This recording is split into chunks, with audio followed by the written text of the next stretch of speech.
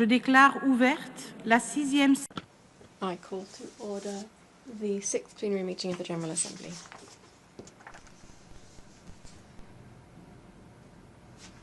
The Assembly will hear an address by His Majesty Don Felipe VI, King of Spain. I request protocol to escort His Majesty and invite him to address the Assembly.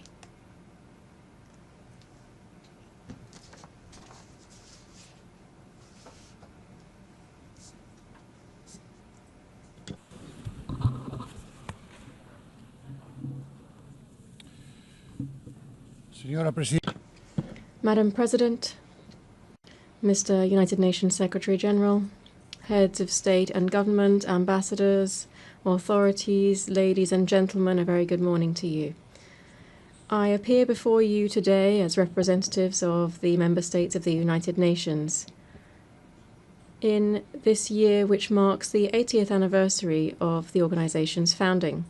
This is a timely opportunity to reflect on the present, the past and the future of this universal organization and on its contribution to peace, stability and development in a time of extreme complexity. Ours is a world that is fast-paced and unrestrained, one that frequently brings us to the brink. One in which there are voices that continue to proclaim the end of multilateralism and the obsolescence and inefficacy of the United Nations. It is said that this is the result of replacing dialogue and cooperation with competition, rivalry, and extreme tension. This is not the world we're heading towards, we hear. Rather, it is the world in which we are already immersed.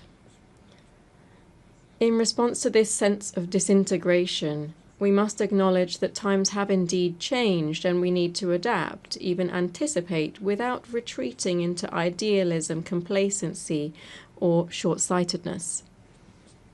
But it is precisely at this time of uncertainty that we must read the signs of our time clearly to avoid repeating the mistakes of the past and entering irreversible spirals.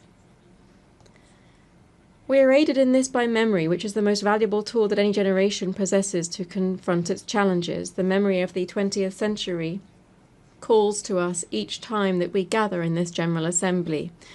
It reminds us why this House of the international community was created, under which circumstances it was born, and which dark chapters of history it sought to close definitively. Let us hear in this hall once more the opening words of the preamble to the Charter of the United Nations.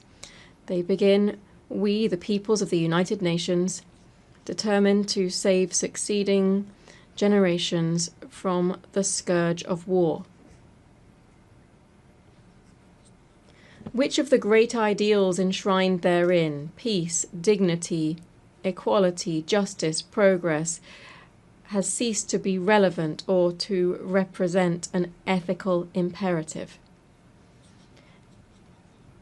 On which of these paths have we advanced sufficiently over these 8 decades to be able to declare that the journey of multilateralism and cooperation is complete? The silence in response to these questions is the clearest evidence that the United Nations is not only useful, it is indispensable and irreplaceable. Believing in the United Nations is believing firmly in the universality of the principles and values enshrined in its charter and in the Universal Declaration of Human Rights. It is to resist the temptation of diluting them with specifics, relativisms, or exceptions. Because the dignity of the human being is non-negotiable. Believing in the United Nations is also believing in a rules-based world. Rules shape behaviors to which the vast majority of international actors adhere. Even when they are breached, they provide a basis for accountability and enforcement. Rules are the voice of reason used in international relations. They are the best defense against the law of the strongest. A world without rules is uncharted territory.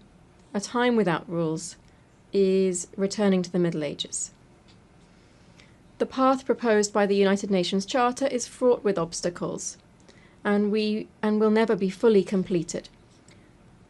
That is why the example of those who have been committed to its values is so precious. These are people working under extreme conditions, risking their freedom, their physical integrity, or even their lives, in a world plagued by conflict in all too many regions.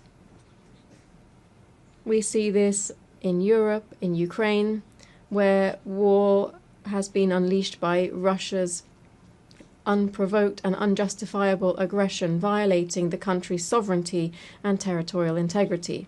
Peace in Europe will not be possible without justice and accountability.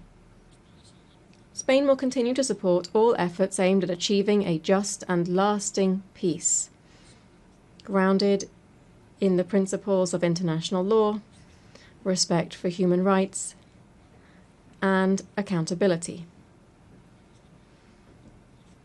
We also see this in its full severity in the Middle East, in Palestine, in the Gaza Strip. We cannot remain silent or look away from the devastation, the bombings, including of hospitals, schools, and places of refuge. In light of the countless civilian deaths, famine, starvation, the forced displacement of hundreds of thousands of people.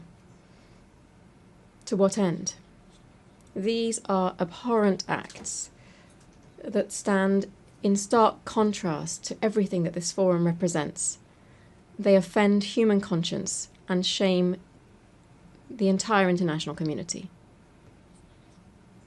Spain is a nation deeply proud of its Sephardic roots. When we speak to the people of Israel, we speak to a people of brothers and sisters, a people who, when they return to Spain, to Córdoba, Toledo, Seville, Barcelona, and so many other places, come home. This was the spirit behind the 2015 law, which was passed with broad consensus, granting Spanish nationality to descendants of Sephardic Jews originally from Spain. It is for this reason, and it is so difficult for us to understand, that we are so pained by the actions of the Israeli government in Gaza. We therefore cry out, we implore, we demand, stop this massacre now. No more deaths in the name of a people that are so wise and ancient, who have suffered so greatly throughout history. Let us be clear. We unequivocally condemn the heinous terrorism of Hamas, especially the brutal massacre of the 7th of October 2023 against the Israeli population, and we recognize Israel's right to self-defense. But with equal strength, we demand that the Israeli government fully uphold international humanitarian law throughout Gaza and the West Bank. We demand that humanitarian aid be delivered without delay, that a ceasefire be established with guarantees, and that all hostages still held by Hamas be released immediately. The international community must shoulder its responsibility to achieve as soon as possible a viable solution that would include the existence of two states, the recognition of the State of Palestine by an increasing number of member states of this organization, to which Spain added its voice this past May, must contribute to achieving a just and definitive regional peace based on the implementation of United Nations resolutions and on the universal recognition of the State of Israel. President, delegates,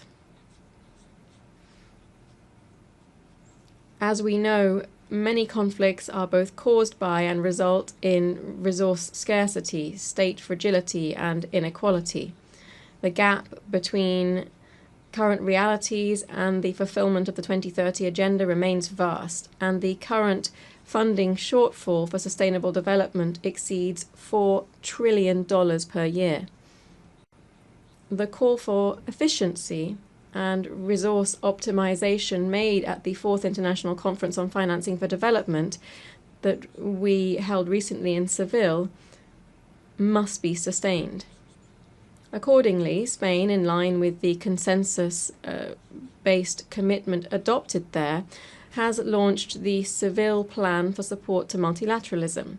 We have increased our contributions to international development funds, and we have reaffirmed our commitment to defending human rights, gender equality, and the environmental transition, which are central and distinctive elements of our foreign policy. Allow me to briefly address each of these three areas. First, human rights.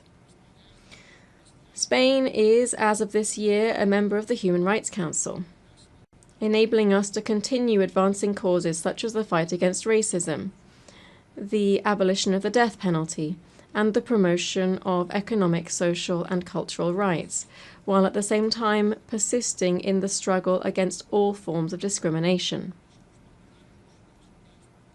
Because we support plural, open societies in which all citizens participate, and we are concerned by the erosion of democracies, the growing disaffection towards values that are essential to democratic coexistence. In these confusing times, which are testing our capacity for dialogue, we must remain steadfast in our commitment to these values. In harmony with these principles, we believe that immigration, when properly managed, is a vector of mutual development for countries of origin, transit, and host countries. We believe that the human rights of migrants must, therefore, be the principal reference for our actions. Therefore, we fully support the implementation of the Global Compact on Migration and the Global Compact on Refugees. Secondly, I wish to refer to gender equality.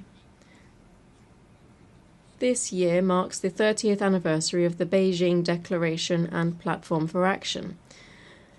It is therefore a fresh opportunity to reaffirm our commitment to real and effective equality. This is not merely a step forward in human rights, but above all, a matter of justice. Spain aspires to remain a global beacon in areas such as sexual and reproductive rights, the fight against sexual and gender-based violence, and the increased participation of women in leadership roles and in decision-making processes. Third, the environment.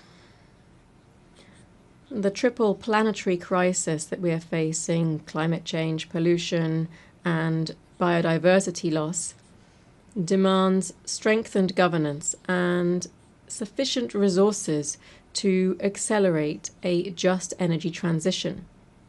This must enable us to triple renewable energy capacity, double energy efficiency, and to continue decarbonizing our economies.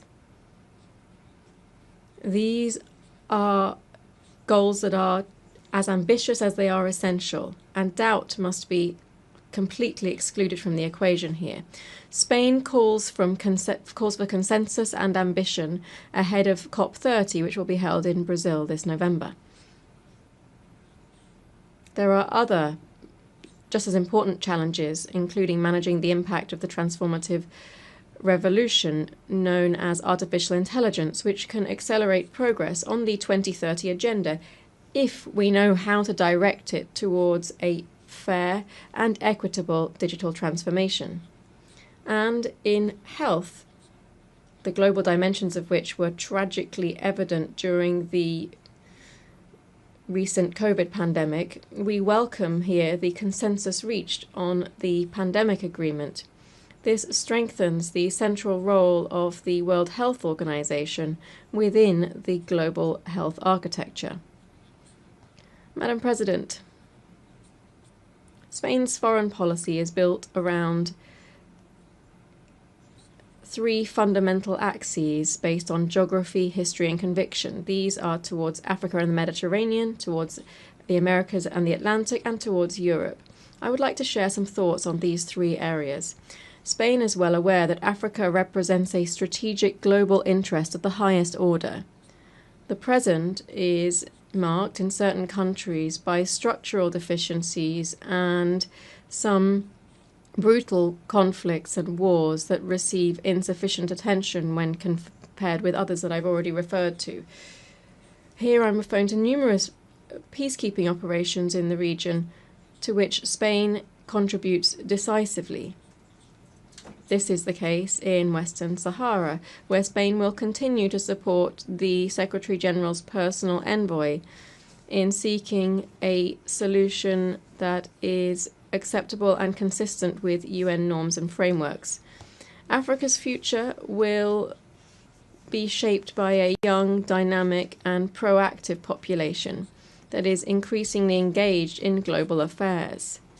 That's the future that we must support. Spain has therefore adopted the Spain-Africa Strategy 2025 to 2028. We want to develop a partnership based on concrete action and shared interests, and to promote vibrant African multilateralism embodied by the African Union and other sub-regional organizations. Strictly bilaterally speaking, I must mention the special relationship of neighbourliness and cooperation that binds us to the Kingdom of Morocco, which in recent years has been revitalized to the benefit of our peoples. Latin America and the Caribbean represent for Spain a community of kindred nations, an irreplaceable part of our identity strengthened by shared heritage, that is, the Spanish language, spoken by 600 million people around the world. Spain holds the pro tempore secretariat of the Ibero-American Community of Nations until the end of 2026, and Madrid will hold the next Ibero-American Summit. We will continue to support the EU's engagement in the region, which will culminate this year in the EU CELAC Summit that will be held in Colombia next month, November. The European Union is one of the greatest achievements of concord and a model for multilateralism. Its voice is more necessary than ever in these times. We therefore advocate for a union that is increasingly effective, cohesive, secure, and competitive on the global economy. I think it's important to recall that on the 11th of June this year, we launched a definitive political agreement regarding the key aspects of the future accord between the European Union and the United Kingdom. This was a historic agreement that respects Spain's position on sovereignty and jurisdiction over Gibraltar, which will bring confidence, legal certainty, and stability to the lives of the populations of the Campo de Gibraltar and Gibraltar itself. Madam President, I began speaking about the past and present of the United Nations, and I shall dedicate my last few words to its future. In these times of severe budgetary constraints, I call on all member states to reaffirm their commitment to this organization. I encourage all of its personnel, led by the Secretary-General, to persist in their enormous efforts towards efficiency and effectiveness, prioritizing those areas whose neglect would represent an unacceptable breach of the ethical standards that must always guide their work. We continue to believe in the need to advance reform initiatives, and we offer our capacity for dialogue and consensus building, as well as our firm multilateral conviction in this endeavour. On this 80th anniversary, which coincides with the 70th anniversary of Spain's accession to the organisation, I wish, Madam President, to renew my country's recognition of all of the men and women working within the United Nations. You are the custodians of the memory of the 20th century and the guardians of the hopes invested in the 21st. And it is now, when so many questions are surrounding multilateralism and cooperation, that we need you most. Thank you very much.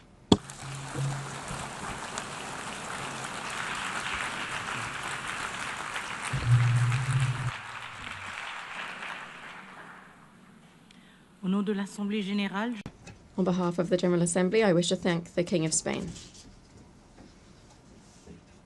The Assembly will now hear an address by His Excellency Volodymyr Zelensky, President of Ukraine.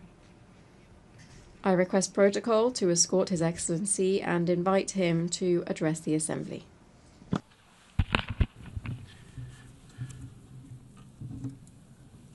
Madam Chair, Deputy Secretary.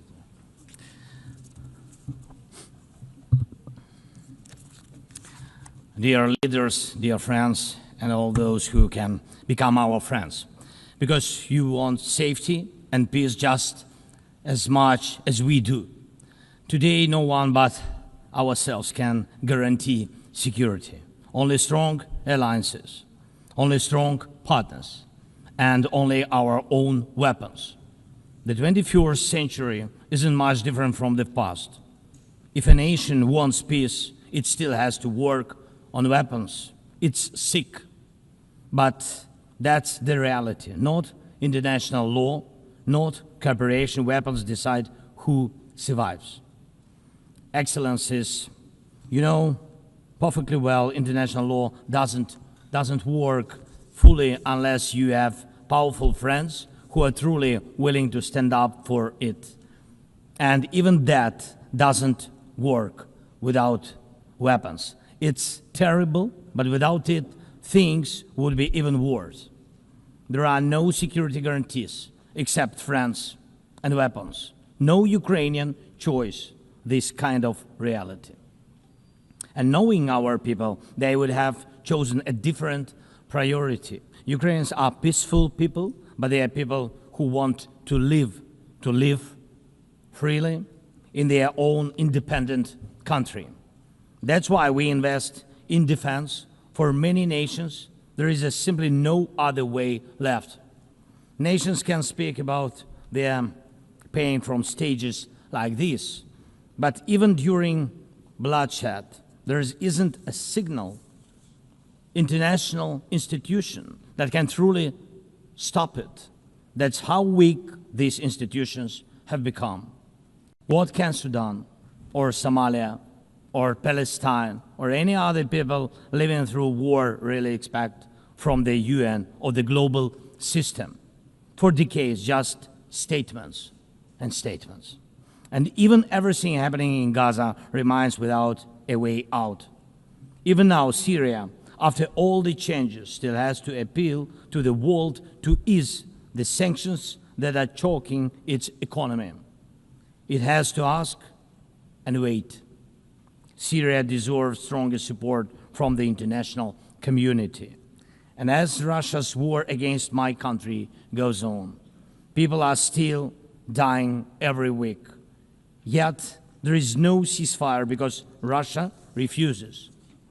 Russia abducted thousands of Ukrainian children, and we have brought some of them back. And I thank everyone who's helped. But how long will it take to bring all of them home? Childhood slips away faster than adults are able to help. Look at Israel. Nearly 2 years have passed and hostages still haven't been freed. They must be freed, but even that still hasn't happened. And for years, there have been no real answers to other threats, either chemical weapons and famine used as a weapon. Last year, at this assembly, I warned the world about the risk of radiation disasters, especially due to Russia's occupations of our Zaporizhzhia nuclear power plant, the biggest in Europe, but nothing's changed. Nothing's. And yesterday, the plant went into blackout again, and Russia hasn't stopped shelling even in areas near a nuclear facility. And because of international institutions are too weak, this madness continues. Even being part of a long-standing military alliance doesn't automatically mean you are safe. Just recently, 19 simple Russian drones violated Polish airspace, and only 4 were shut down. Luckily, they were not shaheeds or even worse. Otherwise, the results would have been horrific. Estonia had to call a UN Security Council meeting for the first time in history because Russian fighter jets deliberately entered its airspace. Moldova is defending itself again from Russia's interference. We have helping Moldova, and Russia's trying to do to Moldova what Iran once did to Lebanon. And the global response, again, not enough. We have already lost Georgia in Europe. Human rights and the European nature of the state system are only shrinking there. Georgia is dependent on Russia. And for many, many years, Belarus has also been moving toward dependence on Russia. Europe cannot afford to lose Moldova too. It's important to remember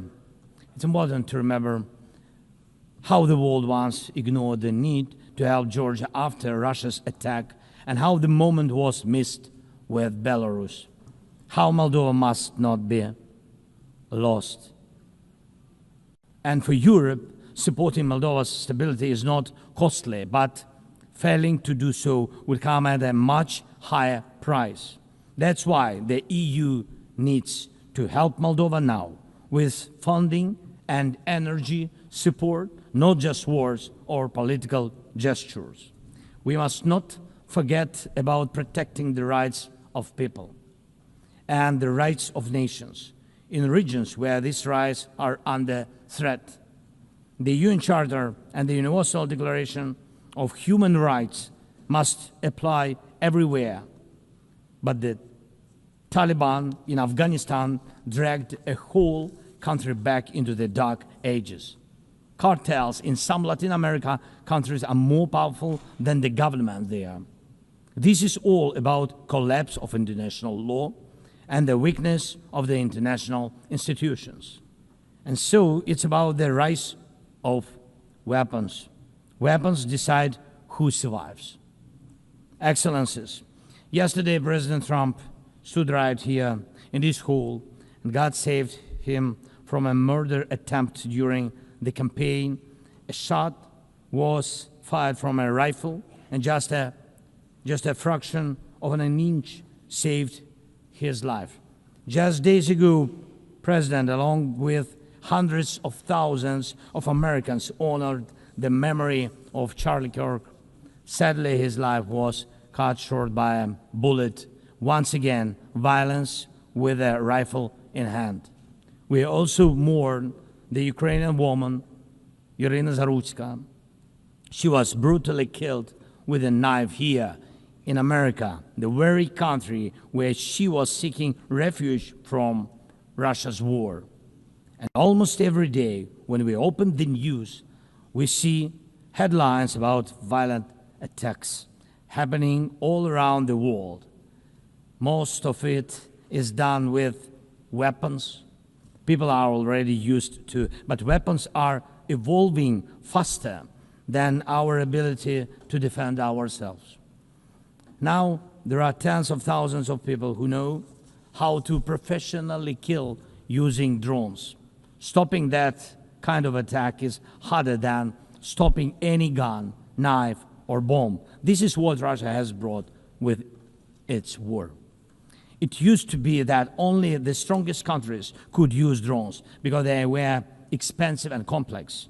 Now, even simple drones can fly thousands of kilometers. War tech doesn't care about geography anymore. It's now reshaping it.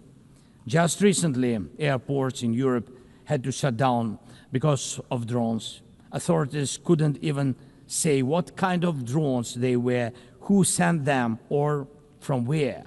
Last week, North Korea announced the test of a tactical strike drone. That means even countries with limited resources can now build weapons that are dangerous to their neighbors. Ukraine and nations like Saudi Arabia know all too well how dangerous Iranian attack drones are.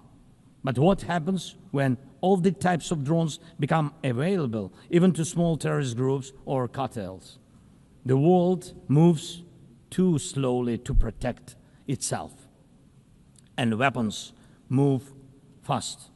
Now companies are already working on drones that can shoot down other drones, and it's only a matter of time, not much, before drones are fighting drones, attacking critical infrastructure and targeting people all by themselves, fully autonomous and no human involved except the few who control AI systems. Dear leaders, we are now living through the most destructive arms race in human history, because this time includes artificial intelligence. And if there are no real security guarantees except friends and weapons, and if the world can't respond even to old threats, and if there is no strong platform for international security, will there be any place left on Earth that's still safe for people? We need global rules now for how AI can be used in weapons, and this is just as urgent as preventing the spread of nuclear weapons. We need to restore international cooperation, real working cooperation for peace and for security. A few years from now might already be too late. 10 years ago, war looked different, and no one imagined that cheap drones could create dead zones, areas stretching for dozens of kilometers where nothing moves, no vehicles, no life. People used to imagine that only after a nuclear strike. Now it's drawn reality. Mass-produced, simple drones, and without AI yet. Ukraine doesn't have the big fat missiles dictators love to show off in parades, but we do have drones that can fly up to 2,000–3,000 kilometers. We had no choice but to build them to protect our right to life. Control over the sea used to depend on having a big navy. Ukraine doesn't have a big fleet, but we succeeded. In the Black Sea, we pushed what's left of the Russian navy into remote base. And we did it with sea drones. That's how we protect our ports and maritime trade routes, because Russia has left us no other choice. And our spiderweb operation, when cheap drones destroyed or damaged dozens of expensive Russian strategic bombers, became a real example for special forces around the world of what new weapons can do to old systems. These very Russian bombers attacked our cities. And none of this would have happened if Putin had not started this full-scale aggression, full-scale war. And every year that this war goes on, weapons become even more deadly.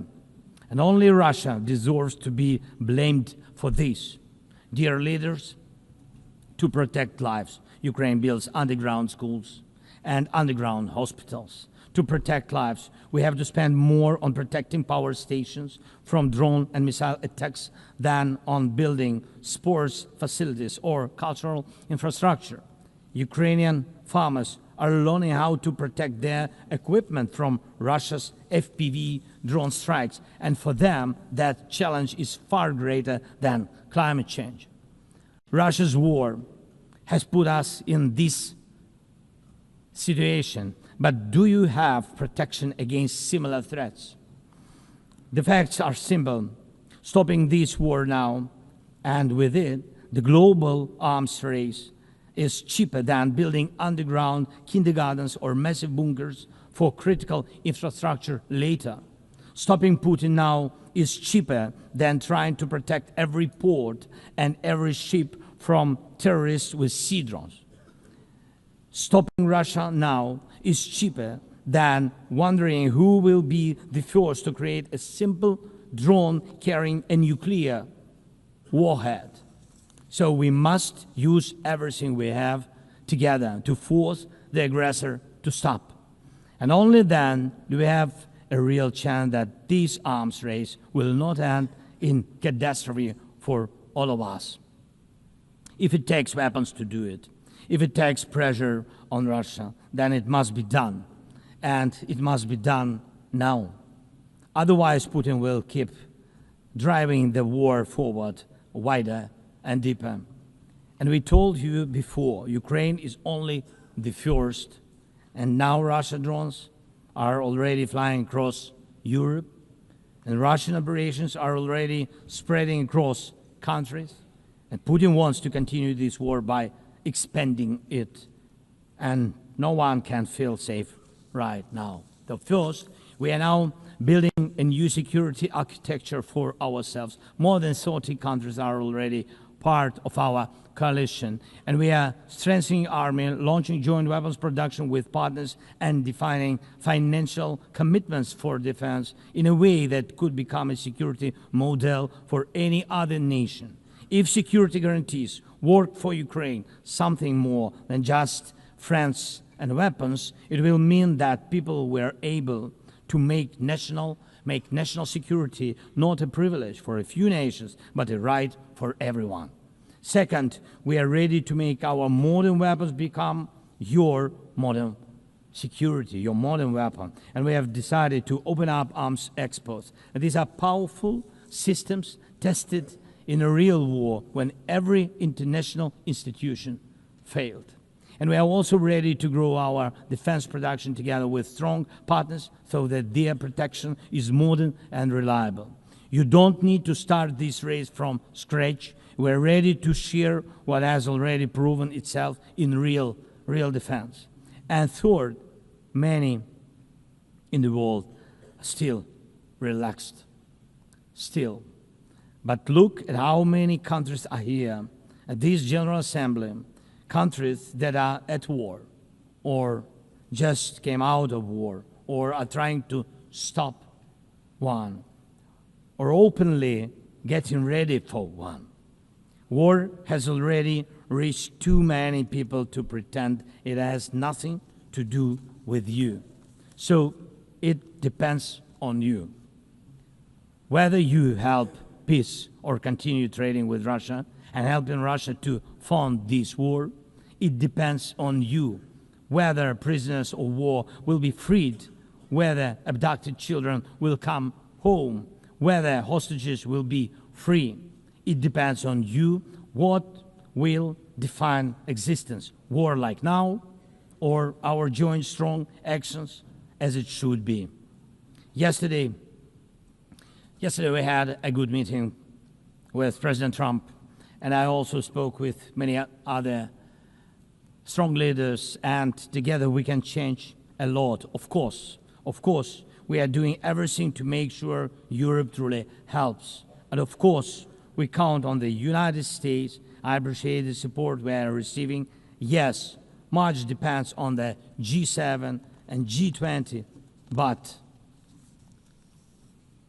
in the end, peace depends on all of us, on the United Nations. So don't stay silent while Russia keeps dragging this war on. Please speak out and condemn it. Please join us in defending life and international law and order. People are waiting for action. Thank you so much. Slava Ukraini.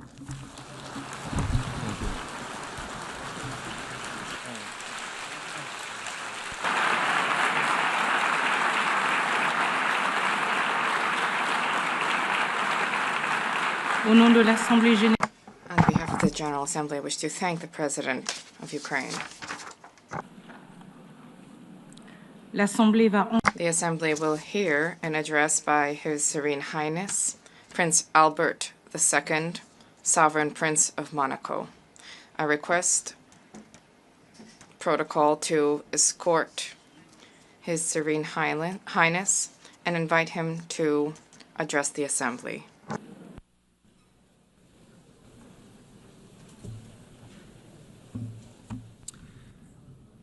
Madam President of the General Assembly, Secretary General, ladies and gentlemen, heads of state and government, excellencies, ladies and gentlemen. 80 years ago, the creation of the United Nations marked a decisive turning point in contemporary history in international relations, offering each state a forum for dialogue and exchange. The ambition of the founders was clear and bold. All nations, large and small, need to be able to participate on equal footing in crafting collective solutions, equality, respect, dialogue. This is the heart of the multilateral spirit and underpinning the values where Monaco found its place within the concert of nations. Over these past 8 decades, the United Nations has supported and ushered in major turning points: the reconstruction of Europe after the Second World War, the process of decolonization, the hope of an international order that is more peaceful after the Cold War. The organization contributed to the establishment of robust international law, the adoption of numerous treaties, law of the sea, counter-terrorism treaties, protection of the environment, the promotion of human rights. Monaco ratified more than 270 of these treaties, which, beyond their symbolic dimension, govern the day-to-day lives of our population. The UN also played a key role in the maintenance of international peace and security. On all continents, these operations help to prevent conflict and to support democratic transitions. International justice, specifically through the judgments rendered by the International Criminal Tribunals, have been significant sources of progress in combating impunity for the gravest crimes, and the International Court of Justice remains a pillar when it comes to peaceful resolution of disputes. The United Nations has been a pioneer in ecological awareness, raising the protection of our planet, mobilizing governments, scientists, civil society to put together concerted strategies, and these are issues which are of tremendous importance to us. The UN has shed light on the role of sports as a vector for peace, for inclusion, for development. Our principally welcomes the fact that sport is increasingly taking pride of place in the work of the organization. Madam President, we are cognizant of the progress that has been made over the past 8 decades, and yet we have more challenges to surmount, which requires resolute collective action. The progress that we have made is significant, but we have a grim reality. We are in a multipolar world where international realities are significant.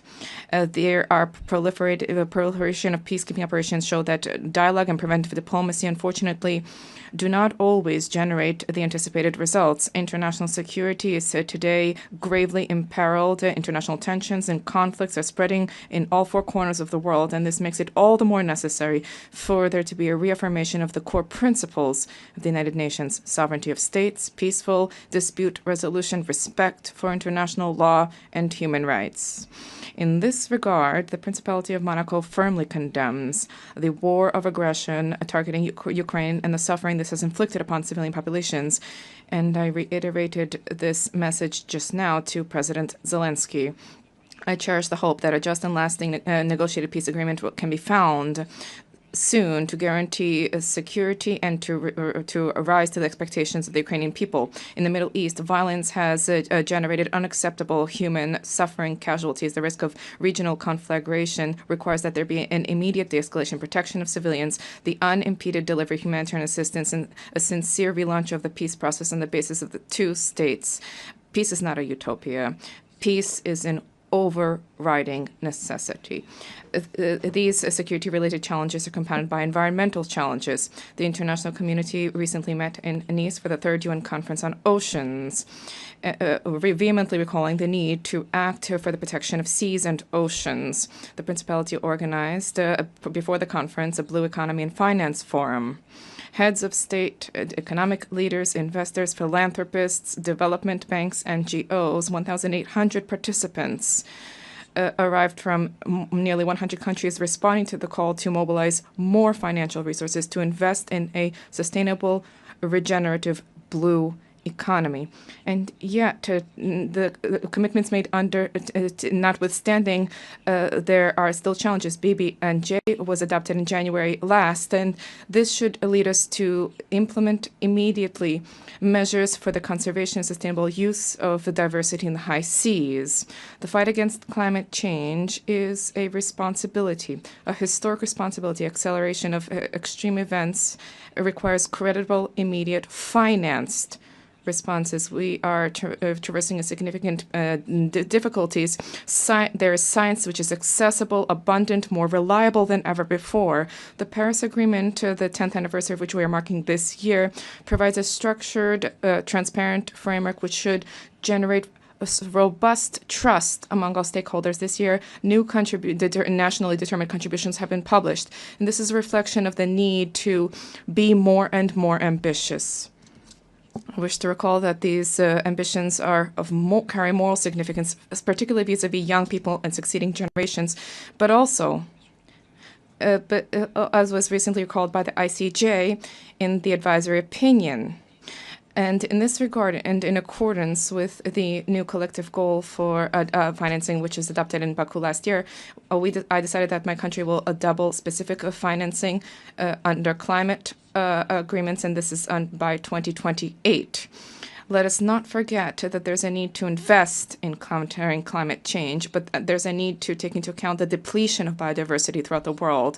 COP17 and the Biological Diversity Convention, October 2026, will be held in Yerevan. This is a key opportunity to transform the commitments into reality, specifically when it comes to financing and meaningful protection of ecosystems. Madam President, we cannot pass over in silence the alarming setbacks in human rights, freedom, the repression of freedom, civil society, excessive use of force. These are all undermining the very basis of civilizations and are resulting in a loss of trust of citizens vis-a-vis systems. Women's rights are a key pillar for peace, for development, and for justice. 30 years after the Beijing conference, gender equality between men and women has still not been fully universally attained, and this remains a key priority, which is something we need to reaffirm. There's an urgent need to generate collective commitment to combat violence against women and girls and against all kinds of persecution which they endure, including in conflict-affected areas. No society can be prosperous if such inequality persists there. Likewise, no society can develop without taking care of its young population, because young people are not just the future of the world. Young people are the present. 30 years after the World Youth Program, it is incumbent upon us to raise the role of young people in discussions on the economy, civic life, access to education, employment, digital issues. This is not a privilege. This is a right.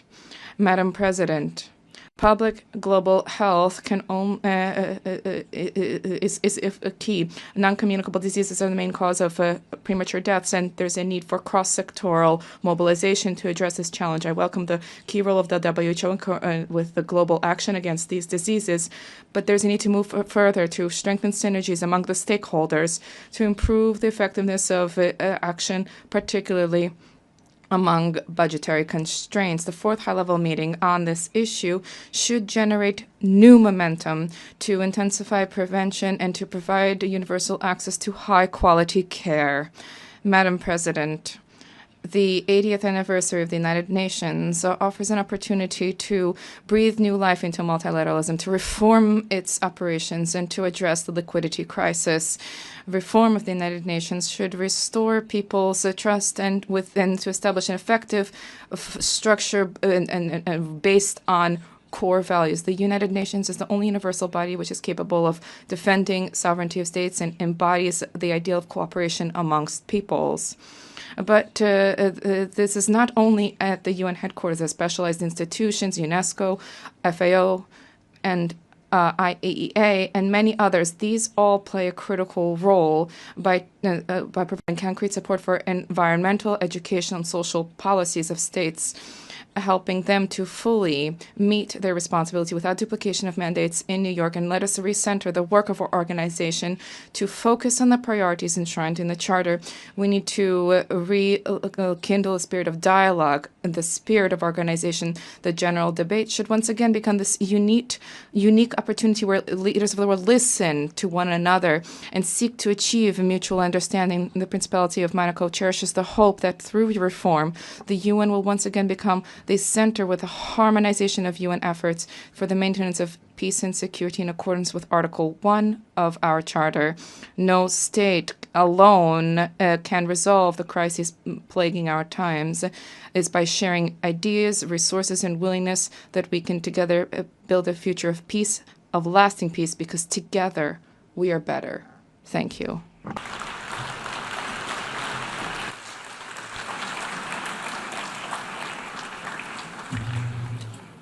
Au nom de l'Assemblée générale, je tiens On behalf of the General Assembly, I wish to thank the Sovereign Prince of Monaco.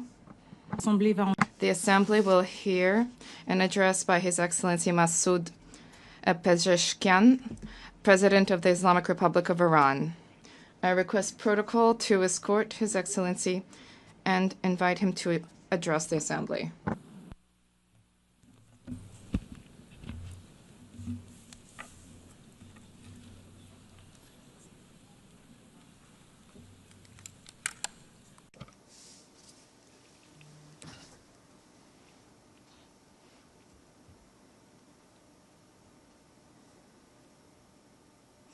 In the name of God, the most compassionate, the most merciful, Mr. Secretary General, Madam President, distinguished representatives, ladies and gentlemen, the theme of this year, and I quote, "Better Together, 80 years and more of peace, development, and human rights," unquote, is in truth a summons to solidarity and to a shared vision of a brighter future. Our religious conviction, as well as the call of the prophets, rests upon the equality of the rights of all human beings.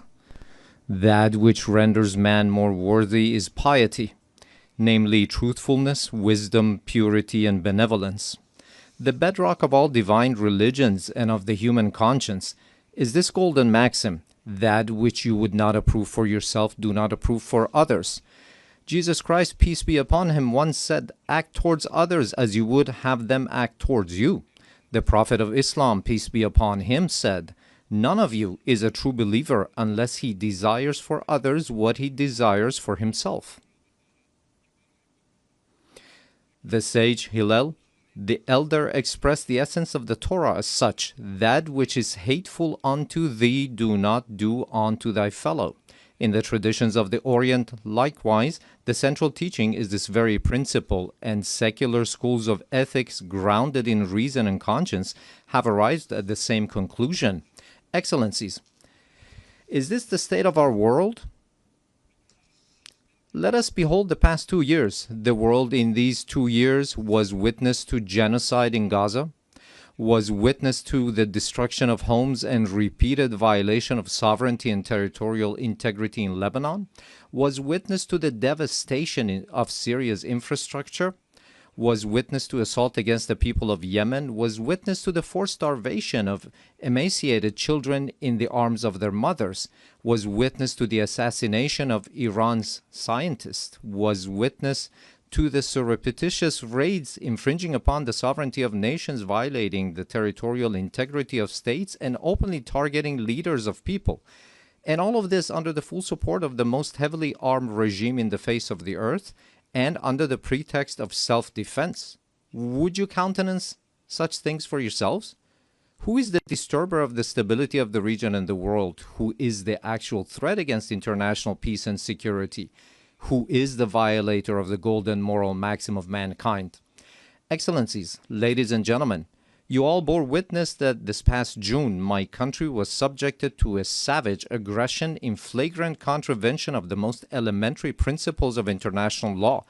The aerial assaults of the Zionist regime and the United States of America against Iran's cities, homes, and infrastructures, precisely at a time when we were treading the path of diplomatic negotiations, constituted a grave betrayal of diplomacy and a subversion of efforts towards the establishment of stability and peace.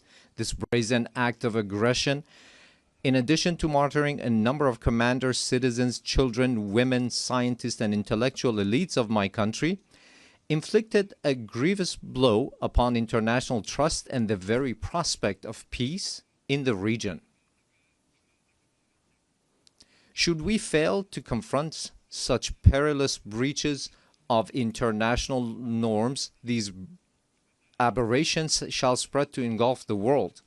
the assault upon nuclear facilities under safeguards and international supervision, the open attempt to assassinate leaders and duly constituted officials of UN member states, the systematic targeting of journalists and members of the press, and the killing of human beings who solely by the reason of their knowledge and expertise are converted into military targets. Again, would you countenance such acts for yourselves? With this behavior, they have killed at the very least over 35,000 innocent civilians in Gaza. They have deprived them of food, drinking water, medication, and proper health care. Those who have perpetrated such crimes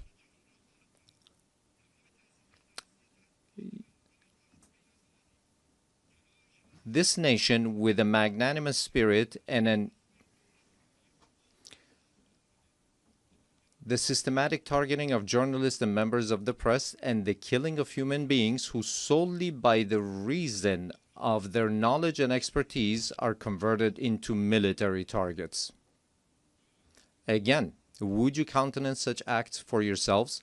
Those who have perpetrated such crimes must know that Iran, the most ancient continuous civilization upon the face of the earth, has ever stood steadfast against the tempests of history. This nation, with a magnanimous spirit and an eternal will, has time and again demonstrated that it shall never bow before aggressors. And today as well, in the face of the transgressors, it stands upright with reliance upon the power of faith and its national cohesion. In this 12-day defense, the patriotic and valiant people of Iran laid bare before the aggressors the fallacy and self-delusion of their arrogant calculations. The enemies of Iran unwittingly fortified the sacred national unity.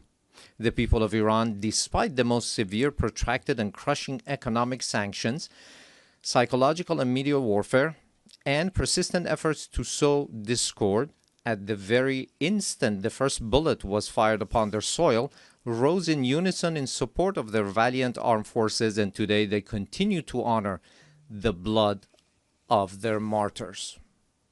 Here, in the name of all Iranian people, I extend my heartfelt gratitude to all personalities, nations, governments, and international and regional organizations that stood in solidarity with Iran during this war. Ladies and gentlemen, today, after nearly 2 years of genocide, mass starvation, the perpetuation of apartheid within the occupied territories, and aggression against its neighbors, the ludicrous and delusional scheme of a greater Israel is being proclaimed with brazenness by the highest echelons of that regime. The scheme encompasses vast swaths of the region. The map itself lays bare the true intentions of the Zionist regime, intentions that have, of late, been openly endorsed by its criminal prime minister. None in the world is secure from the aggressive machinations of this regime. It is manifest that the Zionist regime and its sponsors no longer even content themselves with normalization through political means. Rather, they impose their presence through naked force and have styled it peace through strength. Yet, this is neither peace nor power. It is nothing but aggression rooted in coercion and bullying. But we envision our powerful Iran alongside powerful neighbors within a strong region with a radiant future.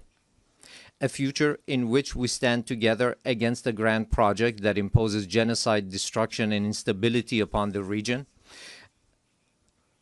A future in which collective security is assured through genuine mechanisms of defensive cooperation and joint response to threats.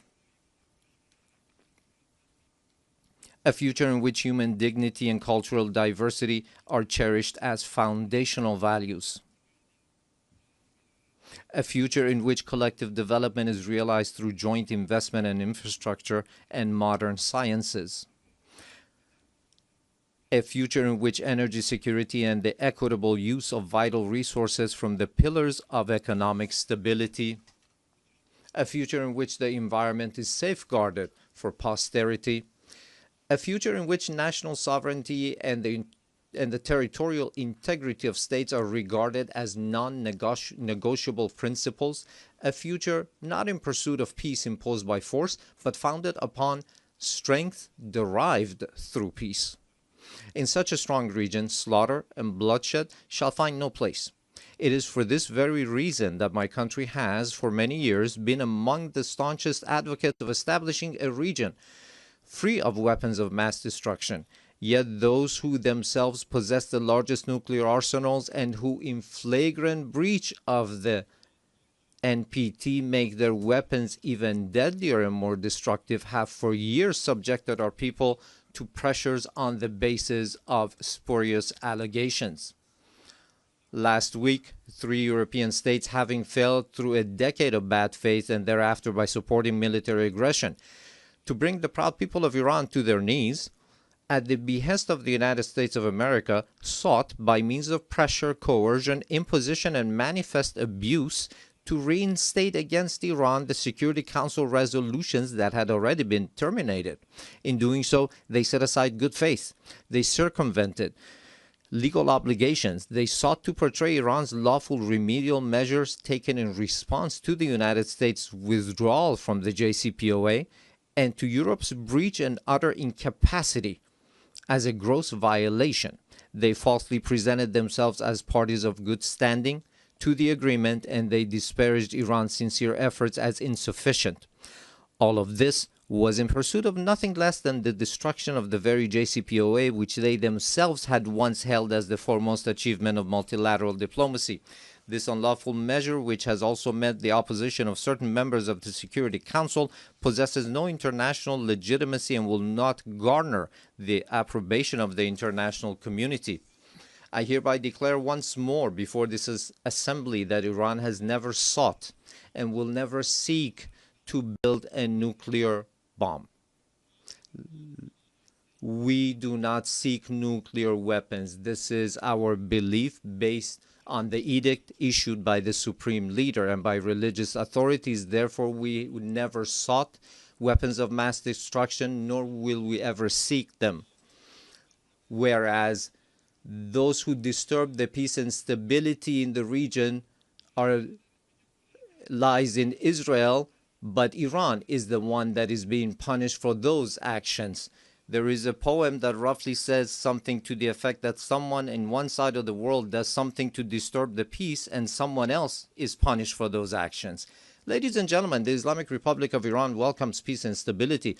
We believe that the future of our region and of the world must be built upon cooperation, trust, and shared development.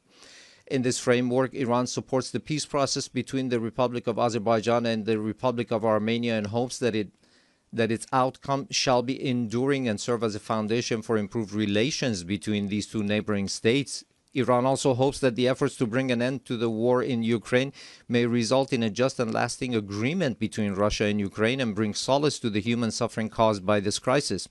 Iran welcomes the defensive pact between the two brotherly Muslim countries, the Kingdom of Saudi Arabia and the Islamic Republic of Pakistan, as a beginning for a comprehensive regional security system with the cooperation of the Muslim states of West Asia in the political, security, and defense domains. Finally, Iran condemns the criminal aggression of the Israeli regime against Qatar, which resulted in the martyrdom of a number of Palestinian and Qatari nationals, and declares its support and solidarity with the government and people of Qatar. Ladies and gentlemen, true security is not achieved through force, but through confidence building, mutual respect, regional convergence, and multilateralism grounded in international laws. Based on this foundation, a call upon all to practice listening to one another instead of raising voices, to re-examine the intellectual premises of polarization and political violence, which today ensnares not only the international community, but also renders societies internally with tension and turmoil. To uphold as the common denominator of all beliefs and cultures the principles that whatever we do not approve for ourselves, we should not impose upon others, instead of distorting concepts and narratives with biased interpretations. To restore and rehabilitate the credibility of international laws, institutions, and mechanisms, and to commit to the establishment of a regional system of security and cooperation in West Asia. Ladies and gentlemen, we Iranians have extended our power in the world not by producing and employing nuclear weapons, nor by the slaughter of hundreds of thousands in the 20th century, nor by genocide and the imposition of starvation upon the children in Gaza in the 21st century, and not even through the historic empires of Iran, but rather through a culture of human fellowship and the message of empathy of universal sages such as Rumi, Hafiz, Saadi, who 8 centuries ago declared human beings are members of a whole, in creation of one essence and soul. If one member is inflicted with pain, other members uneasy will remain. If you have no sympathy for human pain, the name of human, you cannot pertain. Those criminals who bully by murdering children are not worthy of the name human being, and assuredly they shall never prove to be trustworthy partners. Relying upon its time-honored tradition of altruism and human fellowship, Iran is a steadfast partner and a trustworthy companion for all peace-seeking countries, a friendship and a partnership grounded not in fleeting expediency, but in dignity, trust, and a shared future. We, the upright people of Iran, by standing firm against lawless marauders, have surmounted with honor the injustices, discriminations, and double standards imposed upon us. And today, with an opportunity-oriented outlook, we have transformed this historic achievement of the Iranian people into a platform for a leap toward a hopeful future. Let us together with you turn threats into opportunities. I thank you.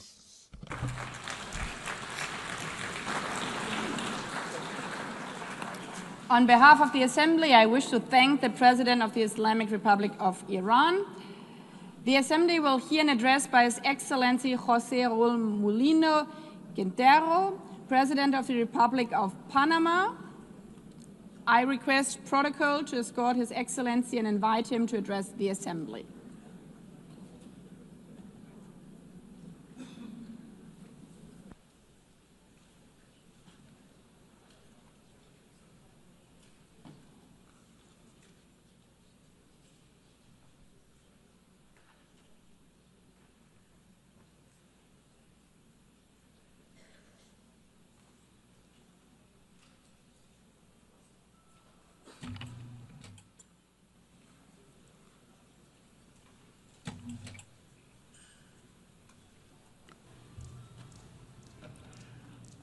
Muy buenos días.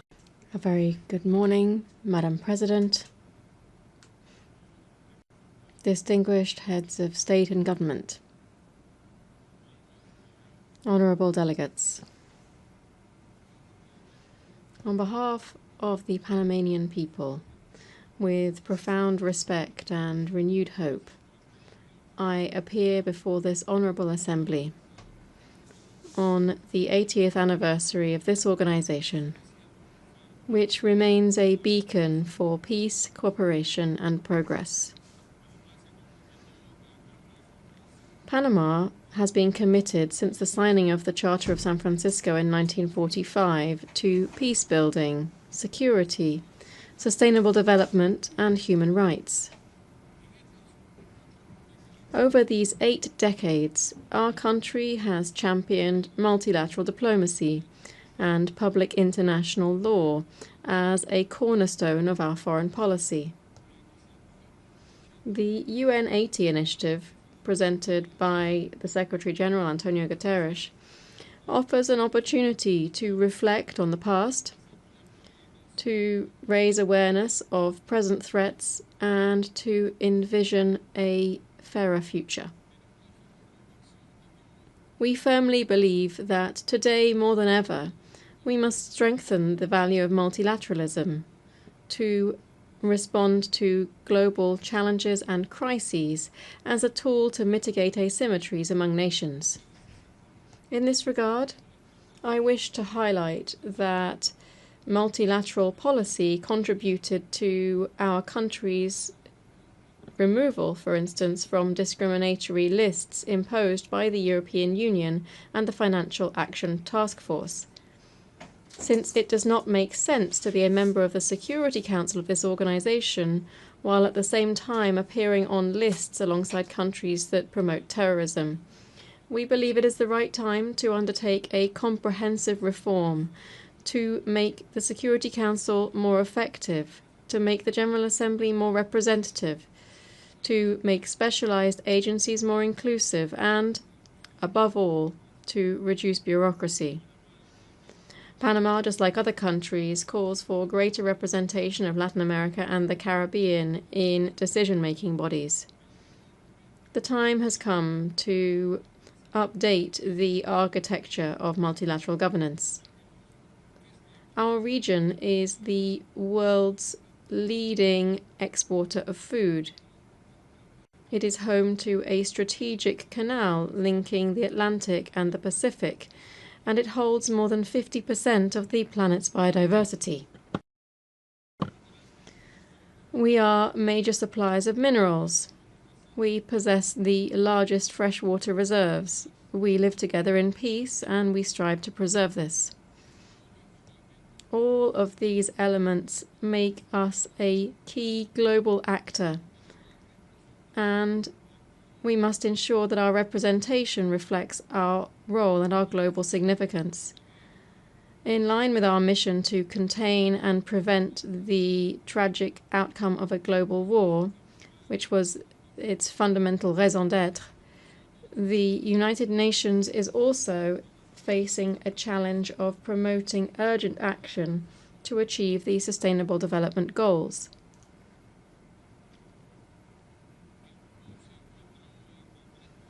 Today, the world is facing a trifecta of devastating crises: climate change, pollution, and biodiversity loss, all against a backdrop of weakened cooperation. The response to these crises must be swift and united. In response, Panama has put forward its Nature Pledge, which is our pact with nature. This is a new way of understanding environmental and climate policy, integrating our obligations on climate, biodiversity, and land into a single national commitment. In practice, Panama is pledging to curb its emissions by 2035. Even as a carbon-negative country, we believe there's always room to take further steps towards sustainability for future generations. To this end, we will be restoring 100,000 hectares of priority ecosystems, including mangroves and water basins, because nature, we think, is our front line of defense against climate change. Panama trusts in a renewed United Nations, one that strengthens digital security and international cooperation with ethical and inclusive principles, that supports just energy transitions, and one that upholds freedom of expression. In this spirit, we reaffirm our unwavering respect for freedom and democracy in our region, which continues to suffer from instability at the hands of those who disregard the popular will expressed through the ballot box, or who simply do not permit open and transparent elections. We aspire to be a member of the United Nations that is capable of preventing conflicts before they arise, that can better respond promptly to humanitarian emergencies, that better coordinates its field agencies, and that more faithfully represents the diversity of peoples across the globe. Panama has offered to host offices of United Nations system organizations to support reform efforts under the UN APT initiative.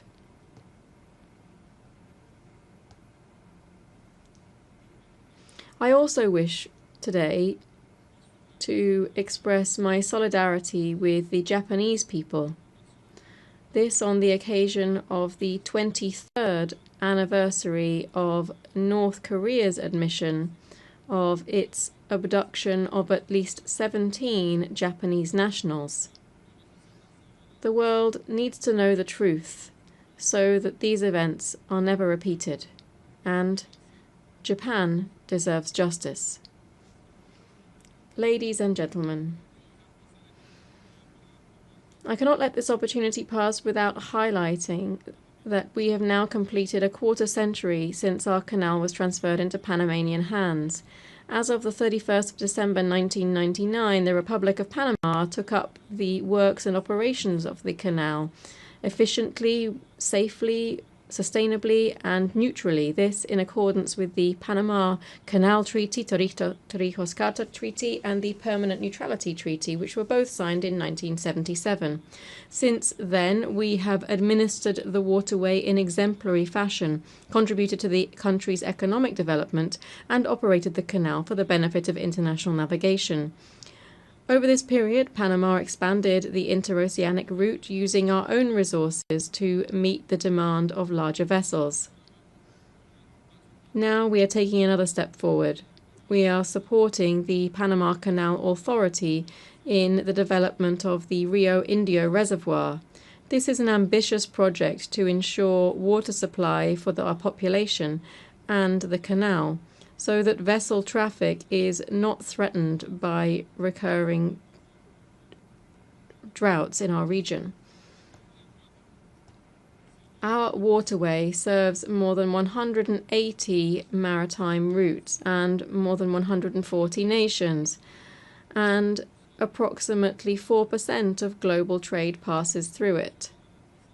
We are committed to ensuring efficiency in support of international logistics.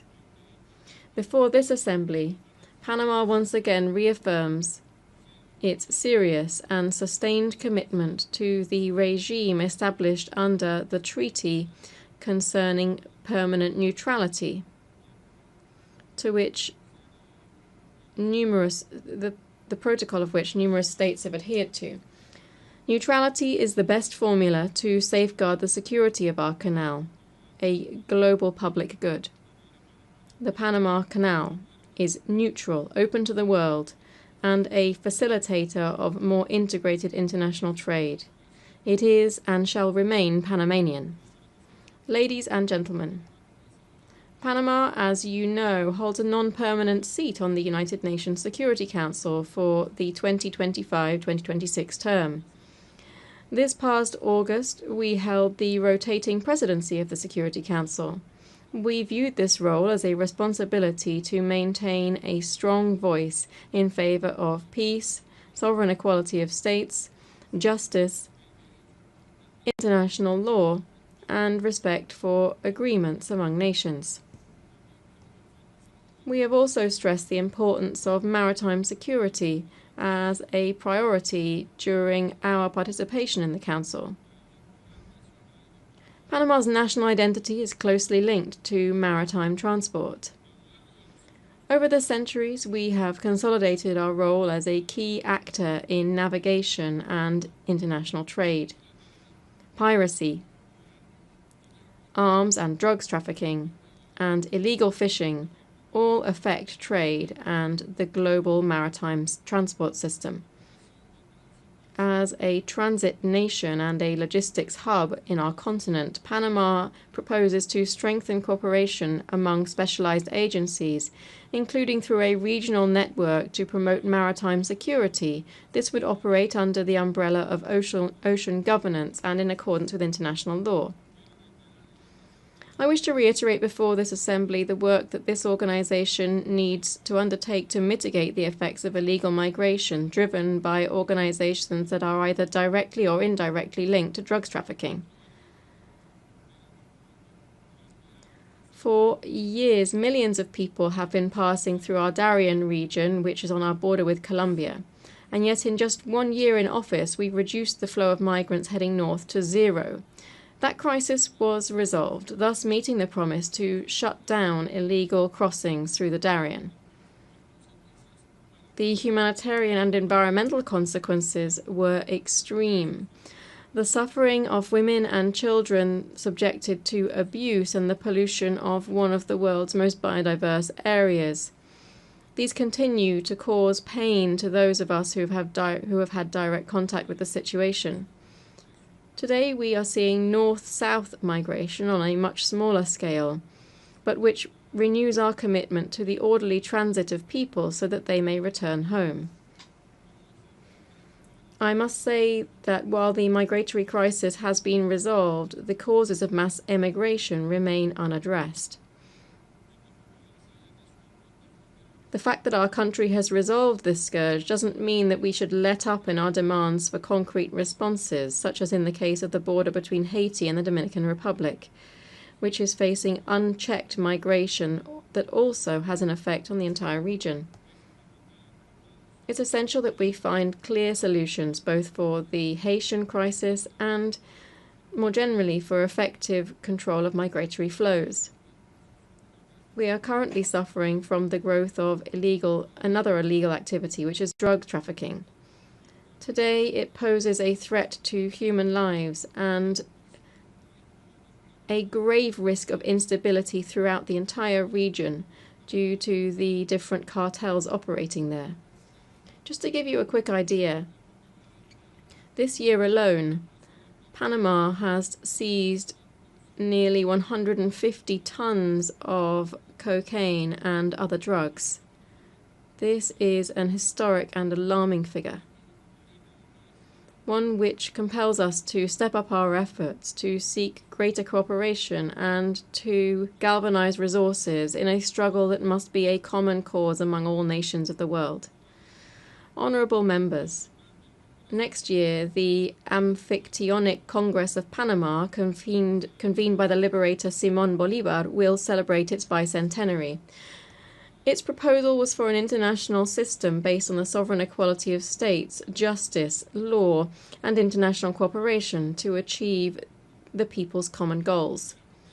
We hope that this commemoration will serve as a new starting point for international cooperation, one that respects and elevates the values of sovereignty, peace, and peaceful coexistence, values that must guide our work in this and other global fora.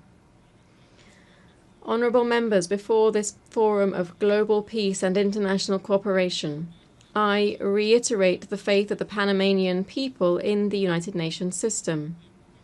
At times of crisis, when the winds of unilateralism, polarization, and fragmentation are blowing, Panama will raise its voice in defense of multilateralism. Panama will remain an enthusiastic member of the United Nations, a defender of international law, and a tireless proponent of global peace. Because, as this year's theme reminds us, we are stronger together, and only together can we build a fairer and more humane future for all. Thank you very much.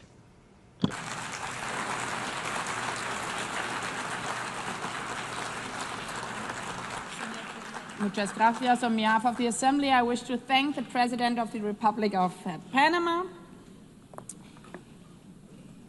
As the Assembly will hear an address by His Excellency Petr Pavel, President of the Czech Republic, I request protocol to escort His Excellency and invite him to address the Assembly.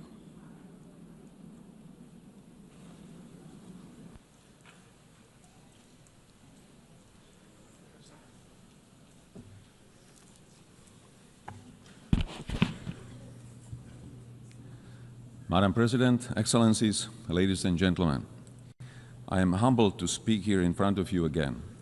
Today, I wish to address two main issues: United Nations achievements and necessity of its reform, and prospect of multilateralism in the light of Russian aggression.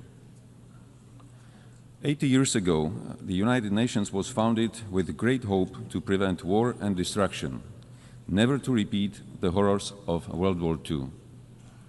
My country proudly stood amongst the founding nations, signing the charter that would become our collective moral compass. Since 1945, we have witnessed remarkable achievements. The United Nations helped to prevent another full-scale world conflict. It assisted in dissolution of colonialism and rise of new sovereign countries in Asia, Africa, Europe, and Latin America. Together, we created a robust multilateral system of rules and global cooperation in international security, human rights, and economic development. Together with the UN, we have fought famine, disease, illiteracy, and poverty in some of the world's most vulnerable regions. Dozens of peacekeeping missions have helped to ease tensions in conflict zones.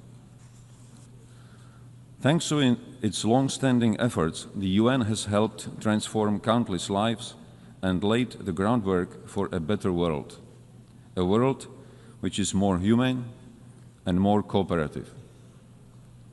It provided a platform where even the smallest nations can speak out and be heard. The UN remains the only institution where the world can collectively confront global crises. Not with weapons, but with dialogue, shared responsibility, and pressure where necessary. UN's greatest achievement is not perfection, it's persistence. With many devastating conflicts ongoing, Russia's invasion of Ukraine has significantly transformed the global security landscape. Since the last general debate a year ago, our world has not become more secure. On the contrary. In the game of smoke and mirrors, Russia continues targeting civilians, civilian infrastructure, foreign diplomatic missions, and most recently, even our neighboring country, Poland. Not to forget the acts of hybrid warfare on our own territory. These range from disinformation campaigns and attempts to undermine public trust, to cyber attacks, and even acts of sabotage carried out by mercenaries recruited online. Despite being the largest country on the map, Russia still aims to seize Ukrainian territory and expand its sphere of influence. Backed by China, Iran, North Korea, and other countries that help it circumvent sanctions and provide economic or political support. Russia, a permanent member of UN Security Council, is not only violating the principles of state sovereignty and territorial integrity enshrined in the UN Charter, but also sets a dangerous example and precedent, sending the message that aggression can yield territorial and political gain and remain unpunished. Ladies and gentlemen, our multilateral system was created on the premise that rules apply to all without exception. The consequences of this war go far beyond the news headlines. This war threatens to dismantle our system of governance based on mutual respect, equal partnership, and rules we all subscribe to. What is happening in Europe today could happen anywhere else tomorrow, under different circumstances, but under the exact same pretext. If Russia wins this unjust war, it will legitimize the triumph of brute force.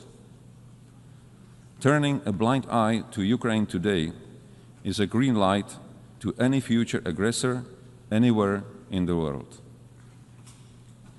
Disruptions of the status quo in the Taiwan Strait or elsewhere in the Indo-Pacific would further destabilize global security and trade. Geographical distance offers no protection. Security in one part of the world is directly linked to security everywhere.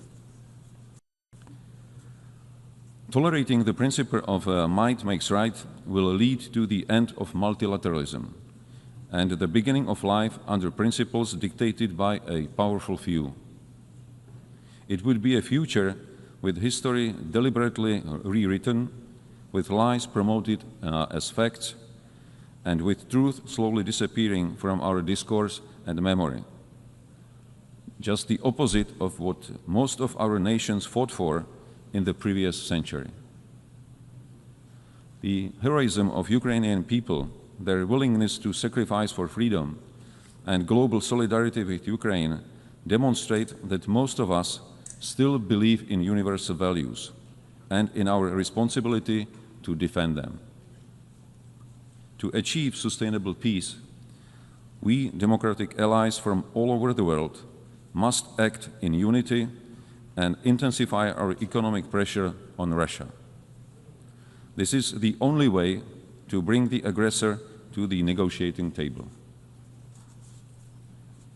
Such peace, based on the existing international law, including territorial integrity and the right of self-determination, is in the interest of not only European countries, but of the whole international community. Any future peace agreement must send a clear message worldwide that aggressor must not be rewarded and borders cannot be changed by force. Ladies and gentlemen, the structure of the UN was based on the outcome of the World War II. Today, one of the UN Security Council permanent members is waging a ruthless war while obstructing any constructive solutions put forward. It is in light of these new geopolitical realities that we need a strong and effective UN system capable of responding to today's global challenges, from security threats and climate change to rapid evolution of new technologies. Otherwise, we risk sliding into a world that is more fragmented, more dangerous, and far less predictable. Czechia welcomes the UN APT initiative and the commitments in the Pact for Future. Yet these ambitions stand in stark contrast with today's reality. In the light of Russian aggression against Ukraine, the UN Security Council is currently failing its purpose and mission. Therefore, we advocate for a comprehensive reform of the UN Security Council for greater effectiveness, inclusiveness, transparency, and accountability, with the aim to honor the principles of the UN Charter and to strengthen the voice of underrepresented regions. Freedom and human rights are not granted entitlements. They are hard-won principles that must be cherished and protected. Security Council membership should not be seen as a matter of prestige or privilege, but above all, a responsibility to defend global peace. That's why Czechia is seeking a non-permanent seat on the UN Security Council for the term 2032-33, with a clear commitment to uphold the rules-based international order. We cannot afford to have the UN paralyzed or blocked in its ability to respond to crises and challenges.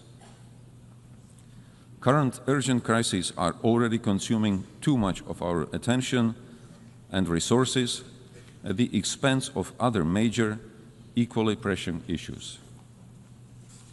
Madam President, ladies and gentlemen, as I mentioned in the beginning of my speech, the UN significantly improved the quality of life of billions, including through access to education, healthcare, and services. In this year's Sustainable Development Report, Czechia ranked 10th out of 167 countries. I am fortunate to be a citizen of a country which by global standards offers a secure and comfortable life. This doesn't mean that there are no challenges. Much work still lies ahead if we are to achieve the Sustainable Development Goals 2030, both at home and globally. After all, most of the challenges we are facing are global. No single nation is powerful enough to succeed alone. That is why we need more dialogue. That is why we need greater cooperation and collective action. And ultimately, that is why multilateralism must not only survive, it must thrive. Not only for us, but most importantly, for future generations. Thank you. On behalf of the Assembly, I wish to thank the President of the Czech Republic. The Assembly will hear an address by Her Excellency Karen Keller-Sutter, President of the Swiss Confederation. I request protocol to escort Her Excellency and invite her to address the Assembly.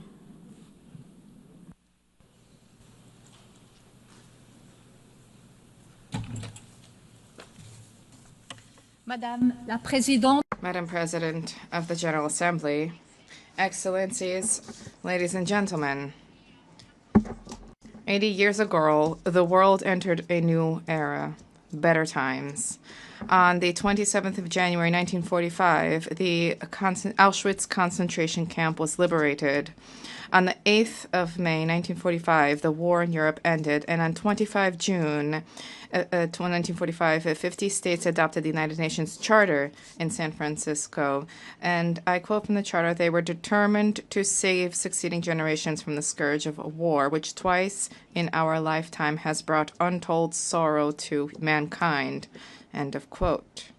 Upon the ruins of the Second World War, a new international order was born out of a shared conviction and determination to bring peace and prosperity to the world. The horrors of this time also gave rise to the Geneva Conventions of 1949, which protect the victims of armed conflict. At that time, the foundations for progress and democracy, the rule of law, and the market economy were laid down. Foundations which, despite all of the limitations and setbacks, also benefited international cooperation, free trade, peace, and international law. Without drawing any historical parallels, it is clear that this year, as we mark the 80th anniversary of the United Nations, we are experiencing a new era of particularly extreme political and economic upheaval at a time when, once again, too many wars are raging with civilian populations experiencing unbearable suffering, a time in which a just, lasting peace in the Middle East and Ukraine still seems beyond reach, and during which autocratic tendencies are gaining ground, including in Europe, a time in which free trade is being put to the test, and where ultimately international law, including the Charter of the United Nations, risk becoming dead letter. These upheavals are not coming out of nowhere. They are the result of developments that, in some cases, date back a long time, in which, in retrospect, we failed to take seriously enough for far too long. We need to be honest with ourselves. These are developments that have no simple solutions, neither at the international nor at the national levels, nor is it enough today to reiterate yet again, merely in speeches, the merits of a particular form of government, the rule of law, international law, free trade, and multilateralism. No, if we wish to surmount the challenges which we face, we have a duty to redouble our efforts. For what is the benefit of the achievements of civilization? What are they worth if they do not tangibly contribute to freedom, security, and prosperity, if they do not bring tangible benefits for people in their day-to-day lives? There are two errors which we must not make. Firstly, pointing the finger only at others. Secondly, leaving international organizations alone to work alone and acting as if they were completely detached from us. Ladies and gentlemen, we need to begin where we can guarantee freedom and contribute to security and prosperity right now. And generally, this is at home, within our own countries. Let me be clear, this is not about praising national self-interest, nor is this about condemning multilateralism. Quite to the contrary. Switzerland is convinced that multilateralism, international organizations, the United Nations are essential for the peaceful coexistence of peoples, for global economic prosperity, for the resolution of challenges, including migration, climate change, the digital transition, and as finance minister, I would also add for global financial stability. Last year, we together adopted the Pact for the Future, a robust commitment to multilateralism. A central pillar of that pact is the 2030 agenda for sustainable development. We must now implement these roadmaps without delay. Switzerland is also convinced that International Geneva can make a unique contribution to the attainment of these goals. Geneva, as the United Nations leading operational center, has robust expertise in numerous crucial areas for our future, particularly those related to humanity and innovation. This is a unique unparalleled ecosystem for reflection, discussion, and concerted action.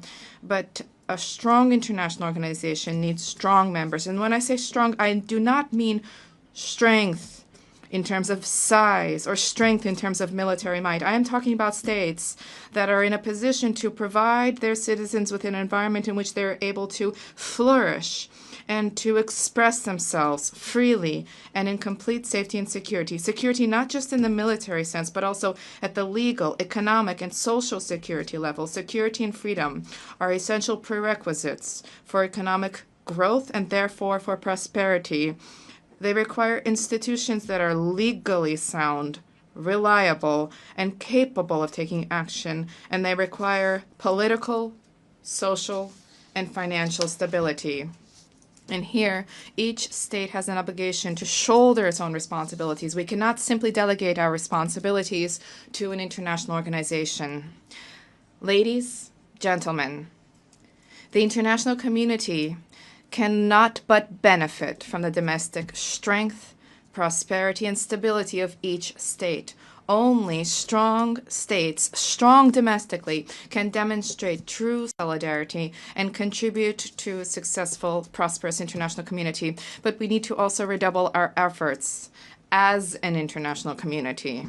Today, more than ever before, the United Nations must also take a critical look at itself to consider whether it is still able to fulfill its role as the 50 states intended when they adopted the Charter in San Francisco on 25 June 1945.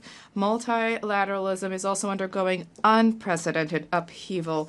These upheavals are punctuated by a resurgence of violations in the normative framework and the very principles and values that underpin multilateral action. Dialogue, cooperation, consensus building, respect for international law, and sovereign equality of states, regardless of size, of economic strength, or political influence. Switzerland calls upon all states to make a firm commitment to uphold the principles and values enshrined in the Charter of the United Nations 80 years ago. This is the prelude to any reflection on reforms and efficiency measures to strengthen the impact of our actions in the 3 pillars of the organization. With this in mind, we fully support the UN 80 reform program of the Secretary General. A greater effectiveness, coherence, agility, and impact of multilateral action should each guide our decisions. A structured, well-thought-through approach together for defining the UN of the future is vital.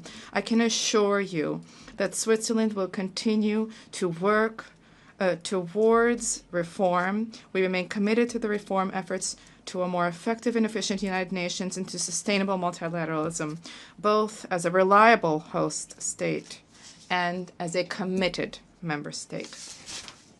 Excellencies, ladies and gentlemen,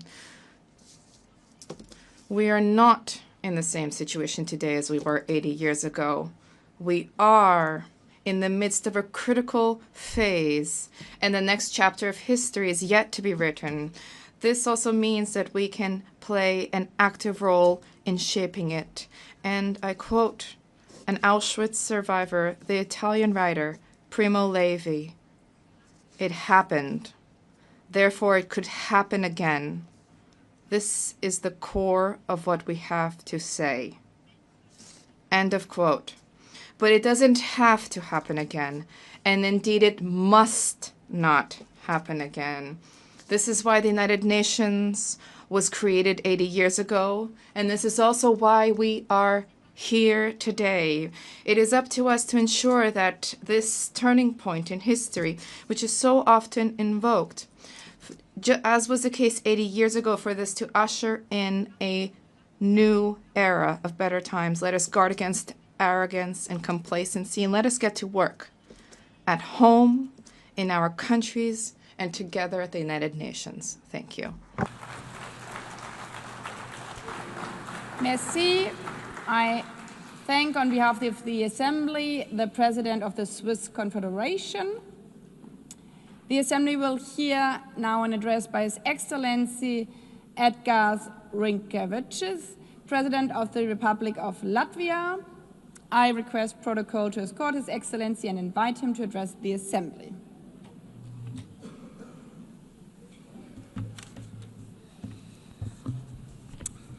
Madam President, Excellencies, distinguished delegates. First of all, allow me to congratulate Your Excellency, Madam Anna-Lena Baerbock, on assuming the presidency of the General Assembly. You will have Latvia's full cooperation. Latvia believes that we are stronger together, stronger in advancing peace, fostering development, upholding human rights. Standing here on this world stage, I would like to congratulate us on the 80th anniversary of the United Nations. 80 years working together to build a better, more just and peaceful world. This task has never been easy, but it is our duty to persist with determination and give our very best. I want to express Latvia's gratitude for the overwhelming support for our candidacy for the United Nations Security Council. We are beginning our term next year. This is our first term. Latvia will take on this responsibility with a strong sense of duty, a duty to serve with integrity, transparency, and with a clear commitment to the principles of the United Nations. Latvia is honored to serve on the Security Council for the good of people around the world. And we will stand together for peace and resilience. Latvia's three priorities in the Security Council are: first, protect our rules-based international order. Second, advocate for women, peace and security agenda. Also protect the most vulnerable people amongst us. Third, find solutions to emerging security threats. These include climate change, hybrid threats, the challenges related to the safety of artificial intelligence. Excellencies, the world is in disarray. Before our eyes, we see blatant attempts to weaken or even to destroy the rules-based international order, the order that is rooted in the United Nations Charter. In effect, a new world order is emerging, and it is not a better one. There is an attempt to recreate the world where the might makes right.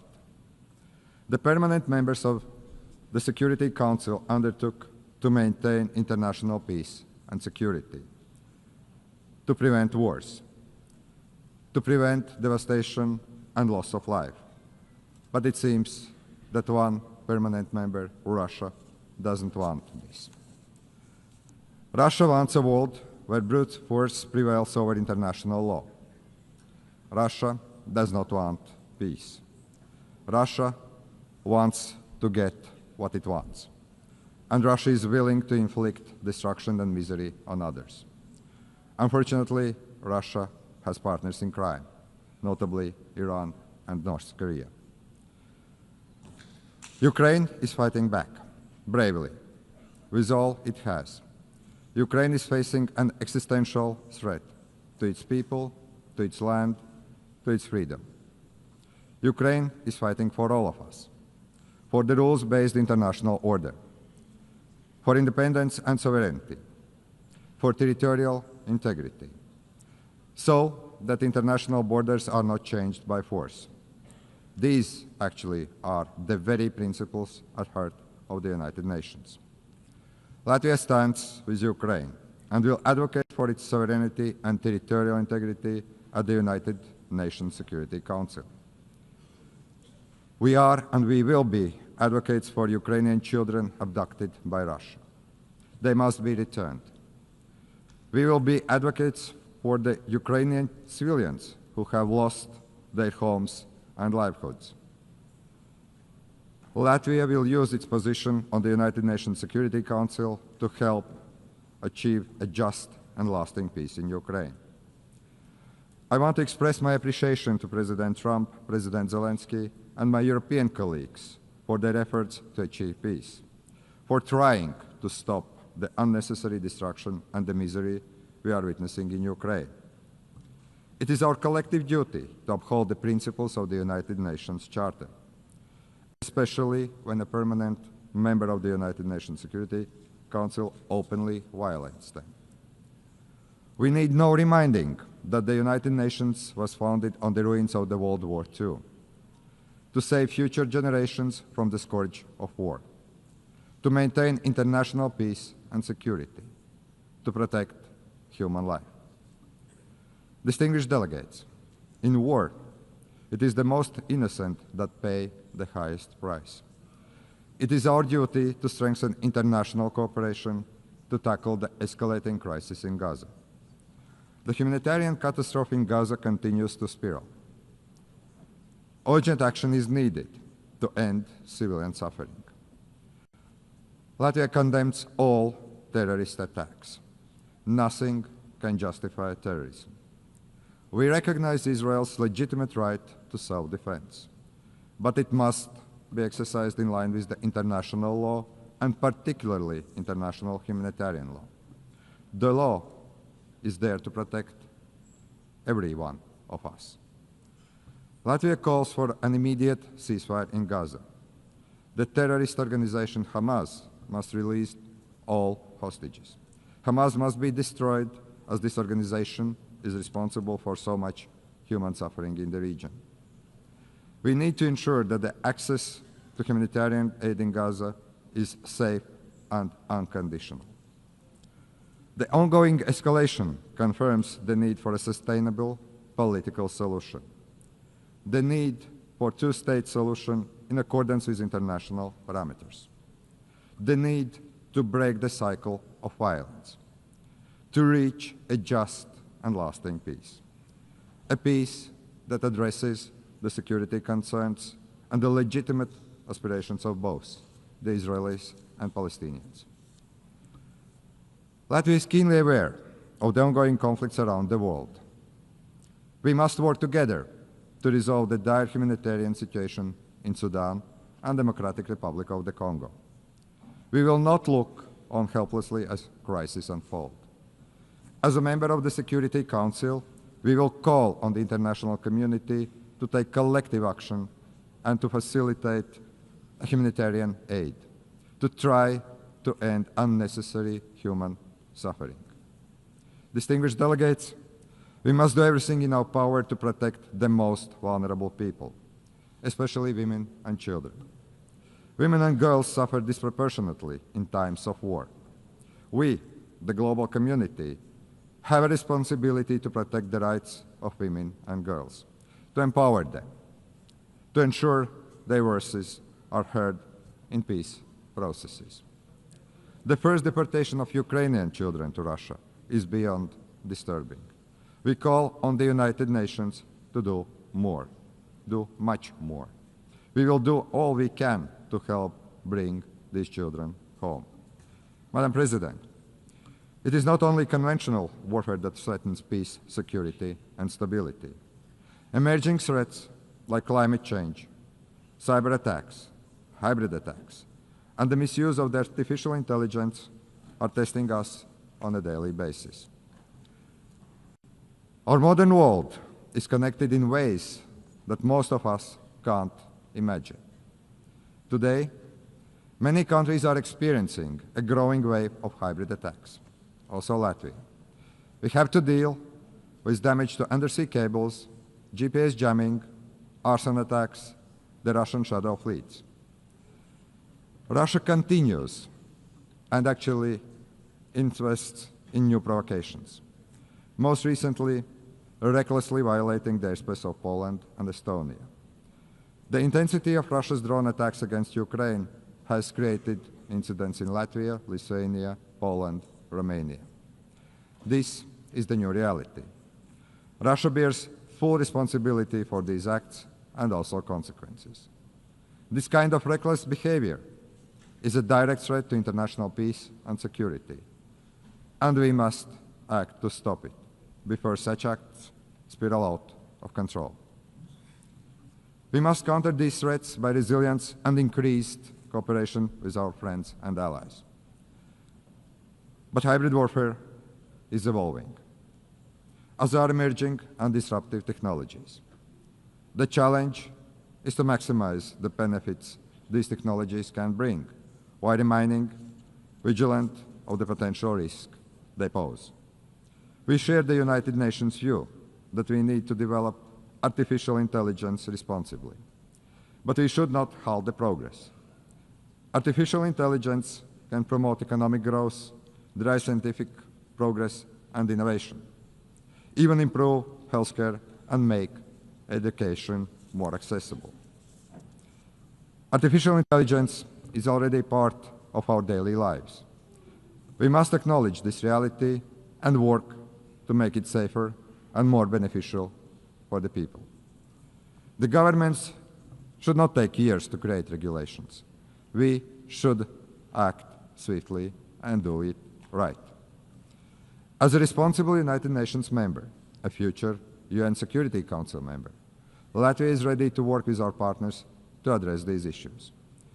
Ladies and gentlemen, the United Nations has stood the test of time for 80 years. It is the primary architect of international law and protector of rules-based international order. The United Nations is not perfect, but it is the best we have, the only truly global organization. As one of UN Secretary Generals, Dag Hammarskjöld, famously said, the United Nations was not created in order to bring us to heaven, but in order to save us from the hell. But after 80 years, it is time to adjust to new realities. The United Nations must evolve to remain relevant, to be effective and fit for the challenges ahead. That's why we support the UN AT initiative by the Secretary General. Let us work together for peace and resilience. Let us protect the rules-based international order and the United Nations Charter, because we all are better together. Thank you very much. On behalf of the Assembly, I wish to thank the President of the Republic of Latvia. The Assembly will hear an address by His Excellency William Samuel Ruto, President of the Republic of Kenya and Commander-in-Chief of the Defense Forces. I request protocol to escort His Excellency and invite him to address the Assembly.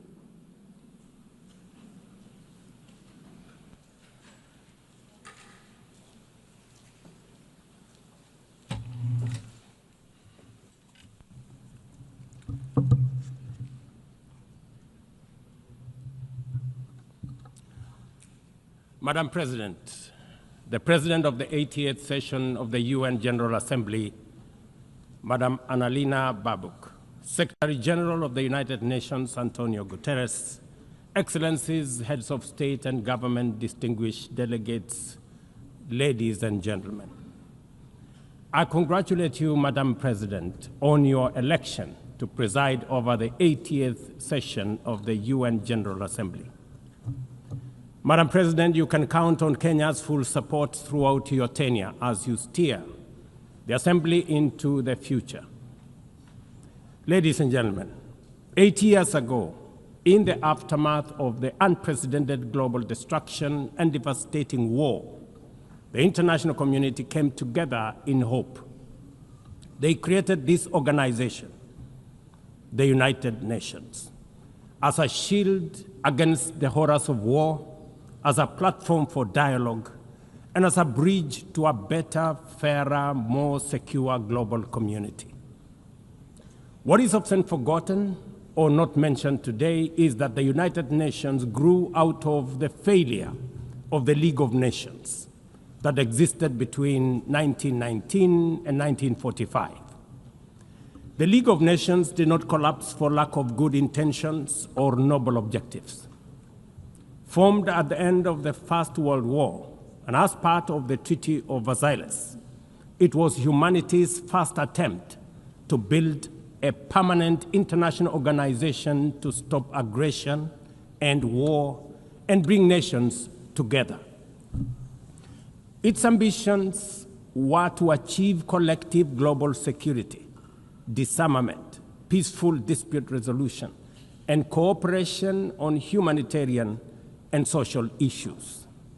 Despite these ideals, the League of Nations failed. The United States never joined, other great powers came and went, and without enforcement authority, its condemnation carried little weight. When Japan invaded Manchuria, when Italy marched into Ethiopia, and when Hitler openly defied its rules, the League stood by, helpless and powerless. By the late 1930s, its credibility had collapsed, and with the outbreak of the World War II, it was rendered irrelevant. Madam President, this history is both a lesson and a warning. Institutions rarely fail because they lack vision or ideals. More often, they drift into irrelevance when they do not adapt, when they hesitate to act, and when they lose legitimacy. To remain relevant, institutions must be reimagined, must be reformed, renewed, and aligned with emerging realities.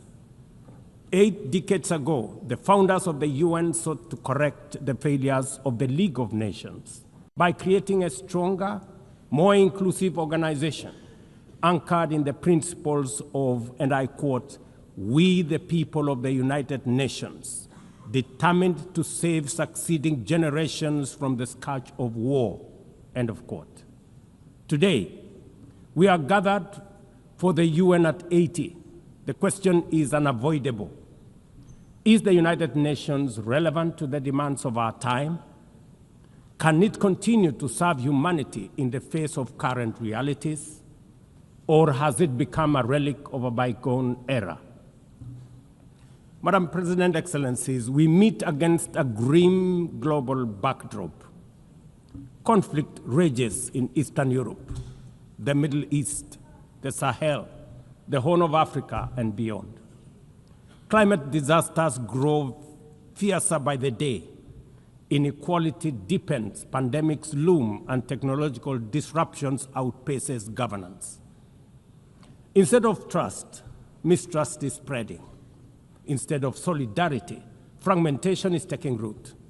In place of hope, anxiety fills our global community. We are living, to borrow from the words of the founders of this institution, not in larger freedom, but in growing uncertainty.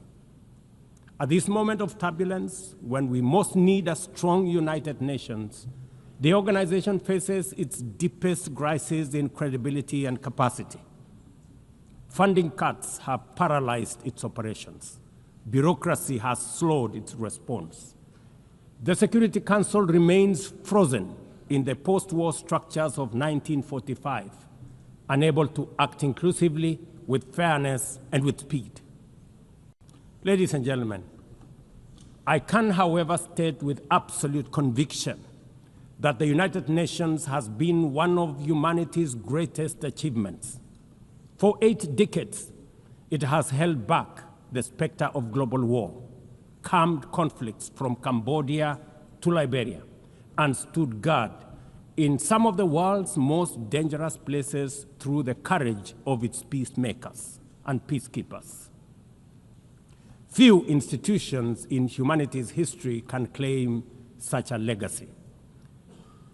The United Nations has stood at the front lines of humanitarian crisis, from famine relief in the Horn of Africa to emergency shelter for millions of Syrian and Ukrainian refugees. It was at the forefront in the eradication of smallpox, coordinated global responses to HIV and AIDS, Ebola, and COVID-19, and continues to champion universal vaccination. Its agencies have advanced women's rights, protected children, safeguarded refugees, and set global norms on everything from disarmament to climate action. The UN Sustainable Development Goals remain a shared blueprint for human progress. These are achievements no nation could have achieved alone, however rich, however great, or however powerful. And yet, every institution, no matter how noble its origins or impactful its legacy, must adapt to changing times or slide into irrelevance.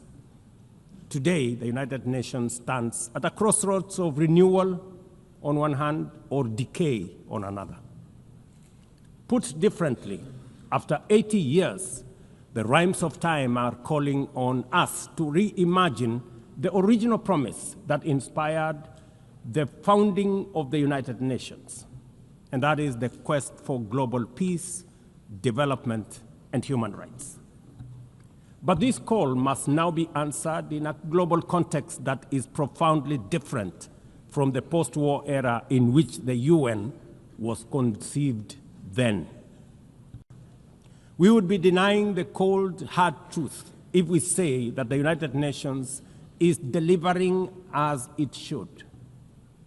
On peace and security, its voice is too often drowned by the rivalries of great powers, while some nations simply ignore its resolutions and do as they please. Too often, the UN's blue helmet, once a symbol of moral authority, no longer commands the same respect. From the conflicts in Gaza to Ukraine, to the crisis in Sudan, DRC Congo, Somalia, and the Sahel, we see actors proceed undeterred by the United Nations calls. Excellencies, ladies and gentlemen, Kenya speaks from the experience of a nation deeply invested in multilateralism. For decades, we have placed our troops and police in harm's way for peacekeeping missions across Africa and beyond, from Somalia to Democratic Republic of Congo, from South Sudan to most recently in our neighborhood here in Haiti. Over the past 15 months, we are proud to have led the multinational security support mission in Haiti, not because it has been easy, but because solidarity is the essence of the United Nations. Madam President, the mandate of the MSS mission is coming to an end in a few days. As the lead nation, allow me to briefly share our experiences, the successes and the challenges, as both a cautionary tale and a living lesson about the strengths and weaknesses of the current global security governance architecture. For far too long, the people of Haiti called out to the world. Too often, their pleas were met with silence, hesitation, or half measures. Haiti became a tragic reminder of what happens when the international community looks away, prevaricates, or offers half-hearted support. When Kenya responded to the quest for the Haitian authorities, it was in the belief that we were joining a genuinely multinational effort. We welcomed and fully embraced Resolution 2699, by which the United Nations Security Council authorized the MSS with Kenya as the lead nation. Drawing on our decades of peace support operations, we stepped forward, stepped up, and deployed our officers to confront the rampant menace of gang violence in Port-au-Prince and its environs. Madam President, ladies and gentlemen, the mission has operated in a volatile environment under enormous constraints.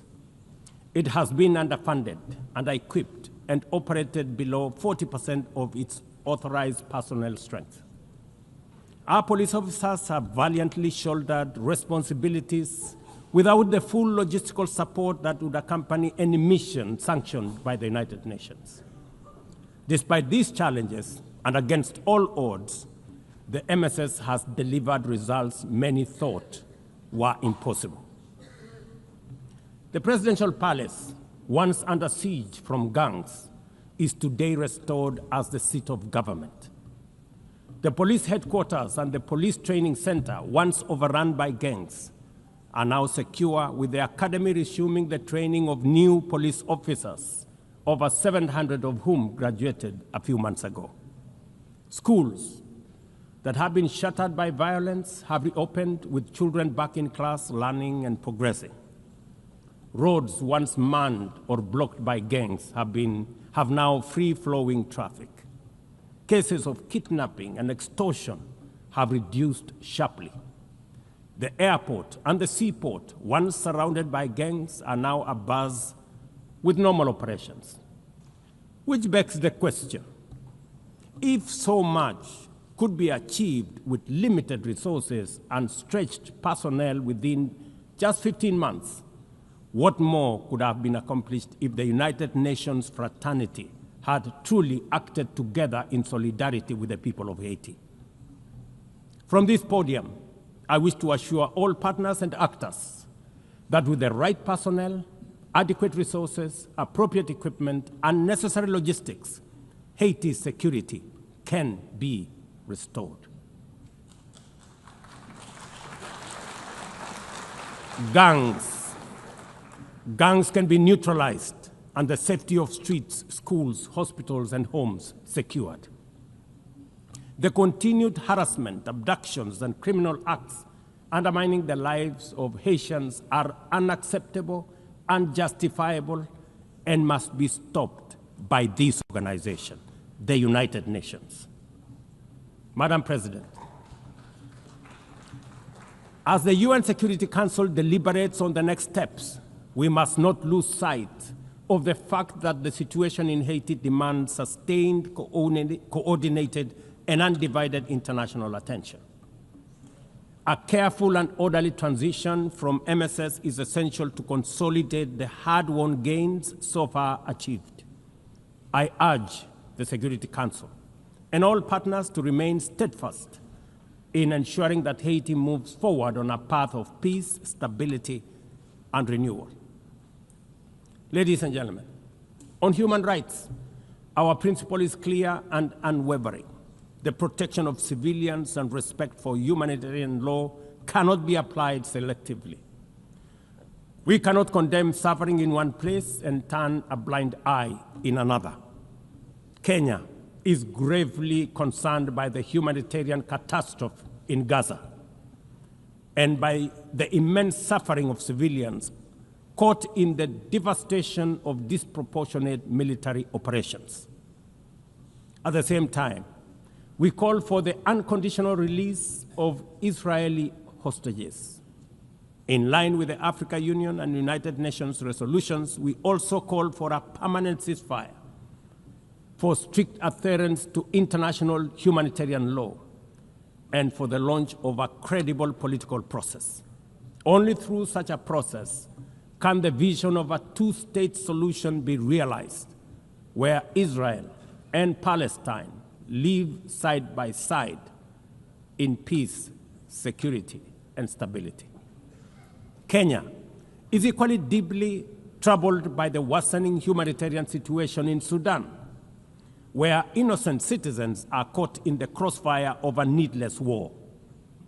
We fully endorse the Quad, comprising Egypt, Saudi Arabia, the United Arab Emirates, and the United States, in affirming that there cannot be a military solution and that only political dialogue offers a viable path forward.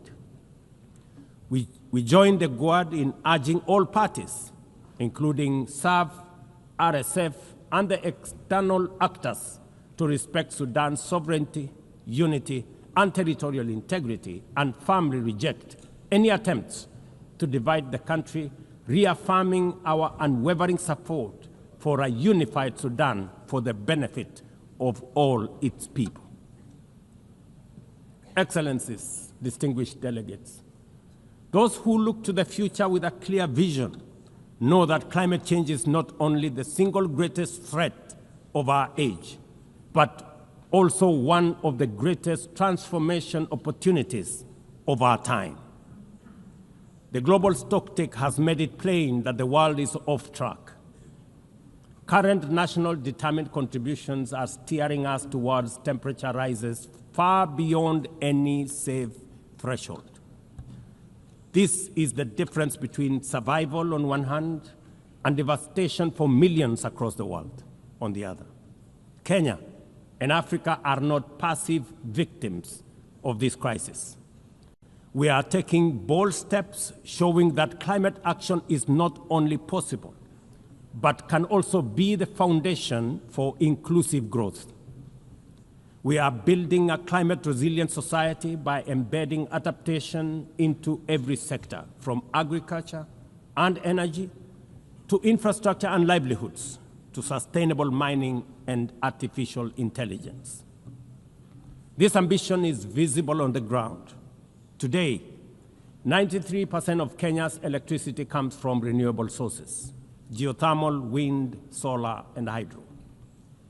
We are expanding investments in e-mobility, climate-smart agriculture, clean cooking solutions, and green manufacturing. We are also pioneering nature-compatible solutions such as sustainable waste management and circular economy interventions. Africa, too, is uniting its voice. In 2023, in Nairobi, we hosted the inaugural Africa Climate Summit, where the continent adopted the Nairobi Declaration on Climate Action and Call to Action. Just 2 weeks ago, in Addis Ababa, Africa came together once more at the second Africa Climate Summit to reaffirm our commitment and strengthen our ambition for climate-positive growth. We declared Africa not just as a victim of the crisis, but as a source of solutions, with climate action driving economic growth, transformation, and job creation for our communities. Ambition, ladies and gentlemen, cannot stand on willpower alone. Implementing our new NDCs will require $56 billion. That is why we call on the global community to unlock the $300 billion agreed at Baku, and to accelerate negotiations towards the new $1.3 trillion goal under the Baku-Belém roadmap. Without affordable finance and without reform of the international financial architecture, the promise of climate action in Africa will remain constrained. Madam President, in the aftermath of World War II, the Bretton Woods institutions were created to stabilize the global economy and rebuild war-torn Europe. At that time, their design reflected the power and interests of the victorious nations, who were also their primary shareholders and beneficiaries. The IMF was tasked with upholding the gold standard exchange rate system, while the World Bank was established to finance Europe's reconstruction. Both have since evolved into development finance institutions, but their structures, decision-making, and governance remains dominated by wealthy nations. Today, the global context is vastly different. The global standard collapsed 5 decades ago, and Europe has long since been rebuilt. Yet, the governance of these institutions has not kept pace with needs of a multipolar world, especially the needs of poor and developing nations. The mismatch between shareholders and stakeholders has become starkly visible. For instance, during the IMF's recent allocation of special drawing rights, 64% went to wealthy nations. Just imagine, 64%. With little need for liquidity support. They didn't need the money anyway, but they got 64%. While the poorer countries received just 2.4%. What a disconnect. The imbalance highlights how the very institutions meant to safeguard global finance stability often perpetuate inequality and instability. I have argued, and I say it again, that the current global financial architecture punishes poor countries with high interest rates and enormous conditionalities while rewarding rich nations with lower interest rates and softer lending rates. Its rules, priorities, and allocation mechanisms consistently favor those already prosperous, while trapping vulnerable economies in cycles of debt, high borrowing costs, and inadequate access to emergency support and concessional funding.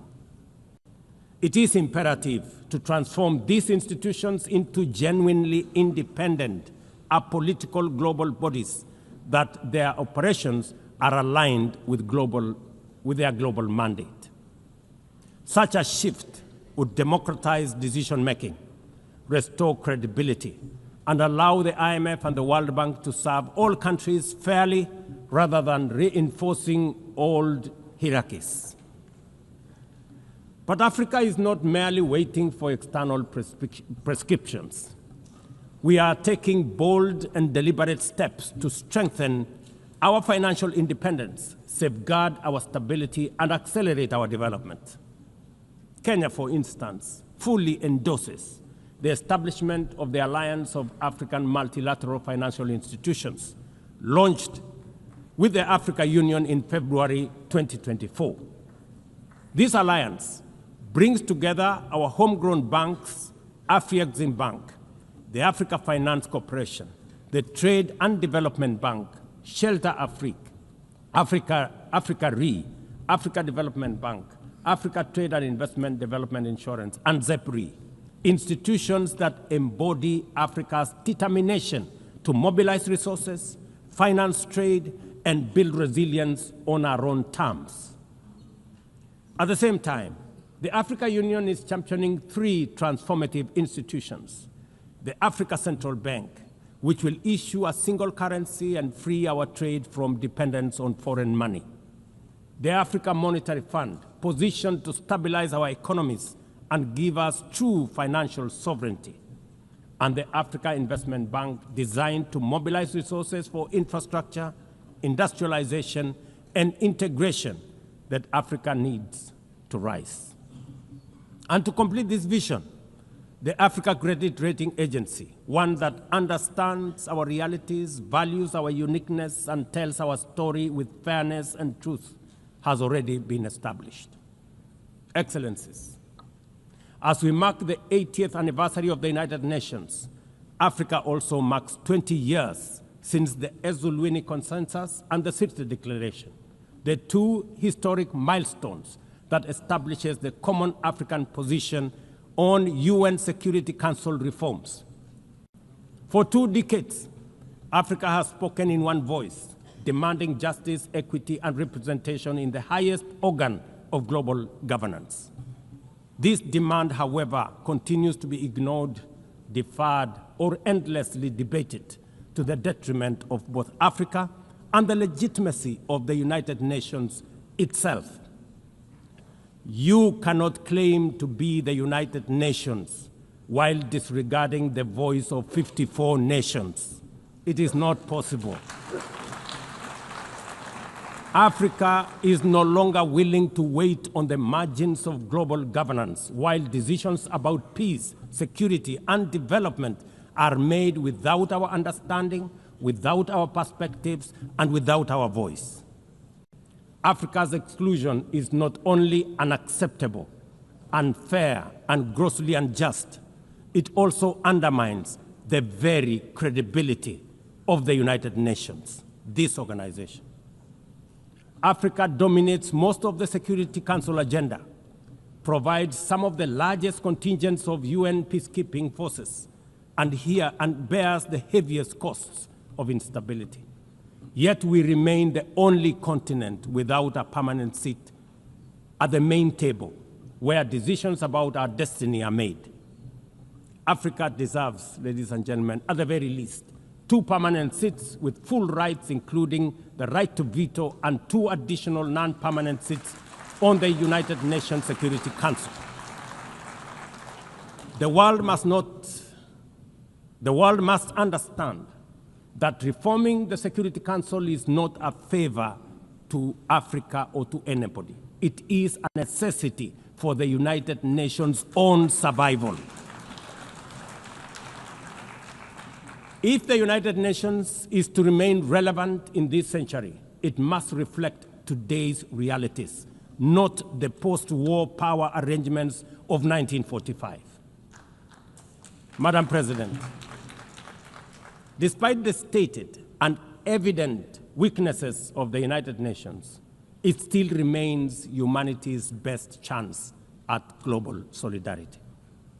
No other institution has the universal legitimacy or convening power of the UN. From coordinating humanitarian relief in times of war and disaster, to mobilizing the global response to COVID-19, to driving consensus on climate change through the Paris Agreement, the UN has consistently shown that the world can achieve together what no nation can accomplish on its own, however mighty or great or powerful. As Dag Hammarskjöld, the UN's Second Secretary General, once observed, and I quote, "The United Nations was not created to take humanity to heaven, but to save it from hell." End of quote. That mission is as urgent today as it was 8 decades ago. At a time when conflicts are multiplying, when climate change threatens every economy, and when inequality is widening, the need for a functioning, credible, effective, and a multilateral system has never been greater. It is through the UN that nations have pooled resources to vaccinate billions of children, to protect refugees from through the work of the UNHCR, and to keep the peace in more than 70 missions across the world. Without the UN, these achievements, modest though they may sometimes seem, would not have been possible. That is why we must resist the temptation to give up on the UN or abandon it. We must make it fit for purpose, reform its structures, strengthen its mandate, and ensure its decisions reflect today's realities rather than the geopolitical map of a bygone era. As one of the hosts of the UN headquarters and the only one in the Global South, Kenya stands ready to do its part to enable the organization to go through this phase of renewal successfully as envisaged by the Secretary General under UN 80 reforms. In conclusion, Madam President, ladies and gentlemen, the 80th anniversary of the United Nations must be more than a commemoration. It must be a turning point for the organization. Let us seize this moment to reimagine and rebuild the UN into a body that commands legitimacy, responds with speed, and delivers justice for all. I thank you, and God bless you. On behalf of the Assembly, I wish to thank the President of the Republic of Kenya and Commander-in-Chief of the Defense Forces. The Assembly will now hear an address by His Excellency Santiago Peña Palacios, President of the Republic of Paraguay. I request protocol to escort His Excellency and invite him to address the Assembly.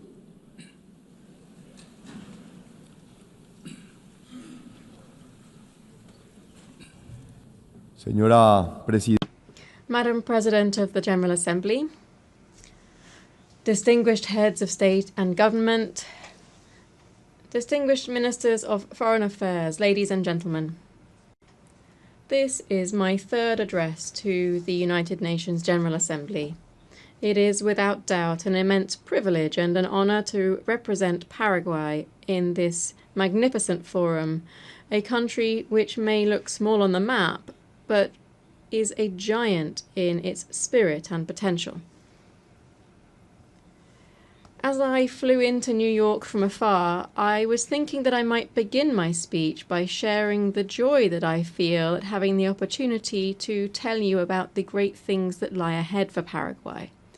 However, the events of recent days and months make this simply impossible.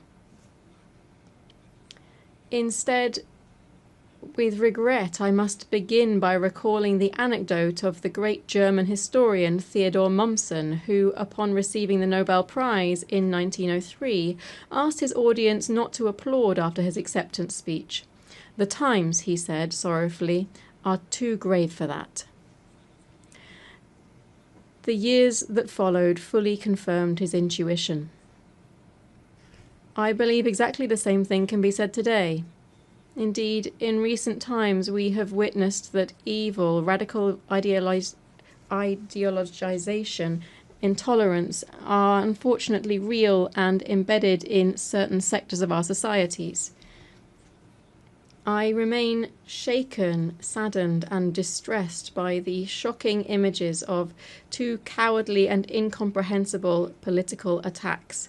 First, intolerance and hatred which took the life of a great human being, Miguel Uribe, the Colombian presidential pre-candidate, who was assassinated in public while touring while on a national tour. Ghosts of violence which we thought were a thing of the past for our Colombian brothers and sisters. Second, we saw a young dreamer, Charlie Kirk, who was miserably torn from his wife and 2 children for one sole sin, defending his convictions and values with eloquence and courage.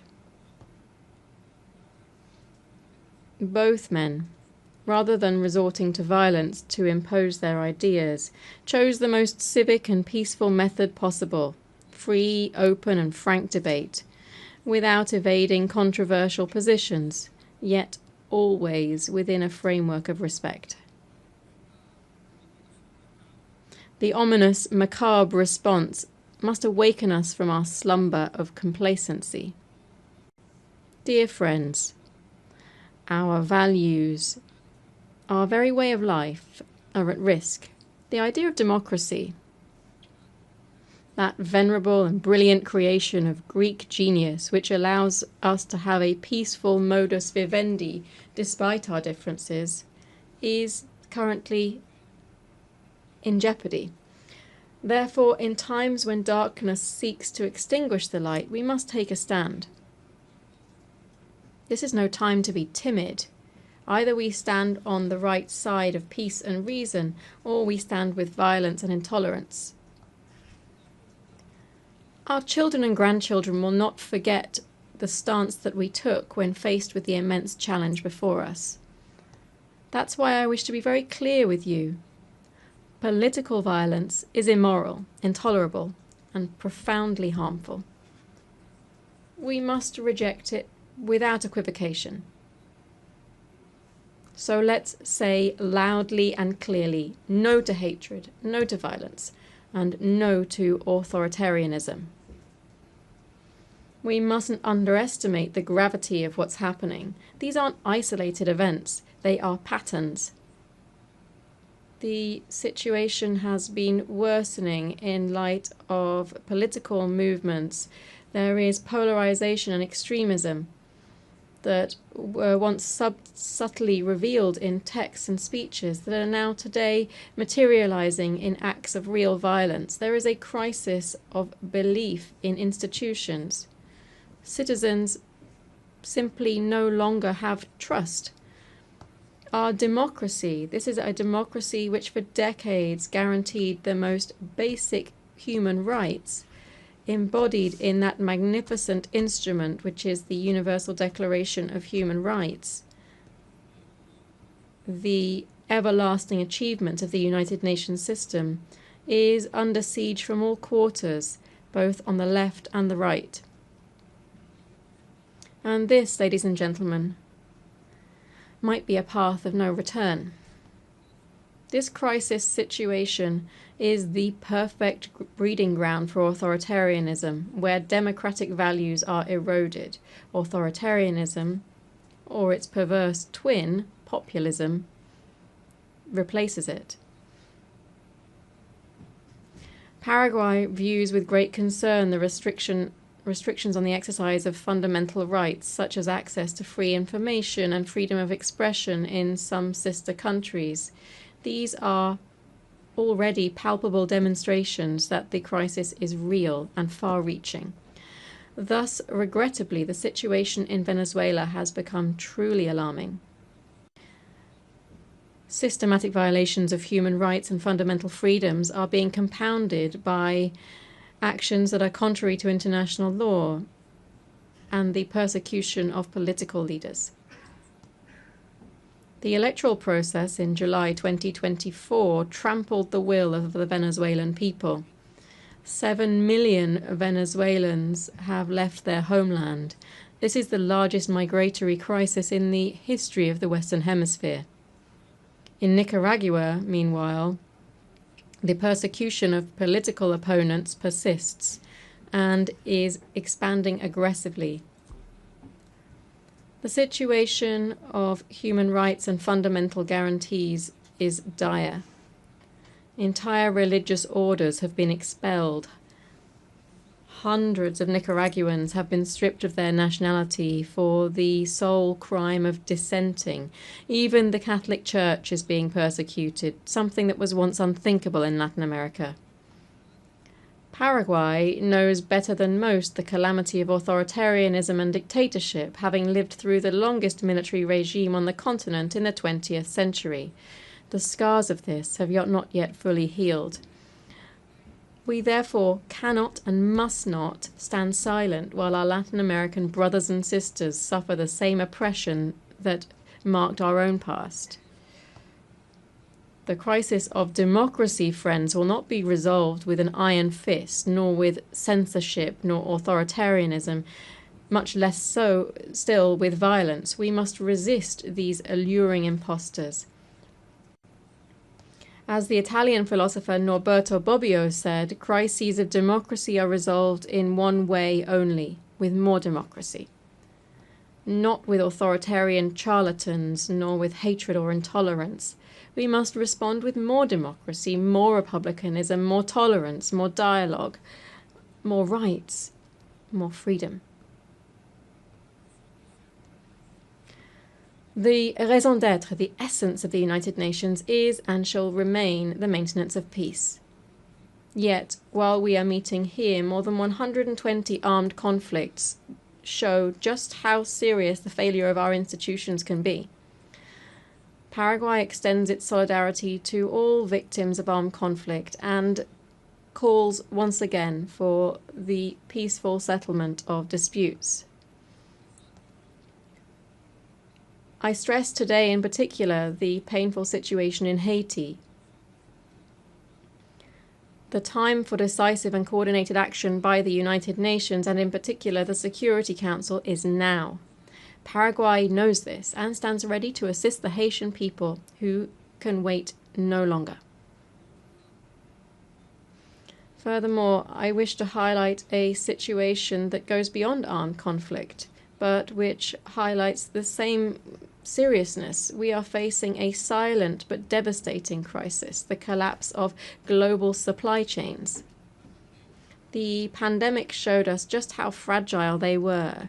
The war in Ukraine strained them further, and now geopolitical fragmentation threatens to break them definitively.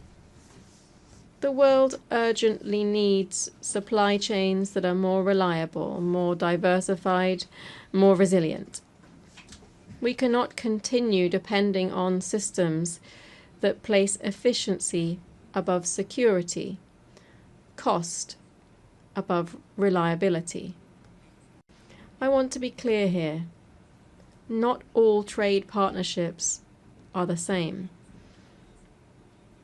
We must be cautious about deceptive economic models that come along with political authoritarianism, mass surveillance, and the erosion of fundamental freedoms. When we agree to investments that compromise our sovereignty, when we allow our critical infrastructure to depend on authoritarian regimes, we simply are gambling with not only our economy but also our democracy. Therefore, we call for deeper integration among our countries based not only on trade but on shared values. These are the rule of law, individual freedoms, a free market economy, the defense of the traditional family, and the right to life from conception. That is why Paraguay's foreign policy is not based on mere economic interests, but rather on these shared values and principles. For these reasons, Paraguay cannot and must not evade the realities that are challenging world peace. Diplomatic prudence cannot become silent complicity. It is exactly at these times that the principles that define us as a democratic nation should be translated into clear and unequivocal positions with our friends and allies. Paraguay reaffirms here its unambiguous position. Israel has the legitimate right to defend itself. The terrorist attacks on the 7th of October 2023 against Israeli civilians were grotesque acts of barbarity which no cause can justify. We reject any biased attempt to equate the responsibility of Israel's democratically elected authorities with that of the leaders of the terrorist group Hamas. Anti-Semitism, ladies and gentlemen, as daily events show us, is no accident of the 20th century. It is alive and kicking. It forms part of that irrational cycle of violence and hatred that I referred to at the start of my statement. And I must confess here that I have never understood how so many have adopted this appalling worldview, given how much the Jewish people have contributed materially, culturally, and spiritually to the world. Yet, lamentably, this perversion persists among us.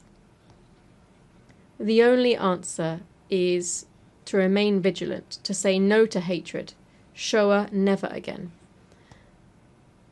That is why Paraguay was one of the first countries in the world to designate both Hezbollah and Hamas as international terrorist organizations, and why it has consistently condemned their wicked acts. I decisively condemn these criminal organizations before you all again today. My country will continue to oppose those who deny the sacred value of human life, a fundamental idea that underpins Paraguay's vision of the human person.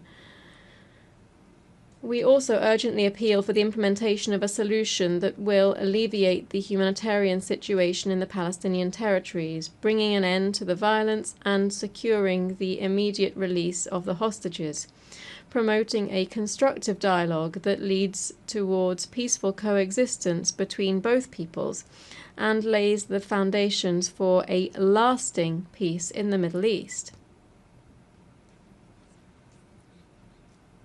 Paraguay's extremely principled diplomacy based on conviction rather than mere convenience also explains the moral stance that we have taken with regard to another democracy facing existential threats.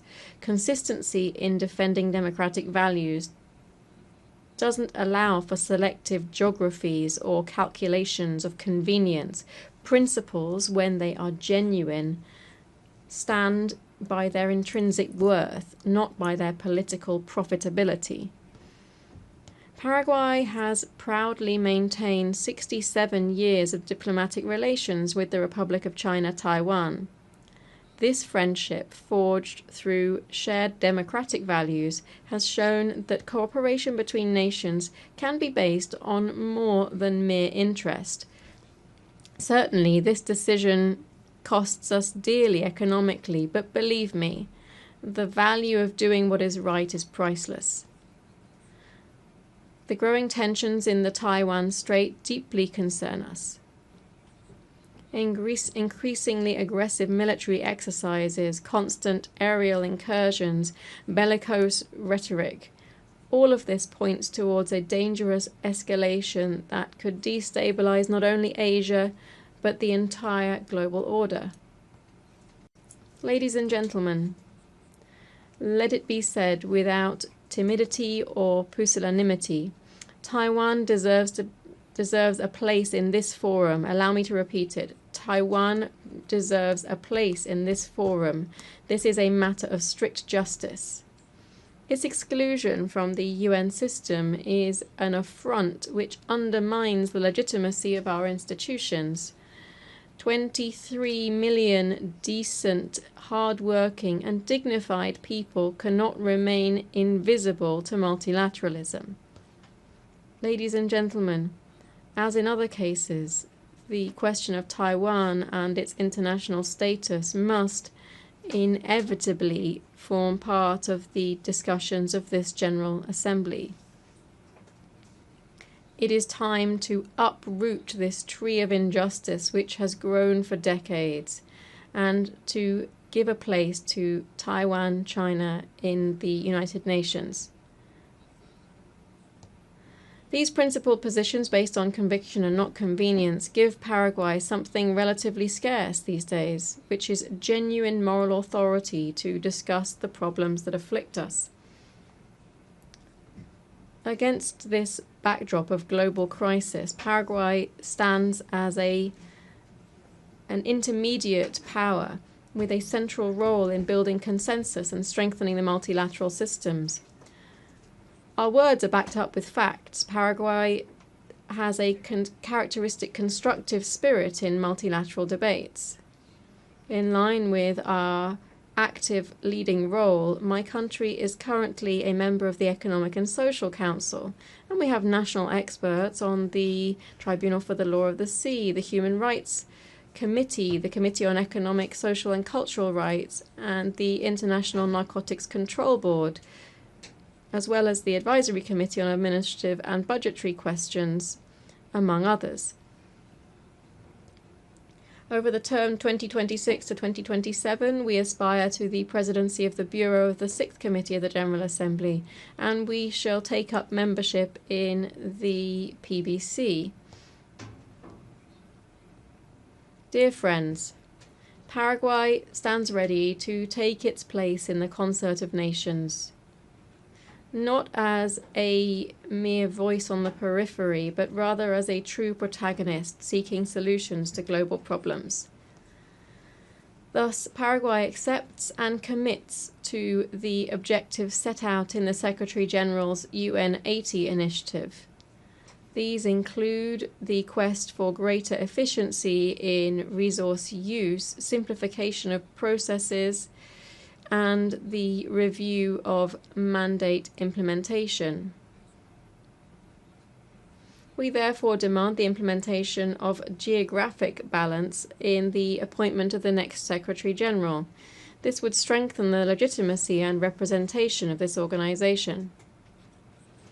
In this process, we are convinced that attention must be paid to our region. Since we have candidates meeting the highest standards of experience, integrity, vision, and above all, leadership to build bridges, helping us to overcome challenges that are global in nature and that also pose systemic risk. We therefore call for a deep reform of the Security Council to prevent it becoming dispensable within a multilateral system that must provide solutions to the numerous current conflicts, both those between states and those caused by non-state actors. We call, therefore, for more flexible positions so that the Security Council can once again become truly representative in its membership and regain effectiveness as it fulfills its mission. We call for the elimination of the veto, which would bestow greater legitimacy on the body and would enable the UN as a universal organization to once again play a leading role in finding solutions to the great challenges facing our world. Madam President, distinguished delegates, I know that the picture I have painted here is not the brightest. Indeed, it is rather somber. But I preferred to speak truthfully, so as to not underestimate the gravity of our current situation. And yet, optimistic as I am, I can't avoid saying this. I look to the future with great hope. As the great writer William Faulkner said, I believe that humanity will not merely endure, it will prevail. With all of our flaws, when we work together, when we place solidarity above division, dialogue above violence, tolerance above hatred, humanity is capable of great things. Building the future is not possible merely by wishing it. Building the future requires intention, persistence, constancy, and discipline. I always say, and I'll repeat it here today, there are no shortcuts to development, just hard work. But words are no longer enough. Our peoples are tired of empty promises, of grandiose declarations that don't lead to bread on the table, safety in their streets, or education for their children.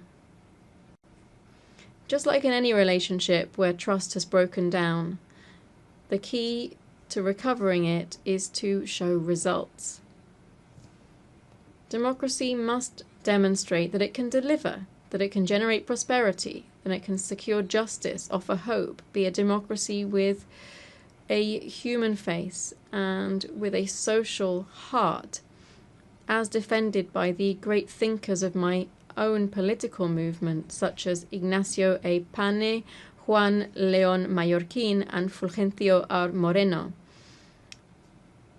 My party has been demonstrating all of this in office in Paraguay over the last few decades. We have been showing that it is possible to grow economically with justice, with democracy, and with human rights. I'm not saying this arrogantly, but rather with the humility that characterizes Paraguayans. This is a humility born of a history of greatness, but also suffering. Paraguayans know the eternal cycle of rebirth, of suffering, crisis, tragedy. We have had to reinvent ourselves and rise from the ashes. And in that noble process, we have built the Paraguay that today is finally being recognized for what it is. A giant that is re-emerging. While the world is faltering, we are building something different. A model that is working. A model that inspires confidence because it's delivering results.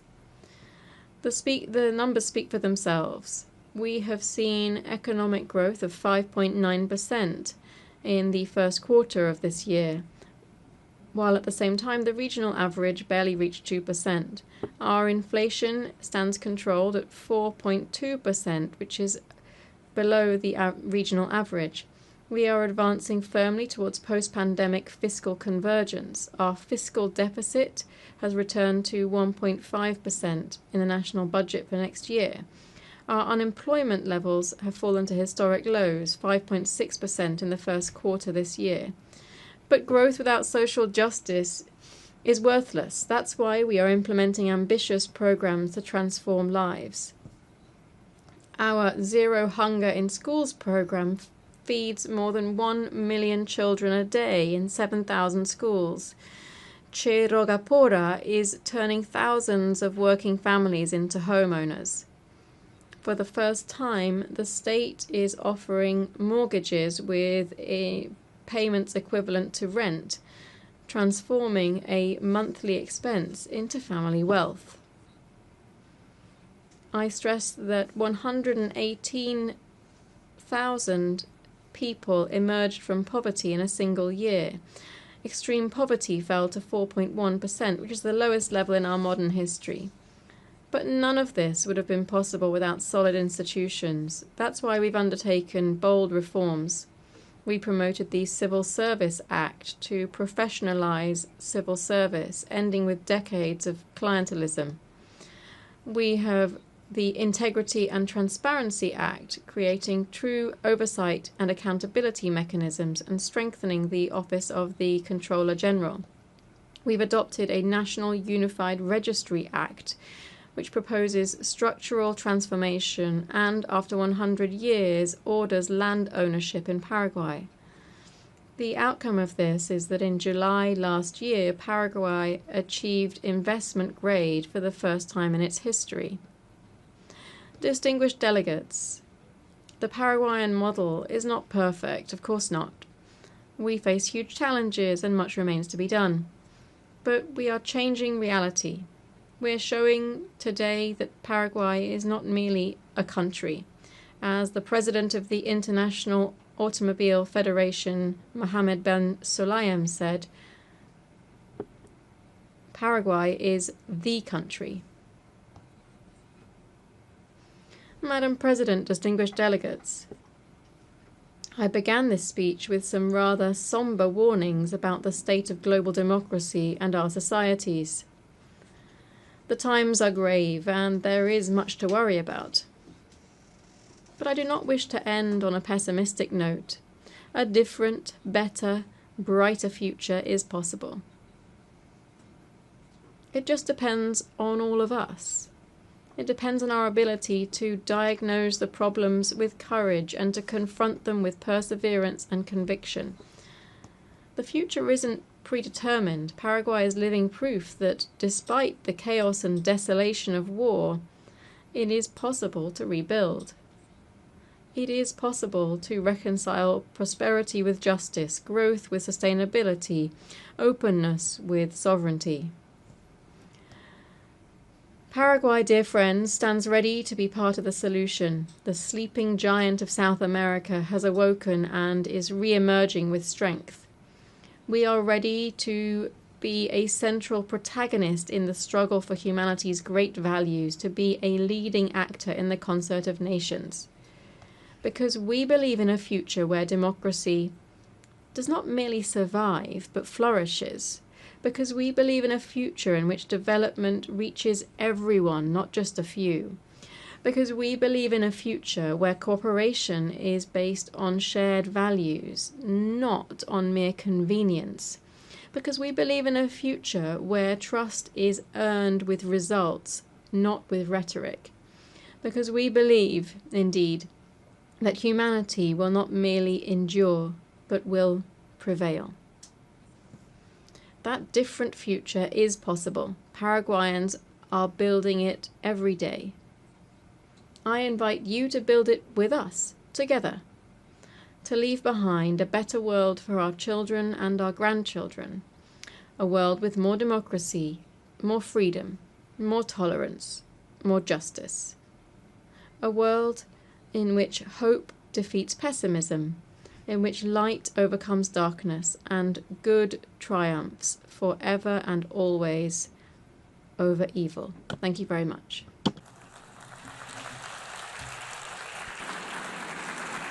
On behalf of the Assembly, I wish to thank the President of the Republic of Paraguay.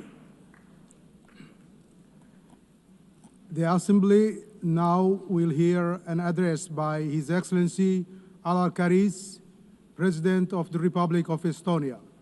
I request protocol to escort His Excellency and invite him to address the Assembly.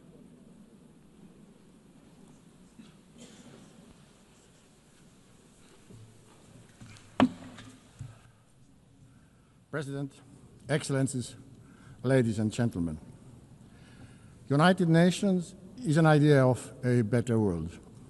It is an idea that is not an abstract construction nor an empty declaration, but carefully crafted agreement. The grand agreement that is the basis of a current multilateral world order. An agreement designed to protect international peace and foster prosperity. An agreement to ensure a free and dignified life for everybody. An agreement that is based on the understanding that destruction and horrors of war must not be repeated.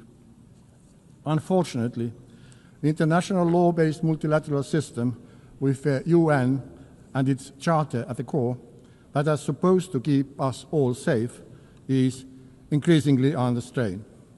Its fundamental principles are violated in numerous conflicts across the world. Brutality prevails. We simply cannot let this go on. We all should be asking, what kind of future do we want?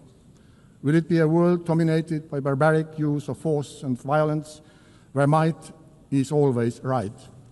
Or do we want a peaceful and prosperous world, where law and order, justice and universally agreed rules and principles prevail?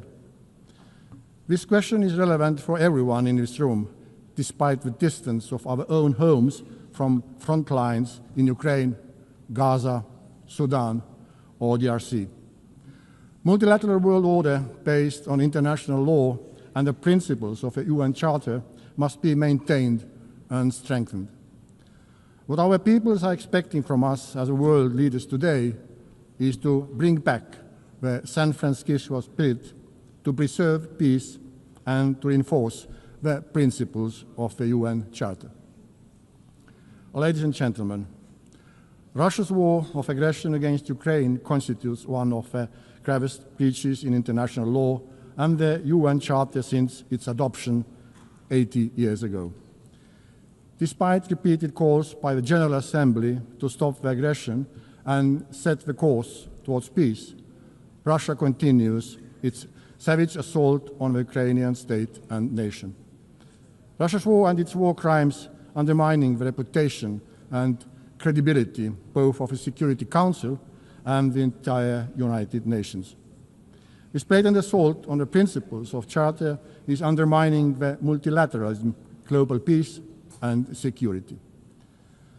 Regrettably, as we speak, Russia is targeting Ukrainian kindergartens, schools, hospitals, nurseries with missiles, drones, gliding bombs, mines, shells and bullets.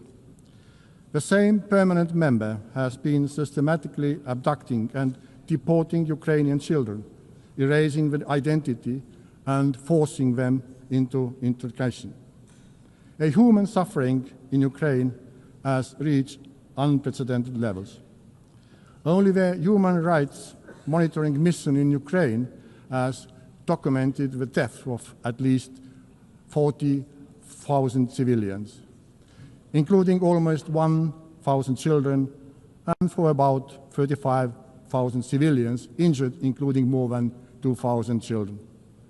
The death toll increases with every year, month, week, and day.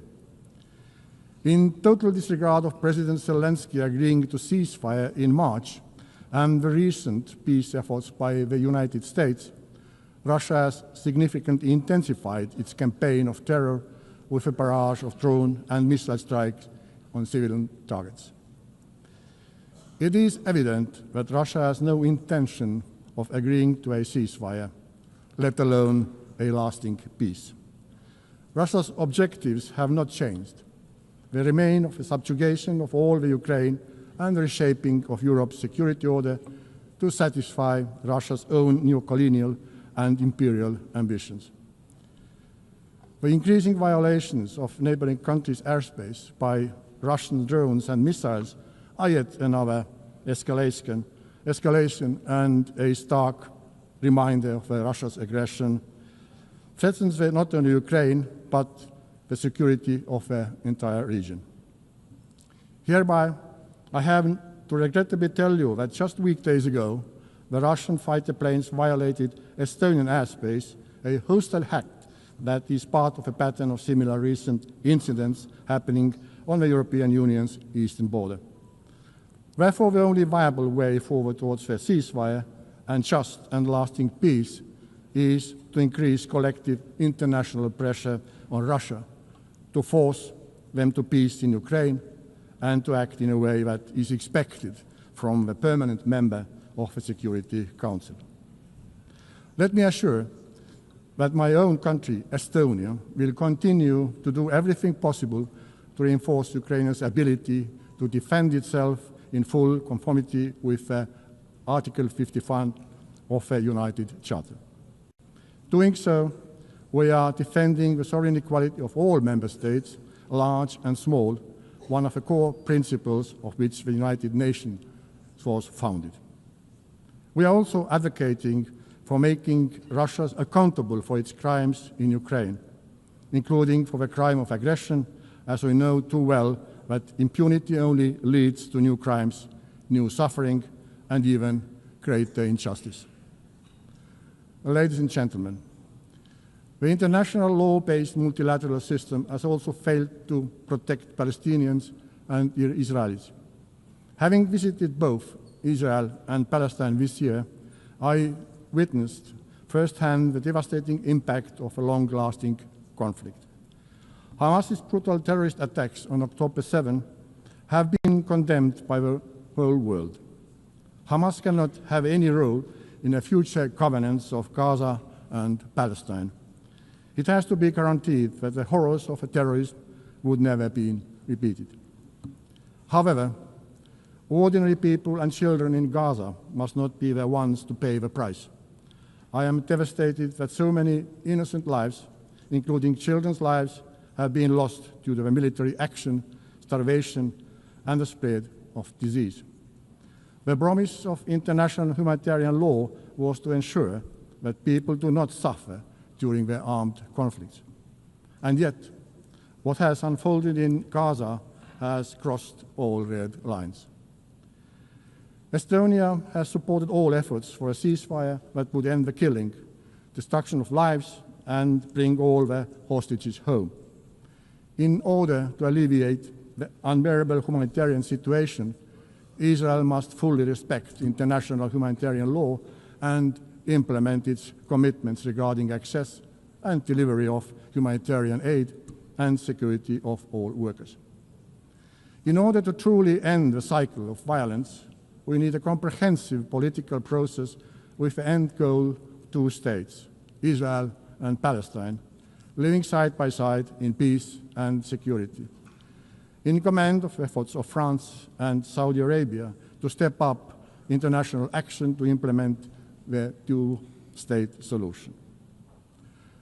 Dear friends, the United Nations must be capable of fulfilling its core functions.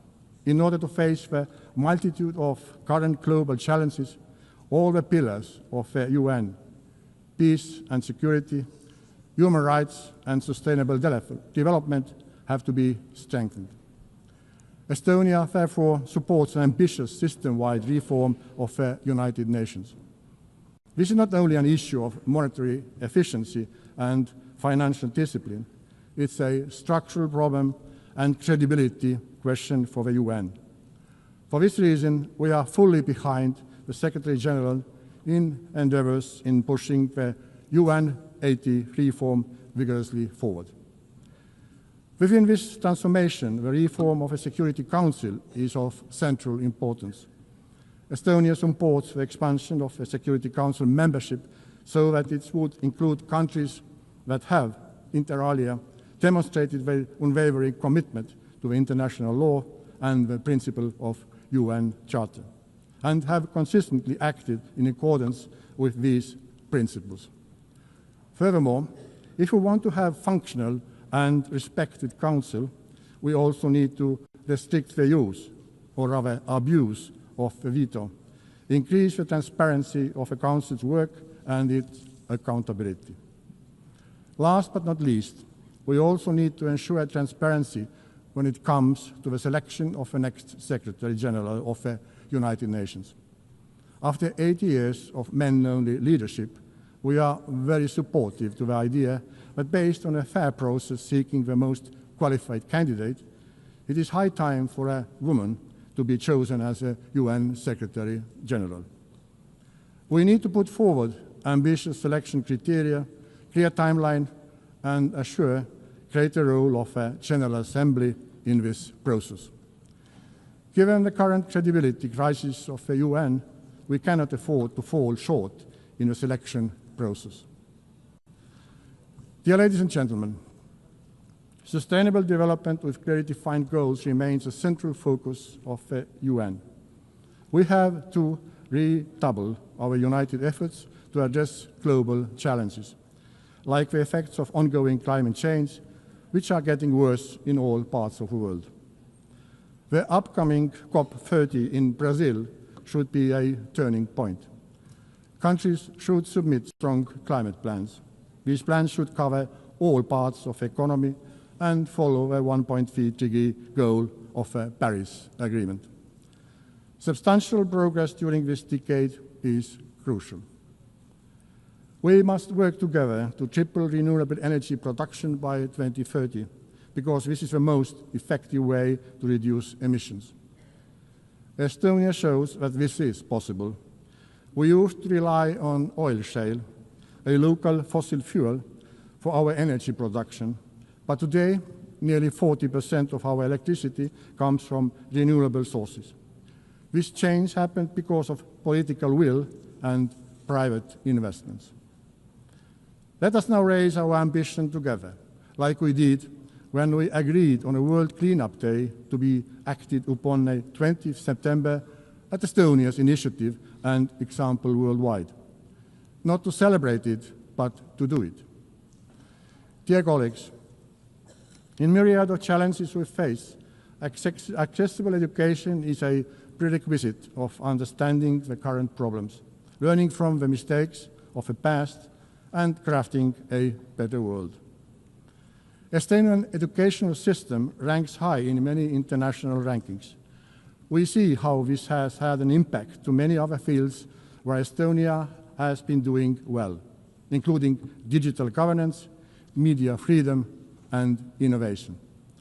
Our goal is to share with our partners, including through UNICEF board, our diverse experience in innovation, in education, developing educational policies, reforming education, and improving the availability of high-quality education.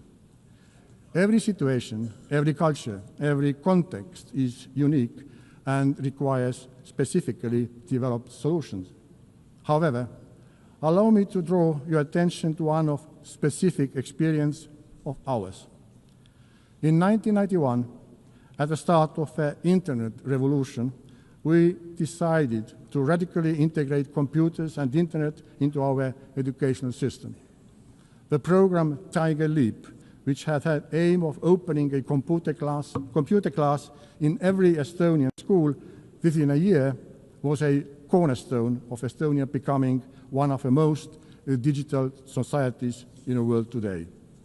The world today looks different from the one 34 years ago. But new technology is there again and waiting to put it into the best use. Therefore, Estonia is making a new leap, the artificial intelligence leap. We are again providing the best technological tools available to our students and teachers so that we keep comparative edge in education for years to come. Equipping citizens with the skills to use AI wisely and responsibly is essential. They must serve dignity, development, and human rights, not the other way around. In Estonia, we believe in innovation, and we are most ready to develop new tailor-made solutions with our good partners all around the globe. In collaboration with the International Telecommunication Union and Germany, Estonia co-founded the CovStack initiative. This innovative platform provides governments with digital public infrastructure toolbox aimed at modernizing digital services by creating modular, open source, and scalable framework for governments worldwide. Dear Member States, whichever global problem we approach, we have to build human rights and basic freedom. Yet today, human rights and fundamental freedoms are increasingly under pressure worldwide. This is a deeply worrying trend that demands our collective response. This is the idea that guides us also on the way to becoming a member of a Human Rights Council for a period of 2026-2028. And I would ask your support at the election next month. Our priorities during our membership are the promotion and protection of children's rights, safeguarding digital rights, and reducing the digital divide, and advancing media reform. All three are critical for advancing democracy and protecting international law-based multilateral world order. We are capable of learning as human beings and as a mankind. We learn from mistakes. We get up and will do better. Let us do it. Thank you for your attention.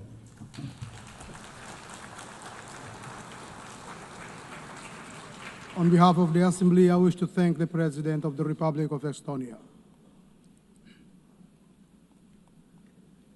The Assembly will now hear an address by His Excellency Javier Milei, President of Argentina Republic.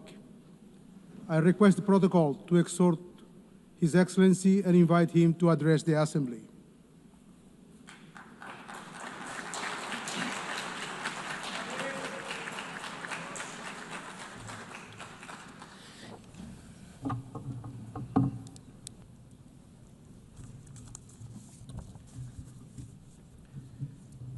A las autoridades de las Naciones Unidas, United Nations authorities, representatives of member states, all citizens closely following this summit, good morning to you all. Last year I stood here before you at this very same assembly and I outlined a new direction that Argentina's foreign policy was going to take. We asserted that it was imperative to return to the ideas of freedom, the immortal principles that underpin the dignity of life, freedom and property. These are rights that all individuals should enjoy under the law. We asserted that there was a need for international cooperation to aim to guarantee those rights. However, I also warned that the UN had cast aside what had been its lodestar in recent decades. The successful model of the United Nations spoke of the need for peace without victory. It was grounded in cooperation between nation states. It was, however, replaced by a supranational model of government comprising international bureaucrats that sought to impose on citizens across the world a specific way of life. The United Nations has moved from an organization that sought to mediate peace between peers to an organization that claimed not only to decide what every nation state does, but also what all individuals, wherever they may be in the world, must do. We believe in the original aim and purpose of this organization. We believe that there are global problems which require dialogue and international cooperation if they are to be resolved. However, for that reason, and to achieve that goal, we must reject these abuses of authority that often go hand in hand with noble agendas. As we maintained last year, we will never support the amputation of indigenous or commercial freedoms, nor will we support the violation of natural rights of citizens of member states. In the last year and a half, we have voted in accordance with that principle. I am saying this to you well aware that many of you don't share my views. But as I've always said, it's preferable to say an uncomfortable truth than to speak a comforting lie. In that vein, today I want to talk to you about a specific problem facing all modern countries. As things stand, the world is seeming to pit the present against the future and seeing it as a contradiction. This is a political, economic and philosophical problem, and the response to that problem and that opposition will determine the course of humankind. If we push to the end this idea of comfort versus discomfort, the entire world, I would say that now the entire world seems stagnating in the comfort at the present, overlooking the consequences that will have for the future. Given that doing what is uncomfortable seems to strip votes and power from those that take it on, leaders prefer to do everything in their power to protect the status quo that they inherited, and they do so disregarding future consequences. They light a fire to heat the future and heat the present and disregard the future. Modern states have thus entered into a very complex dynamic from which they cannot return. Incentives both for the people and politicians mean that we tend to talk about the distribution of wealth today, overlooking the need to compile wealth for tomorrow. Currently, decision makers are facing the decision. Either they preserve the legacy that was entrusted to them or they destroy it. This legacy can be accumulated wealth, productive capacity, laws, or any other thing that serves the common good. In general, they if they burn their legacy, if they opt to continue with what's comfortable, they'll have a lot of profit and benefit in the future, but there will be great future costs. What you put aside today, you lose for tomorrow. They seem to be preserving growth and prosperity in the present and casting aside the well-being of future generations. We need to find a balance, meaning that eating bread today doesn't mean we'll go hungry tomorrow, and we need to guarantee sustained growth and well-being. That's something economists call economic growth. That growth can sometimes seem slow and sometimes halt briefly because progress is never linear, but it's precisely long-term consistent growth that has systematically revolutionized the world and has wrenched thousands of millions of people from poverty. The difference between zero growth and 2% growth in the long term is the difference between stagnation and prosperity. The Argentinian people know a great deal about this issue because we're the only country in the region that hasn't experienced growth in the last 15 years. In legal terms, growth, the condition for growth, is respecting the sanctity of property and the free market. And that means nothing other than ensuring free trade between peers and free cooperation between peers. Without the right to ownership, there can be no savings. And without savings or free trade, there is no investment. If there's no investment, there can be no growth. But it's not in anyone's individual political interest, apparently, to respect these principles, because it is precisely when we expand the state that individual freedoms of citizens are eroded. And we simply seek to protect ephemeral present well-being to earn votes, and that's what our politicians do.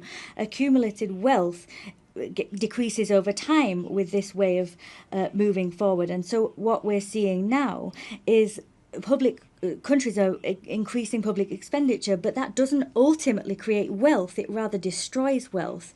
With that in mind, politics gains power on two fronts. They get democratic legitimacy and they obtain resources that they can spend. So politics has a double incentive to foster that intergenerational betrayal, because despite the fact that people lose in the future if this course is followed, there's short-term gain.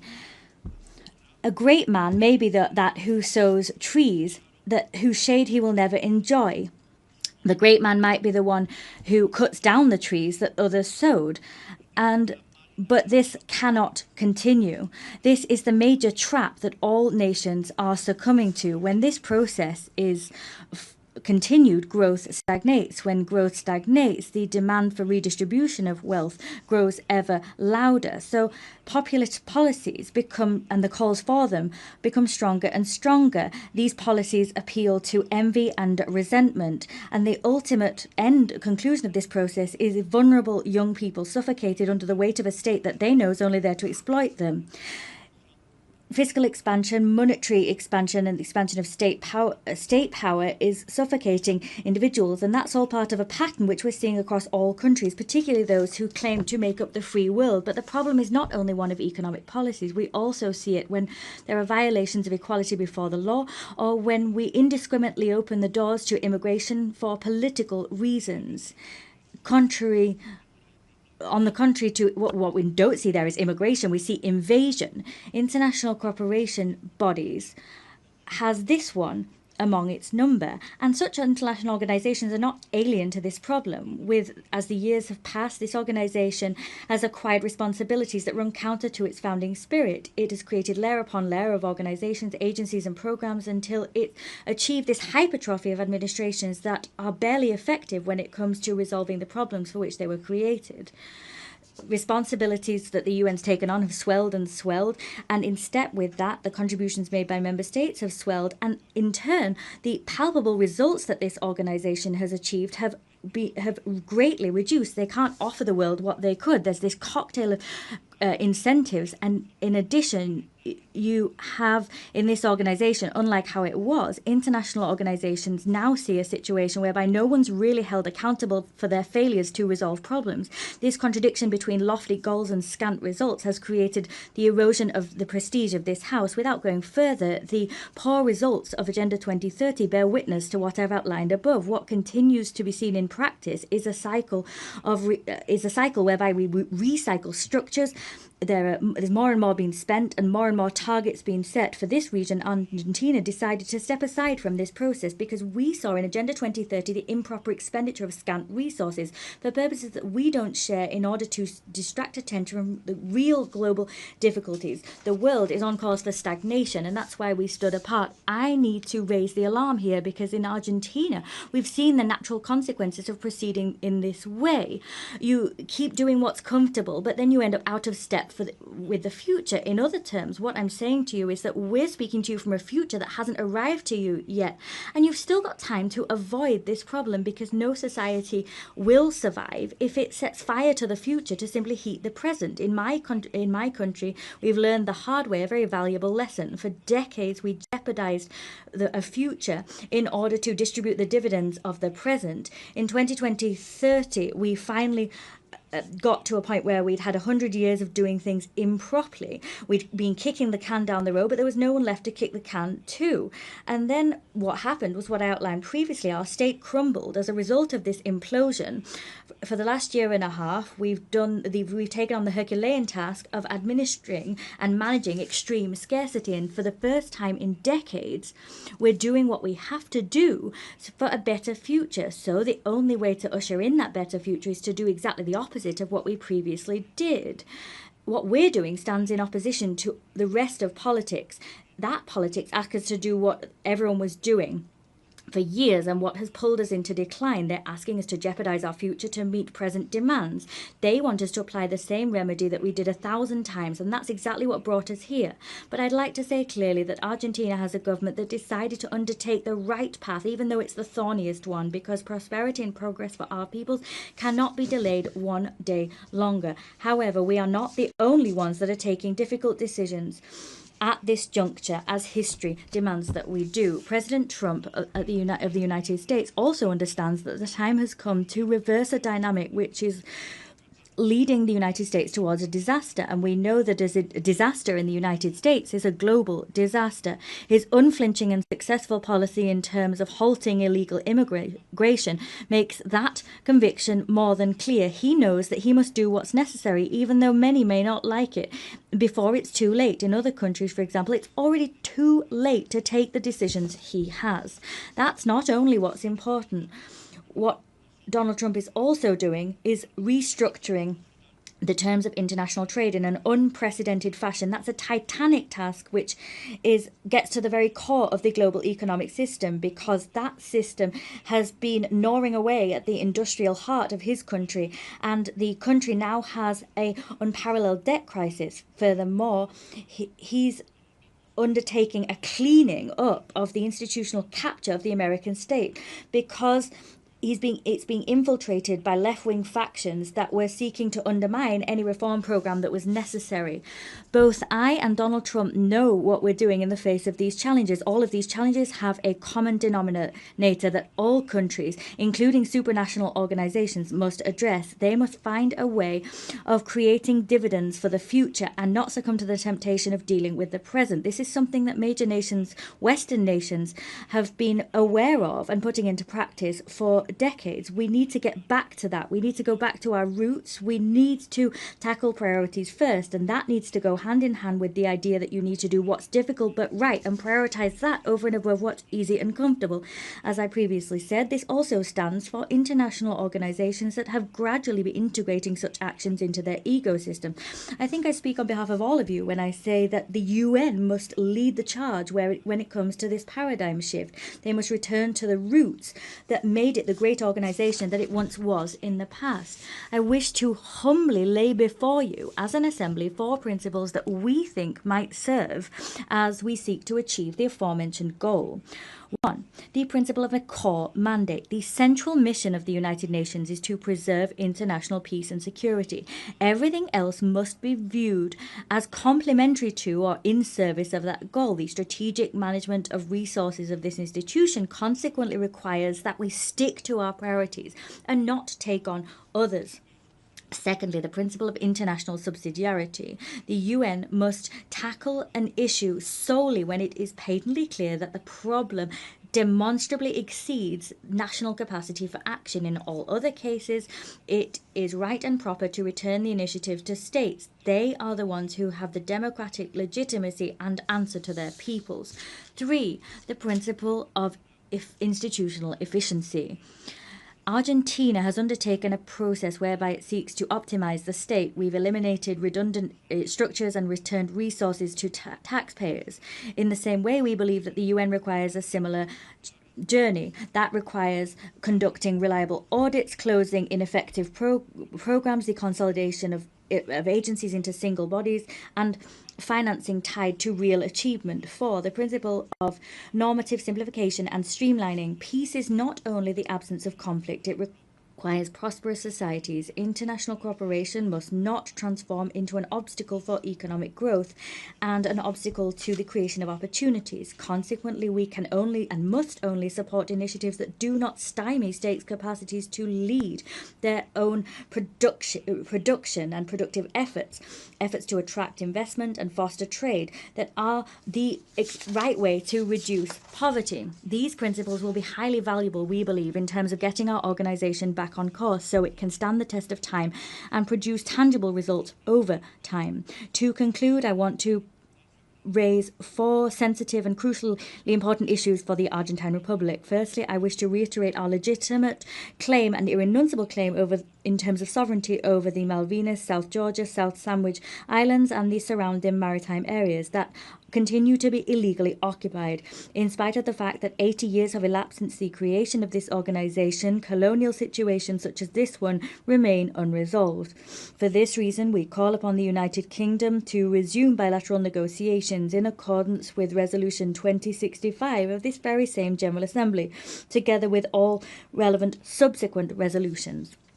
Secondly, I wish to once again roundly reject expressions of fundamentalist violence that continue to be seen and that are spreading throughout the world. In Argentina, we already suffered this horror with the attacks against the Israel embassy and La Hamia in 1992 and 1994, respectively. For this reason, we urge the international community to strengthen legal cooperation to guarantee that Interpol and its signs are respected and those responsible for such atrocities are brought to justice. That will help us to ultimately be able to heal this painful wound that plagues our country's history. Thirdly, we're witnessing an unacceptable escalation in political violence on the left at a global level, violence that in Argentina we know only too well. It is unacceptable to use force where reason fails. For this reason, we emphatically reject any procedures which essentially undermine the basic norms of democratic peaceful coexistence.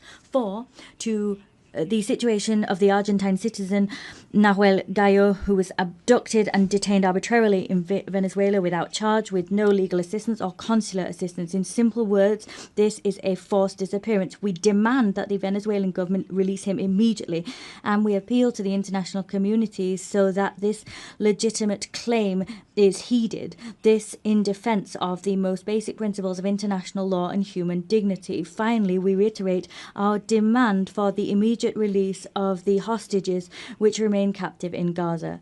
Finally, may God bless the free world. May the forces of heaven accompany us. Thank you.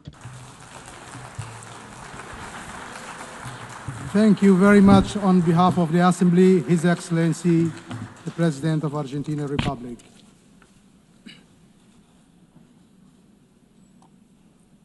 The Assembly will now hear the address by His Excellency Alexander Vučić, President of the Republic of Serbia.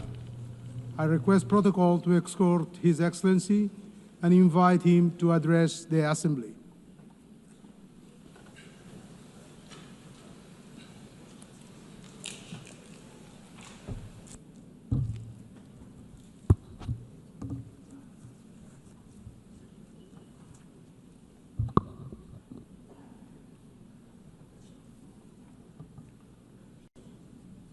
Excellencies, ladies and gentlemen, I'm very honored to address this 80th anniversary session of the General Assembly of the United Nations on behalf of the Republic of Serbia, a founding member of the United Nations and a freedom and peace-loving country proud of its history.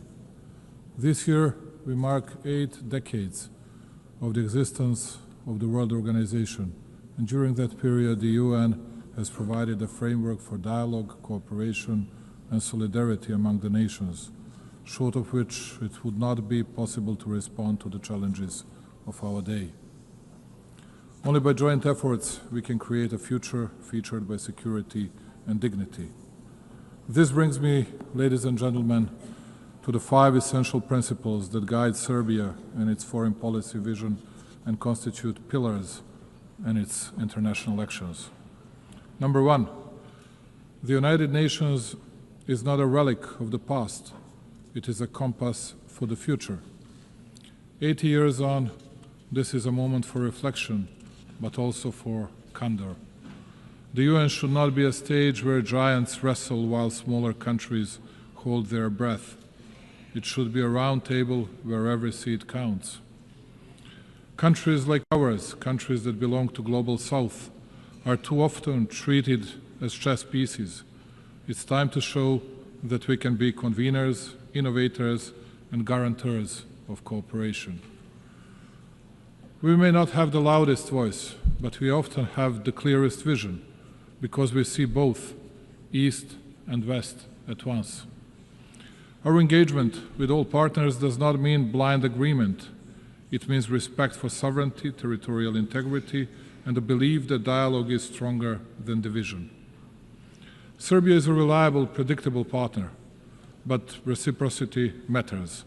We will defend our autonomy as firmly as we defend cooperation.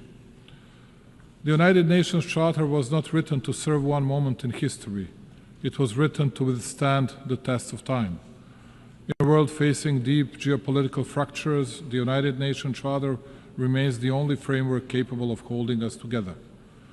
Serbia is not a buffer zone, it is a bridge, and bridges connect, they do not divide. Therefore, as the President of Serbia, for the first time I would like to offer Belgrade, the capital of Serbia, as a place of dialogue for all the conflicts around the world. I believe that we will offer the best possible hospitality and absolute security for the participants. The world is facing its deadly surge in violence since World War II. In 2024, 61 armed conflicts erupted across 36 countries, the highest number in more than 7 decades. The proliferation of misinformation, particularly via digital platforms, has fueled distrust between countries, targeting elections, trade negotiations, and public sentiment. Serbia believes in pragmatic cooperation, finding common ground even where disagreements persist. People around the world are frustrated with governments and businesses, and they want a better future for themselves and their families. The best way to deliver that is through collaboration across nations. We live in times of the most difficult conflicts and the most difficult divisions within countries, continents, and regions since the foundation of the UN.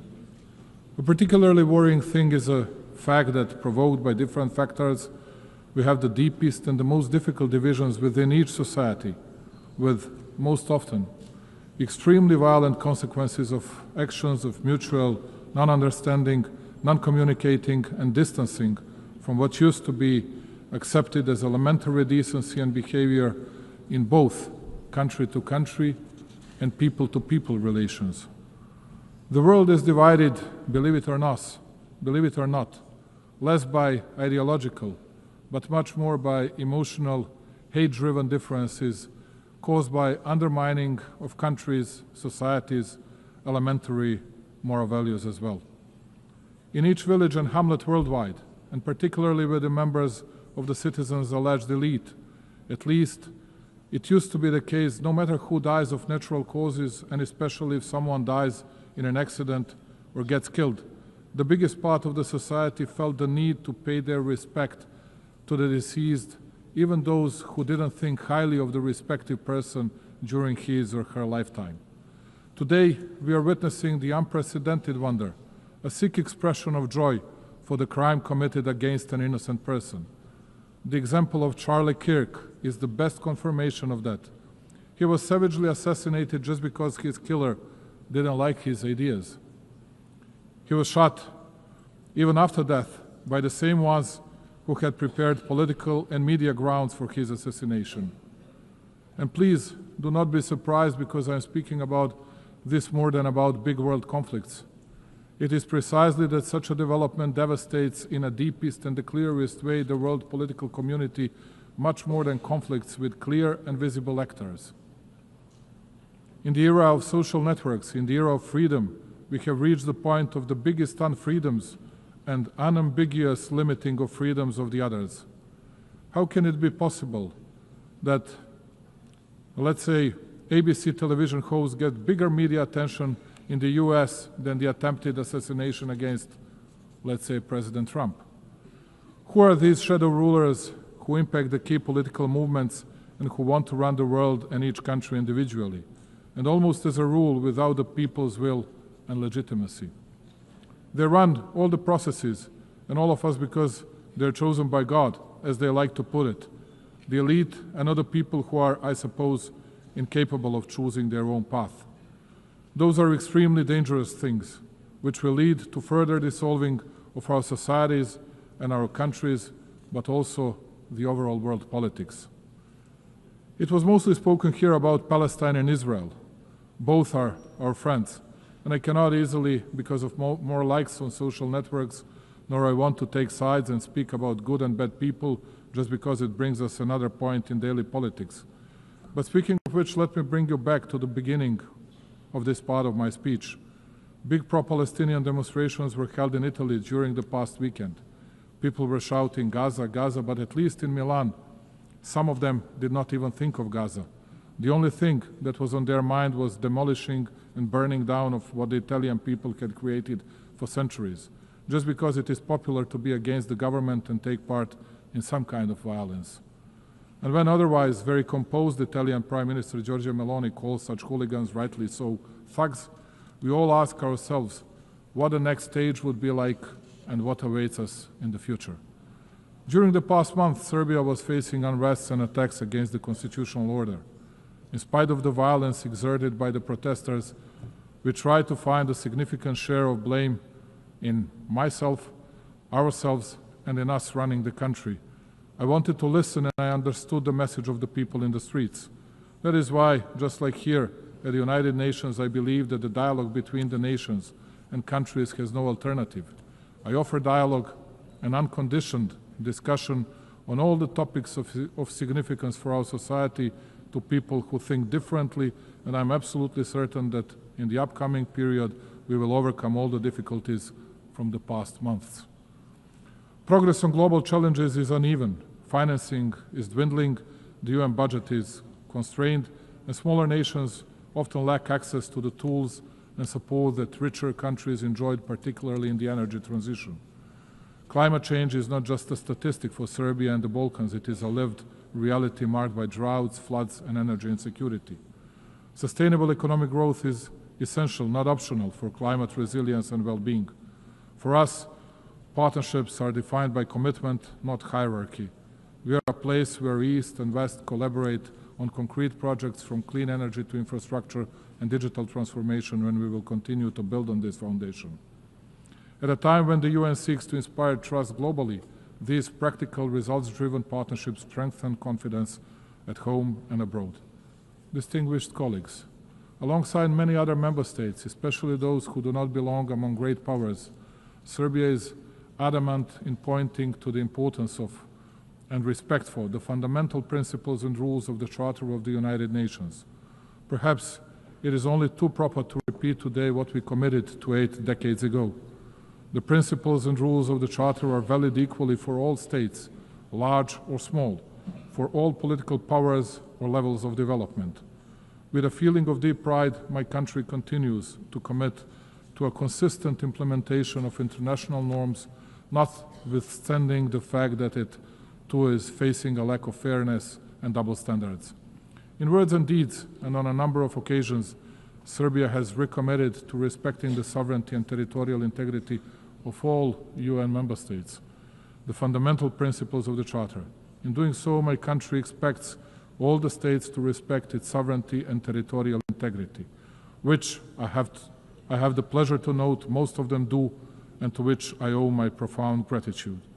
After all, as I said on many previous occasions, the respect of the Charter of the UN is not a matter of choice. Rather than that, it is a universal and binding obligation of us all. Number two, territorial integrity is not a principle measured by power. It is the measure that restrains power. If the principle of territorial integrity is applied selectively, it ceases to apply at all. Its violation in one place becomes justification for conflict everywhere. Undermining it does not create exceptions. Rather, like in the case of Serbia, it creates precedents, dangerous ones. Serbia is well aware of the price paid in this regard of international law and multilateralism. 26 years ago, my country fell prey to a brutal aggression by NATO. It opened a Pandora box of sorts whereby the very postulates of international law were unscrupulously undermined and the principle of territorial integrity brought into question. The consequences of such actions of those who consider themselves untouchable at the time are felt today as well. Even though small in respect of global powers, Serbia is not deterred from commitment to the principles of international law. We firmly believe that they should be respected in every situation, without exception and selectivity. As a persistent drop can shape stones over time, so does our perseverance in defending universal norms help assert their durability. Serbia will continue advocating those principles, as the observance of the respective is the only reliable way to peace and stability. This rostrum and this occasion are the best opportunity to reiterate that my country will never forget its history, its people, its sanctities. Kosovo and Metohija is an inseparable part of Serbia, the main pillar of its identity, culture, and spiritual heritage. For us Serbs, it is not only a piece of land, it is the cradle of our spirituality and our existence on that land over centuries. Our concern is not only moral and historical, it is humane too. It is with a heavy heart that I advise of the dramatic circumstances in which the Serbs of Kosovo live today. Day in, day out, they are denied basic human rights, the right to life, freedom of movement, the right to education and health protection, access to workplace and property. They live in isolation, basic foods and medicines are in short supply, while children grow up in a fear and uncertainty. Their situation is not only local by nature, it touches upon the conscience of the entire international community and is a test of its readiness to fend for the innocent and helpless. We witness ethnic violence suffered by the Serbs almost every day. It is frightening in size and scope. The Serbs are physically attacked, intimidated, arrested unlawfully, their property is confiscated, and their rights to language, education, and cultural expression limited. The Serbs are often discriminated against, too. The practice sets the stage to make life in Serbian communities more difficult, as they are denied basic services, taxed exorbitantly, and erected hurdles and obstacles too. This is aimed at creating fear and pressure, and by extension change the demographic picture and force the Serbs to flee Kosovo and Metohija. Serbia, therefore, calls on the international community to take concrete and resolute measures to stop the violence in order to ensure security and rights of all peoples in Kosovo and Metohija. Compassion is not good enough. We need deeds and protection mechanisms. Notwithstanding the continuous, open and obvious violations of UN Security Council Resolution 1244, Serbia continues to believe in dialogue under the European Union auspices. It has no alternative, and if true and committed, it is the only way to a just and sustainable solution in line with international law and with full respect for mutual obligations.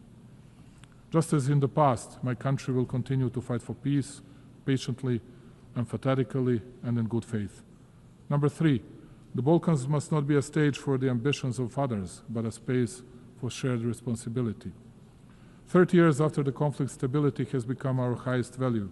The nations of the Balkans deserve the right to shape their future free from external patronage through cooperation, mutual respect, and regional ownership. Distinguished colleagues, cooperation, dialogue, and mutual confidence are perceived as main levers of international relations also on the regional level. We consider that our region should look to the future while we continue to work to the benefit of all citizens and economic interlinkage. To paraphrase Indira Gandhi, who once said that one cannot shake hands with a clenched fist, let me say that Serbia will keep its hand extended, the hand reaching over divisions and borders, devoted to stability and prosperity for all those who strive for a positive agenda and a vision of common European future. The stability of our region is of paramount importance for us. As a guarantor of the Dayton Peace Agreement that we signed 30 years ago, we shall always work toward its full implementation and respect for the rights of all three constituent peoples in Bosnia and Herzegovina: Serbs, Bosniaks and Croats. Unilateral acts and the abuse of authority contrary to the letter of the agreement are not conducive to peace and bring about new tensions.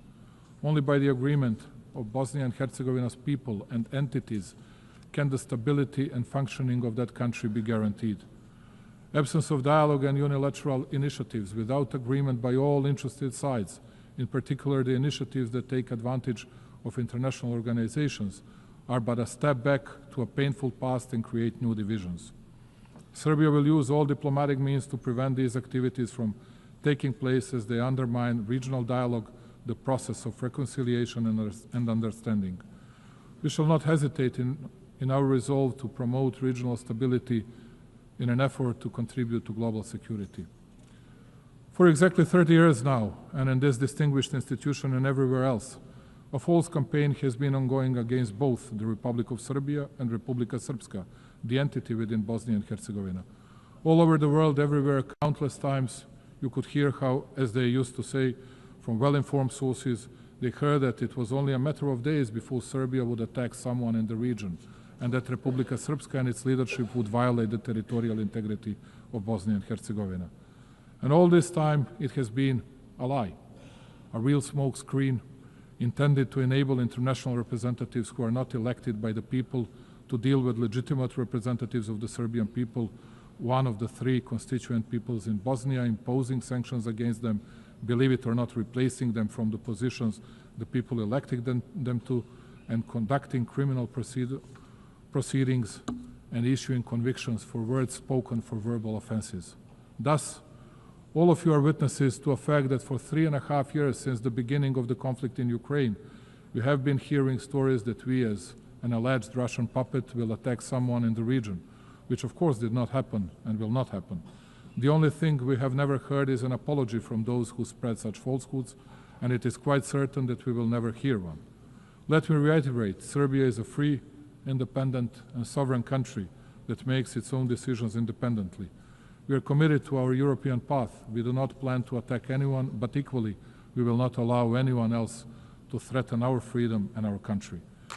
Number 4, the world is changing and the United Nations must evolve to remain a pillar of global stability. Reforming the United Nations is not simply an institutional task. It is a moral duty to safeguard the future of global peace and justice.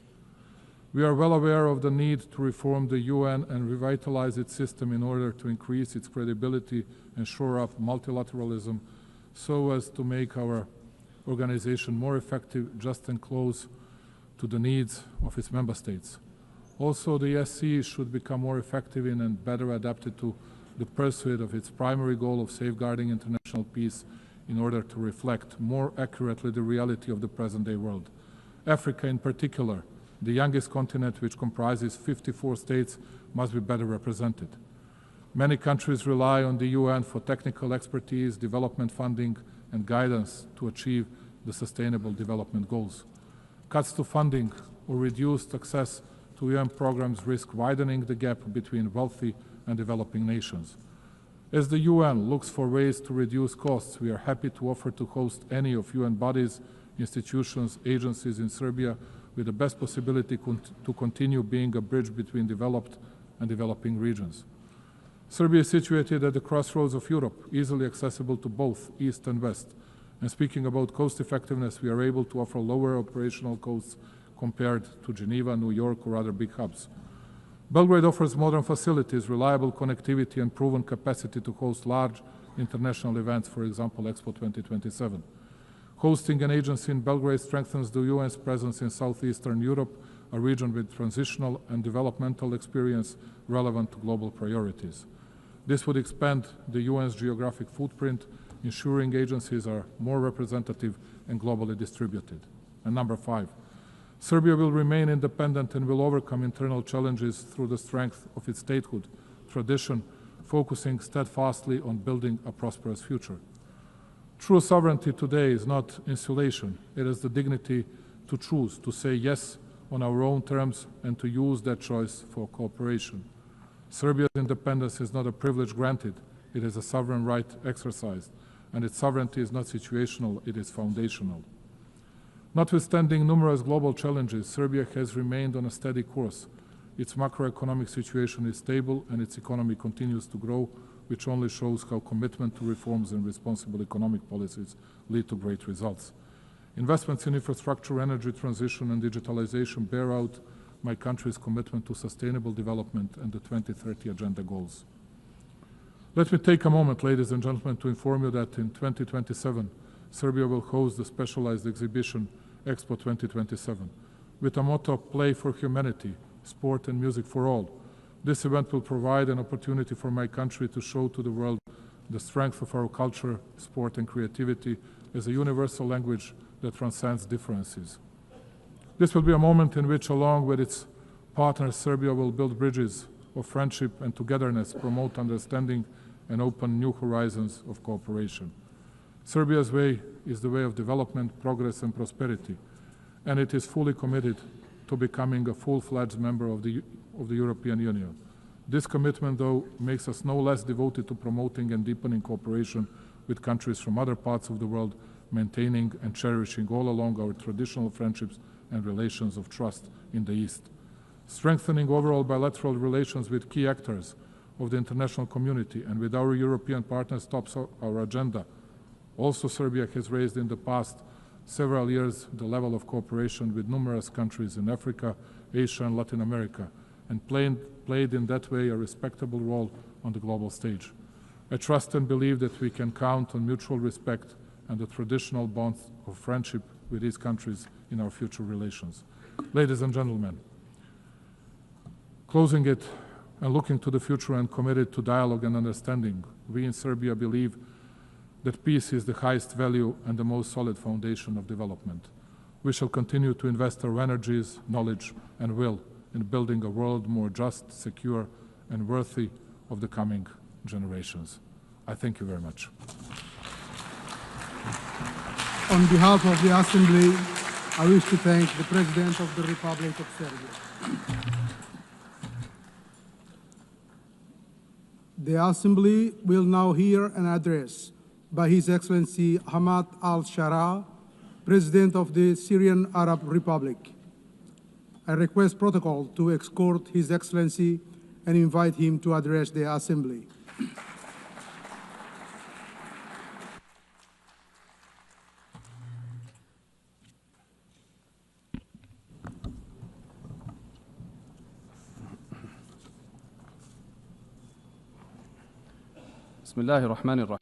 In the name of God, most compassionate, most merciful.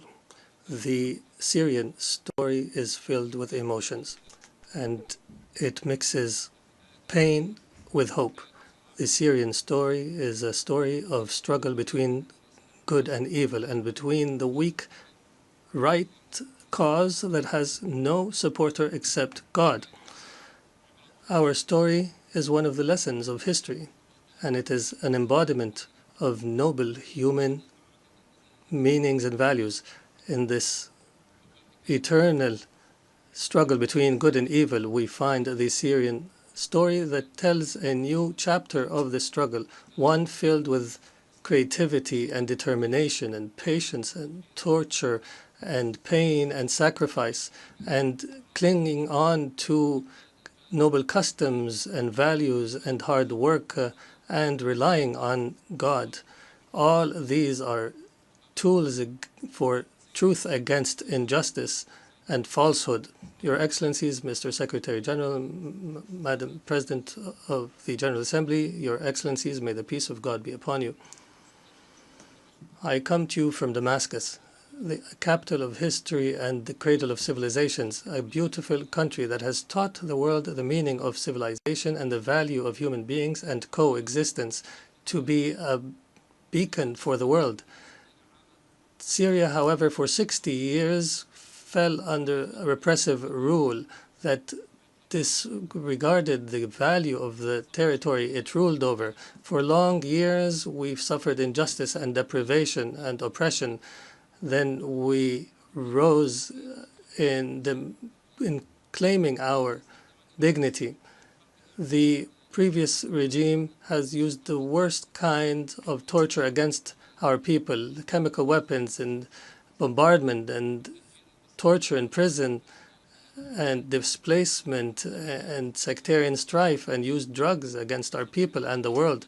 It has torn our country apart and brought forth fighters from around the world.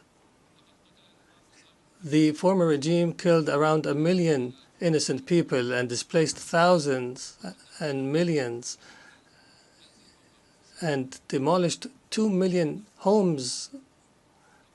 Ladies and gentlemen, the unarmed people were attacked using chemical weapons. Our women and children have inhaled toxic gases, all this to silence truth.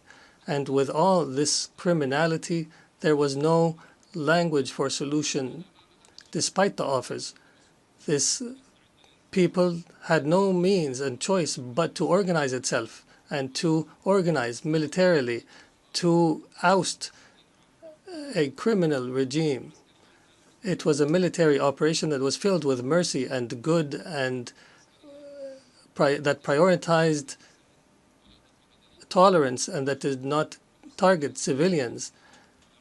It targeted justice without vengeance.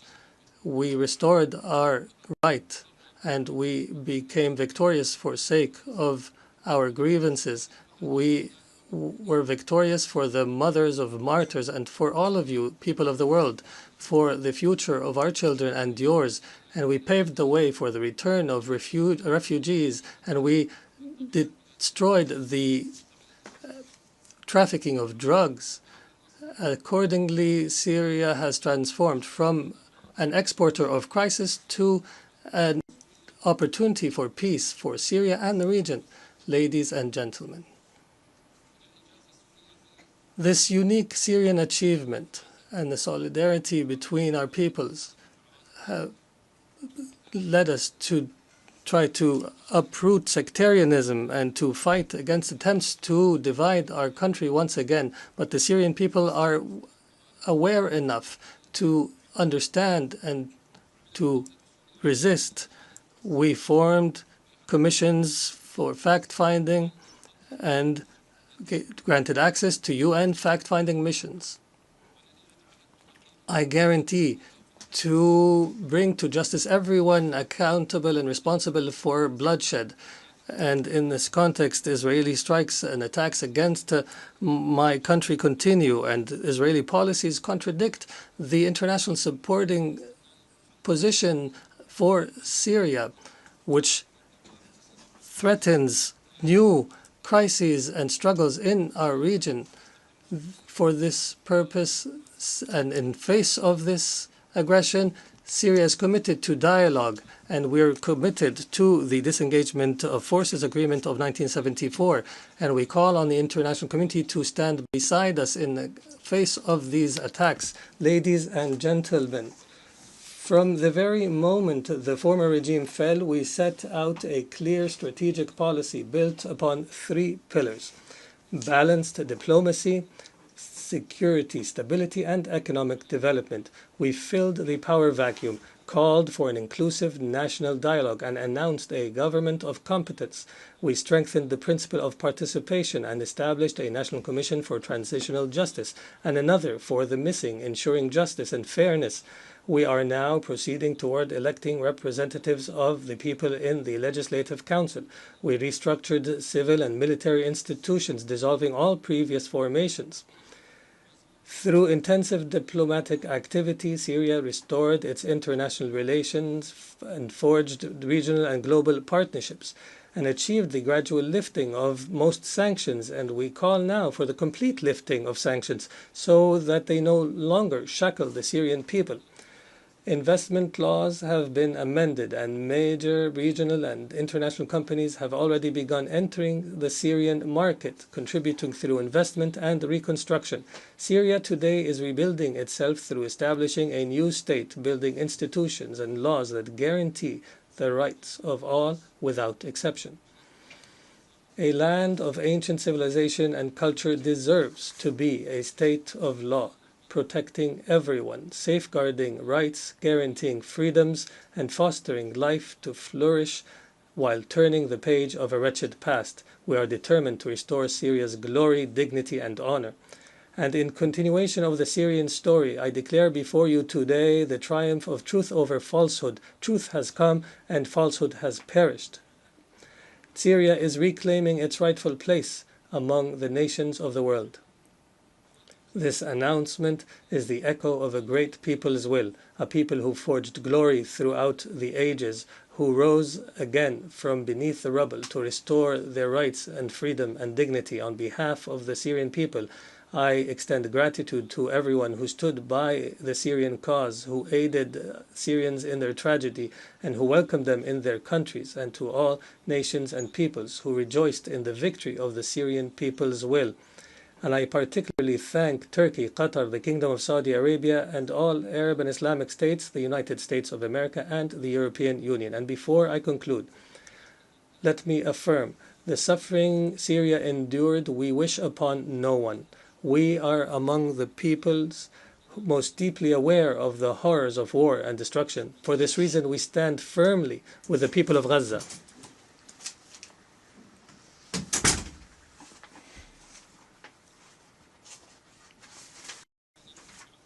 For this reason, we stand firmly with the people of Gaza, its children and women, and all peoples facing violations and aggression. We call for an immediate end to the war.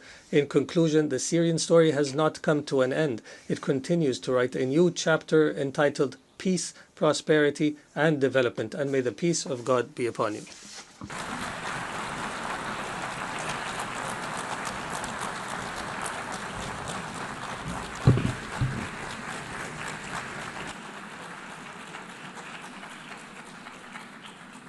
On behalf of the Assembly, I wish to thank the President of the Syrian Arab Republic. The Assembly will hear an address by His Excellency Zoran Milanovic, President of the Republic of Croatia. I request protocol to escort His Excellency and invite him to address the Assembly.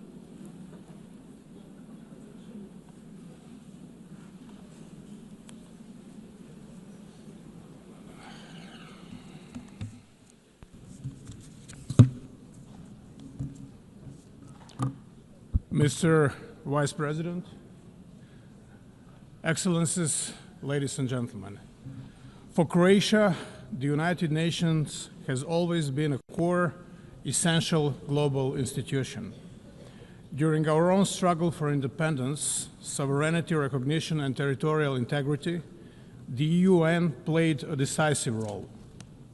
Our path to admission and early years of membership were about braving the stormy seas rather than smooth sailing. And it was this organization and what it represents, the principles of the Charter of the UN, that served as our safe harbor. I believe this experience proved productive for both Croatia and the UN and has provided many lessons for the future, including on how to successfully end a complex war and conduct peaceful territorial integration and reintegration. Today, the international community faces daunting challenges. Armed conflicts are more numerous than at any time since the Second World War. They are multiplying and intensifying, overwhelming humanitarian systems and eroding trust in our capacity to prevent or resolve crises. In Ukraine, we hope the senseless loss of human lives will end as soon as possible. We welcome recent diplomatic efforts and encourage inclusive dialogue that can restore peace. Beyond Europe, other regions faced devastating crises. In Gaza, tens of thousands of women and children, human beings after all, or before all, have been killed and are being killed. Millions live without safety, food, medicine, and basic human dignity. This is worse than a mere war. It's a carnage, and we urgently call for it to end, for safe delivery of aid, especially to children, and for the release of all hostages. Lasting peace can only come through the universal recognition of the legitimate political aspirations of the Palestinian people, long denied. Time to close the chapter. The suffering is in less visible crisis, is no less real. In Sudan, one of the gravest humanitarian catastrophes of the 21st century is unfolding before our eyes. UN peacekeeping must adapt to today's conflicts. Missions must be flexible, realistic, and sequenced towards achievable goals, reasonable goals. This requires the Security Council to focus on political solutions and remain committed to sustaining peace long after missions withdraw. Peace is more than silencing the guns. It requires preventing new wars and breaking the cycles of violence from the past. Lasting peace rests on democracy, legitimate governance, and full respect for the right of each people to freely choose their leaders and representatives. Excellencies, in our region of Southeast Europe, Croatia continues to champion and promote legitimate political processes as the foundation of progress. The EU membership is not a cure-all, but it remains a strong driver of prosperity, as can be witnessed in my country, Croatia. We promote good neighborly relations and urge all countries to refrain from actions that undermine stability in the region. In Bosnia and Herzegovina, we call for full respect of the constitutional order, sovereignty and equality of three constituent peoples. All parties and the international community must uphold the Dayton-Paris Peace Accord.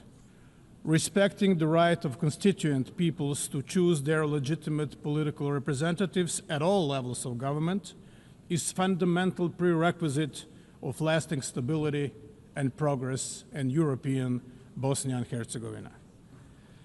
Lasting peace cannot be imposed. It must be built. And if it's to be sustainable, it must include respect for human rights and development that is inclusive and fair, basic building blocks of any just and prosperous society. The humanitarian system must be reformed to respond with speed, innovation, and stronger partnerships with local actors. Croatia supports the UN's humanitarian reset in order to make responses more agile, effective, and grounded in resilience. Above all, strict respect for international humanitarian law must remain the moral core of multilateralism. In Croatia, decades after the homeland war, 3 decades, 3.5 decades, families still search for 1,744 missing loved ones. Not bodies, not just numbers, but human souls, fathers, sons, grandchildren still missing, unaccounted for. As co-chair of the Global Alliance for the Missing, Croatia draws on its painful experience to raise global visibility of this issue, share good practices, and strengthen cooperation. Survivor-centered justice is enshrined in our laws in Croatia, and we encourage the others to follow this path. We also share the Croatian model for searching for the missing. It rests on an effective interdepartmental cooperation and a comprehensive, transparent approach without discrimination, consistent with the highest international standards, of whom some are set by us. With this in mind, Croatia is proud to host later today a high-level side event on missing persons in armed conflict, dedicated to advancing the search for answers. Another legacy of the homeland war is the issue of landmines. Croatia has been active in promoting the Human Rights Council's first resolution on landmines, adopted by consensus on April 4th, International Mine Action Day. The resolution reaffirms the treaty banning anti-personnel mines and sends a clear message. The needless cruelty of these weapons violates basic human rights, violates the sense of humanity, the notion of humanity. The togetherness which is promoted throughout this debate especially means inclusion of the most vulnerable. Therefore, Croatia is proud to have led the initiative resulting in consensus adoption of an impressive 99 member states co-sponsoring the General Assembly resolution declaring the June 27th as the International Day of Deaf Blindness. Peace and security are inseparable from development and human rights. The founders of the United Nations acknowledged this when they placed these three pillars at the heart of the organization. As we marked the 10th anniversary of the General Assembly's resolution on the 2030 agenda, Croatia reaffirms its commitment to the SDGs and to ensuring that no one is left behind. We are grateful to member states for their support in electing Croatia to the UN Economic and Social Council for the 2026-2028 term. Our priorities will include accelerating the 2030 agenda, preparing momentum for the 2027 SDG Summit and the agenda beyond 2030, and strengthening links between humanitarian, development, and peace efforts. At home, in Croatia, sustainable development is fully embedded in our national planning. Croatia's National Development Strategy 2030 is closely aligned with the SDGs, placing us among leading global performers. We reaffirm our commitment to progress made at SOP meetings, including the landmark SOP 28 agreement to begin phasing out fossil fuels. COP 29 in Baku, Azerbaijan, must deliver a new quantified climate finance goal, and COP 30 in Belém must raise ambition, advance fossil fuel transition, and scale up climate finance. Croatia supports a credible climate finance roadmap. The triple planetary crisis also threatens global public health. Croatia endorses the One Health approach, recognizing the interdependence of human, animal, and the environmental health. We welcome adoption of the pandemic agreement at the 78th World Health Assembly earlier this year. As a Mediterranean nation, Croatia knows that healthy seas are both a national imperative and a global responsibility. We remain committed to multilateral ocean protection under the United Nations Convention on the Law of the Seas. We welcome the outcome of the third UN Ocean Conference in Nice, France, have ratified the BBNG agreement, and urge others to do so without unnecessary delay. Croatia's contribution to development cooperation and humanitarian aid continue to grow. Since 2011, we have steadily increased our support, reaching record levels in 2023. We share lessons from our own recovery, from democratic transition to mine action and veteran reintegration. In Ukraine, our expertise in humanitarian demining is particularly valued, making us one of the leading contributors relative to GDP. Our support extends far beyond our neighborhood, reaching whole Southeast Europe, the eastern and southern neighborhoods, and Africa. Excellencies, fundamental changes we are witnessing in our world are not mere historical echo, but an all-encompassing global transformation. We are at the defining moment of an era to come. Emerging technologies are reshaping every aspect of society: how we live, how we trade, and how we defend ourselves. Drones are a clear example. They did not only increase the lethality of war, they changed its economics. They showed us that assumptions we held only a decade ago about defense and deterrence are already outdated, total bygones. This disruption brings danger, but also opportunity. New tools can be misused by hostile actors, spreading instability and lowering the threshold for conflict. But the same tools, used responsibly, can strengthen our defenses, improve disaster response, and drive economic growth. Artificial intelligence, cyber capabilities, space technologies, robotics, each can be a threat or a solution. The choice is ours. We need to rethink security, not only nationally but globally. Rules, safeguards, and cooperation must keep pace with innovation. If they do not, we risk instability and peril. But if they do, these technologies can become engines of resilience and stability. The task is urgent. The world must act with clarity, not hesitation. Emerging technologies are not tomorrow's challenge. They are today's reality. And how we choose to guide them will define not just the future of defense, but the future of peace. Reforming the United Nations is an existential necessity. At 80, the UN must adapt to stay relevant and effective. We welcome the Secretary General's UN 80 initiative as an opportunity not only to celebrate achievements, but also to reform and revitalize the organization. Security Council remains essential. Its reform is at the fundamental. The Council must become more inclusive, effective, transparent, and accountable. Croatia supports comprehensive reform, including enlargement in both categories of membership and stronger representation of unrepresented regions, in particular Africa. The financial stability of the UN is also vital.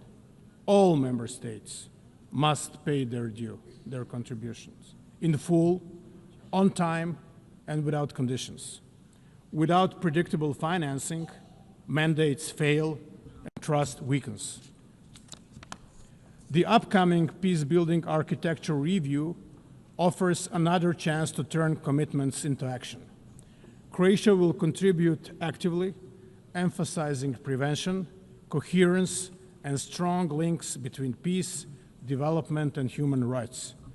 We welcome the decision to provide assessed contributions for the Peace Building Fund from 2025, but needs still outpace resources.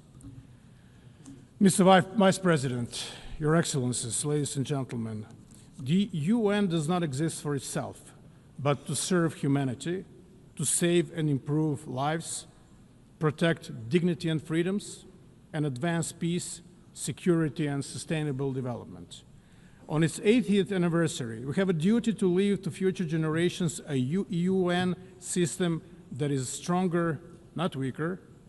Croatia will continue to defend the principles of the Charter and international law, not rules-based order, to support multilateral solutions, and to build partnerships rooted in respect and responsibility. The world is not short of strategies and grand ideas, reports, or debates. What it lacks is political courage and determination. Let us find that courage together and prove that multilateralism can meet this moment and rise to the challenges of our times. Thank you so much.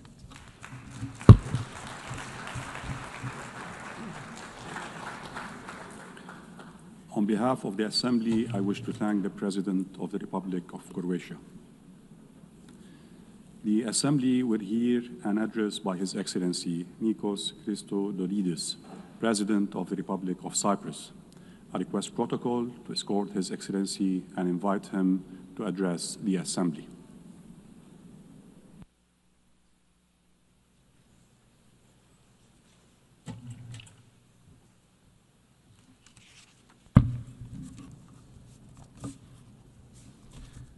Mr. President, Your Excellencies, we stand at the brink of a precipice International order, as we know it, is challenged in an unprecedented manner 80 years since the United Nations emerged out of World War II. Today, we stand before drastic, unpredictable geopolitical shifts, instability that appears to spiral, and an uncharted landscape that seems resistant to the international order and norms as we know them.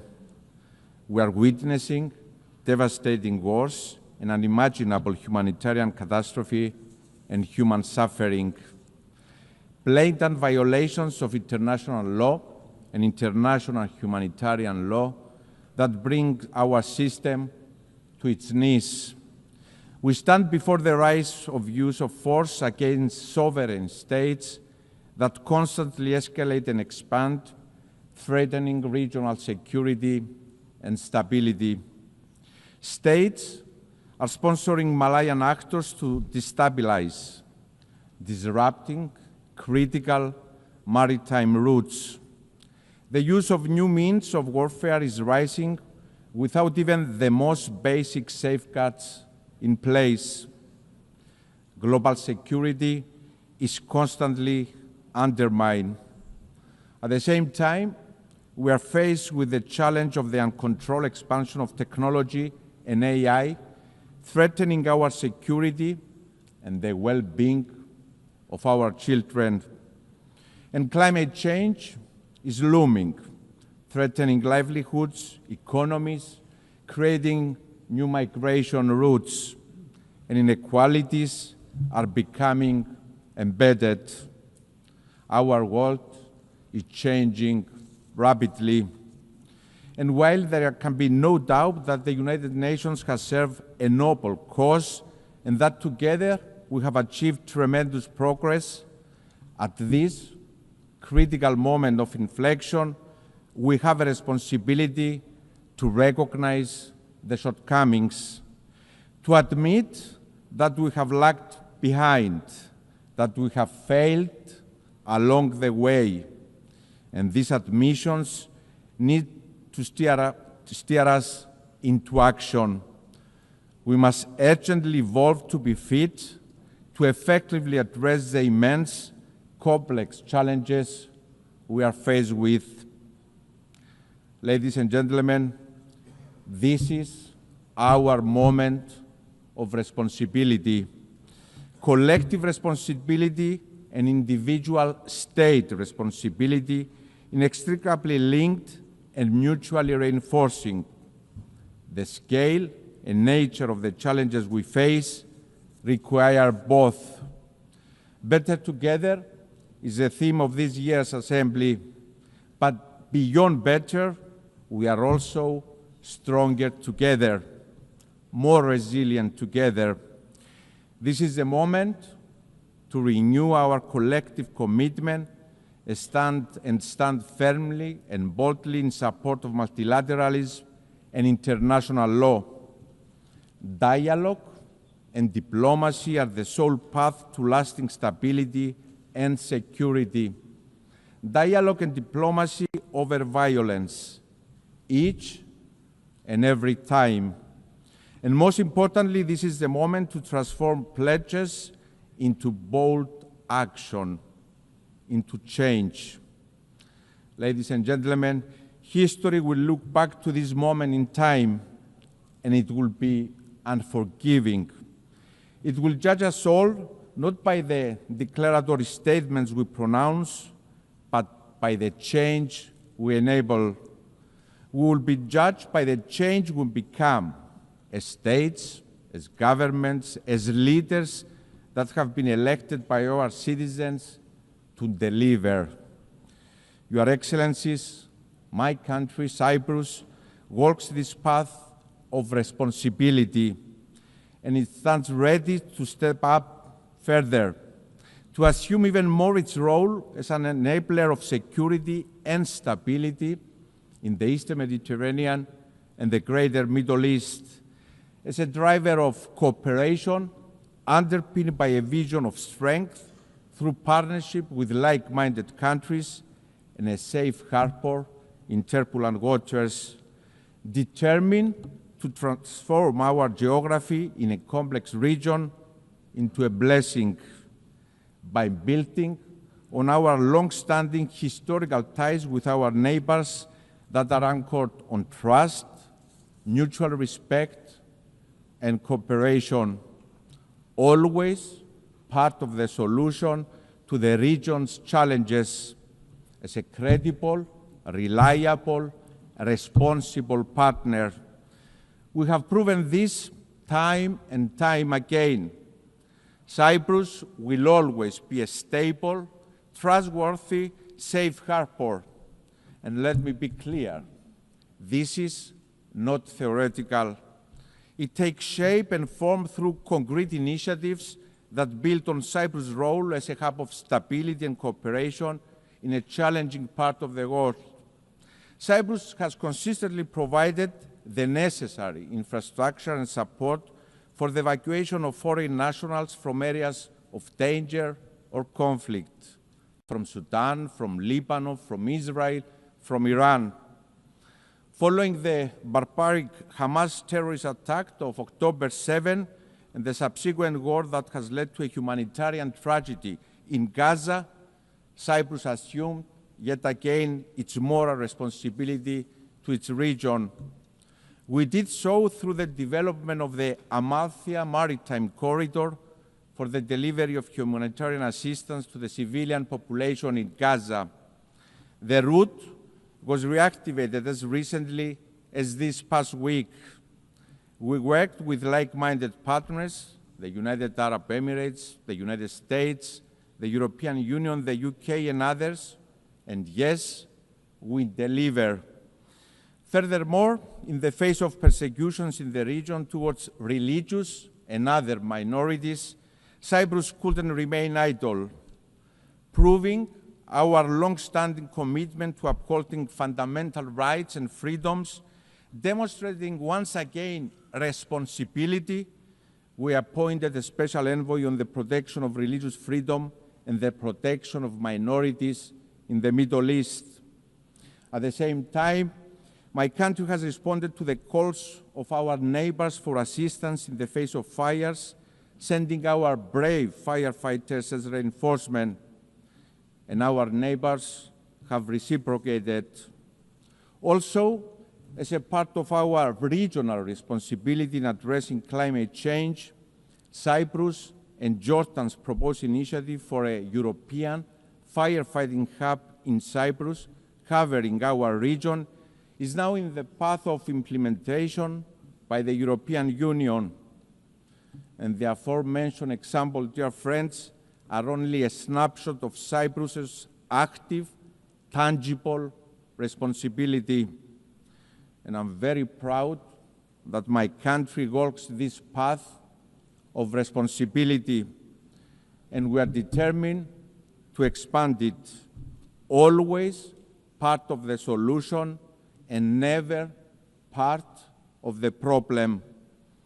Your Excellencies, Cyprus stands ready to assume its regional responsibility also in the context of bringing an end to the war in Gaza, and given our proximity, to play a role in its reconstruction. Let me be clear, there are no substitutes for peace. This war must end. A first necessary step is the immediate ceasefire in Gaza, and I really hope that President Trump's initiative has a positive outcome. At the same time, the humanitarian catastrophe must be alleviated. This means unhindered flow of aid in Gaza. The displacement must also end. International humanitarian law must be respected. We also call with the same fervor for the immediate release of all hostages. And, dear friends, as unreachable as it may seem at this moment, we must not lose sight of the path for peace, for a two-state solution in line with the United Nations Security Council resolutions.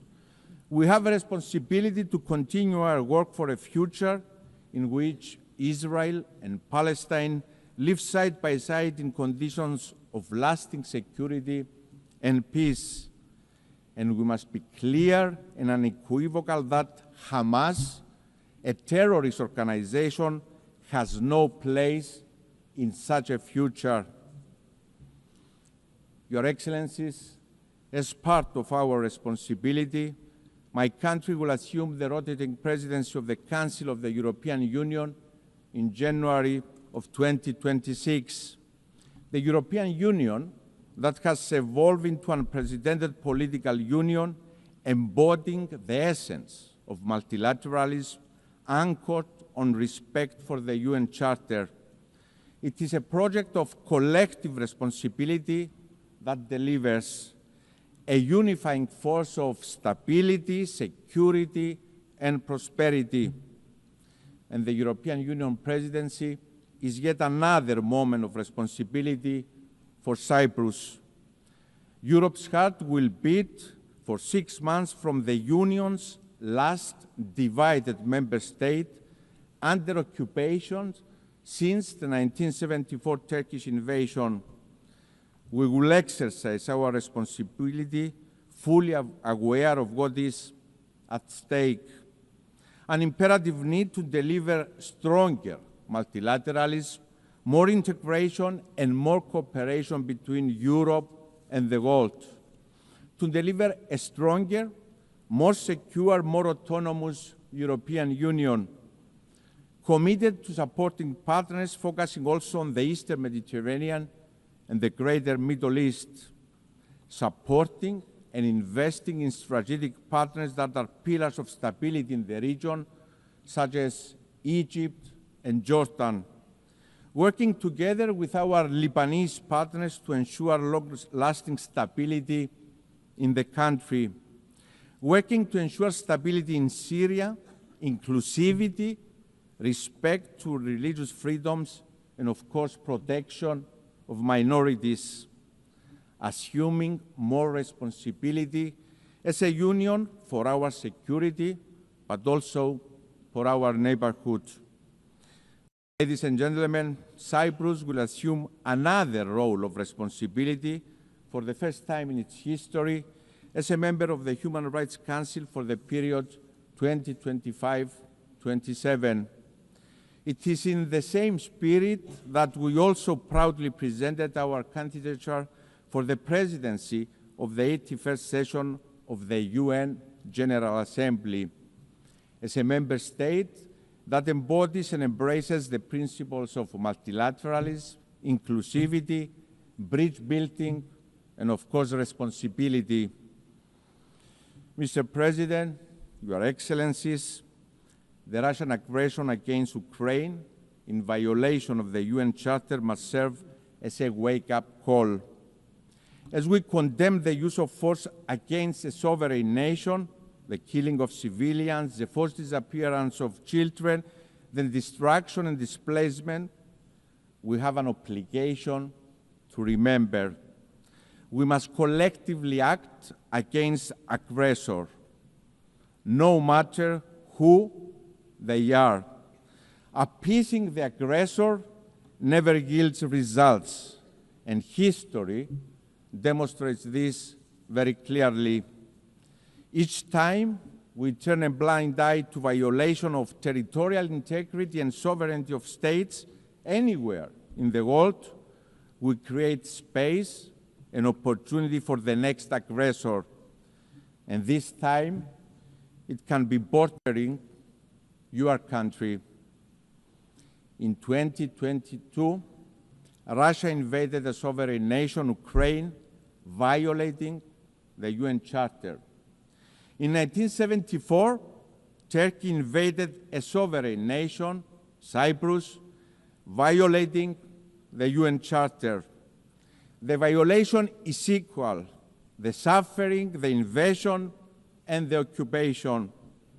My country, Cyprus, is under Turkish occupation for 51 years. Tens of thousands displaced, women raped, destruction of cultural and religious heritage, the fenced town of Varosha held hostage by Turkey, awaiting for its lawful inhabitants to return, as the relevant UN Security Council resolutions have prescribed for Turkey to allow a policy of illegal settlements to change the demographic character of the country. Families, 51 years later, waiting for the fate of their loved ones. As a young boy in those early years after the invasion, the images of mothers and children weeping for their loved ones have been engraved in my memory. Dear friends, the playbook of occupiers is always the same. Your Excellencies, from this very podium yesterday, Mr. Erdogan preached the call on peace and accountability. He pointed the finger to others for crimes Turkey itself commits every single day. That is selective sensitivity and hypocrisy of the highest form. Illegality cannot yield legality. Illegality stemming from use of force cannot be recognized, no matter who is the perpetrator is, no matter who the victim is. Ladies and gentlemen, politicians are judged not by their words, but by their actions. It is what distinguishes politicians from leaders.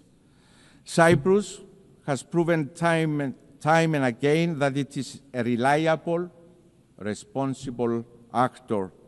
A country that not only talks the talk, but also walks the walk of responsibility. And my call to Mr. Erdogan is to join that path of responsibility, to end the occupation through negotiations for a comprehensive settlement that will reunify Cyprus in a bizonal, bicommunal federation with political equality, always in line with UN Security Council resolutions, European Union law, values, and principles. This is the only way. Therefore, let me repeat, the call for responsibility is the loudest for my own country. I'm ready for this moment of responsibility, ready to deliver on the call of history to reunify Cyprus, to reunify my people, Greek Cypriots, Turkish Cypriots, Maronites, Armenians, and Latins. Mr. President, Your Excellencies, we stand at the brink of a precipice. And while the impulse may be to shrink away from the immense responsibility we inherited from the visionaries who stood here 80 years ago, now is the moment for us to assume our responsibility collectively and individually as states. Rest assured that my country, Cyprus, will continue to do its part by being responsible, by being advocates for responsibility, for the good of humanity, for our peoples. Thank you very much.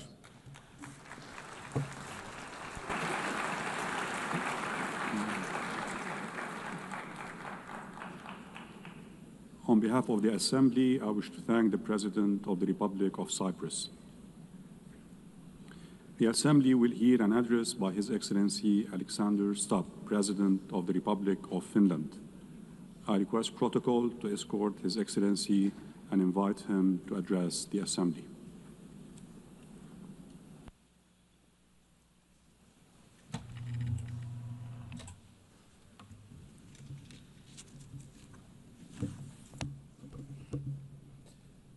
Mr. President, Excellencies, ladies and gentlemen, in its simplest form, foreign policy is really about three things: about values, interests, and power. I come from a relatively small country, Finland, and our toolkit is mainly about two of those three things. It's about values and interests. Power, hard or soft, is usually the luxury of bigger players. The power of smaller country arises from its capacity to cooperate with others. Smart diplomacy gives smaller player at least relative influence. The UN is, of course, case in point. Big players have power through their permanent membership in the UN Security Council. But we, the smaller players, can influence the ebb and flow of international relations by being active in the corridors of diplomacy. Now, most of the speeches that we've heard here today have highlighted the fact that the world order, balance, and dynamics are changing, much like they did after World War II when the UN was founded. I actually think that the post-Cold War order is over, but we don't know what the new order is going to look like. It will take at least 5 to 10 years for things to settle. And my message to this assembly today is that regardless of the size, each and every member state of the United Nations has agency, a say in how the new world order will look like. It is important that we all use this power wisely and responsibly. Now, I fully appreciate that our interests differ, depending on our geographical location, history, state of development, or culture. But fundamental values are something we should all share. We have commonly defined some of the most essential of them in the UN Charter. Today, I want to do 2 things. First, analyze where we are, and second, give my proposals on what we might want to do together. To understand what's currently happening in the world, I'd like to raise 3 different but yet related developments. First, it seems to me that there's a growing tension between multilateralism, in other words, an order based on the rule of law, and those that speak the language of multipolarity or transactionalism. So difference between multilateralism and multipolarity. Now, I can understand the temptation and the rationale of the proponents of multipolarity and transactionalism. But can they solve the world's biggest challenges, such as climate change or sustainable development?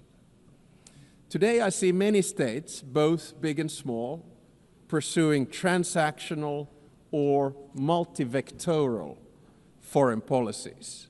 In essence, their aim is to diversify their relations with multiple actors rather than aligning with any one particular bloc. Now, this can be opportunistic, but it may also be justified and reasonable. This depends on political choices. A transactional or multivectoral foreign policy is dominated by interests. Interests drive practical choices of states, and this is entirely legitimate. This kind of foreign policy is based on a realistic understanding of power. Power defines the limits of what is possible for each state. However, values should actually underpin everything we do. Even transactional or multivectoral foreign policy should rest on a score of fundamental values. Without them, foreign policy will ultimately run into a wall. If you set aside values for unhindered pursuit of power and interests, you will eventually find before you the very same problems you wanted to overlook. Second, the balance of power in the New World Order is shifting towards the South and the East. Many countries, especially in Africa, Asia, Latin America, are becoming or have become key players in determining the direction of the New World Order. To put it simply, they have both agency and power. They are not only an expanding economic force, but their demographic growth is inexorable. This will also turn them into a political and cultural force. It will yield them both hard power and soft power, and they will use it to promote their interests as they should. The 193 members of the United Nations do not have to agree on every minute detail of values, but we have to have a common understanding of fundamentals. They include the sovereignty and territorial integrity of states. They include the prohibition of the use of force and the respect for human rights and fundamental freedoms. These values are the building blocks of who we are and what we stand for as the United Nations. The broad international community has overwhelmingly an interest to uphold them. Let me be clear. Russia has no right to continue its aggression on Ukraine. Israel has no right to violate international law in Palestine. States have no right to use Sudanese or Congolese territories to fight proxy wars for their economic or strategic self-interests. I urge us all to heed this message of the international community and act accordingly. War is always a failure of humanity. It is a collective failure of our fundamental values. It is a failure of us as human beings. Thirdly, I would like to say a few words about the state of the United Nations, the institution where we are. The UN was created to maintain and promote peace, stability, development, and friendly relations among nations. In order to achieve this, the balance between the three elements was required. The power at the highest level was represented by the UN Security Council. The interests of the wider membership were reconciled here in the General Assembly, and the values were enshrined in the Charter and consolidated as rules of international law. Now, unfortunately today, the UN is struggling to fulfill its central promise of delivering peace and stability. We can always blame each other, but at the end of the day, it's a collective decision. Countries have increasingly taken the liberty to break the rules of international law and to use force against other people's territories and suppress other nations. The United Nations of today does not sufficiently reflect the realities of the balance of power. All too often, it fails to serve as a forum for the coordination of interests, and the values at its core are too often not respected in good faith. We all want to have the freedom to make choices and a possibility to influence the world around us. Today, many countries are seeking answers in multipolarity or transactionalism. If the UN fails to deliver, this trend will accelerate. So, let me sum up in the terms of the three pillars: values, interests, and power. Our values can divide us. Fundamentally, however, they should unite us around the basic principles of humanity, the rule of law, and the prohibition of aggression. Our interests differ, and it's only right that we promote them. However, our choices have consequences. Opportunism will eventually be forced to confront the problems it tried to ignore. Power will constantly seek a new balance. We must adapt to change. Nevertheless, we should not allow the rise of hard power to blind us. The power of legitimacy, integrity, and rules will remain strong. So let me get to my second part, from the situation to possible solutions or things that we could do together. Never before in history has humankind had such means of innovations at its disposal to solve the world's most pressing problems. However, the current direction is wrong in so many ways. There are more wars than at any time since World War II. The world is becoming increasingly divided. And so are our societies, and the measures to deal with climate change and sustainable development are lagging behind. In different parts of the world, we're witnessing immense civilian suffering and blatant disrespect for humanitarian principles. For me as a Finn, Russia's war of aggression in Ukraine not only reminds me of our past, but is directly linked to the security of the part of the world where I live. On the other hand, there is aggression and total disregard for civilian life, and an attempt to undermine the fundamental principles on which the international order is based. On the other hand, there's a bastion of freedom that is defending its right to exist and to make its own choices. The battle for what consequences we will draw from this aggression is not yet over. Recently, there's been serious attempts at diplomatic solutions of the war on the initiative of the United States. There are no perfect solutions to wars. At the same time, we know that any decision made in these matters will have far-reaching consequences in Ukraine and beyond. There can hardly be a stronger unifying interest among the UN's broad membership than our opposition to the wars of conquest. Aggression must not be rewarded. Accountability for the most serious international crimes must be pursued. In the Middle East, civilians in Gaza are experiencing immense suffering. The deepening humanitarian crisis has reached unbearable levels and represents a failure of the international system. At the same time, Hamas continues to hold the hostages it has taken, and many have already lost their lives.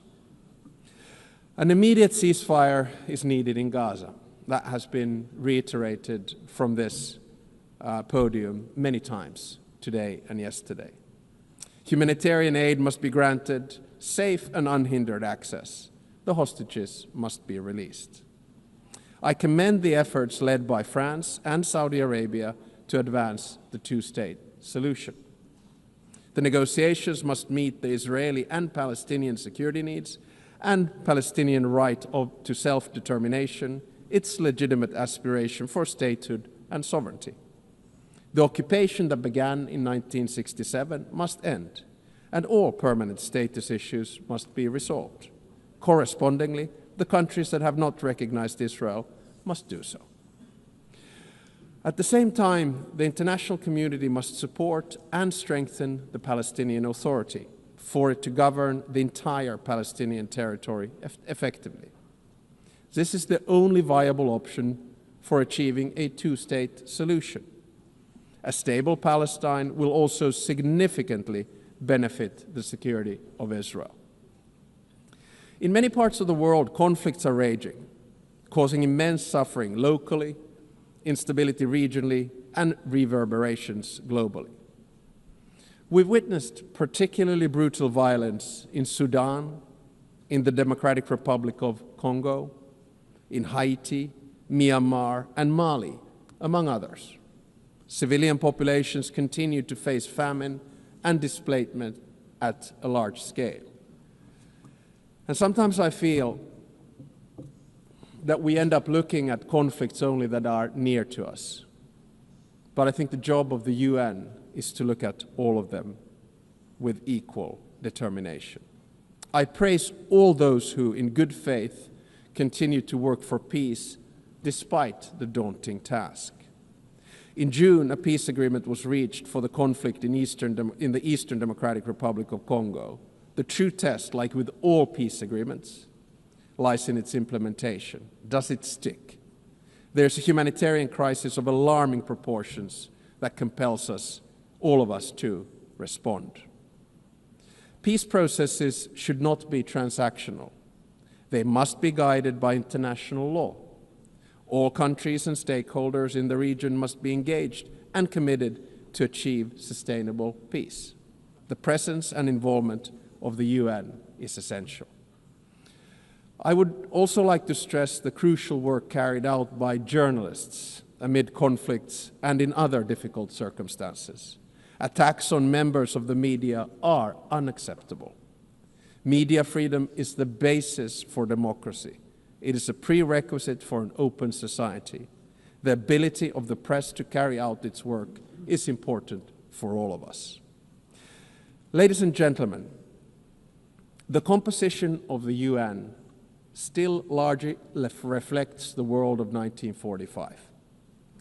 As the world has changed drastically, so should the decision-making at the UN.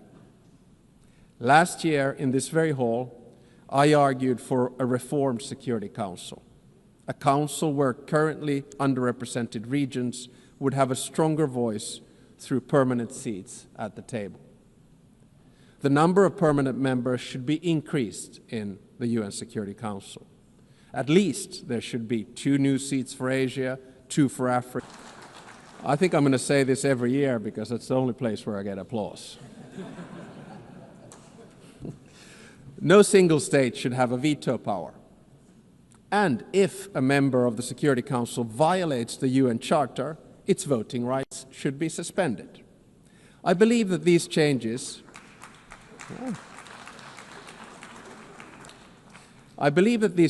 at the top of the UN are necessary in order to maintain the UN's central role in international relations. At the same time, a more comprehensive reform of the UN is needed. I commend the Secretary General for his UN AT initiative, and I encourage him to take bold and ambitious action. So Finland strongly supports the UN and wants it to succeed. Therefore, we stress the need for true reform to enhance the organization's credibility, relevance, and efficiency. This will ensure that the UN can act.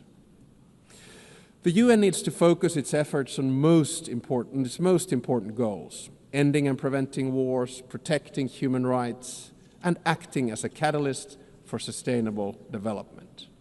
And also, we need to get the UN back into peace mediation. I would argue that one of the reasons that we have so many wars right now is that the UN is absent from peace mediation. No other organization can offer the legitimacy comparable to that of the UN.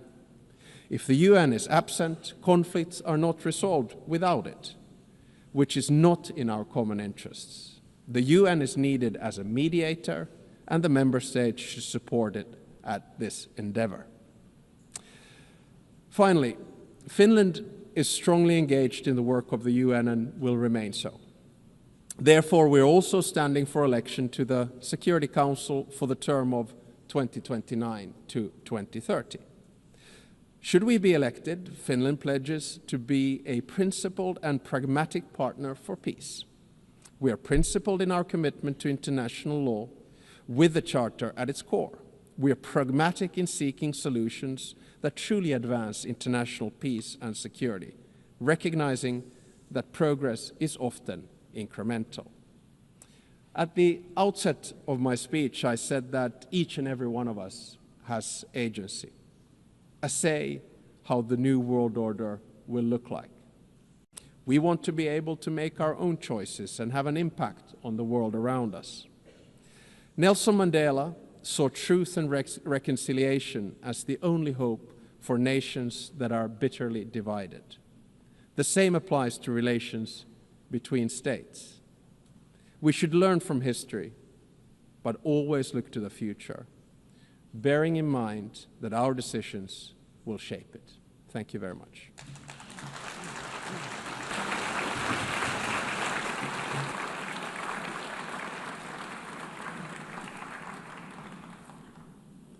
On behalf of the Assembly, I wish to thank the President of the Republic of Finland.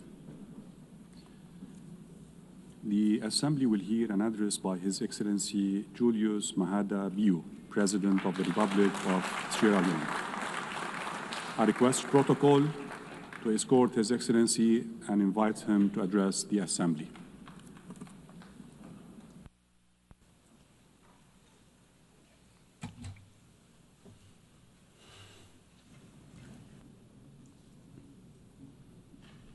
President of the General Assembly, the Secretary General, Excellencies, distinguished ladies and gentlemen, I congratulate Her Excellency Annalena Baerbock on her election as President of the General Assembly to lead this historic 80th session of the General Assembly. I thank her predecessor, His Excellency Philemon Yang, for his distinguished leadership during the 79th session. I commend the Secretary General, Antonio Guterres, for his steadfast commitment to the ideas of the United Nations during these increasingly turbulent times. Madam President, it's both an honor and a solemn responsibility to address this Assembly on the 80th anniversary of the United Nations. This Assembly is not just ceremonial. It is a call for the world's conscience to act with unity, determination, and vision. Our theme, Better Together, 80 years and more for peace, development, and human rights, both celebrates and summons. It reminds us that cooperation delivers progress.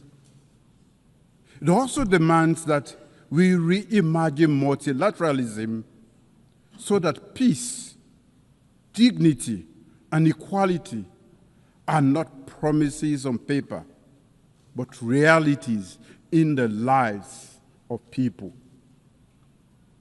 This anniversary is not a time for complacency, but for courageous renewal. Today, we face deepening inequalities, climate crises, geopolitical fragmentation, technological disruptions, and entrenched conflict. No nation can meet these challenges alone. We need bold multilateralism and a united nations that is not only reformed, but reinvigorated.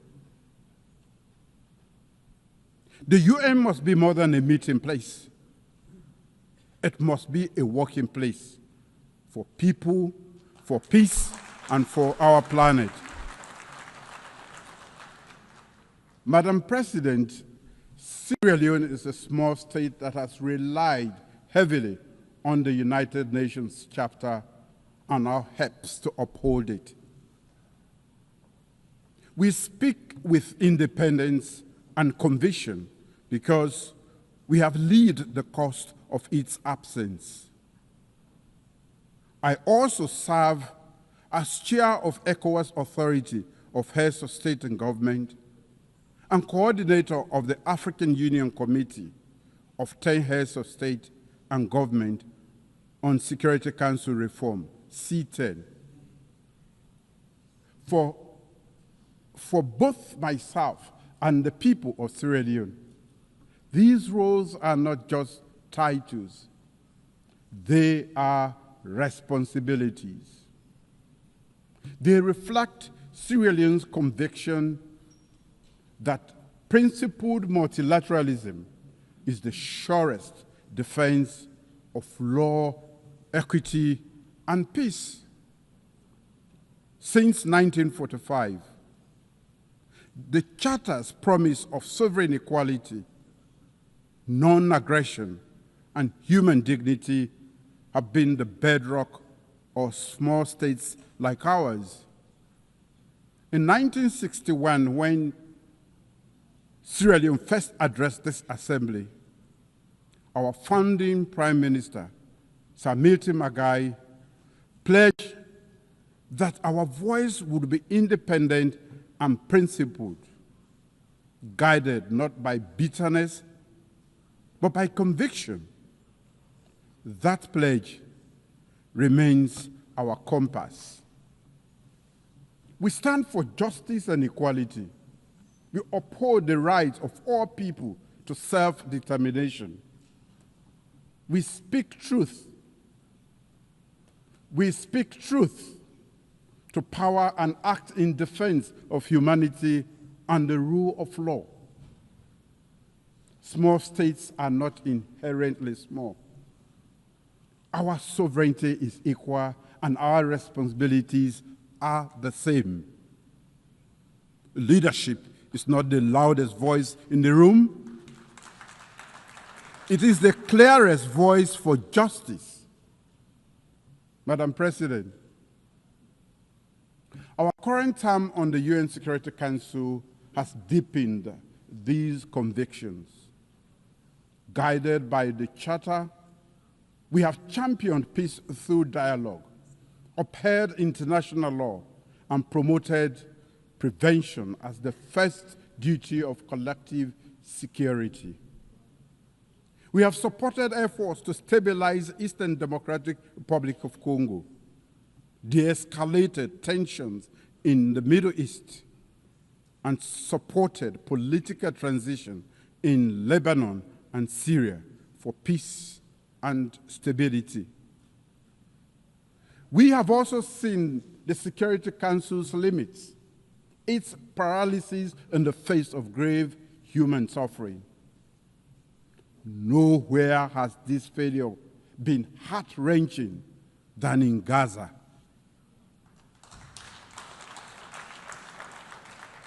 A preventable genocide was not prevented. Mass starvation that could have been avoided was not avoided. A broadly supported two-state solution has been obstructed by division and inaction. We therefore welcome all member states that have recently announced their long overdue recognition of the State of Palestine. Yet, much more remains to be done. We must bring an end to the war and ensure the release of all hostages and prisoners. Sierra Leone has not wavered. We have spoken with independence, voted with principle, and pressed for urgent action to end atrocities and revive hope. We say again, cease fire now in Gaza. Cease fire now in Sudan. Cease fire now in Ukraine. These are not just slogans. They are calls to conscience, calls to action. In fact, they are echoes of the UN's founding pledge to save succeeding generations from the scourge of war. A veto should never be a verdict against humanity. Madam President, across the world, the UN's authority and legitimacy are being tested. Selective adherence to international law, disregard for Security Council and General Assembly resolutions, deprivation of funding, attacks on peacekeepers and humanitarian workers, disinformation that corrodes trust, and over-reliance on unilateral action. For countries like Sierra Leone, this is not an abstract debate. We know what a working United Nations means. At our darkest hour, during one of the most brutal civil wars in modern history, the UN stood by our side. The United Nations missions in Sierra Leone, UNAMSI, one of the largest peacekeeping operations of its time, helped disarm over 75,000 combatants, restore civilian governance, support democratic elections. The Special Court for Sierra Leone and the Truth and Reconciliation Commission, both backed by the United Nations, ensured justice and reconciliation. When the United Nations Integrated Peacebuilding Office in Sierra Leone closed in 2014, it signaled something rare in our world: a successful transition from war to peace. We saw blue helmets on our streets. We saw ballot papers returned to citizens' hands. We saw our nation breathe again. When the UN works, lives are saved. When it fails, lives are lost. We must ensure the UN delivers for all. And to do so, we must respect and implement UN decisions, protect those who serve under the United Nations flag, invest in prevention and peace building, and reform the Security Council so its authority and legitimacy match today's world. The United Nations cannot protect vulnerable people if it cannot protect its own authority. As a nation, Sierra Leone does its part and contributes troops to peacekeeping missions. We serve as elected Security Council member and offer our experience in peace building to the world. Sierra Leone's story is proof that multilateral solidarity works when it is grounded in trust, mutual respect, and genuine investment in national ownership. Madam President, peace is inseparable from development. In Sierra Leone, our medium-term national development aligned with the SDGs and the African Union's Agenda 2063 prioritizes people-centered growth.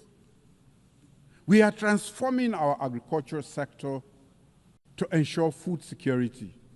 We are investing in a digital economy that fosters inclusion and innovation.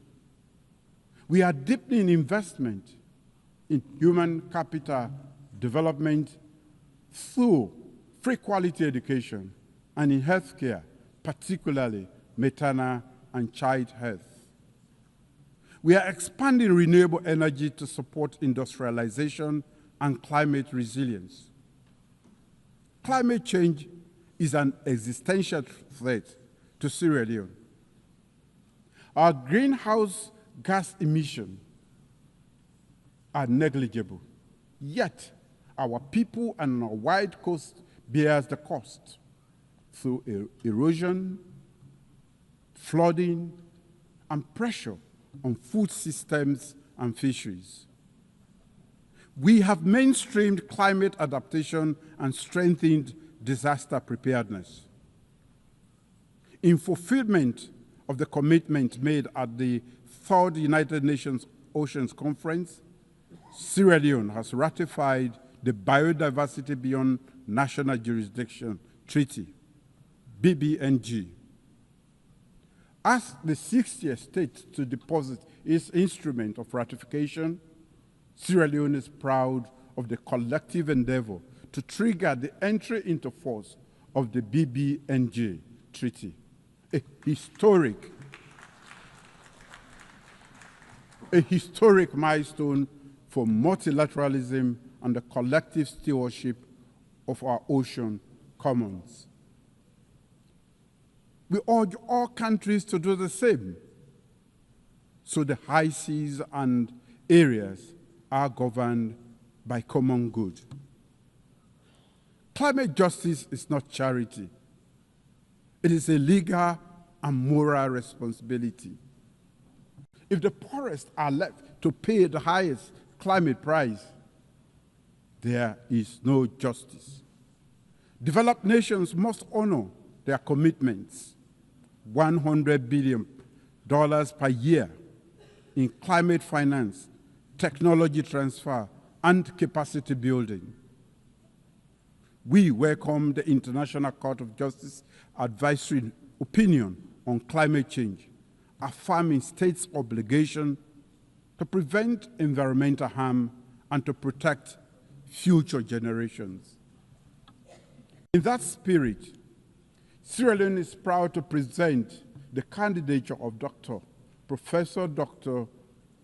Charles Cherno Jallo to the International Court of Justice, a distinguished jurist and tireless advocate for the rule of law. We respectfully solicit the support of all member states in the November 12 elections this year. Madam President, as chair of the ECOWAS Authority of Heads of State and Government, I proudly note our community's 50th anniversary. For 5 decades, ECOWAS has embodied regional integration and collective security, often acting decisively when others hesitated. ECOWAS moved early in Sierra Leone's peace process before and alongside the UN to end our civil war. It has done so in Liberia, the Gambia, and elsewhere to defend democracy and stabilize the region. These are African solutions to African challenges, open to global partnerships anchored in regional legitimacy and trust. Partnership with Africa must move from promise to practice. As chair of the ECOWAS Authority, I recently embarked on a regional tour, including a second visit to Burkina Faso in 2 years. This was to demonstrate solidarity and build trust between ECOWAS member states and the Alliance of Sahelian States. I commend the leadership of Burkina Faso for its willingness to engage and I look forward to continued dialogue with the leadership of both Mali and Niger. In my role as chair of the ECOWAS Authority, I have placed emphasis on advancing and safeguarding democratic governance with a strong commitment to upholding constitutional order and reflecting the people's will, countering terrorism and strengthening our regional security architecture, including operationalizing the ECOWAS standby force and implementing counterterrorism strategies, enhancing economic integration by promoting trade, liberalization, developing cross-border infrastructure, and advancing towards a common ECOWAS currency, strengthening the credibility of institutions through reforms that promote transparency, efficiency, and service focused on citizens. We urge the United Nations to deepen its partnership with ECOWAS and other African regional mechanisms in the spirit of Chapter 8 of the United Nations Charter. Africa is not a problem to be solved. Africa is a partner to be empowered.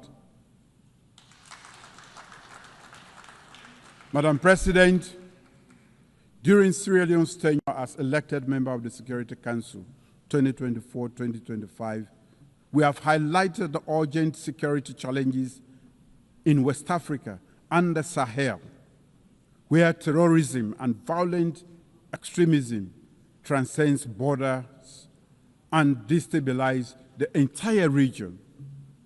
However, Africa's lack of permanent representation continue to hinder the Council's ability to act decisively and contextually. We have advocated for a comprehensive approach to counterterrorism in the Sahel, linking security with development, governance reforms and regional cooperation, and strengthening the UN-AU-ECOWAS partnership. Too often, however, the Council's response has been hindered by narrow geopolitical interests, delaying action that could have saved lives. Our experience confirms a clear truth. Lasting peace requires inclusivity, ownership, and legitimacy. The Council's structural imbalance undermines its credibility and must be addressed to ensure the safeguarding of collective security. Madam President, in my capacity as coordinator of the African Union Committee of 10 on Security Council reforms, I speak on behalf of a continent still excluded from the permanent representation on the Council. Africa, home to 1.4 billion people and the largest regional bloc in the United Nations, still has no permanent seat. This is unjust and untenable.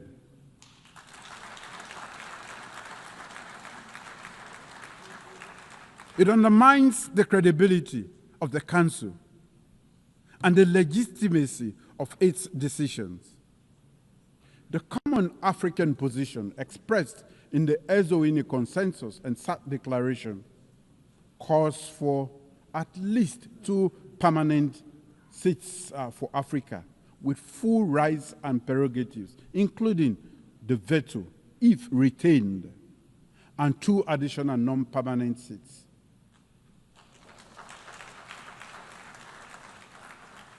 This is not a request. It is a demand for equity.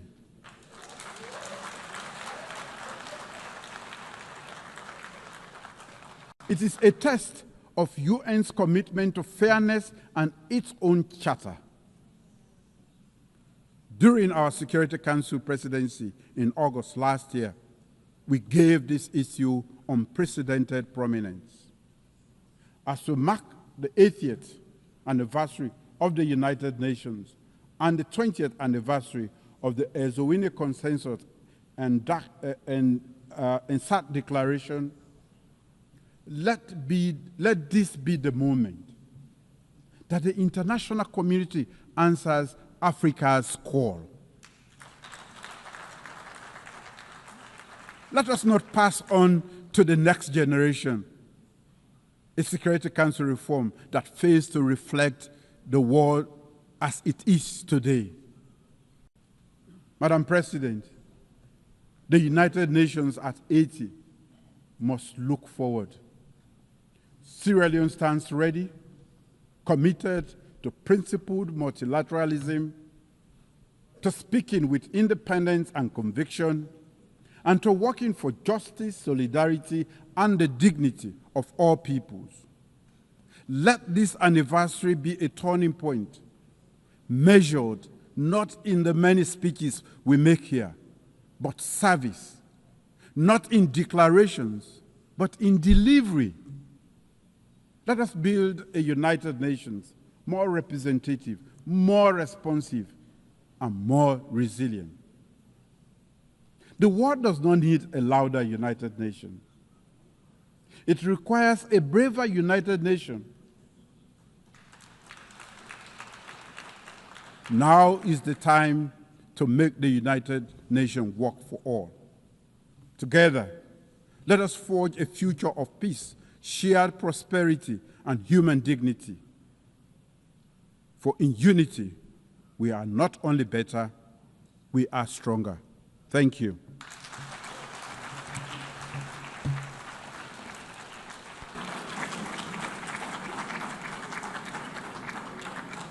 On behalf of the Assembly, I wish to thank the President of the Republic of Sierra Leone.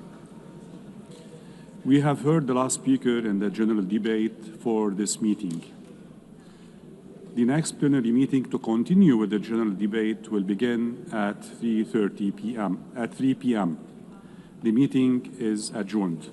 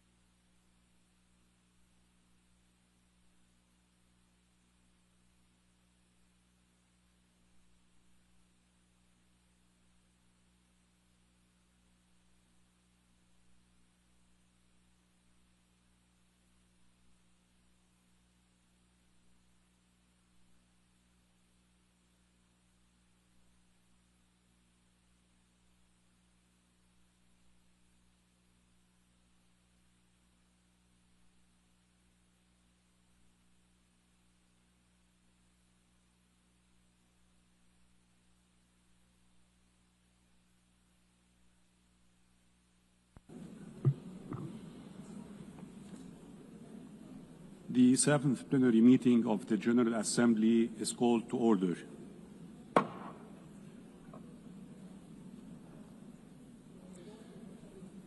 The Assembly will hear an address by His Excellency Luis Rodolfo Abinader Corona, President of the Dominican Republic. I request protocol to escort His Excellency and invite him to address the Assembly.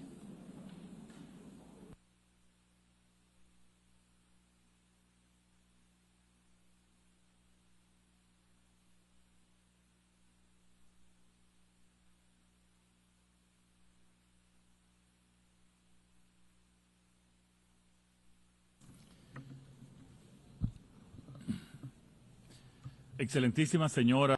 Your Excellency, Madam President Annalena Baerbock, President of the General Assembly, Your Excellency, Secretary General Antonio Guterres, Secretary General of the United Nations, Excellencies, distinguished heads of state and government, honorable heads of delegation, ladies and gentlemen. 80 years ago, this organization was born out of the ashes of war with the staunch resolve to prevent humanity from once again slipping into hatred and barbarity, and with the firm conviction that cooperation and dialogue should govern our coexistence. In the Dominican Republic, we are well aware of our responsibility as a member state of the international community and of the impact that global decisions have upon our societies. We therefore firmly call for a fairer international order in which the development of some does not mean the sacrifice of others. We are living through a time of great international complexity, shaped by a combination of 5 forces that are driving the destiny of our peoples: political polarization, the re-emergence of trade protectionism, the technological revolution, climate change, and geopolitical competition. These global challenges are having very specific consequences for countries such as ours. The recent and persistent wars we've seen have disrupted markets, generating volatility and uncertainty in commodity prices. Newly introduced tariffs inject a further element of unpredictability into international trade. Hurricanes and the uncontrolled blooming of sargassum reminds us of our climate vulnerability. Added to that, disinformation, which gains even greater volume in digital environments, is eroding public trust. These are converging challenges that test the principles of the Charter of San Francisco. Franklin Delano Roosevelt expressed the key to addressing these. He said, "The only true safeguard for peace can be found in cooperation based on economic and social justice." Against this backdrop, the Dominican Republic reaffirms its faith in the founding Charter of the United Nations, in its principles and values, not to be seen as secondary options, but rather as the only path to preserving peace and human dignity. We welcome the theme convening us here today, Better Together, 80 years and more for peace, development, and human rights. We embrace this as a historic mandate and as the legitimate cry of our peoples. Madam President, multilateralism is undergoing profound challenges, exacerbated by the financial crisis affecting this organization and by the increasing difficulty in reaching consensus to halt conflicts. In this context, we urgently need to see more candid, effective, and results-oriented spaces for dialogue at all levels. We must listen to each other with greater openness and a genuine willingness to achieve mutual understanding. If we fail to transform the United Nations, we risk it falling into irrelevance, and this would be a disaster that we must not allow. The UN 80 initiative provides an historic opportunity to revitalize mandates, renew structures, and to restore effectiveness and credibility to this common house of nations. The Dominican Republic firmly supports this process. In the coming months, a new Secretary General must be chosen. It now falls to Latin America and the Caribbean to offer renewed leadership with the vision, independence and commitment demanded by our times. Our region possesses the diversity, capacity and experience to be able to raise a strong voice for peace, climate justice, human rights and sustainable development. I am fully convinced that the time has come for a woman to take up the post of Secretary General. Colleagues, we stand barely 5 years from 2030, and yet the Sustainable Development Goals remain behind schedule. The principal obstacle is an international financial architecture that does not reflect the realities of developing countries. The commitments undertaken at the recent Conference on Financing for Development in Seville are a positive step, but insufficient. We need to see genuine transformation, a new international financial compact with access to concessional finance, debt relief, innovative mechanisms and enhanced technical cooperation. The Dominican Republic's commitment is strong. Despite the challenges, we have achieved tangible progress in implementing the 2030 Agenda. In particular, we stress the sustained advances in the first two SDGs, poverty reduction and zero hunger. As a result of our social protection policies, boosting our agricultural production and increasing the minimum wage, we managed to reduce moderate levels of poverty from 25.8% in 2019 to 18.05% in the first quarter of 2025. At the same time, undernourishment fell from 8.6% in 2018 to 3.6% in 2025. Ladies and gentlemen, I have responsibly and consistently stated before this Assembly and in every relevant international forum that the multidimensional crisis in Haiti represents a serious threat to peace and security for the Dominican Republic and the region. Since 2021, we have clearly stated that the only solution for Haiti is consistent and sustained international action ensuring minimum conditions of security and opening the way to the broadest democratic and sovereign agreement among Haitians themselves.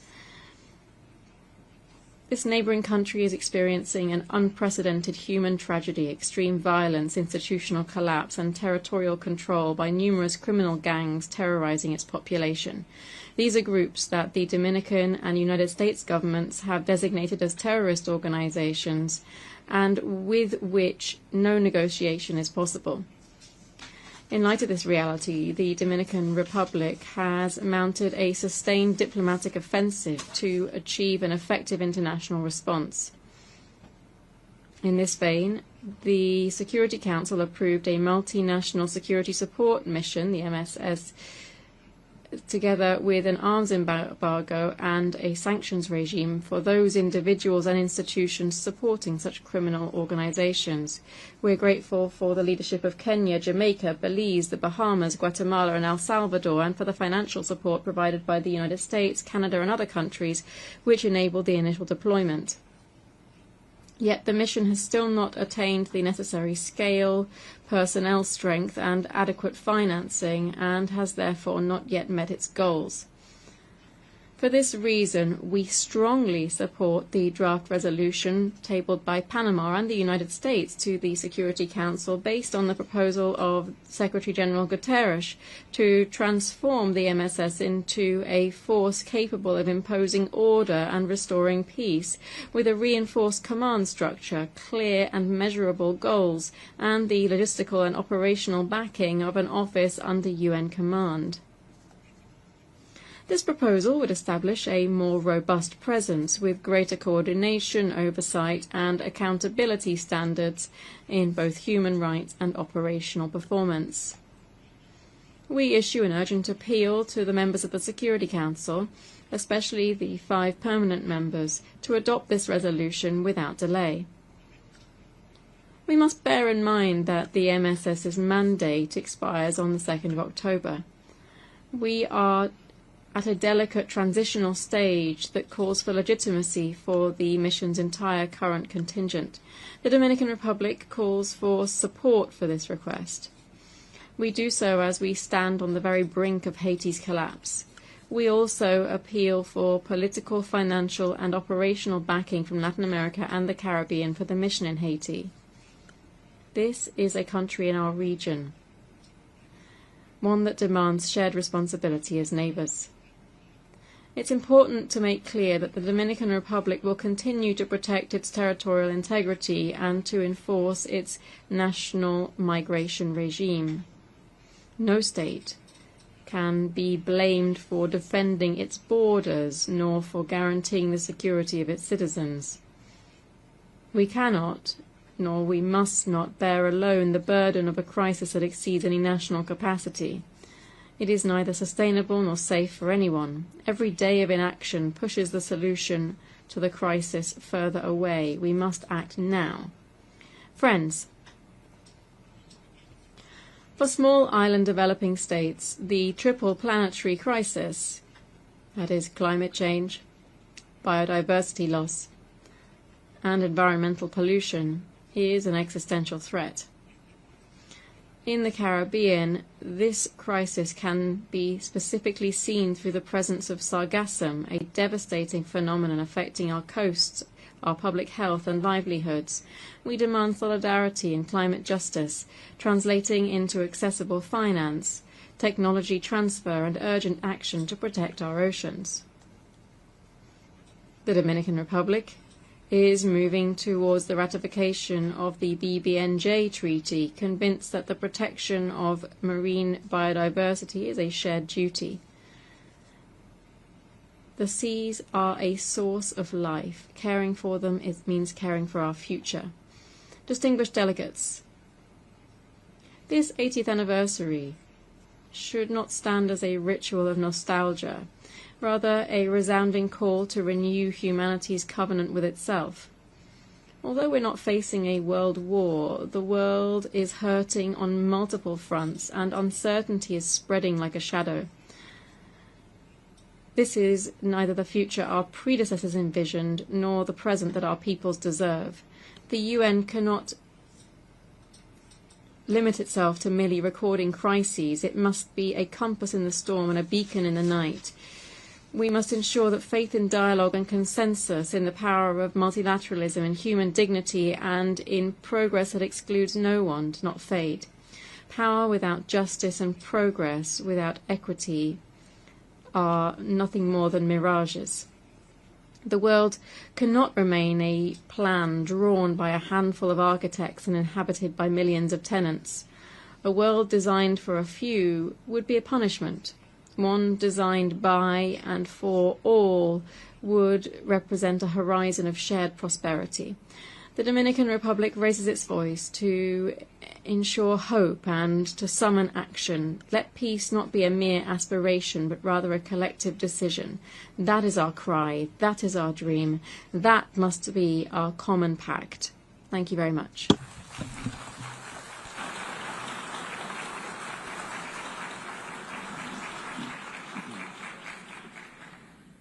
On behalf of the Assembly, I wish to thank the President of the Dominican Republic.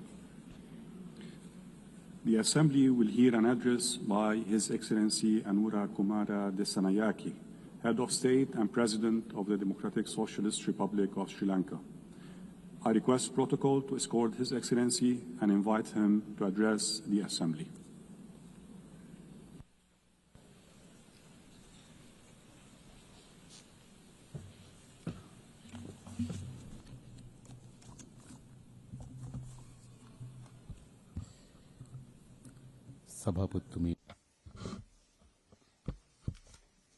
Madam President, Mr. General Secretary, honored invitees and distinguished delegates, allow me, Madam Annalena Baerbock, representing the beautiful country of Germany, to begin my speech by offering my warmest congratulations to you on being elected the President of the 80th session of this organization, formed with the noble aim of bringing about a just and lasting peace among the nations of the world. I would also like to use this opportunity to express my country's appreciation to His Excellency Philemon Yang for for the exceptional leadership he provided during the 79th session. We are gathered here today to plan the future path of this organization, which has worked tirelessly for 8 decades to bring about a world of peace. It is my honor to address this august assembly for the first time as the President of Sri Lanka. As representatives of nations, we all bear the responsibility to work towards fulfilling the aspirations of our people. The decisions we make now will impact people across the world and play a decisive role in the future of this planet, our common home. Distinguished delegates, our decisions will have a very important impact on our future. Poverty, a tragedy as old as human civilization, has accompanied humankind on its journey through time. For centuries, countries across the world have faced this painful and relentless struggle. Poverty and problems stemming from it are also casting an oppressive shadow on our future. This assembly must pay special attention to eradicate extreme poverty. I believe our conscience dictates us to do so. Distinguished delegates, for centuries, many countries in the world are struggling against poverty. Poverty is a terrible enemy with many faces. Even as we gather here, in the countries we represent, including in my own, children are suffering from hunger. A child's right to education is an internationally accepted fundamental right. This right is enshrined in the constitutions of most of our nations. Yet, across the world, poverty has denied this right to hundreds of thousands of children. In a world which boasts of its technological advances, how can there be children without access to education? Education is the foundation of every great nation. It is the most vital factor deciding one's future. We firmly believe that investment in education is an investment in global progress. Many developing countries are constrained in their struggle against poverty by indebtedness. Low-income countries allocate twice as much on debt servicing than on education or health care. Our people and our countries are caught in debt traps. The 2030 Agenda for Sustainable Development pledges to leave no one behind and to reach the last first. The agenda acknowledges the most critical challenge before the world is the challenge to end poverty. I would also like to recall the decisions taken at the Global Summit for Social Development in Copenhagen in 1995. However, wars and political upheavals and the COVID pandemic have obstructed the fulfillment of these hopeful agendas. I propose to you that the time has come for us to accept inequality and poverty are a global catastrophe, and we should act accordingly. Madam President, esteemed guests, drugs and organized crimes linked to drugs have become a serious concern to this world. This has been acknowledged in the World Drug Report 2025 published by the United Nations Office on Drugs and Crime. The drug problem is a complex issue affecting millions of people globally. The market for drugs and the related criminal organizations are creating issues globally. Drug cartels are turning entire states into their hunting grounds. They pose a major threat to global health and global politics, and eventually global well-being as well. While Sri Lanka is taking effective steps to address this challenge, I respectfully request all of you to join in the effort to implement the global agenda on drugs and crime.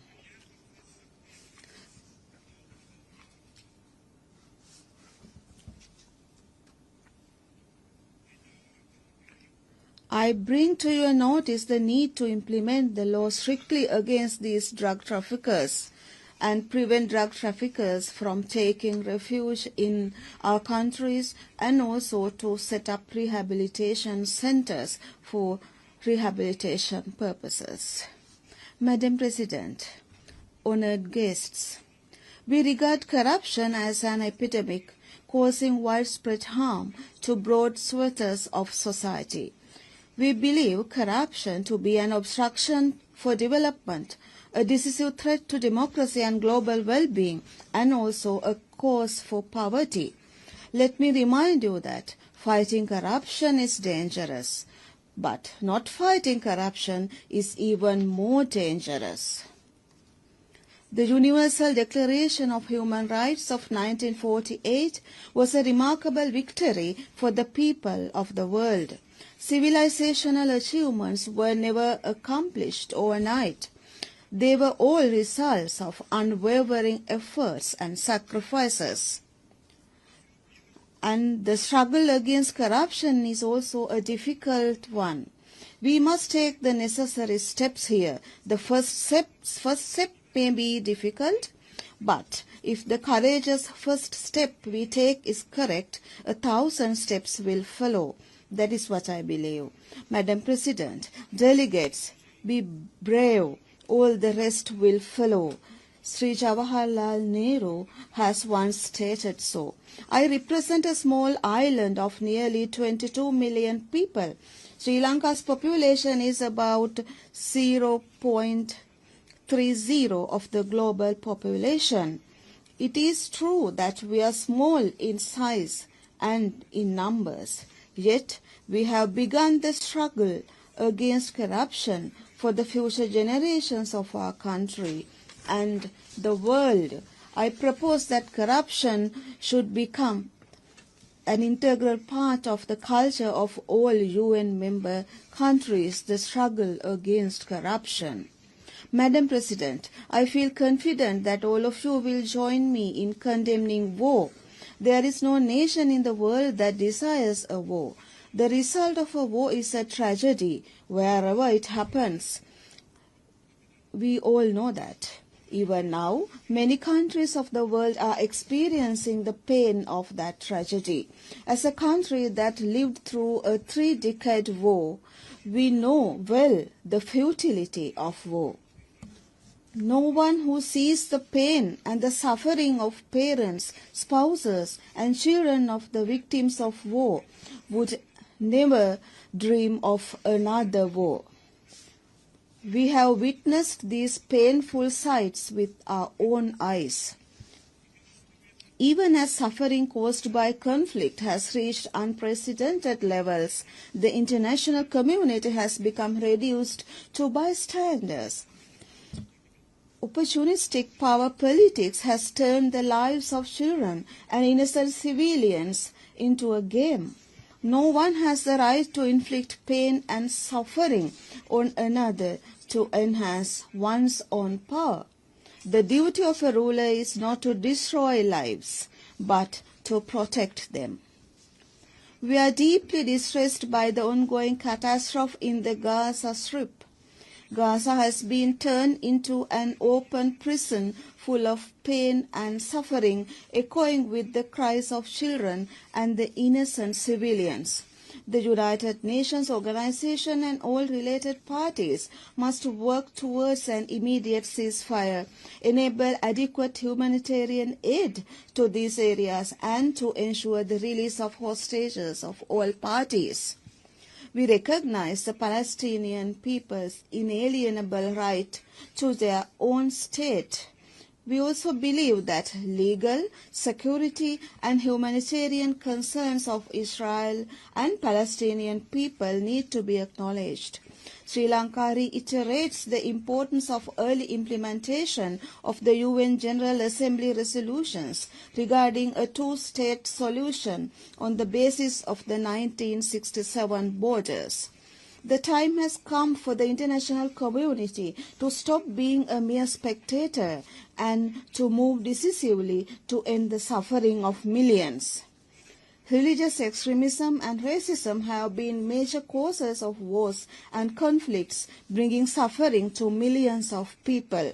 Although a century has passed since the abolition of slavery, the poison of racism still lingers in many places. Extremist and racist ideas are as deadly as epidemics. We must ask ourselves how these extremist and racist ideas survive like sparks under the ashes in a world that has witnessed so many advances on so many fronts. I believe that we must awaken our conscience to oppose racism and religious extremism in protection of human rights and freedoms. We must be brave enough to speak up for peace. We must not be afraid to speak up for war. We must be afraid to speak up for war. In a world where millions of children die of hunger, we spend millions on weapons. When tens of millions die of inadequate health facilities, hundreds of millions are spent on futile wars. When hundreds of thousands of children are denied the right to an education, millions are spent on invading another's land. In every inch of this world, if every inch of this world can be turned into peaceful communities, what a wonderful world would it be. As a country that suffered the horrors of war for decades, where loved ones still weep in remembrance of their loved, we have a duty to make that heartfelt proposal.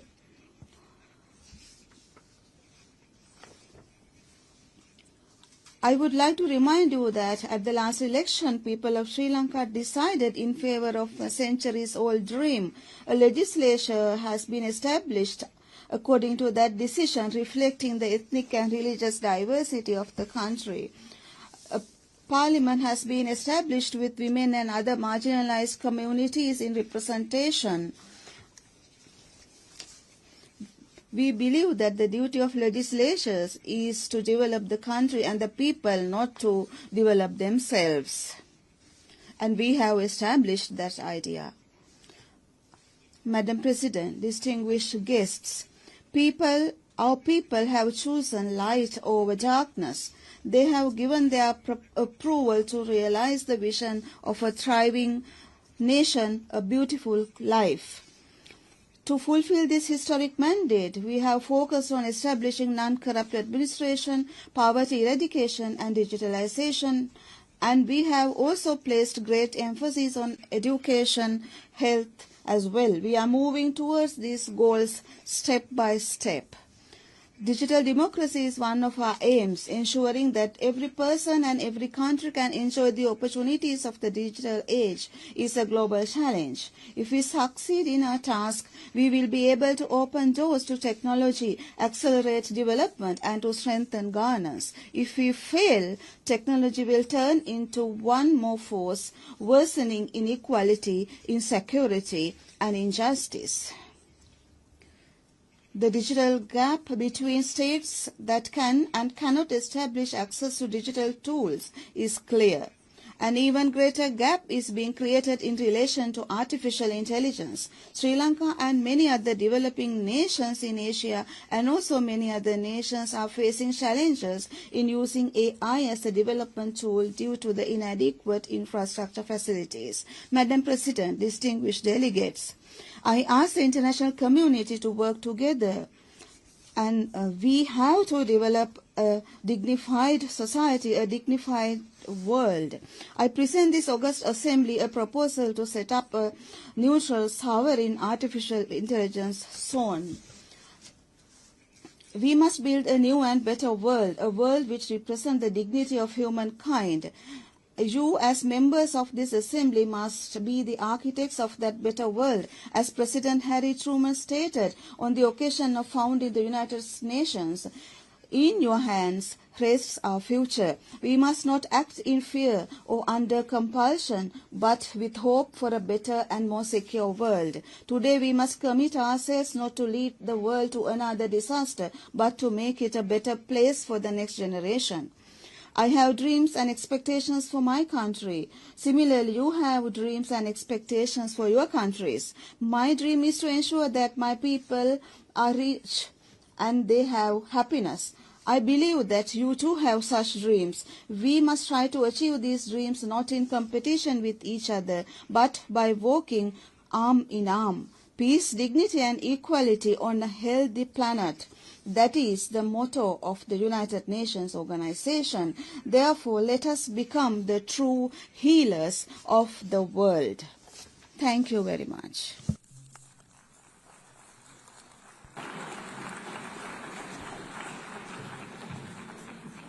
On behalf of the Assembly, I wish to thank the Head of State and President of the Democratic Socialist Republic of Sri Lanka.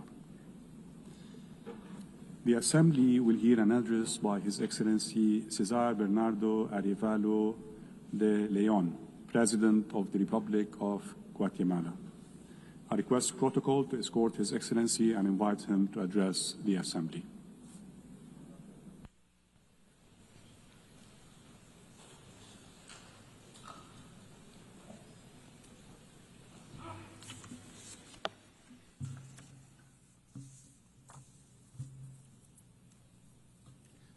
Señora Presidenta.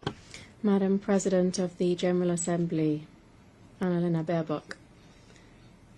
Mr. Secretary General of the United Nations, Antonio Guterres. Heads of State, distinguished delegates, ladies and gentlemen, a very good afternoon to you. Unres ilal, tuk ilal, ut sail cholechil, chok reheb litenamit, sarau chichoch, sa ishkabaeb, likaib chi tenamit re Guatemala. Traigo.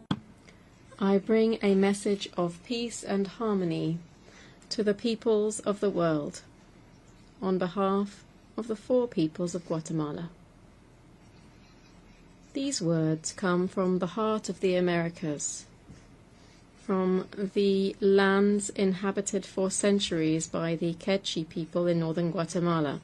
I greet you in the language spoken in the region of Verapaz, that means true peace, a region that could only be incorporated into the Spanish colonial administration through peaceful means after 20 years of dignified resistance.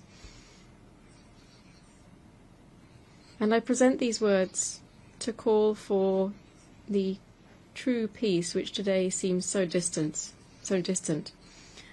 In the ancestral calendar of the Mayan peoples, periods of 20 years are called catunes. So in 2025 we can say that 4 catunes will have passed since the United Nations was founded. This means that we are closing one cycle and opening another. Before us, we have an opportunity to seek well-being, to reflect and repair, to achieve justice, and to begin anew.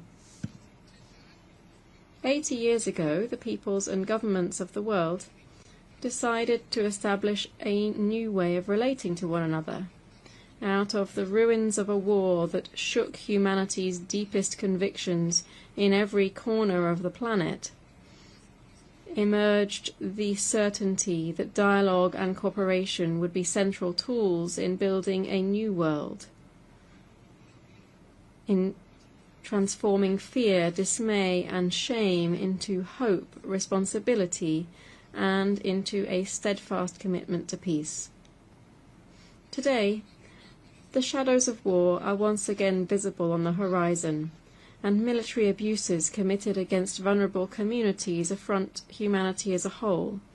The current crisis is a harsh reminder that we have not done enough to achieve the ideal of a world in which the life and dignity of all persons are respected without question. We must recall the transformative momentum that we saw in 1945 and the courage of those leaders who dared to believe that a world of peace, justice, solidarity and harmony was possible, and who began to work to build that. Our predecessors imagined, constructed and bequeathed to us a permanent forum for dialogue and mutual understanding, grounded in the belief that the destiny of each nation is also the destiny of humanity. A forum where the voices of all countries would be heard regardless of the size of their territory, economy or army. A multilateral forum guided by the principle of sovereign equality in the pursuit of peace and committed to preventing the repetition of past suffering and ensuring the full enjoyment of human rights. This organization was built upon the principle that no single nation can guarantee world security alone. We should by now have learned that unchecked power can tear irreparable holes in the fabric of humanity. We should have learned by now that advances in science and technology can produce unimaginable catastrophes if left in the hands of unchecked power. We should have learned by now that any international mechanism must include strong, binding, and enforceable agreements in order to be effective. Ladies and gentlemen, just how much has the world changed since 1945? This organization has contributed significantly to decolonization processes and to the ending and stabilization of armed conflicts across the globe, including in my country, Guatemala. The various UN bodies have actively sought well-being in all corners of the earth, achieving major advances through cooperation and mutual support in areas such as public health, environmental protection, the fight against poverty, and the promotion of gender equality. Guatemala saw firsthand the watershed represented by the founding of the UN in terms of how it established universal multilateral diplomacy as a way of addressing conflict. Our country attended the San Francisco conference with the drive and transformative enthusiasm of the democratic revolution of the 20th of October 1944. This was a revolution that today remains a fundamental touchstone for continental aspirations of sovereignty, dignity, and genuine independence. However, from 1960 onwards, Guatemalans endured one of the longest and bloodiest internal wars in our continent. This war claimed the lives of hundreds of thousands of people, entailed countless human rights violations, and opened a deep wound in the collective soul of Guatemalan society. That long chapter of intolerance and political violence came to an end in 1996. Since then, our governments have adopted the peace accords to ensure the full effect of human rights and the non-recurrence of the horrors that we've left behind. The support of the United Nations verification mission in Guatemala was decisive in giving the country's diverse sectors the certainty that peace was possible. But this is a struggle that never lets up and that continues to pose important challenges for our society. Guatemala's democracy was supported by the United Nations and other multilateral bodies such as the Organization of American States. In recent decades, we have received support to strengthen our judicial institutions and to combat corruption and impunity.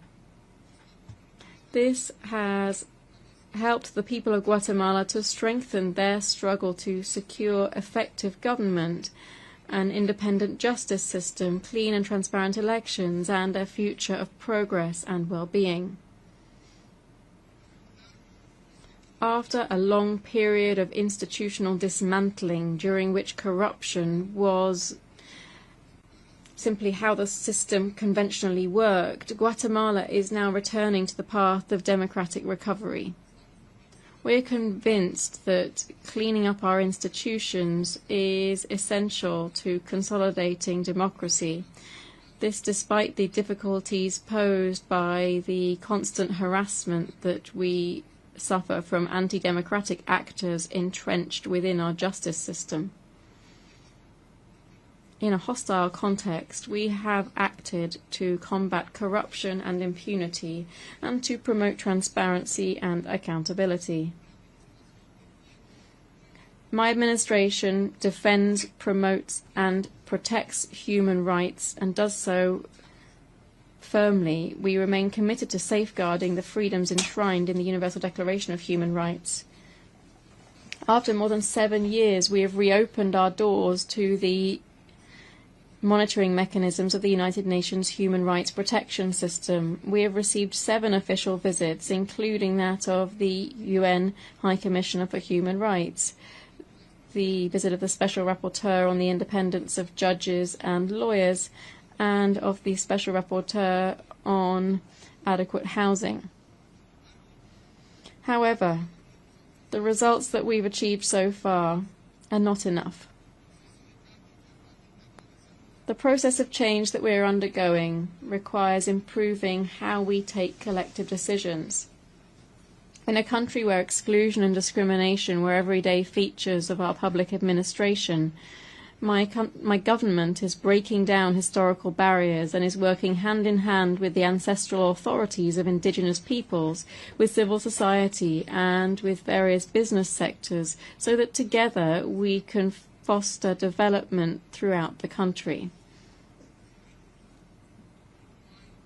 We know that there can be no democracy without social justice, nor social justice without democracy.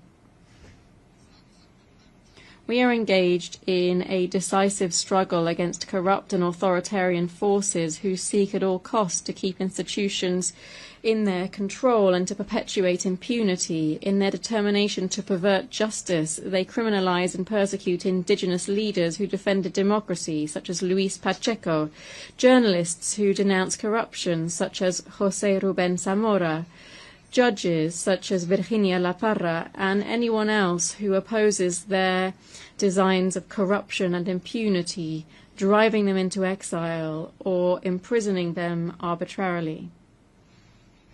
2026 will be a crucial year for Guatemala.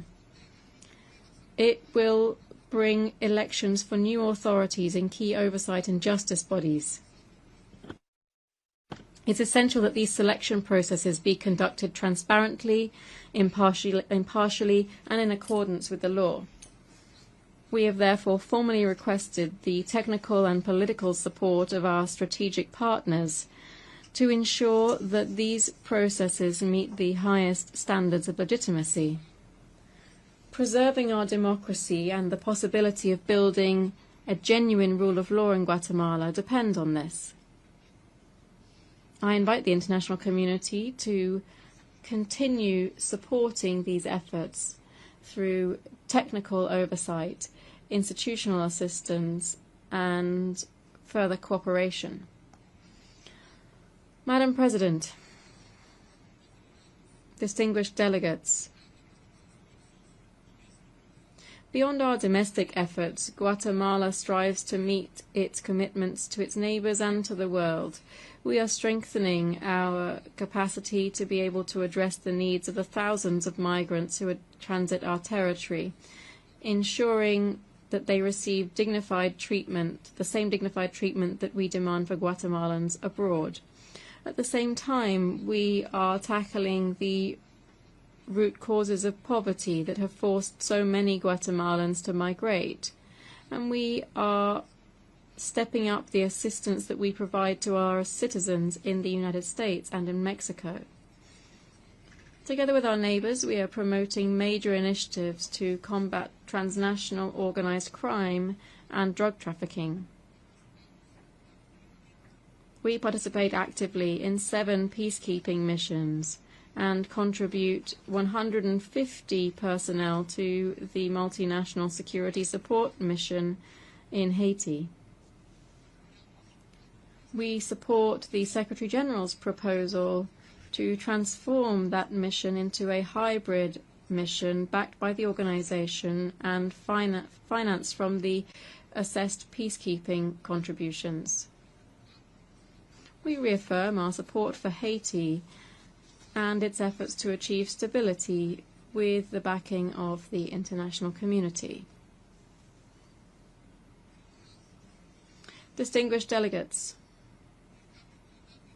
climate change is the greatest existential threat facing humanity. It can only be addressed through joint action by the peoples and governments of the world.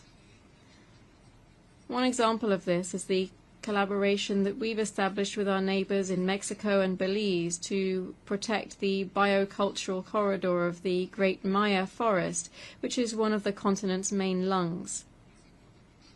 Although Guatemala is responsible for only a tiny fraction of global emissions, we are one of the countries that is most vulnerable to their effects.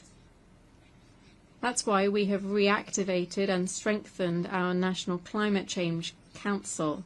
This is tasked with reviewing national plans, strategies and targets that contribute to the quest for common solutions. Guatemala recognizes that many countries need effective access to climate finance, to technology transfer and capacity building.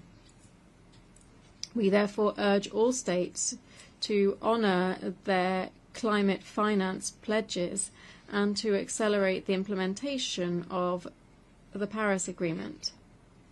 By cooperating with our neighbors to protect migrants, by taking the measures necessary to restore our environment, by participating actively in peacekeeping operations, by offering our experience and our knowledge where they're needed.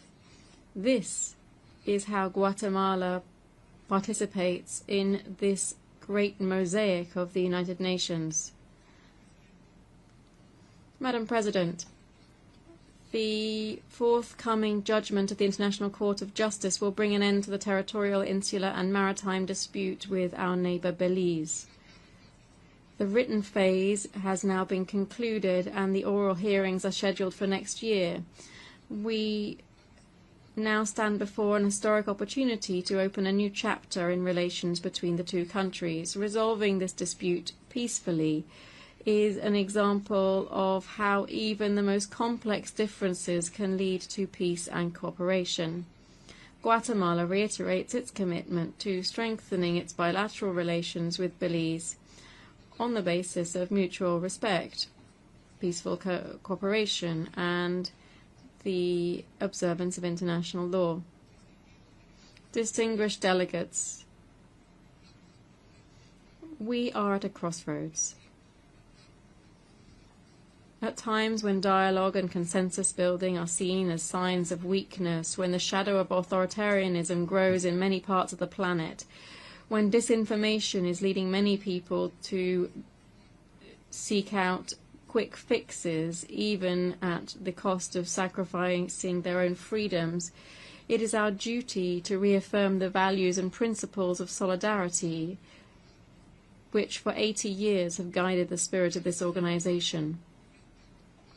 My country makes an urgent appeal for us to remember that multilateralism is a matter of humanity. Humanity understood as the community of human beings inhabiting this planet and aspiring to equality, happiness and well-being.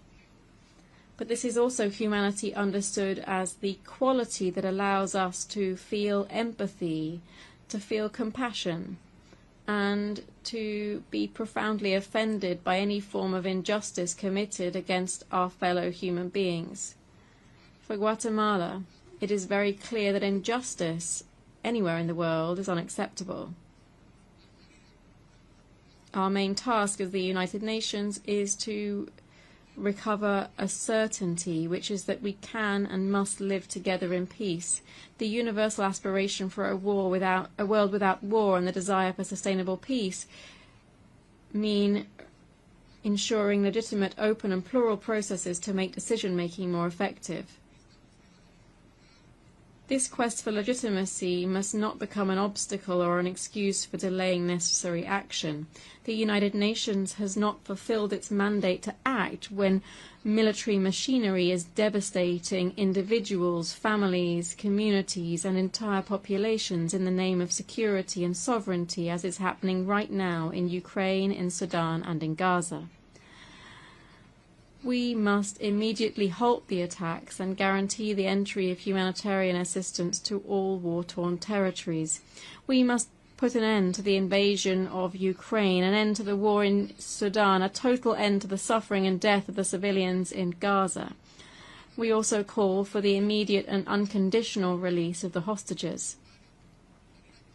Consistent with the position that we have maintained since 1947, Guatemala calls for renewed efforts to achieve a peaceful settlement to the conflict between Israel and Palestine, ensuring the establishment of a state for the Palestinian people and its peaceful coexistence with the State of Israel.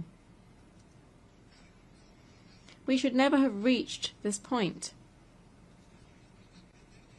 It's up to us to learn from this painful moment and to act accordingly, as others have done over the last 80 years in this very hall.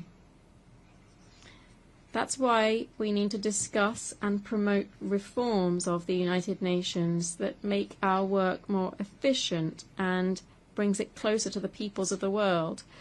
We must strengthen the impact of the United Nations and its three fundamental pillars: international peace and security, sustainable development, and human rights. We reiterate the urgent need to reform the Security Council of the United Nations. This body, which is tasked with maintaining international peace and security, must reflect the realities of the 21st century, not the geopolitical structures of the past. We therefore support a more representative and democratic structure that removes the complications of the veto power and reflects today's geopolitical reality. In this regard, I wish to make my own the words of a former UN Secretary General, Dag Hammarskjöld, when he said, "This organization was not created to take humanity to heaven, but to save humanity from hell." Peoples of the world.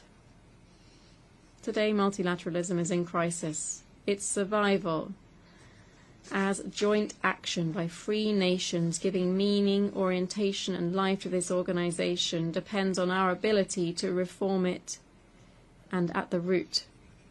We cannot afford to waste any more time. We must strive to ensure that the United Nations becomes a community of united human beings caring for life in all of its forms and everywhere. Only this will guarantee true peace. Vera paz. Thank you very much.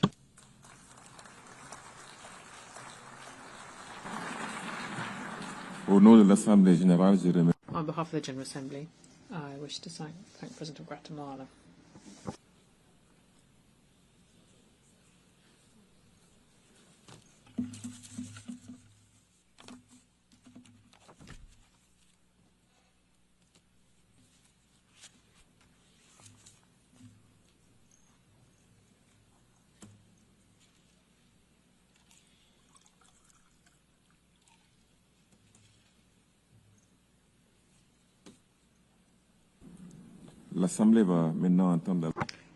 The Assembly will now hear address from His Excellency President Azali Assoumani, President of the Union of the Comoros. I invite Press Protocol to escort His Excellency and invite him to address the Assembly.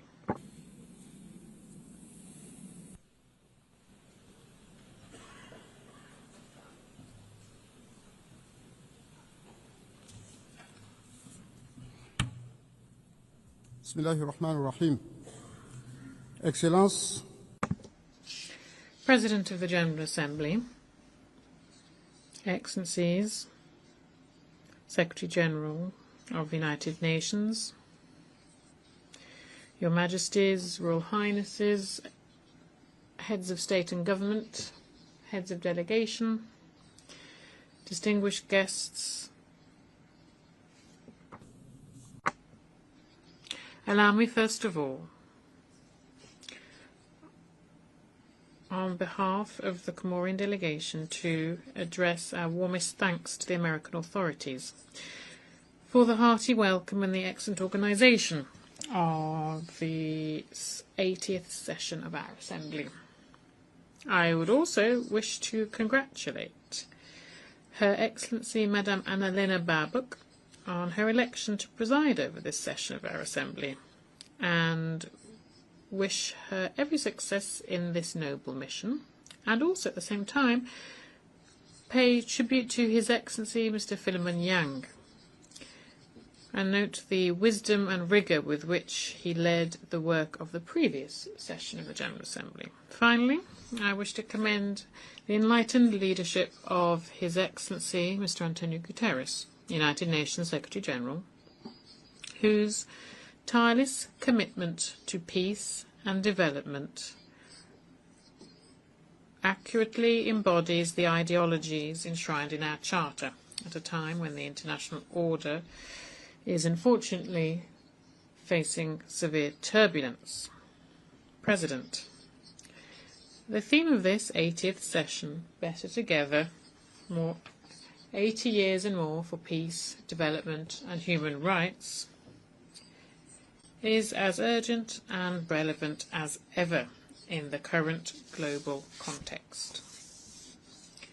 10 years ago, in this very room, we set the ambition to build a better world by 2030. The Sustainable Development Goals were supposed to eradicate poverty, protect the planet, and provide everyone with peace and prosperity. However, with 5 years to go before the deadline, it is notable that the world is not more just, more peaceful, or more equitable.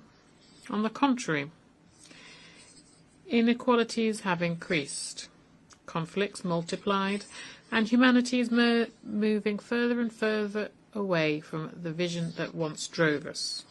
This is the case in Europe with the conflict in Ukraine, in Africa, the situation in the Sahel, and the crisis in the Great Lakes region.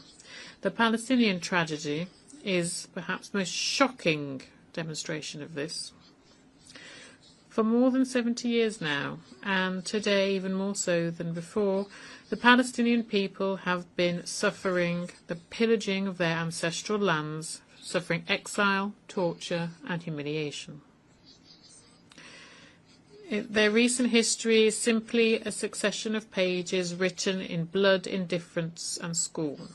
When faced with this tragedy, rightly qualified as a genocide by many experts, the international community is far too often simply verbally condemning this without any concrete action.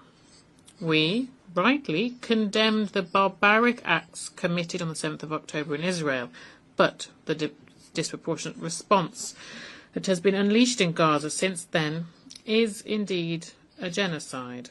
80% of the victims are children, older persons, or the ill. They have been killed by shelling which does not spare hospitals, aid distribution centres, schools, UN staff, or journalists. The crimes perpetrated against Palestine stem from an untenable contradiction. Indeed, how can a government elected by a people who are victim of the Holocaust, how can they commit a genocide before the very eyes of the entire world and inflict similar trauma on others today? War, exile, and oppression. How can Israel, in addition, take it out on everyone else entering into deadly conflict with all of its neighbours. As the old adage goes, we don't choose our neighbours, but we have to live in peace and security with them. Thus, we must welcome the courage and the humanity of the Israelis, friends from Israel who are raising their voices against this barbarity. Bravo and thank you to you, dear friends. And as history reminds us, when we look at the tragedy of the Holocaust, Arab, African and Muslim countries have never been on the side of the perpetrators of genocide. On the contrary, our forefathers and our ancestors were risking their lives. They fought alongside the Allies to defend the Jewish people and hosted them, welcomed the survivors into their countries. President of the Union of the Comoros, loyal as it is to its principles and respecting international law, reaffirms its tireless support to the two-state solution, living side by side, with East Jerusalem as the capital of the State of Palestine, which is the only solution for peace and security for Israel and for the entire Near and Middle East region. Unlike the argument put forward whereby recognizing the State of Palestine is a gift to Hamas, having a Palestine state that is recognized will allow the Palestinian people to accomplish their duties and obligations under international law. This is the best gauge of establishing peace, rather than having groups as interlocutors and negotiators. Thus, we welcome the historic decision taken by France, and we pay tribute here to President Macron, and also to the leaders of many other countries, who, on Monday the 23rd of September, recognised the State of Palestine at this UN rostrum. We welcome this positive initiative, which comes following the New York Declaration, which was adopted also in September by the General Assembly. In a continuation of this international conference, organised in August by France and Saudi Arabia, under the aegis of the United Nations. We called on this Assembly to put the future of the Palestinian state once and for all on our common agenda. It is our moral responsibility to act, because with every day that goes by without action being taken, thousands of innocent people, women and children, die. No one will be able to say anymore, "I didn't know." History will be our judge. It will not forgive silence nor inaction. Let us think of the future generations, so that tomorrow they could be proud of what we did. President, peace and development cannot be built without justice and inclusion. That is why, 65 years after a wave of independence, Africa is a continent of more than 2 billion people. Now Africa must finally obtain its legitimate and rightful place within the Security Council of the United Nations. The vision of the African Union, a united, prosperous, peaceful Africa that is master of its own fate, fully echoes the spirit of this session. During my presidency of the African Union, I prioritised conflict resolution and mediation to, once and for all, silence the guns. This is a flagship initiative of the African Union as part of the 2063 agenda, the Africa we want, and it is in line with the norms and principles and protocols of the African Union regarding the African Peace and Security Council. This commitment is the key for the effective implementation of the African Free Trade Area, which itself is a pillar for a strong Africa within the Concert of Nations.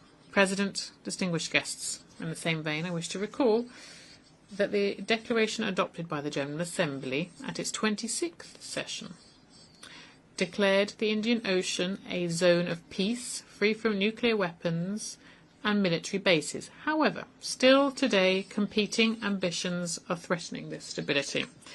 Thus, I strongly condemn and denounce any project to install a military base in Mayotte, a Comorian island which, unfortunately, is still under French administration.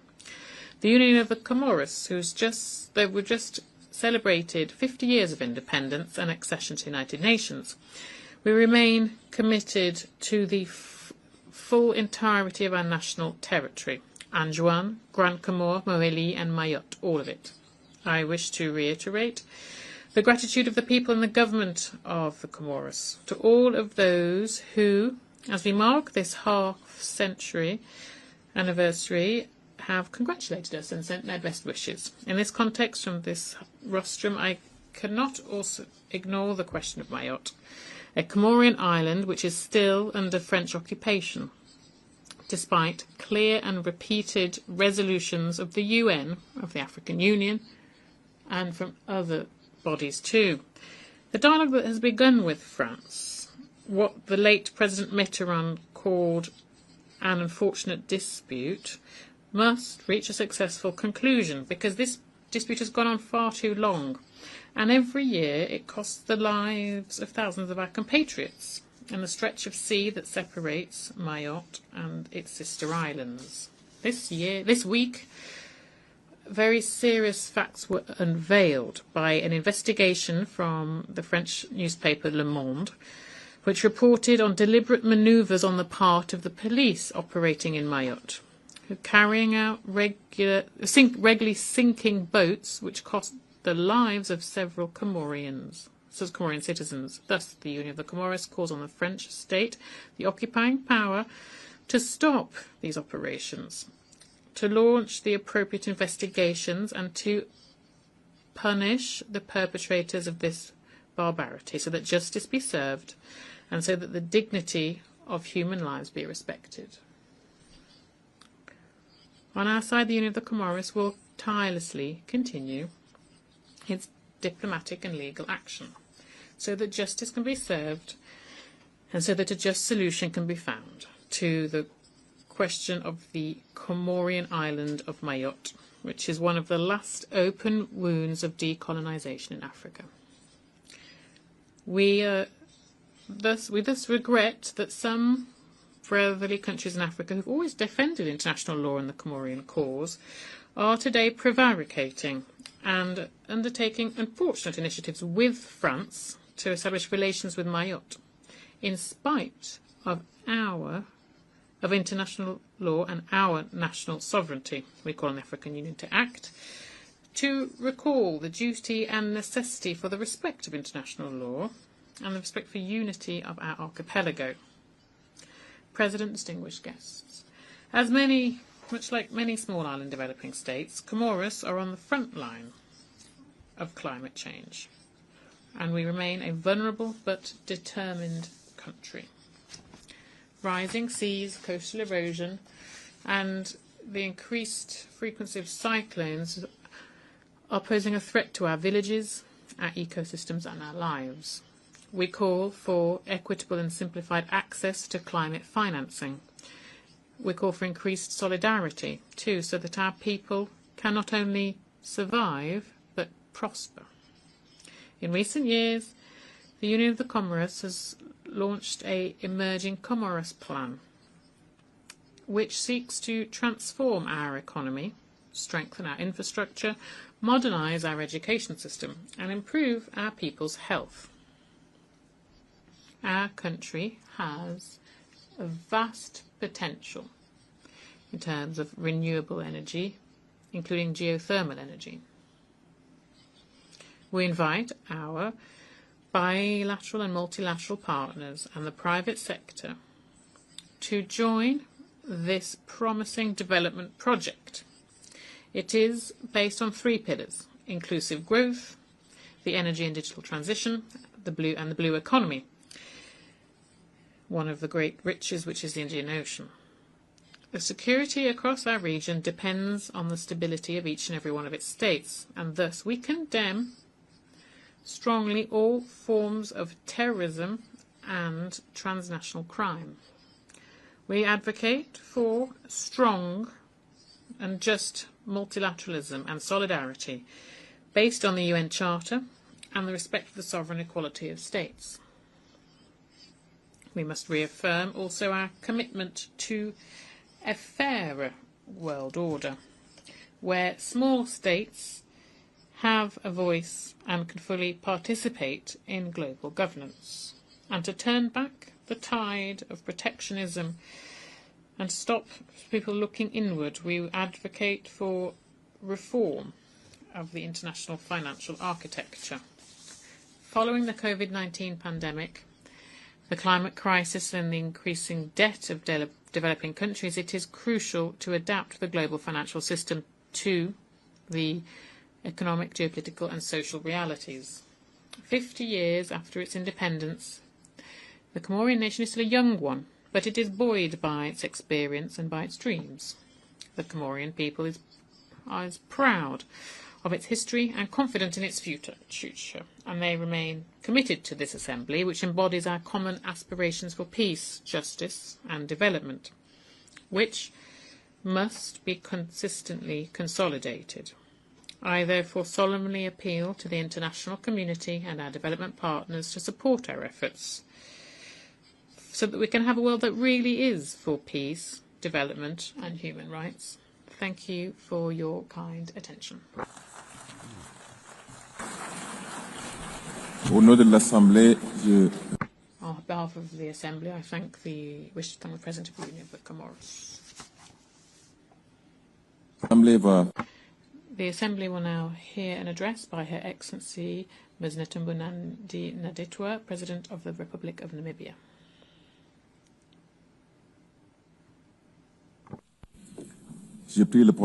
I request protocol to escort Her Excellency and invite her to address the Assembly.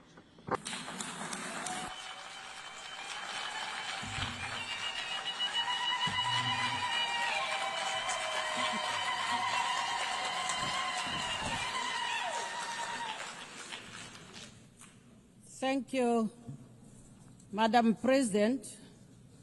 When the founders of the UN convened 8 years ago, they did so to establish an organization, among others, to save succeeding generations from the scourge of war, to reaffirm faith in fundamental human rights, dignity of human person, and equal rights of men and women, and of nations, large and small, and to lay the groundwork for a durable system that promotes justice and respect for the obligations arising from treaties and international laws.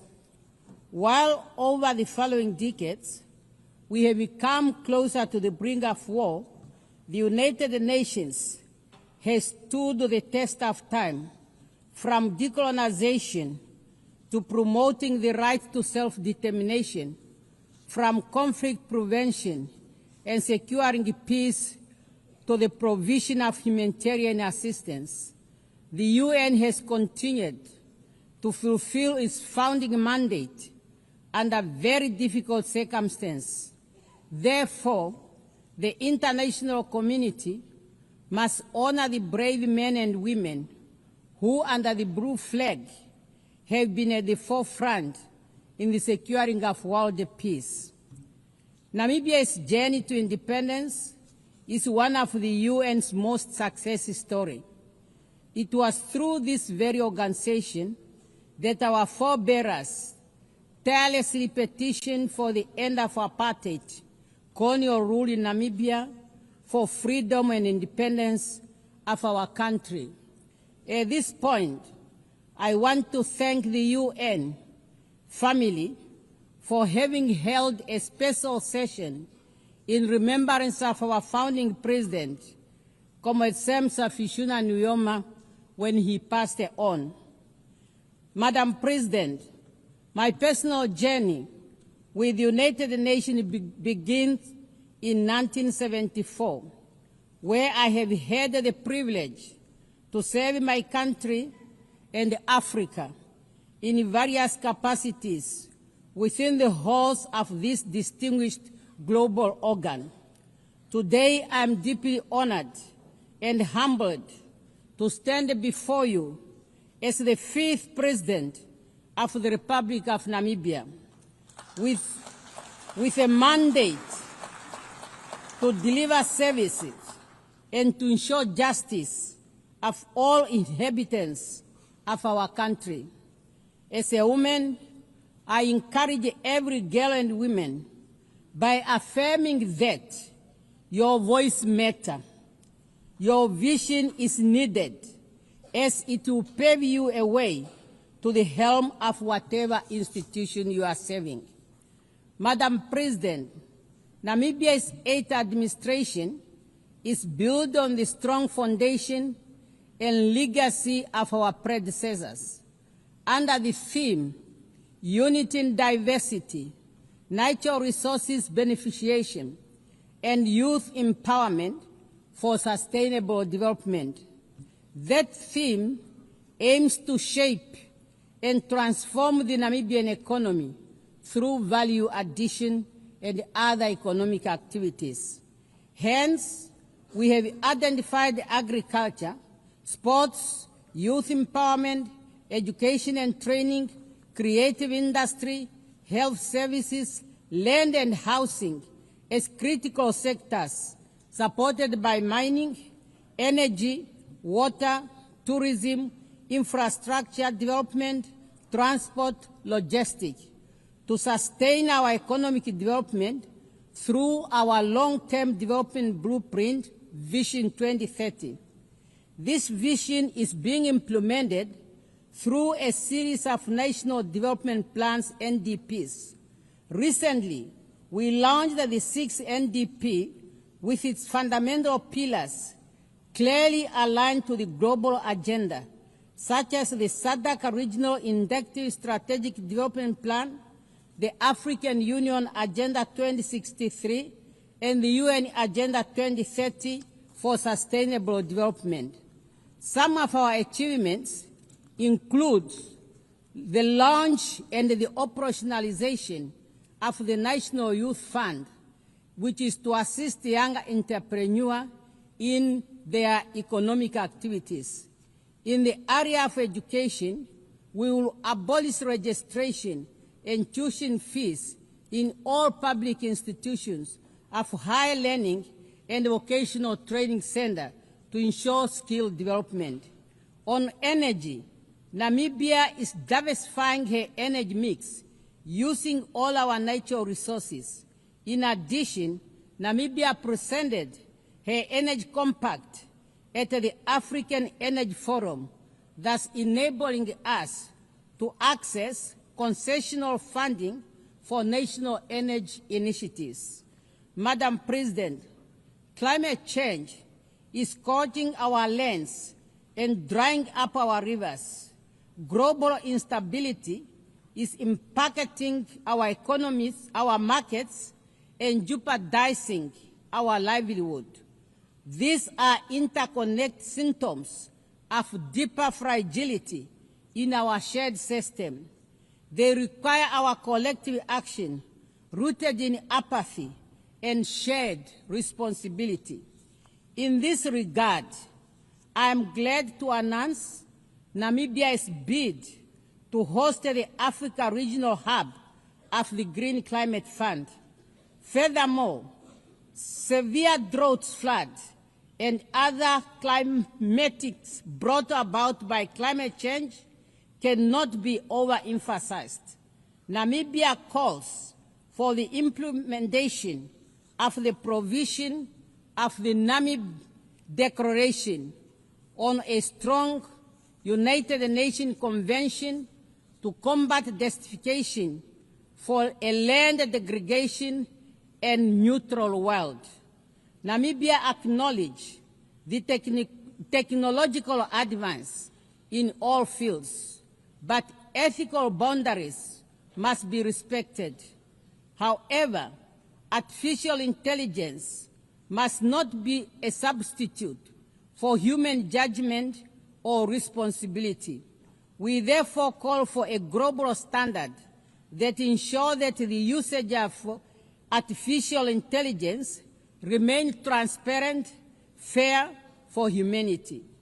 youth unemployment, increased economic inequality, lack of adequate housing, quality education and health care, water, energy, and debt distress are among the common challenges that no one country can address alone. Through multilateral cooperation, our collective action must ensure that we all forge ahead to make the world a better place and to work together on those challenges in line with our theme, Better Together. Madam President, 30 years since the adoption of the Beijing Declaration and Platform of Action, we have made much to celebrate and to ponder on. Namibia continues to make progress in the area of women participation in politics and decision-making. Currently, Namibia's cabinet has 57% of women. As we gear up to commemorate the 25th anniversary of the adoption of the UN Security Council Resolution 1325 on women, peace and security, adopted during Namibia's presidency of the UN Security Council, Namibia will host two high-level events in Windhoek and New York. I look forward to the participation of all member states in those events to collectively reaffirm commitment to women, peace and security agenda. And through the Namibia International Women Peace Center, we will continue to advocate for the universal implementation of the Women, Peace and Security agenda. Madam President, we note to the ongoing efforts of the UN to ensure that we remain fit for purpose, including the UN 8 initiative. We need an agile United Nations that is inclusive. Respect of the UN Charter and its purpose and principles must be our guiding star for our future endeavors. Madam President, we are meeting against a backdrop of profound global tension. The world is fractured by conflict, displacement, and economic instabilities straining multilateral cooperation and a serious issue for us to reach consensus. A global liquidity crisis threatens to plunge millions of people into poverty and insecurity. For Namibia, those crises are real. They impact our communities, test the resilience of our ecosystem, thus need urgent attention. In this context, the Southern Africa Development Community is committed to promoting peace, security, and stability in the Eastern DRC. Namibia welcomes the ongoing efforts by the AU, SADC, and AC to align the Rwanda and Nairobi peace process and encourage the continued strengthening of political and security aspects of the challenges faced in our region. We further call upon UN Security Council and good office of the UN Secretary General to strengthen negotiation and peacekeeping initiatives towards resolutions of all conflict, including those in different parts of Africa. The impasse in the UN security over the question of Western Sahara is an injustice. More than 34 years after the adoption of the Resolution 690 of 1991, the time for the holding of the UN referendum on the right to self-determination for the people of Western Sahara is now. This year marks the 20th anniversary of the Ezuwine Consensus and the Third Declaration, which jointly constitute the common African position on the reform of the UN Security Council. we acknowledge the support from all interested groups for the common African position, which culminated in the recognition of Africa as a priority and a special case in the reform process, as reflected in the outcome document of relevant United Nations process, including the pact for the future. We can no longer delay the urgent call to redress the historical injustice to Africa and address our call for equitable and balanced representation on the Security Council. Madam President, the Charter of the United Nations has laid the foundation for conditions necessary for peaceful coexistence and harmony among nations. Therefore, unilateral cohesive measures should not be used as a tool to undermine sovereign state, for this violates the Charter and the principle of the United Nations. In this regard, we call for an end to the continued illegal economic, financial, and commercial embargo imposed on the friendly people of Cuba and removing her from the list of states sponsoring terrorism. We call for an end to the illegal sanctions on Zimbabwe. We are also gravely concerned about the emerging threats against Venezuela and call for the removal of sanctions and the threats against that country. Madam President, the UN Commission of Inquiry on the occupied Palestine territory, including Israel, Eastern Jerusalem, has just released its findings that indeed a genocide is being committed against the Palestinian people. Despite the clear provision of the Security Council and General Assembly resolutions and advisory opinion rendered by the international community of justice, the humanitarian situation in Gaza is worsening, and access to humanitarian aid is severely limited. A failure to address the crisis in Gaza could become the moral failure that defines this era. We call on the UN Security Council to find consensus and help put an end to the lasting conflict between Israel and Palestine. Madam President, I call for a meaningful reform of the United Nations as a call for the meaningful reform of the United Nations has never been more urgent.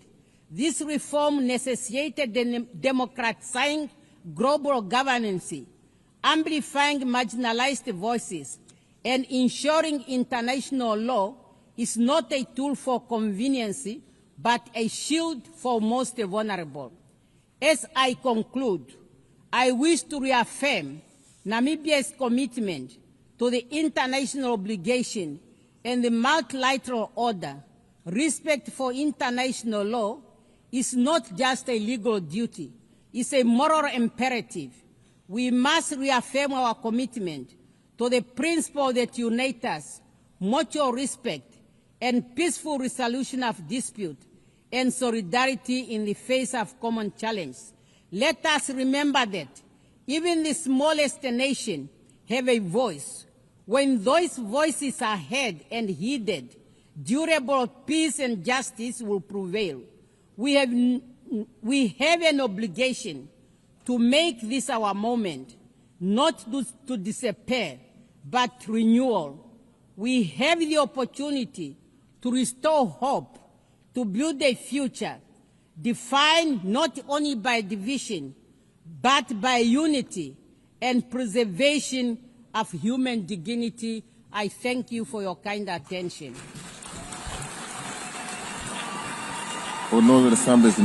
On behalf of the Assembly, I wish to thank the President of the Republic of Namibia.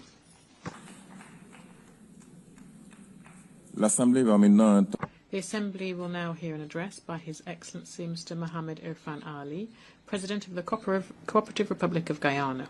I request protocol to escort His Excellency and invite him to address the Assembly.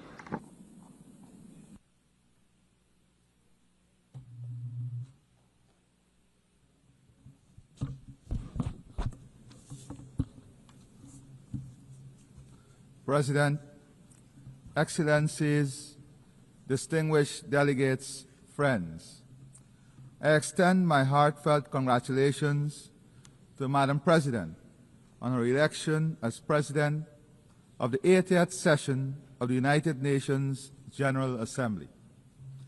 I also record my profound appreciation for His Excellency Philemon Yang of Cameroon, whose distinguished stewardship and steady hand guided the 79th session. Today, as we mark the 80th anniversary of the entry into force of the United Nations Charter, we find ourselves at a crossroads. This organization, our organization, has delivered. From creating international law, promoting development and human rights, to resolving disputes, providing humanitarian aid, and advancing self-determination and independence. The fact remains, over these 8 decades, we have worked together for the greater good. From 51 member states in 1945 to 193 today, the UN has established itself as the premier organization for multilateralism. In fact, it is difficult to imagine our world without the United Nations. However, as it is with anniversaries, we must reflect honestly and candidly, where are we at 80? Conflicts are raging as geopolitical tensions intensify. Food insecurity is worsening. Displacement is growing. Human rights are being ignored, and climate change is threatening lives and livelihoods. Our Sustainable Development Goals are imperiled by shrinking development and budget support. Spending on peacekeeping budgets is diminishing, and humanitarian costs are soaring. Meanwhile, global military spending in 2024 saw its steepest annual increase since the Cold War. President, the United Nations noble mission to maintain international peace and security will ring hollow if it allows power to triumph over principle and might to override right. In remaining faithful to its charter, the United Nations must ensure that the survival and progress of humanity are not mortgaged to the ambitions of the powerful. The collective will of our membership must be reflected in the institutions and governance structure of the United Nations, including the Security Council.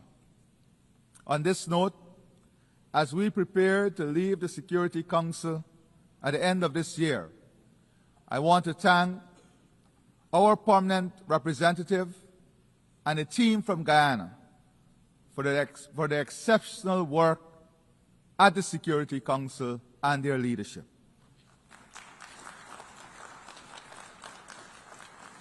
It is precisely when the ideals of the United Nations are tested by horrific realities that the collective must act in defense of the UN Charter and international law. At present, a dark shadow looms over the 80th session of the General Assembly. Genocide in Palestine, annexation of Ukrainian territory, persecution of women in Afghanistan, humanitarian catastrophe in Sudan, brutal gang violence in Haiti, increased transnational organized crime, trafficking, and illegal immigration. All this as new challenges are emerging: cybercrime, cyberterrorism, and the pandemic of misinformation and disinformation, alongside the abuse of social media. President, whilst we reiterate our condemnation of the attacks by Hamas on Israel on October 7, 2023, and again call for the immediate and unconditional release of all hostages, Israel's actions have long shattered any pretense of legitimate self-defense. What we are witnessing is not warfare, but mass extermination, a systematic slaughter and displacement of Palestinian men, women, and children. Those who escape the bombs and bullets are condemned to die slowly, starve of food, water, and hope. This is a war crime. The international community must not remain paralyzed while an entire people is annihilated. Impunity must never triumph over justice. We must take urgent action to halt the genocide, return the hostages, and accelerate our efforts towards a two-state solution. We urge Qatar, Egypt, and the United States to continue their efforts in this regard. Further, the situation in Ukraine remains of utmost concern. Guyana reiterates its call for an urgent end to the Russia-Ukraine war and reaffirms its support for Ukraine's sovereignty and territorial integrity. Equally, the international community must act decisively in Haiti, where gang violence, displacement, and shortages of food and medicine have pushed the nation into deepening despair. Restoring security is the foremost priority, requiring strict enforcement of the arms embargo and robust support for a UN-authorized mission.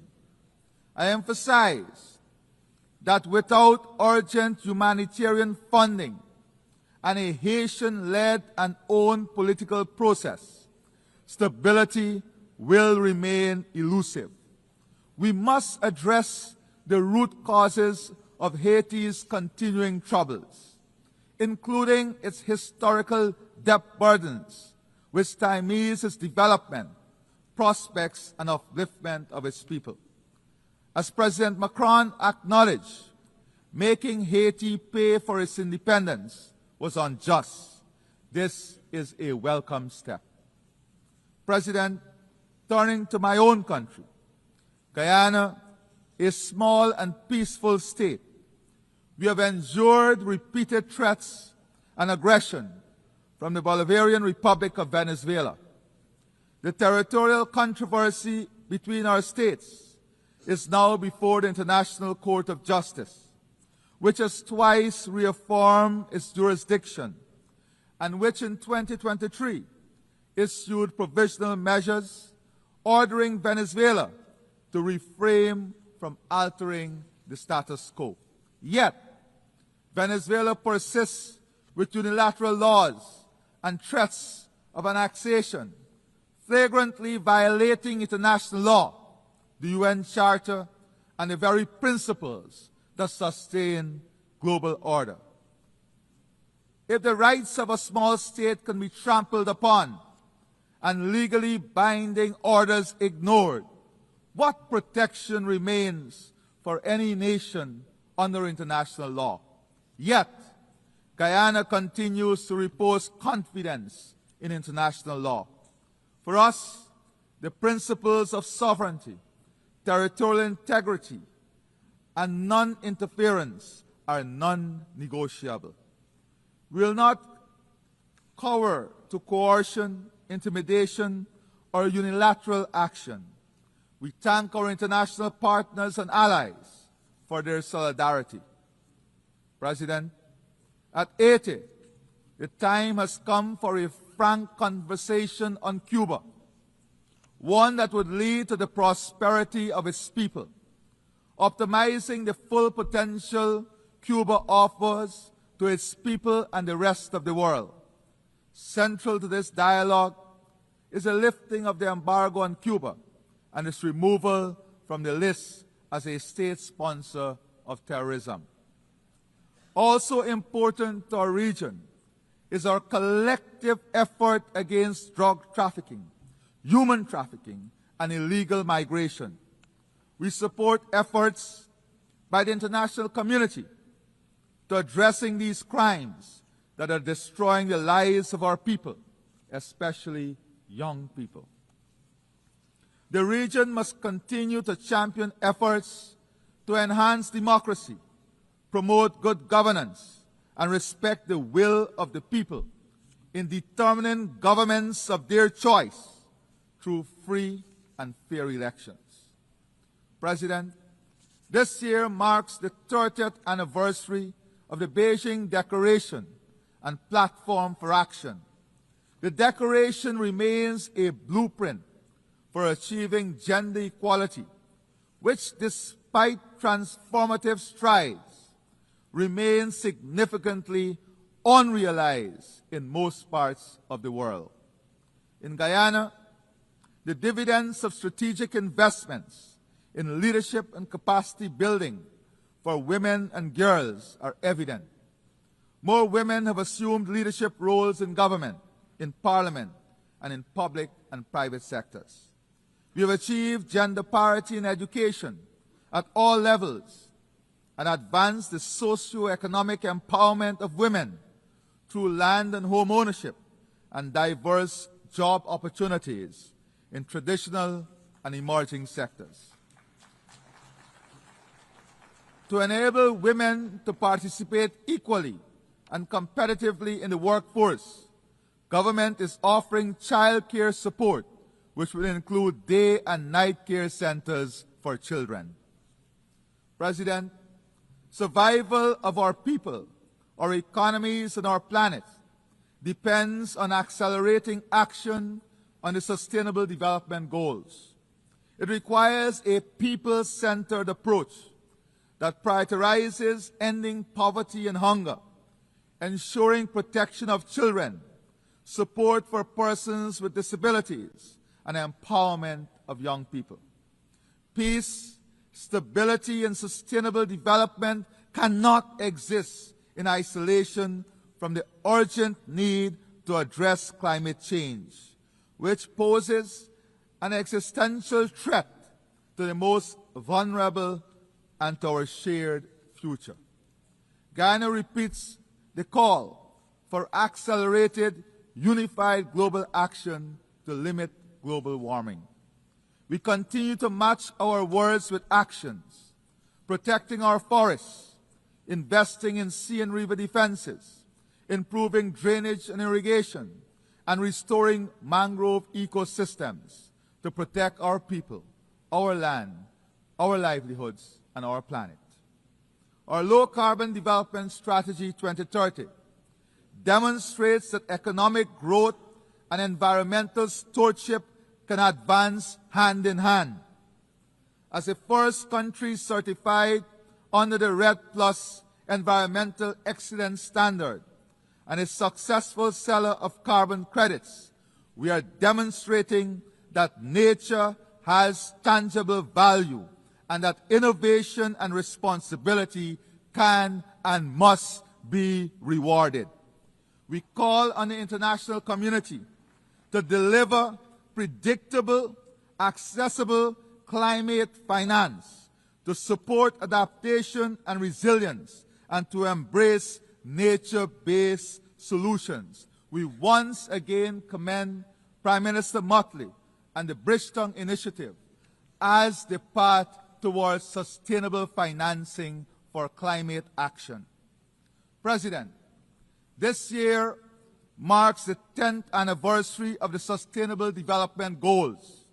Yet, the slow pace of implementation and regression in many areas sound a stark warning that the promise of 2030 is at risk. Guyana calls for renewed global commitment to financing for development, including fulfilling official development assistance pledges, mobilizing domestic resources, and addressing the crippling debt burdens that hinder progress in many developing nations.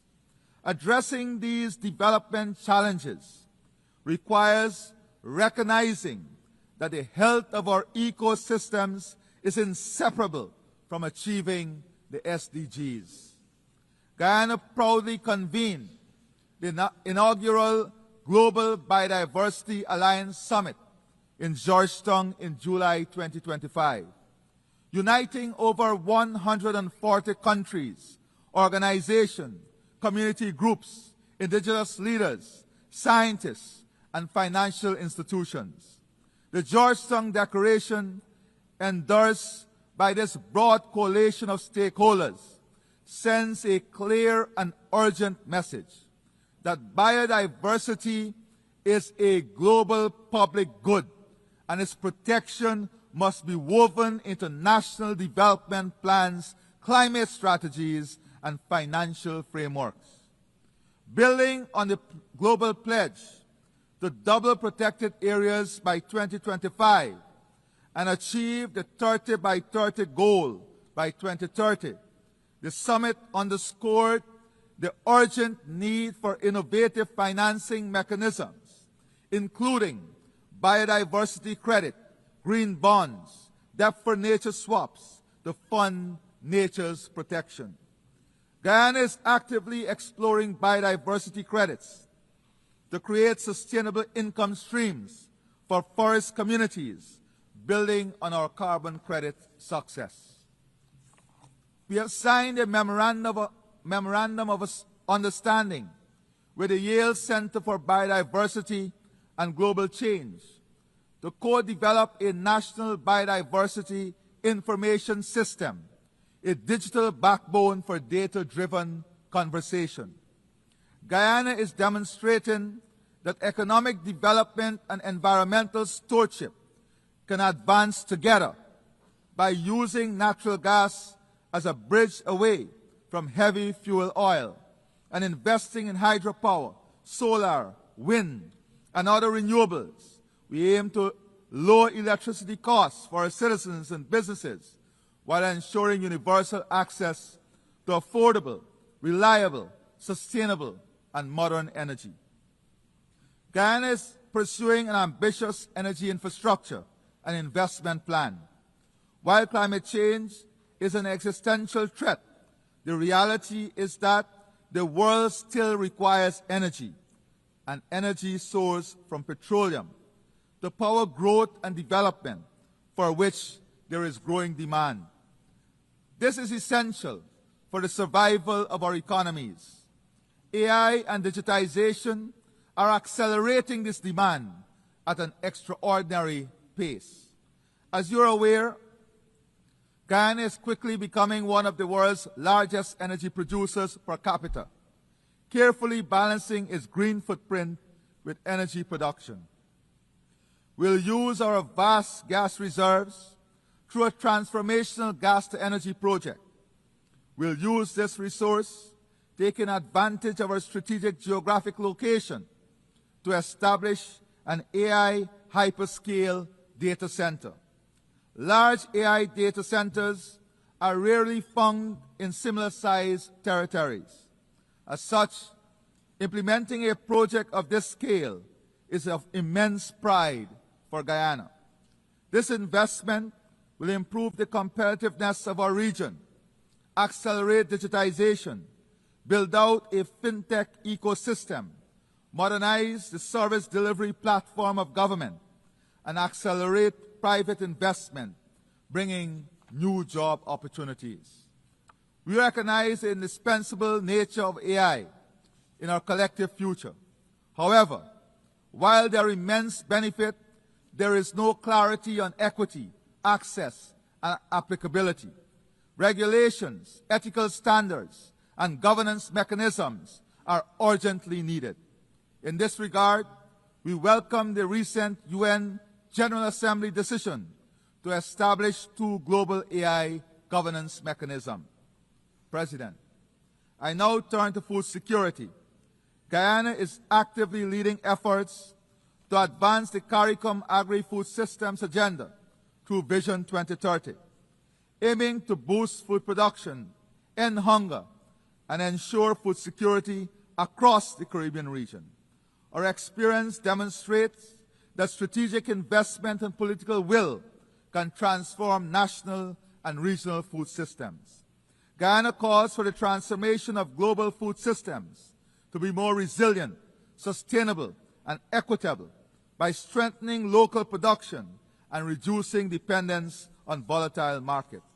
Guyana stands ready to share its experience and partner with others to ensure nutritious food for all. As the United Nations commemorates its 80th anniversary, let us recall that this organization was conceived not in comfort, but in crisis, forged from the ashes of war to serve as the conscience and compass of humanity. 8 decades later, that duty has not dimmed. It has only grown more urgent. If the UN is to remain humanity's best hope, it must stand firm against aggression and remain fully engaged with the great question of our time. We must be bold in recognizing the necessity for institutional adjustments that will advance the organization's success. Our generation will be judged not by the eloquence of our declaration, but by the substance of our deeds. From the ruins of Gaza to the streets of Haiti, from Kiev to the drowning coasts of small island states, the peoples of the world cry out for more than words. To honor 80 years of promise is to act with courage, to match principle with action, and to bind ourselves once more to the dream of a world united, not by fear or force, but by the shared destiny and enduring hope. I thank you, and may God bless all of our nations and all of our people. Thank you. On behalf of the General Assembly, I wish to thank the President of the Cooperative Republic of Guyana.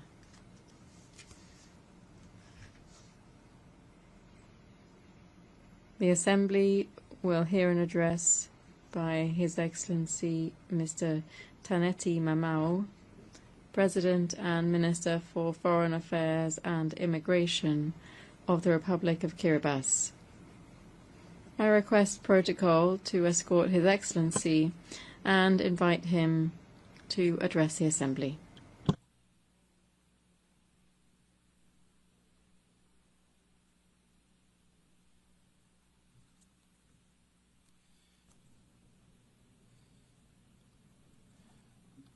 Madam President of the General Assembly, Head of States and Governments, Secretary General of the United Nations, Excellencies, ladies and gentlemen. In His holy name and on behalf of the government and the people of Kiribati, I extend our warm greetings to you all. I am honored to warmly congratulate you, Madam President, on your election to preside over this historic 80th session of the United Nations General Assembly, and I wish you every success as you guide these important deliberations. Madam President, we commend your theme, Better Together, 80 years and more for peace and development and human rights, reminding us of the enduring importance of multilateral cooperation in addressing global challenges.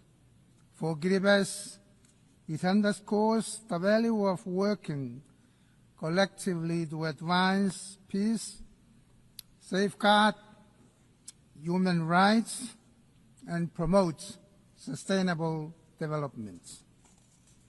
Your Excellencies, Kiribati welcomes the initiative of the Secretary General to reform the United Nations for the challenges and realities of the 21st century in order for it to respond more effectively to member needs, especially small island developing states or SIDS, and the least developed countries, LDS.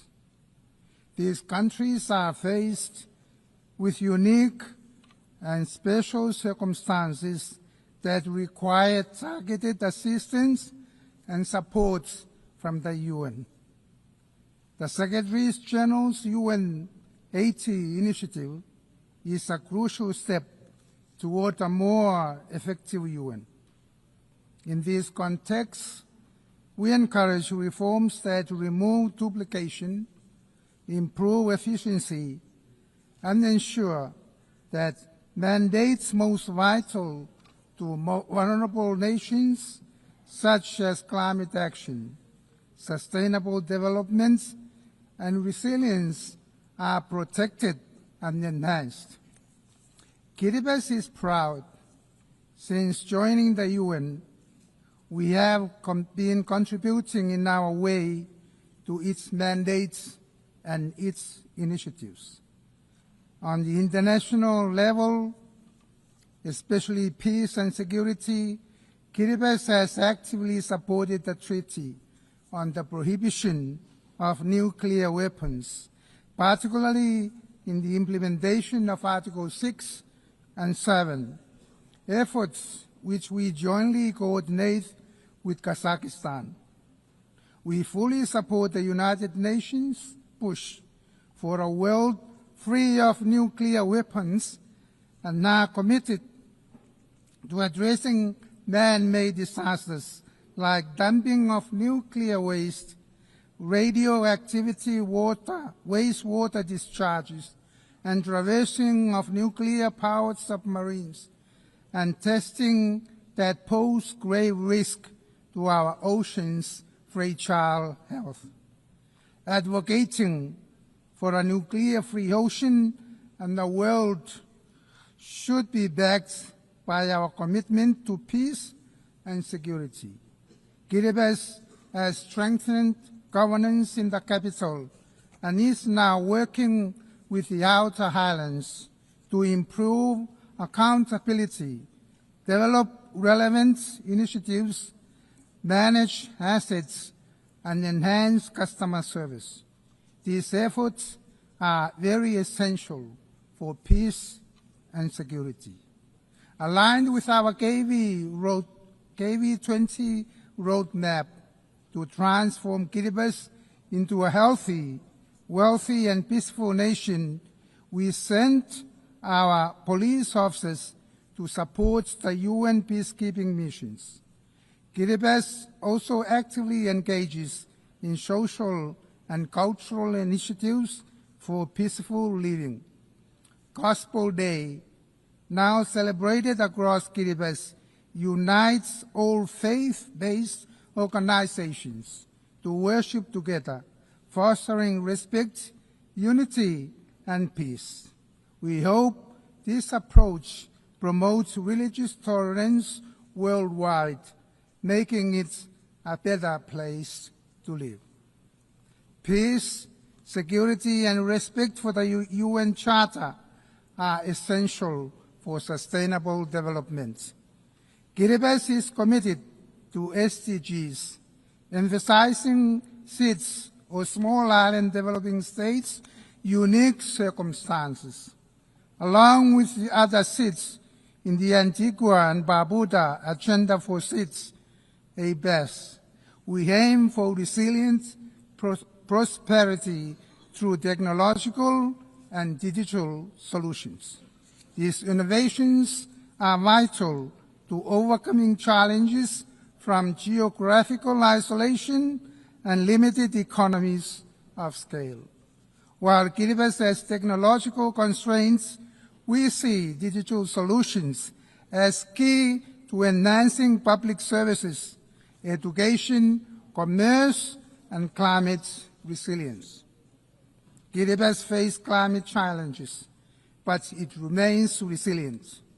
While some narratives claim our islands are sinking, we have traditional and modern strategies to adapt and thrive. Our efforts, aligned with international climate goals, focus on building resilience, protecting livelihoods, and preserving our culture. We urge global action to limit warming to 1.5 degrees Celsius and support frontline states to the loss and damage front. We welcome and commend the International Court of Justice in its landmark decision, giving its firm hope and assurance that Kiribati and other vulnerable countries will continue to exist in light of climate change impacts. This milestone demonstrates what the Blue Pacific can successfully achieve collectively, and that is to secure the full legal certainty and permanence of our maritime zones, irrespective of the impacts of climate change. The Multi-Dimensional Vulnerability Index, the MVI, is particularly important for Kiribati as it captures the combined effect of economic, social, and environmental vulnerabilities that are not fully reflected in the income-based measures alone. By incorporating the MVI into development planning and international supports, countries like Kiribati can better access resources, build resilience, and implement effective strategies to achieve sustainable development despite our structural limitations. Kiribati's ocean is vital for its identity, economy, and food security. Protecting marine life, fighting illegal fishing, and supporting the BBNJ agreements are key to sustaining livelihoods and ecosystems. IUU fishing causes over US $600 million annual loss, a moral and economic injustice that could fund universal child care. Guided by the 2050 strategy for the Blue Pacific and recent UN Ocean Conference outcomes, Kiribati believes these issues can be addressed through strong multilateral ocean governance based on the UN principles. Your Excellencies, as part of Kiribati's efforts to support the global ocean commitments to protect and sustainably manage the marine resources, we have committed to increase the value of our tuna and maximize economic returns, and at the same time ensure that this resource is protected for our future generations to the parties of the Nauru Agreement or the PNA. Access to sustainable and renewable energy is fundamental to advancing development and resilience in Kiribati. Small island states and Pacific Islands Forum family at large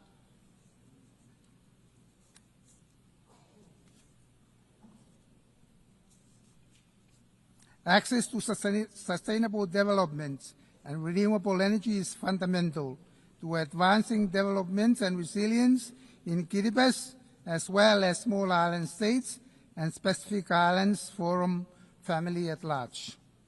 Kiribati is investing in clean energy technologies, such as solar lights at household levels to reduce our dependence on imported fossil fuels. We call for the enhanced international cooperation and financing to accelerate the transition to sustainable energy systems that are accessible, affordable, and climate resilient. Your Excellencies, the role of education, youth, and women in building resilient communities is vital. Investing in quality education, promoting gender equality, and empowering young people are key to sustainable development, innovation, and social cohesion. We support initiatives that foster youth leadership and women's full participation in the economic, political, and social spheres.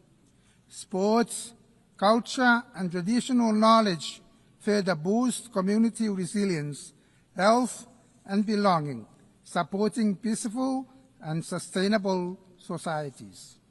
Healthcare in Kiribati faces challenges from the dispersed nature of the islands. To improve, the government will introduce sea ambulances and advanced medical services to enhance capacity and reduce the need for overseas referrals. Your Excellencies, equitable and predictable development financing is vital for Kiribati's future. Reforming the international financial system, improving access to concessional finance, data, sustainability, and bridging the digital divide are key to enabling states to meet their development goals. The Blue Pacific recognizes the challenge of accessing climate financing and supports the establishment of the Pacific Resilience Facility, led and known by members, with $162 million pledged to fund it. Kiribati highlights the importance of the Doha Programme of Action for Least Developed Countries, which mobilizes international support for the most vulnerable. We await the UN financing for development conference, hoping it would provide concrete solutions to improve access to finance for those in need. These efforts are crucial for less developing countries like Kiribati to build resilience and promote sustainable development. Kiribati reaffirms its belief in the fundamental principle of multilateralism as the cornerstone for addressing global challenges collectively. By embracing cooperation, solidarity, and multilateral engagement, we can shape a future in which all nations, particularly the vulnerable, can thrive and prosper. In this endeavor, we draw inspirations from the wisdom of our forefathers, who taught us that by working hard in resilience and peace, we can secure enough to prosper. This enduring principle guides Kiribati's approach to sustainable development, resilience, and multilateral engagement, reminding us that collective efforts and peaceful collaborations are the foundation of lasting progress. Allow me to close by bestowing upon the United Nations and all its members and all its staff our traditional blessings of the Maori, the Roi, the Tabamoa, meaning abundant health, peace, and prosperity. I thank you, Ambassador. Au nom de l'Assemblée générale, On behalf of the General Assembly, I wish to thank the President and Minister for Foreign Affairs and Immigration of the Republic of Kiribati. The Assembly will now hear an address by His Excellency Mr. Bassirou Diomaye Diakhar Faye, President of the Republic of Senegal. I request protocol to escort His Excellency and invite him to address the Assembly.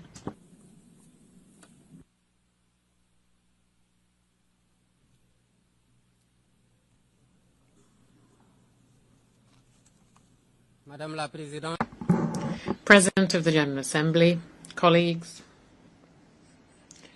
Secretary General, distinguished delegates, ladies and gentlemen. President, on behalf of Senegal, I wish to thank your predecessor and also extend to you our warmest wishes for success in your presidency of this, the 80th session of the United Nations General Assembly. I would like to reiterate to the Secretary General, Mr. Antonio Guterres, our constant support in the exercise of his noble mission to benefit Member States. We are meeting today in this symbolic place of universal dialogue, aware that we carry the burden of history and the urgent nature of the tasks before us today.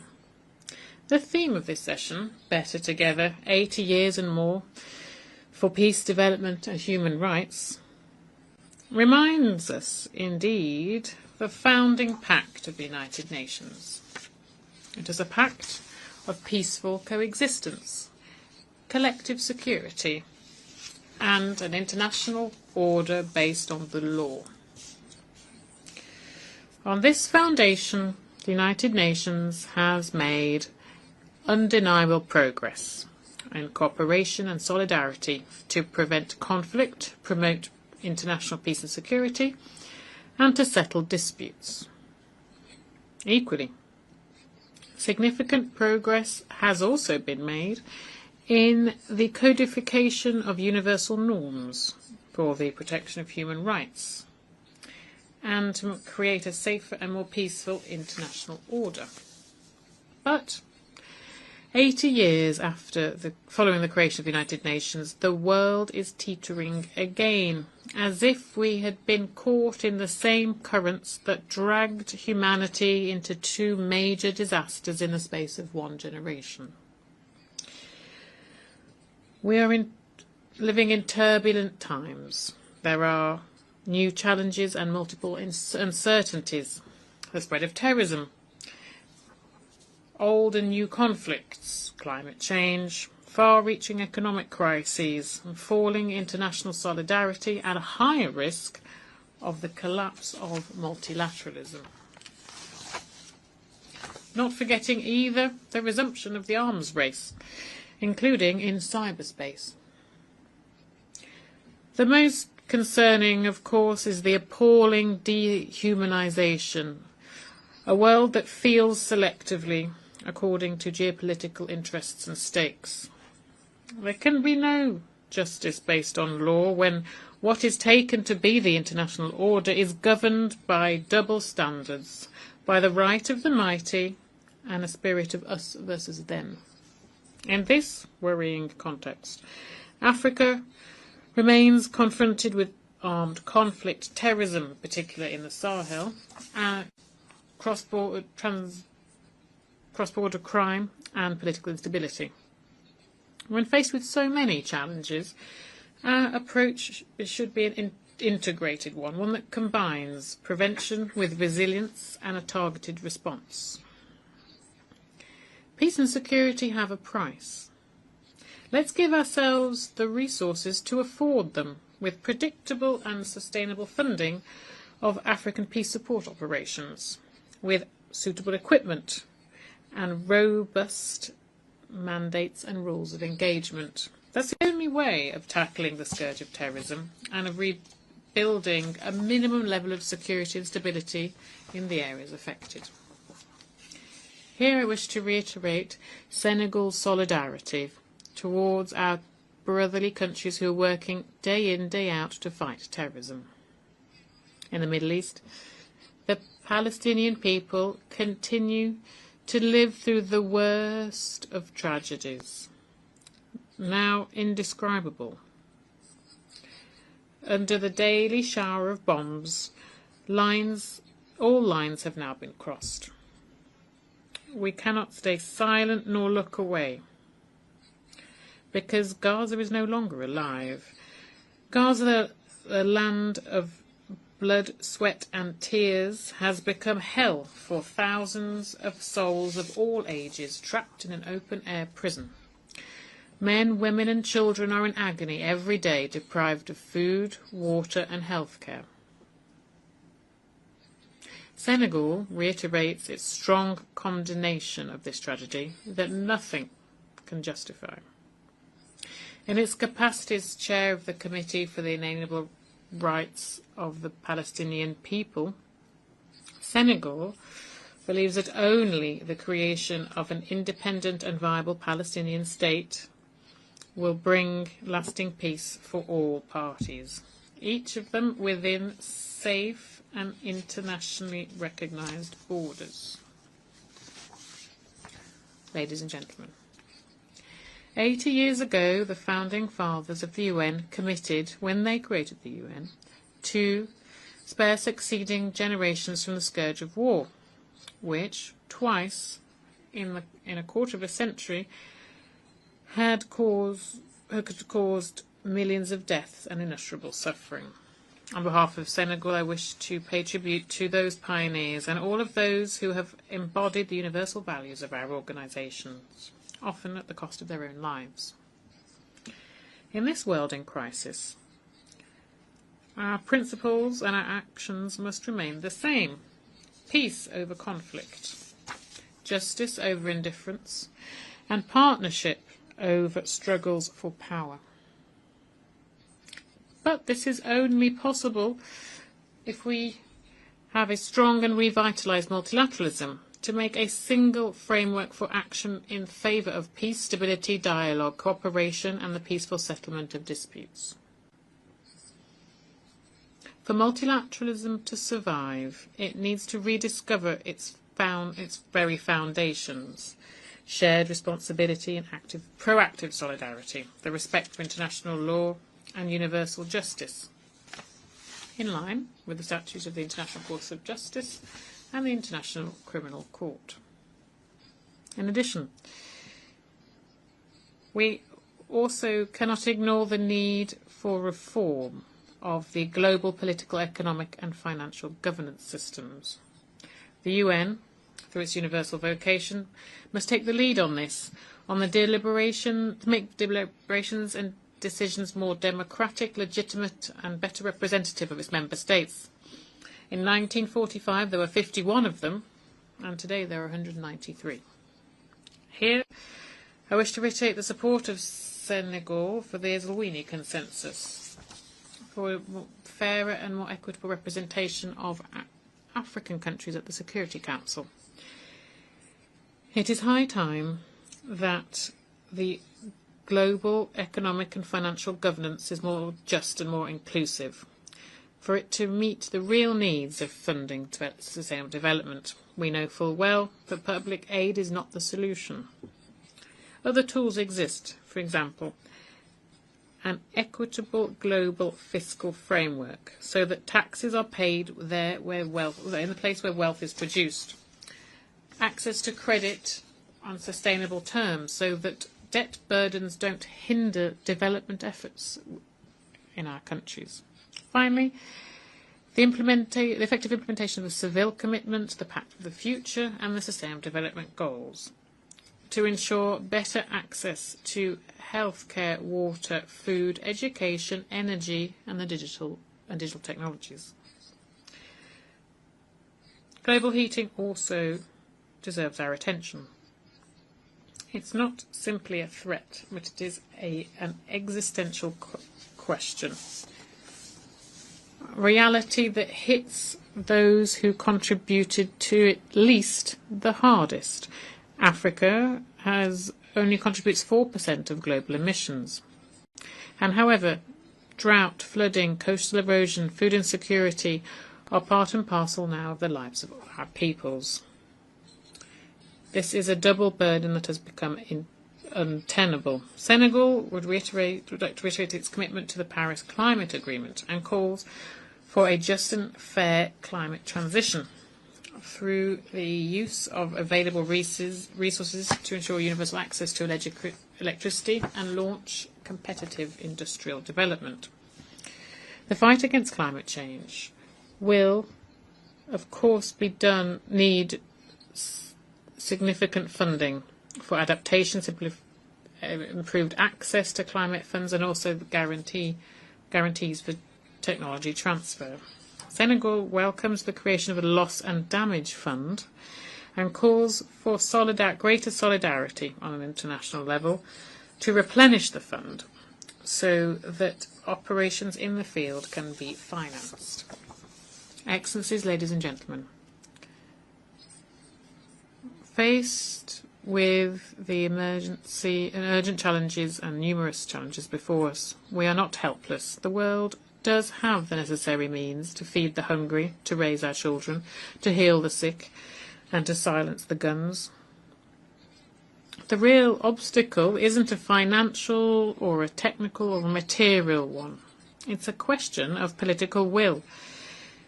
The will to make multilateralism a tool for collective solidarity, for cooperation over confrontation, the will to build a future where human dignity is at the heart of every decision we take. So, at this, the 80th anniversary of the United Nations, let's not just state that the world order is tired, but let's springboard for new hope. A hope for a more effective organisation to benefit the people it represents. Senegal remains committed to work to this end with all members of the organisation.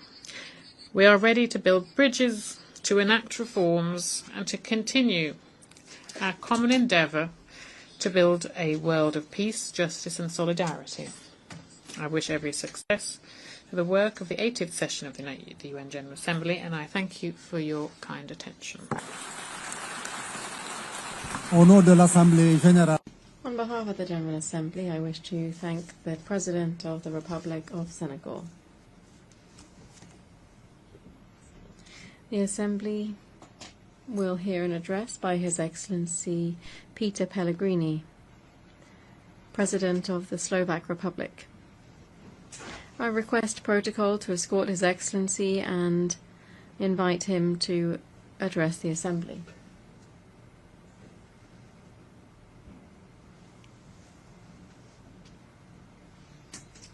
Ladies and gentlemen, it is an honor to address this Assembly to mark the 80th anniversary of the United Nations on behalf of Slovakia. Indeed, it was Slovak Jan Papanek who was one of the 14 co-authors of the UN Charter. It proves that also small nations can be part of big things and to contribute to international peace order. This milestone invites us to reflect on the reality of the world that deeply concern all of us, including my country. 80 years ago, humanity emerged from the darkest conflict in history. It claimed millions of lives, left entire regions in ruins. My country witnessed the Holocaust, but also the courage to stand up to evil. A few days ago, I visited the Hiroshima Memorial, and it was a deeply moving experience and a painful reminder of the destruction in a single brief moment. All this teaches us important lessons of the past. Hiroshima and Nagasaki must be the last places where nuclear bombs were used. It obliges us to denounce any threats of nuclear destruction. It obliges us to work each day on keeping the world safe and peace.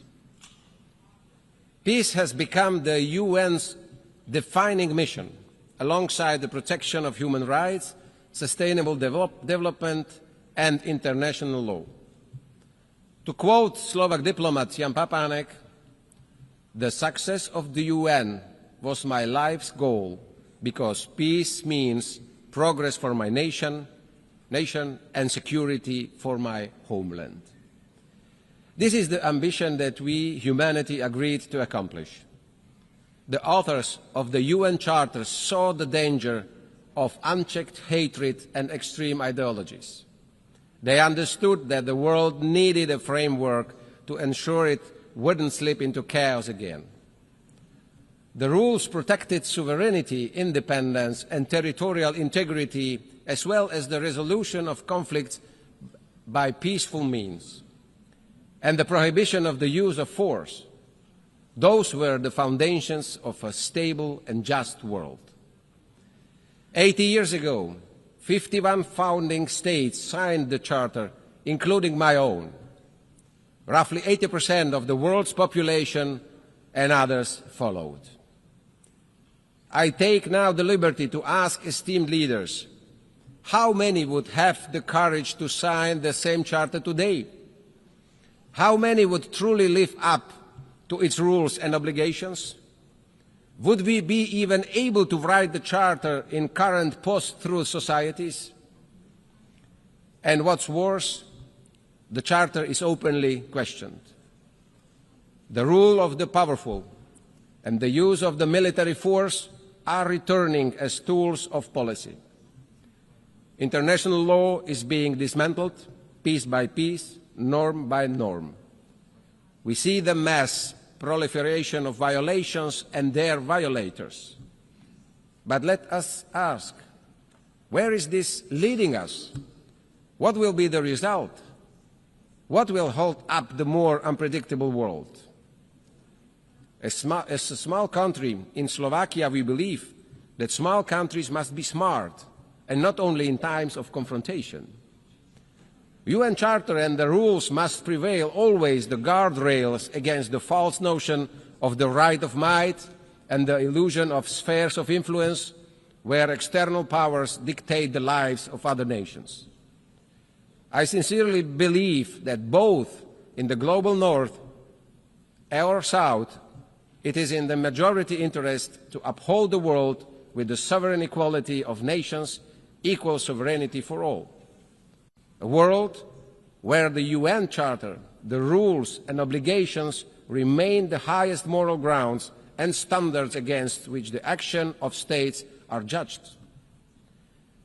Esteemed leaders, peace is the defining mission of the UN to which we committed 8 years ago.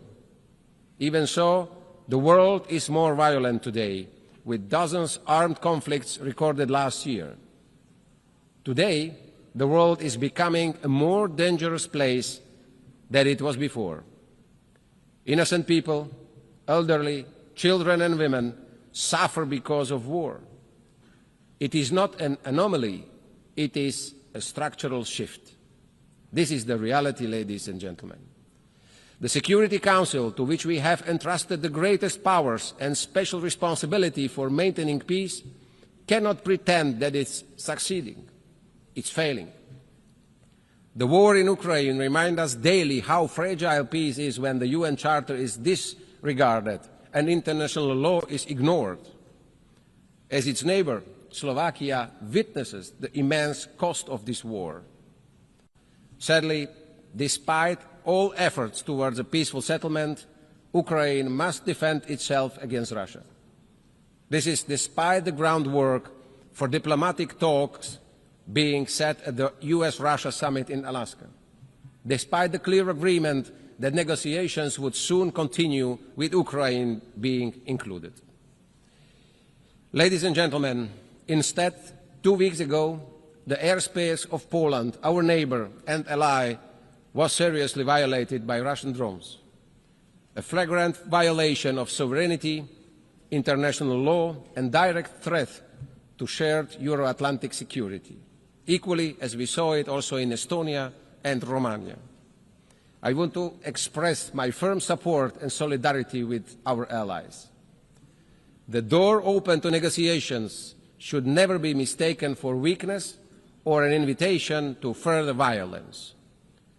My country calls for too early peace. We call on commitment and concrete steps in line with the result of summit in Alaska.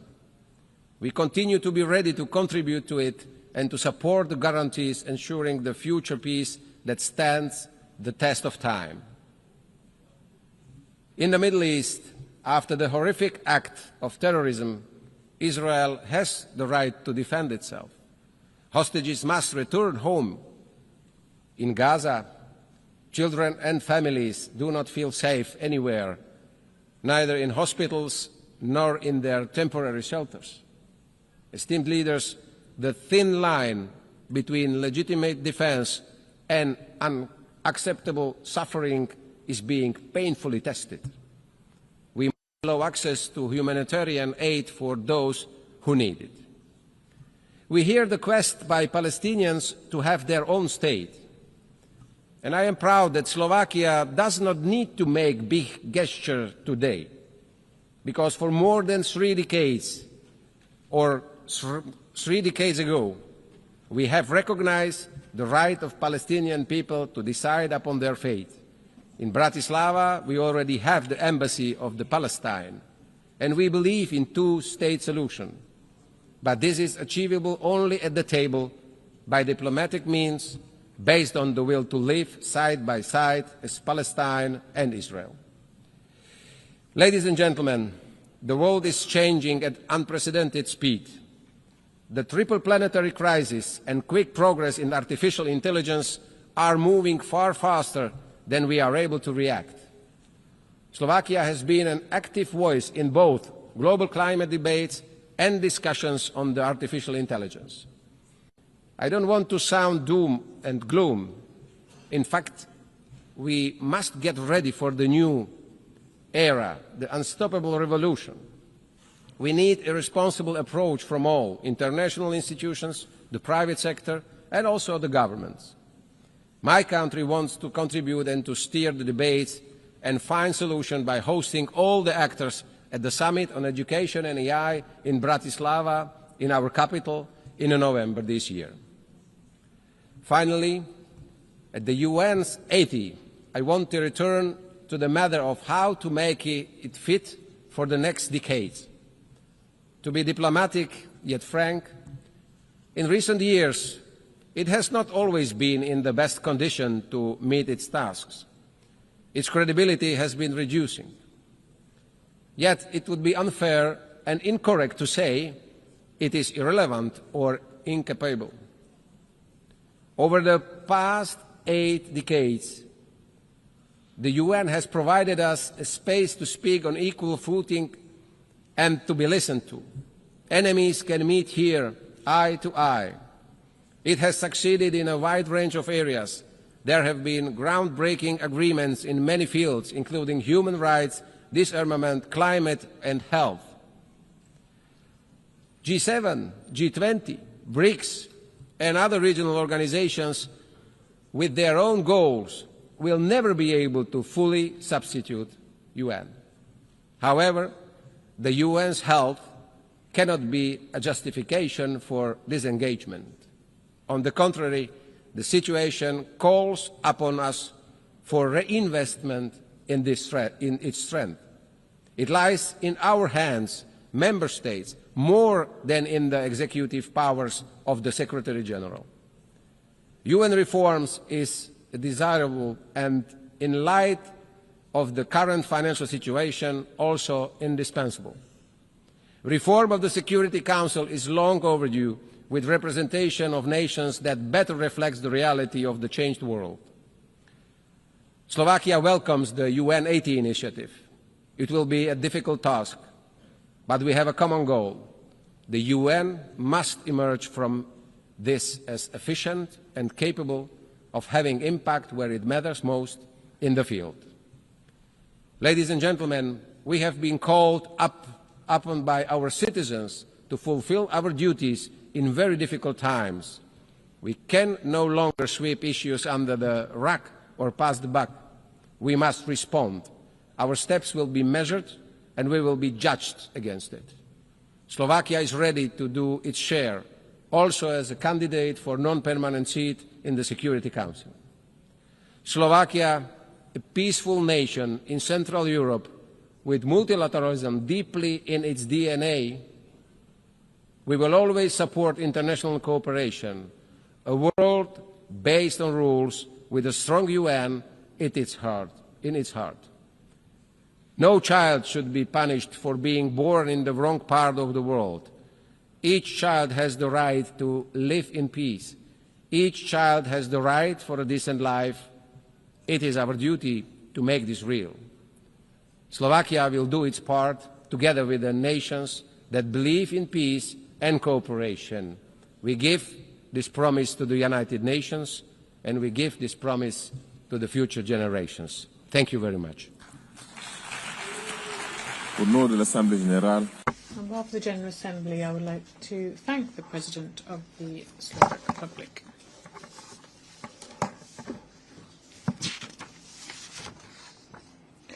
The Assembly will now hear an address by Her Excellency Hilde Heyn, President of the Republic of the Marshall Islands. I request protocol to escort Her Excellency and invite her to address the Assembly.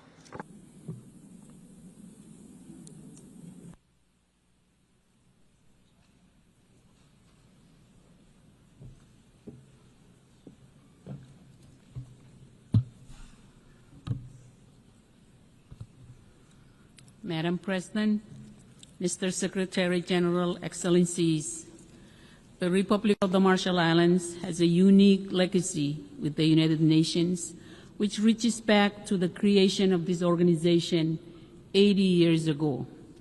As a strategic UN trusteeship, it was the UN flag which flew first over our islands, and it inspired us to define our nation and speak up when we saw injustice. The UN was founded on a commitment to never again tolerate aggression, to avoid the very kind of geopolitical tension or even future open conflict between superpowers now openly foretold today in my own Pacific Islands region and far beyond. At a time when international cooperation is in dire need, the very foundations of global order are now more uncertain than ever. My low-lying atoll nation bears witness to the sharpest edge of climate change, which the Pacific Islands Forum leaders have consistently defined as the region's #1 security threat. The scale of impact and the future of our youngest generations depends on whether global powers are working together. If I could find a louder alarm for the Pacific Islands than my words today, I would sound it. There is still time for action, but only urgent action at scale can reduce vulnerability across all key sectors and to strengthen the free and democratic nations which define our island region. We need the world to better understand that our security is linked to our fragility, cutting across key indicators. We worry our institutions will not easily withstand future threats, whether if by rising seas or geopolitical competition. Madam President, during our decades as a UN strategic trusteeship administered by the United States, the UN Trusteeship Council remained an early and important platform for our voices and to tell the world where right lay from wrong. But it fell short of its mandate. Today, our nation bears the legacy of 67 atmospheric nuclear tests between 1946 and 1958, which posed profound contemporary challenges. And while we acknowledge important actions by the former administering authority, the U.S., significant disagreements remain, including ultimate responsibility for what remains today. Our communities seek justice, a clean environment, and safe return to their homes. Our Marshallese pleas to the Trusteeship Council to stop nuclear testing were disregarded with assurances of our well-being, with 2 resolutions assuring our well-being in 1954 and 1956, remain the only instance in which a UN organ has ever so explicitly allowed nuclear detonations. And the eventual result was a legacy burden of nuclear risk and exposure, which has persisted for generations of human rights, environmental, and health challenges, as addressed by UN Human Rights Council Resolution 57/26 and reported on by the UN High Commissioner for Human Rights and Special Rapporteurs on Toxic and Internally Displaced Persons. Today, the difficult lessons of our past should help drive international efforts to curb and end nuclear threats through any effective means. Rising global tension has only heightened nuclear risk.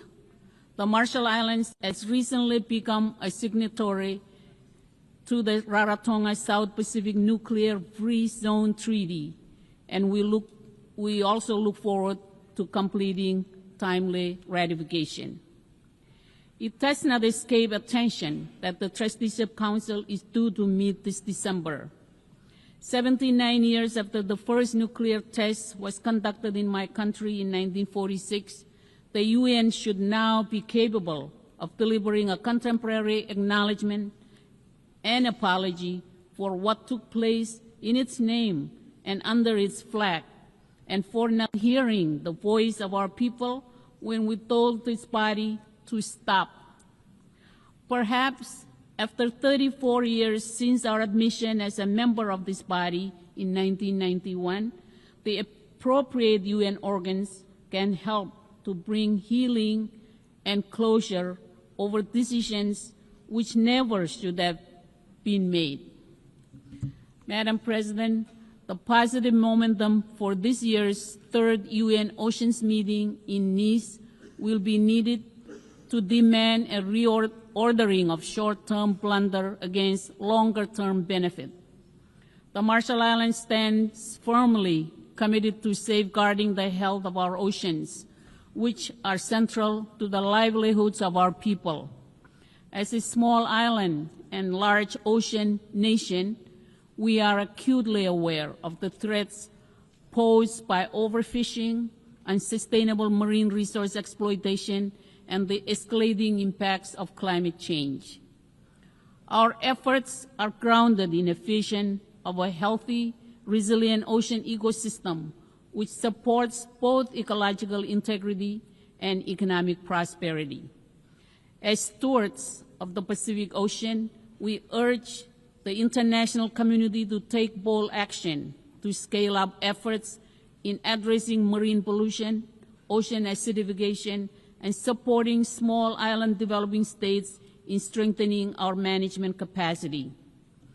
The Marshall Islands joins 37 other nations who have already expressed their support for a moratorium on seabed mining in the high seas until there is a code with adequate safeguards and until we have a close understanding of impacts and biodiversity at stake.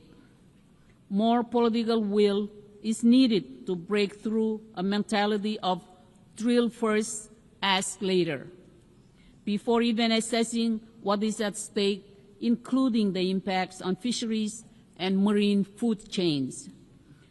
We have enacted our own national ban on deep seabed mining permits, and as we move to document and manage seamount biodiversity within our EEZ, to our immediate north, high seas mining exploration threatens to expand into exploitation.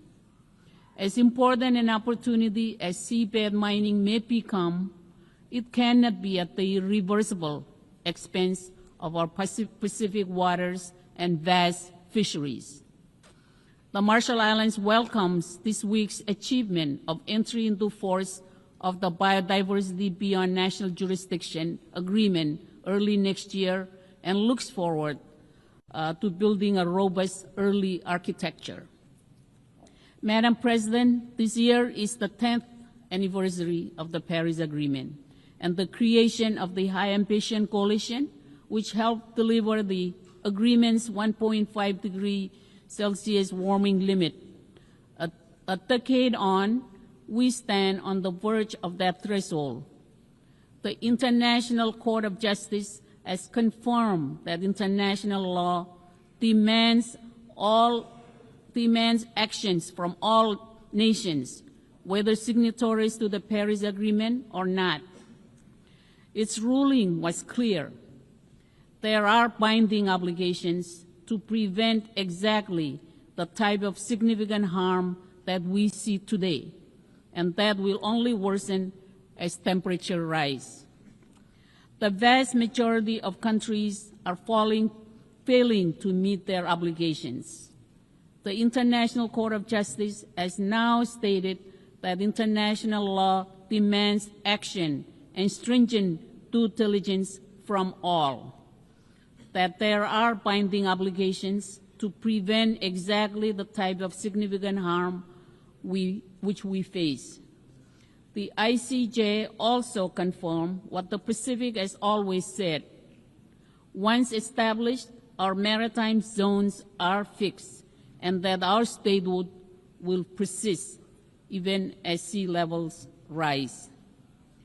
Every country should have submitted its new climate target by February, so that by now we would have a clear picture of what we must do to keep 1.5 degrees Celsius alive. Only 15 countries, including the Marshall Islands, did so by February, and only 32 have done so now. These plans must set out how countries will end the reliance on fossil fuels that holds our future hostage and replace them with the renewables that are better for our health, our economies, and our future. To thrive, we need billions in climate finance, particularly for adaptation and loss and damage. We've heard the promises, but promises don't reclaim land in atolls nations like mine. They don't develop mangrove defenses, shore up our hospitals and schools against rising seas, or preserve cultures deeply tied to land that is slipping under waves. Those things require money. It is past time for the rich world to meet its obligations and get money to where it's needed most. As we approach COP30, we need all nations to deliver on promises to respond to the climate catastrophe. We must close the $1 trillion climate finance gap, particularly for adaptation. We must deliver stronger plans which show how we'll end fossil fuels and have global emissions in this decade. Excellencies, our sharp challenges are far-ranging. Together with Pacific Island neighbors, we face one of the world's highest burdens of non-communicable diseases. Diabetes, heart disease, and other NCDs are now leading causes of premature death, straining our health systems and undermining economic resilience. This crisis reflects both global inequities and local challenges, and it underscores the need for island-driven partnership at scale so that our people can achieve basic human rights to dignity and health care. Madam President, as a small nation, events half a world away are increasingly relevant upon our own shores. Starting with the 2014 occupation of Crimea, Russian aggression in Ukraine has lacked any basis in international law and has pushed the world deeper into global tension. Accountability must be applied to all, and while strong leadership is needed to help fairly resolve and address this difficult crisis, it must also closely and directly involve Ukraine itself. And while the Pacific Islands are halfway across the world, we should have a very direct interest in how small and vulnerable democracies are treated in the footsteps of larger powers.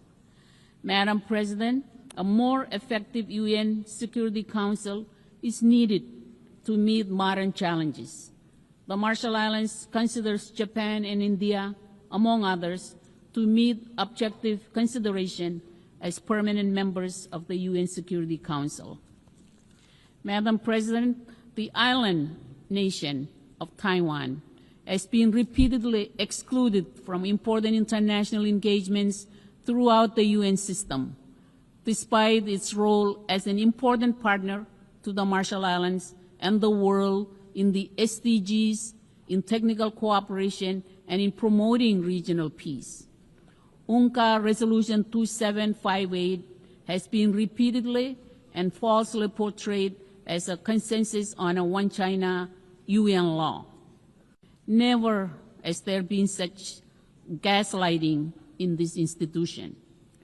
While this resolution does address who sits behind a nameplate at the UN, it does not confer or justify any basis for coercion or seizing sovereign control of an independent democratic nation.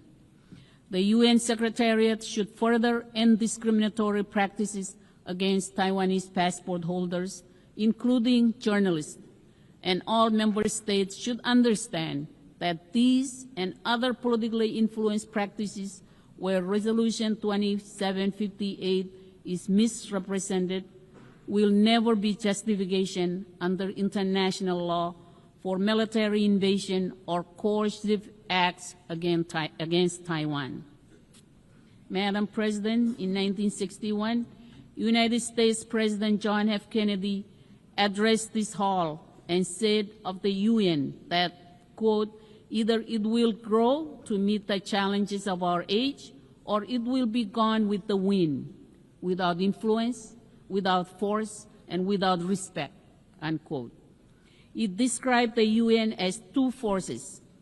One is composed of those who are trying to build the kind of world described in Articles 1 and 2 of the Charter. The other, seeking a far different world, would undermine this organization in the process. Madam President, the threat of nuclear war that confronted the world in 1961 remains today, though now at an even greater scale. When President Kennedy spoke in 1961, climate change wasn't as widely understood. Today, we are confronted with a range of deep risks, any one of which does not bode well for the future of this world, let alone taken together. The hope for our youngest and future generations is in the profound vision of nations committed to peace and multilateralism. I thank you all. Con moltada.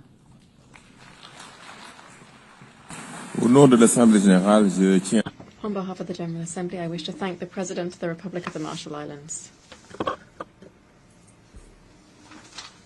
The Assembly will now hear an address by His Excellency Mr. Faustin Archange Touadéra, Head of State of the Central African Republic.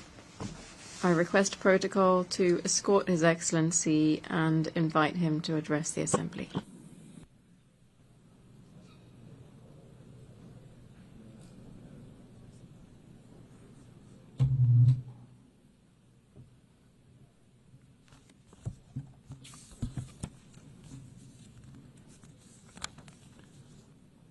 Madame la Présidente, Madam President of the General Assembly, Majesties, Excellencies, Heads of State and Government,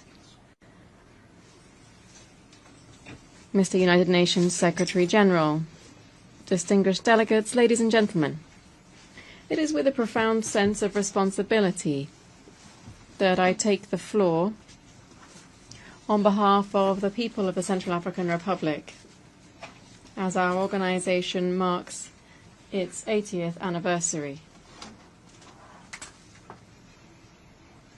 This anniversary reminds us of a simple truth. Our destinies are intertwined. Humanity is one and indivisible.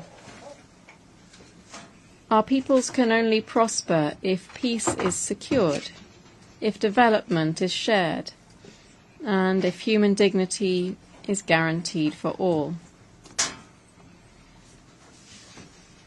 80 years after the founding of the UN, the world is confronted by an unprecedented accumulation of threats, protracted wars, geopolitical rivalries, rising terrorism and organized crime, the climate crisis, humanitarian relief and food security crises that are unprecedented.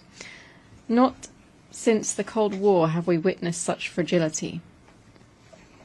In Europe, the war in Ukraine continues to cause immense human suffering and to undermine global stability. In the Middle East, the persistent violence between Israel and Palestine plunges entire generations into grief and undermines the prospects for peaceful coexistence. In Africa, the crises in Sudan, in the east of the Democratic Republic of the Congo, in the Sahel, and in the Horn of Africa recall the fragility of the equilibrium that we have struck and the urgency for enhanced support for prevention and the peaceful settlement of disputes. Faced with these tragic situations, the Central African Republic proposes the strengthening of the United Nations mechanisms for preventive diplomacy through the creation of a global conflict prevention fund financed by the major powers and administered transparently. Such a fund should make it possible, at the earliest warning signs of a crisis, to finance good offices missions, international mediation, and the deployment of rapid intervention, credible peacekeeping forces.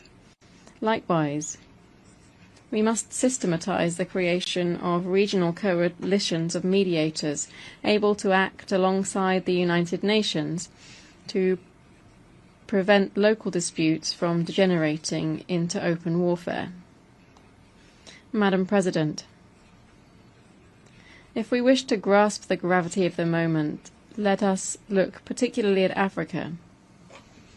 In 2025, more than 40% of the world's armed conflicts are taking place on the African continent.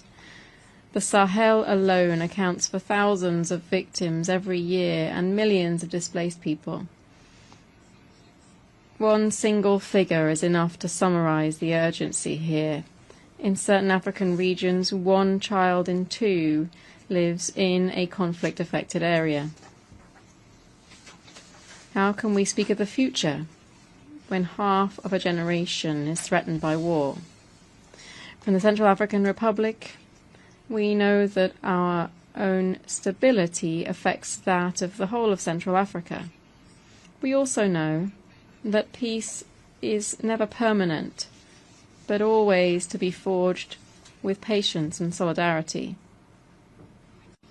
To mitigate the harmful effects of climate change, we call for an integrated African mechanism for food and climate security, supported by the United Nations, to break the link between resource scarcity and conflict. We call for structural, sustainable financing of peace operations in Africa, based on mandatory contributions rather than voluntary ones. We affirm that peace must be inclusive. It must guarantee the participation of women and young people. Without security, there can be neither prosperity nor the effective enjoyment of human rights. Faced with the conflicts and humanitarian crises that have sorely tested our world, we must collectively recall the normative force of the United Nations Charter, this founding text which, in 1945, embodied the hope of a world free of the scourge of war. Yet today, 80 years later, the question arises: is the UN still capable of fulfilling that mission? The proliferation of conflicts, the fragmentation of the world into antagonistic blocs, the overuse of the veto and the paralysis of the Security Council give the impression of an organization that is running out of steam. Yet it isn't the UN that is weary, it is the member states, which, through a lack of political will, obstruct its action. Yes, Madam President, the UN can still carry weight in the concert of nations, but on one condition. That is, that we, its members, choose consensus over division, unity over deadlock. I commend and encourage the sustained efforts of the international community to promote peaceful outcomes to the various conflicts. For each day that passes prolongs the agony of the innocent and weakens global peace. In Africa, particularly in Sudan, unresolved conflicts are tearing apart a sister people and risk transforming our continent into a mosaic of fragmented states, unable to ensure stability or meet the needs of their citizens. This prospect is unacceptable. Africa calls for urgent mobilization, not to further militarize our land, but to invest in peace, mediation, and inclusive dialogue. It's for this reason that my country supports the Quad Declaration initiated by Egypt, Saudi Arabia, the United Arab Emirates, and the United States of America concerning the restoration of peace and security in Sudan. In my own country, the Central African Republic, we've chosen the path of dialogue. The policy of reconciliation has led to restored trust and the self-disbandment of almost all the armed groups. This choice was not an easy one. It would have been simpler to give in to the logic of weapons, but we preferred the boldness of forgiveness, patience, dialogue, and the force of consensus. Our experience shows that it is possible to substitute a dynamic of sustainable peace to a cycle of hatred. The Central African Republic, which was once considered as a place of violence, is today is an example that it is possible to bring about a return of peace instead of war. Thanks to restored peace, we are today preparing for general elections in December 2025 that we want to be democratic, inclusive, and transparent, to consolidate the democratic consolidation of the country that was began in 2016. We think that this model can be studied and strengthened as an example of African good practices in the framework of the United Nations and the African Union. This example of good practice requires courageous political action, reforming the UN, reforming the world financial architecture, establishing a global prevention fund, strengthening the role of regional organizations, mobilizing major powers, not to divide, but to unite. The Central African Republic, based on this valuable experience, is ready to share its experience in building a world order based on justice, human dignity, and respect for international law. But peace cannot suffice without development. The 2030 Agenda for Sustainable Development remains our roadmap. We are working to reduce poverty, to strengthen food security, to promote education and health care as levers to bolster dignity, to implement reforms for an inclusive growth that creates jobs and respects the environment. The Central African Republic today has come here to affirm our simple conviction that sustainable development and international cooperation are essential for world peace. In a world where crises follow each other and are and seem to replace one after the other, no country can take up the challenges of the century alone. We need active solidarity. We need truly shared prosperity. We need a true upsurge in humanity. For this upsurge in humanity, Madam President, allow me to deliver three simple but essential messages. First of all, inclusive development is a weapon of prevention. Wherever there's exclusion, poverty, and injustice, anger takes root, resentment accumulates, and conflicts break out. But wherever we invest in education, healthcare, and employment, it is in fact the seeds of peace that are planted. An open school is not merely school desks behind which there are students, but rather it's a society that chooses for the future instead of violence. A job that's created is not simply an income, it is a dignity of an entire family that is preserved, that once again believes in peace. Secondly, international cooperation is essential. Our challenges disregard borders, climate, pandemics, migrations, markets. All this exceeds the capacity of a single isolated state. No wall, no closed door, no barriers can lastingly protect against the storm, a virus, or the despair of those who migrate. The only protection is collective action. It is multilateralism. Thirdly, sustainable development is also a moral debt that we have towards our children. Will we leave them a planet that is in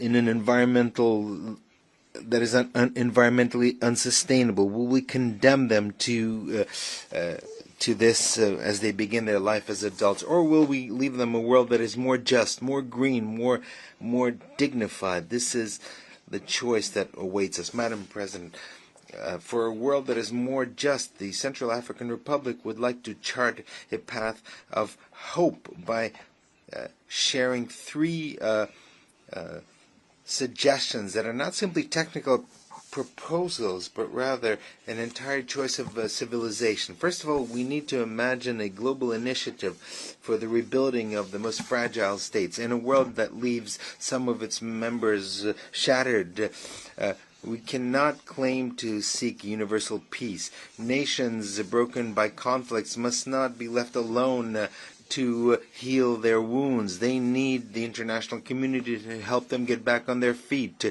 support them, to restore their trust. Investing in institutional reconstruction means refusing the endless cycle of war and despair. Now, this rebuilding of institutions must be followed by a powerful commitment to our planet. This is why we call for a UN pact for the protection of critical ecosystems, a pact that links climate, biodiversity, and human rights. Destroying a forest not only means cutting down trees, it means erasing cultures, it means threatening lives and paving the way for future crises. Protecting nature is protecting peace. Lastly, the time has come for ambitious dreams for Africa. That is the idea behind a green corridor, a development corridor in Central Africa, which brings together modern infrastructure, clean energies, and regional integration. From Bangui to Kinshasa, from Douala to Libreville, this corridor would be a bridge between our peoples and a promise of the future for all of humankind, because Africa is not a continent that needs simply help. It's a continent that is awaiting a courageous partnerships. The role of Africa in the community of nations must be respected. Sovereignty rather than subordination. Partnership rather than exploitation. It is unacceptable that poverty is worsening in Africa while wealth is accumulating in the northern countries. It's time for the injustices caused Africa to be repaired. That is why the Central African Republic supports the Pan-African Initiative on Reparations, as well as the efforts of the continent aimed at establishing a respectful and equitable dialogue with partners. Along these lines, my country supports the initiative for global governance launched on the 1st of September of this year by China, and that is the continuation of global initiatives for development, security, and civilization, stressing the need for the development of a more just and more equitable system of international governance. Madam President, we all agree on the principle of sustainable development. However, two obstacles stand in that way: financing and the distribution of responsibilities between the North and the South. On these 2 points, it's time for us to speak the truth. Each one should bear the burden based on their historic responsibilities, because solidarity is not a moral option, it is a political obligation. That political obligation implies that sustainable development is the very condition of our common future.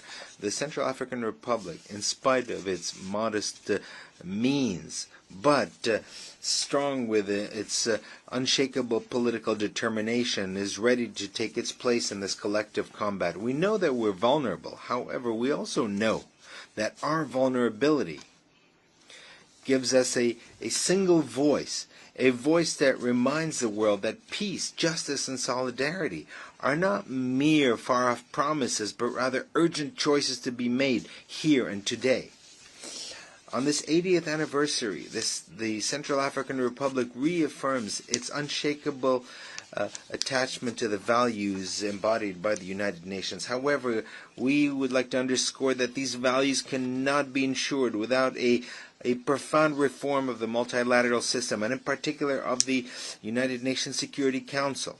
Its current composition has become obsolete and even illegitimate. 80 years ago, when the United Nations was born, Africa was not free. Most of our countries still were living under colonial control. Our voice did not count at the time. Today, Africa is 1,400,000,000 inhabitants. In 30 years, there'll be 2,500,000,000.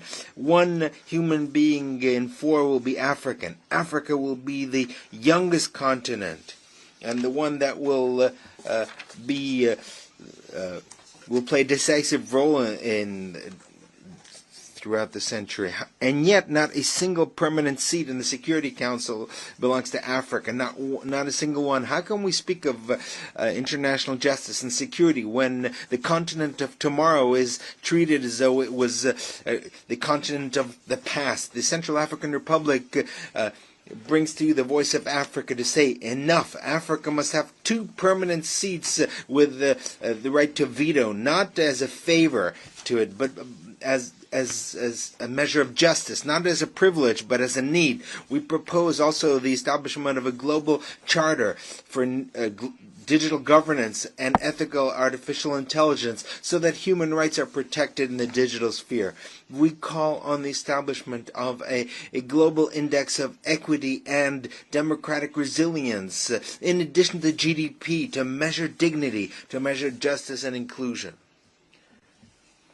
My country is already acting within its means. We have validated our 3rd national report on Resolution 1325, Women, Peace and Security. We have updated our follow-up plan of Beijing Plus 30. We're strengthening national accountability mechanisms to put women, young people, and the most vulnerable at the heart of public policies.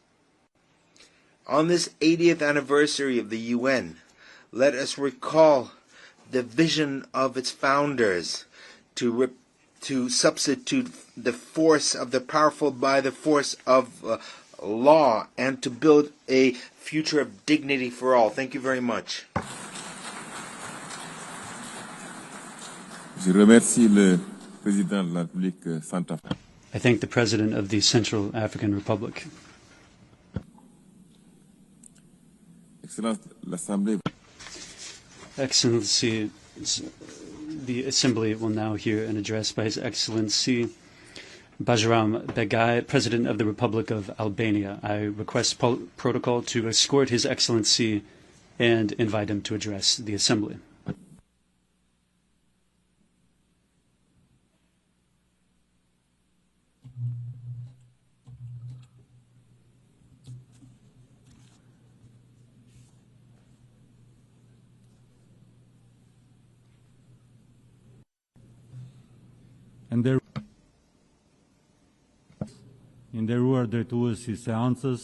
Madam President, Honorable and Excellencies, it's an honor for me to address the General Assembly today on behalf of the Republic of Albania on this important anniversary of the United Nations. It is also a special significant moment for my country as we mark the 70th anniversary of our membership in the United Nations. I would like to thank the President of the General Assembly, Her Excellency, Ms. Annalena Baerbock, for choosing this meaningful theme, Better Together, and extend to her best wishes for her success in her esteemed role presiding over the 80th session of the United Nations General Assembly. I also would like to express my gratitude to the Secretary General, Mr. Antonio Guterres, for his leadership, for his service to the United Nations, and for his unwavering commitment to upholding the UN Charter and its core values. Ladies and gentlemen, the 80th anniversary of the United Nations is a powerful reminder of the vision that inspired the creation of a world in which nations choose dialogue and cooperation. It is also an opportunity to renew our commitment to the values embodied in the UN Charter: peace, equality, and cooperation among nations, to choose cooperation over conflict, dialogue over division, and solidarity over indifference. For the Republic of Albania, the United Nations has been and continues to be the universal platform for dialogue, giving every country, large or small, a voice in shaping our shared future. Its achievements are undeniable: the prevention of conflicts, the advancement of human rights, and the provision of humanitarian aid to millions. Yet, in the context of today's global crisis, it is natural to demand more from these organizations and more from ourselves. This is the moment to renew our commitment to ensuring that the UN continues to serve as the foundation of peace, justice, and solidarity, not just for us, but for future generations.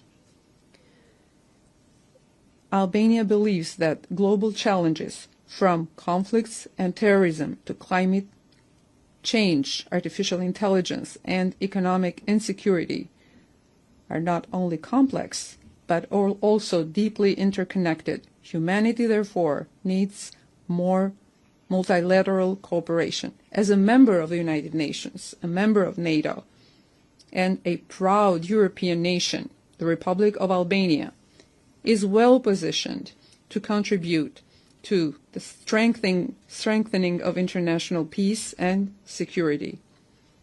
We support a global order in which conflicts are resolved through sustainability. Societies are strengthened by solidarity, and peace is built and maintained on the foundations of trust, cooperation, and progress. Albania remains firmly committed to the UN Charter and will continue to contribute to peacekeeping missions, humanitarian efforts, and the building of a world in which disagreements are resolved through dialogue and diplomacy.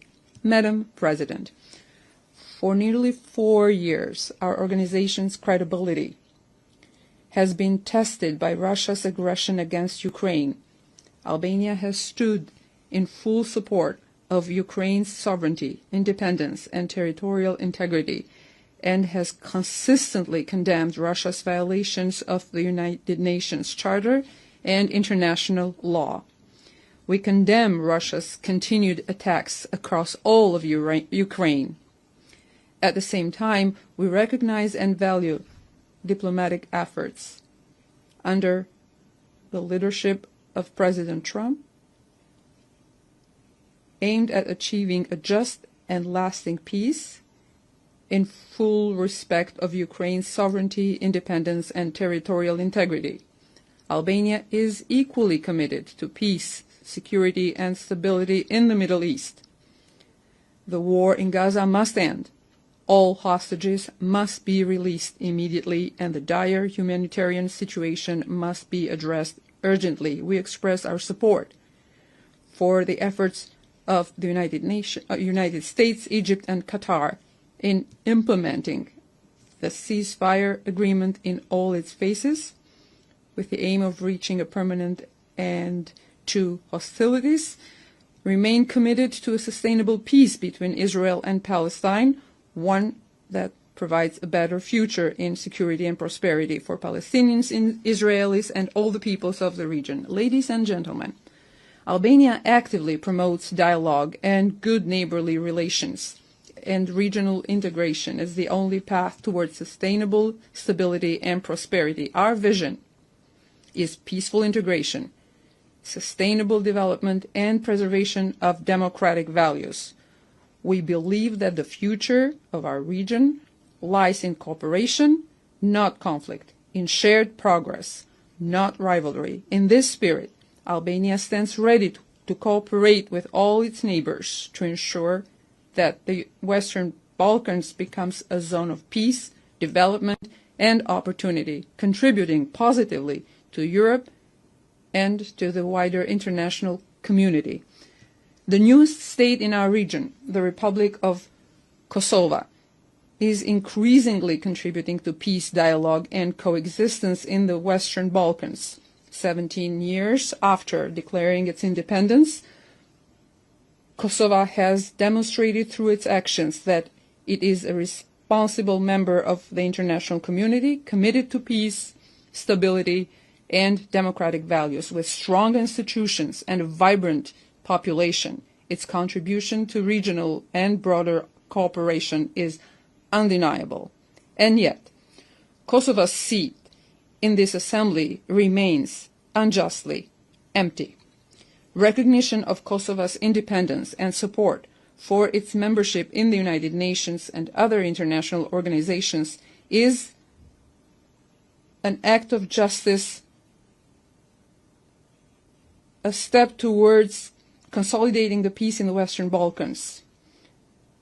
Albania calls for the rights of Albanians in the Preševa Valley to be respected, that they not be discriminated against, but rather integrated, that the Albanian language be used, and that their culture, values, identity, and traditions be protected and promoted. Madam President, my country's journey from isolation to Euro-Atlantic integration, from dictatorship to freedom and human rights, proves that dialogue, partnership, and shared values can transform societies. Today, Albania is closer than ever to realizing its long-held dream of joining the European Union. Following the opening of accession negotiations, we are advancing our reforms at full speed, aiming to complete the negotiations by 2027 and become a full member of the EU by 2030. Our path toward the EU is not merely a political ambition. It is deeply rooted in the values we uphold: democracy, human rights, and the rule of law. Albania has understood that the prosperity and well-being of its citizens are closely linked to tangible progress in achieving the sustainable development goals. We are investing in clean energy, strengthening climate resilience, advancing digital transformation, and working to ensure that no one is left behind. Our efforts are focused on education, healthcare, gender equality, and youth empowerment, because inclusion is the only path to sustainable development. Last year, we endorsed the Pact for the Future as a guiding framework to revive multilateral cooperation. Now, we must turn words into action, turning commitments into concrete progress on peace and security, sustainable development, climate, digital cooperation, and protection of human rights. The Republic of Albania stands ready to work with all member states to ensure that the Pact for the Future becomes a guiding light for a fair, more sustainable, and more united world.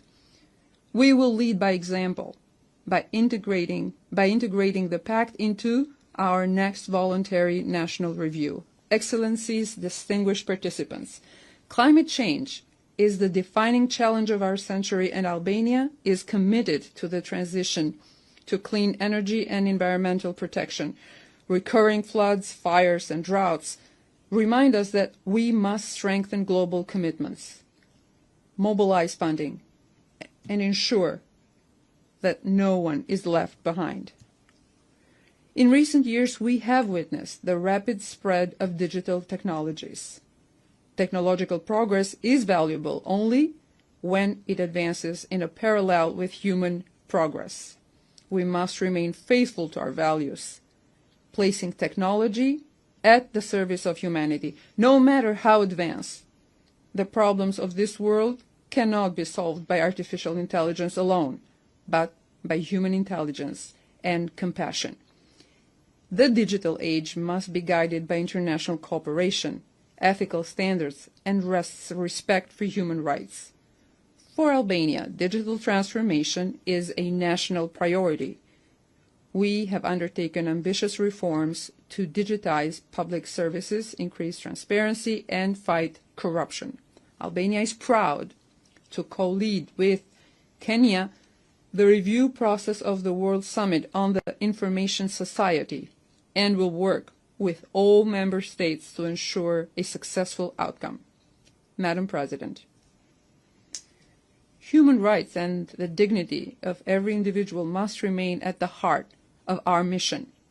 Albania has demonstrated through its democratic transformation that societies thrive when individual freedoms are protected, when women and youth are empowered, and when diversity is embraced as a strength. We are honored to bring our experience to the Human Rights Council, where we have worked tirelessly to promote the universality of human rights and the indivisibility of all freedoms. During our mandate, we have focused on protecting vulnerable groups, advancing gender equality, and defending the rights of those most at risk of violation. We will continue to raise our voice against discrimination, intolerance, and violence whenever they occur. Albania is proud of the progress it has made in advancing gender equality, not only as a moral obligation, but as a driver of societal development. Today, women hold some of the highest offices in our country, in and outside of the country, and works closely with partners to make equality a tangible reality for all. No country can envision a better future without placing youth at the heart of national strategies. Through reforms in education, digital transformation, and employment, Albania is working to expand opportunities for young people to learn, innovate, and participate fully in society. We believe that investing in youth is the most effective investment for peace, prosperity, and sustainable development. So it's under our obligation as a generation that inherited 80 years of peace and progress to ensure that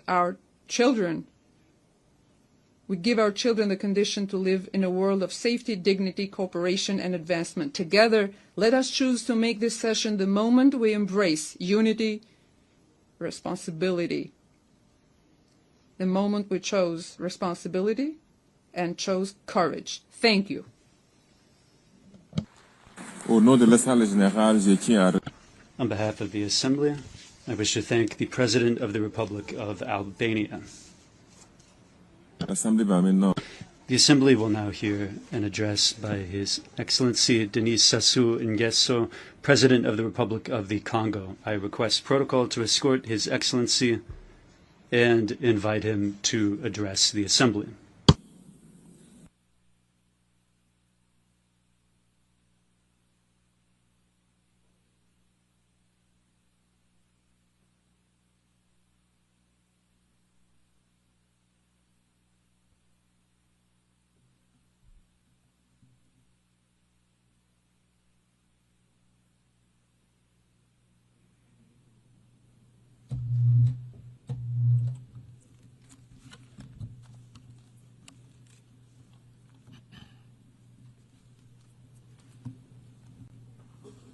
Madam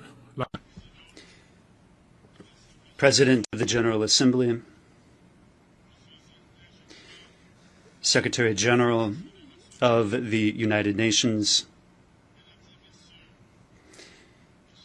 heads of state and government,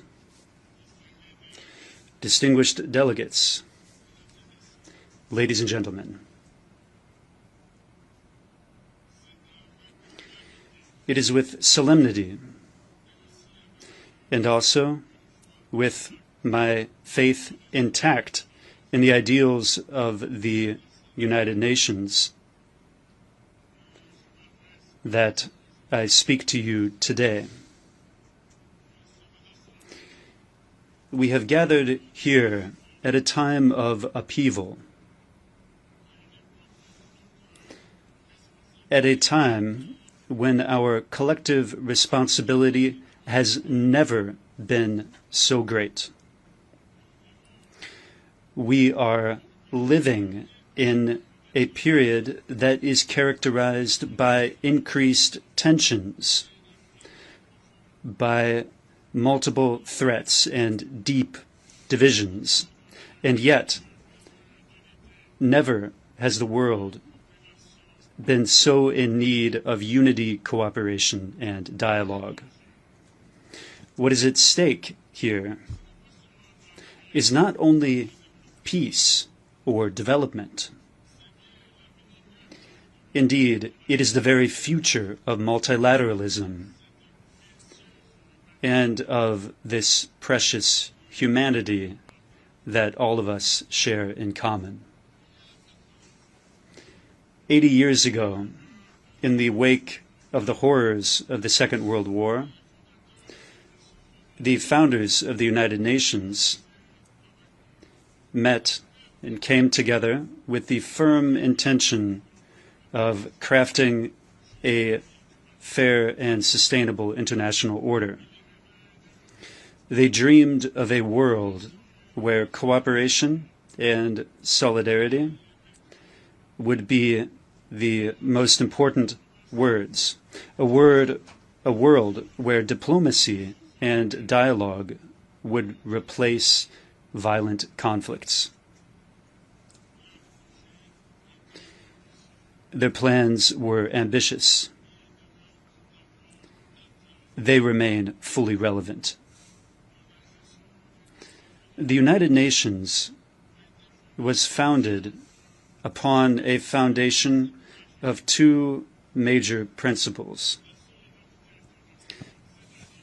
international solidarity, that is, the belief that the destiny of nations is inextricably intertwined with that of others, and that only a collective effort can allow global challenges to be overcome. Multilateralism, or the acknowledgement that every nation, be it great or small, must have a place, a voice in international affairs, and that only collective action can guarantee a lasting peace. Regrettably, 80 years after its inception, our organization faces a disturbing resurgence of armed conflicts the world over. In so many places, the language of weapons has won out over good sense and diplomacy. This is the failure of our collective promise, that of forging a world free from the scourge of war. It is also the sign of a weakened international system, sometimes a powerless international system, faced with the logic of confrontation. Today, we must reaffirm the primacy of law in international affairs and the need for a global order that is based not only on the force of weapons, but on established rules and rules that are shared in common. The United Nations must once more become an effective tool for conflict prevention and mediation.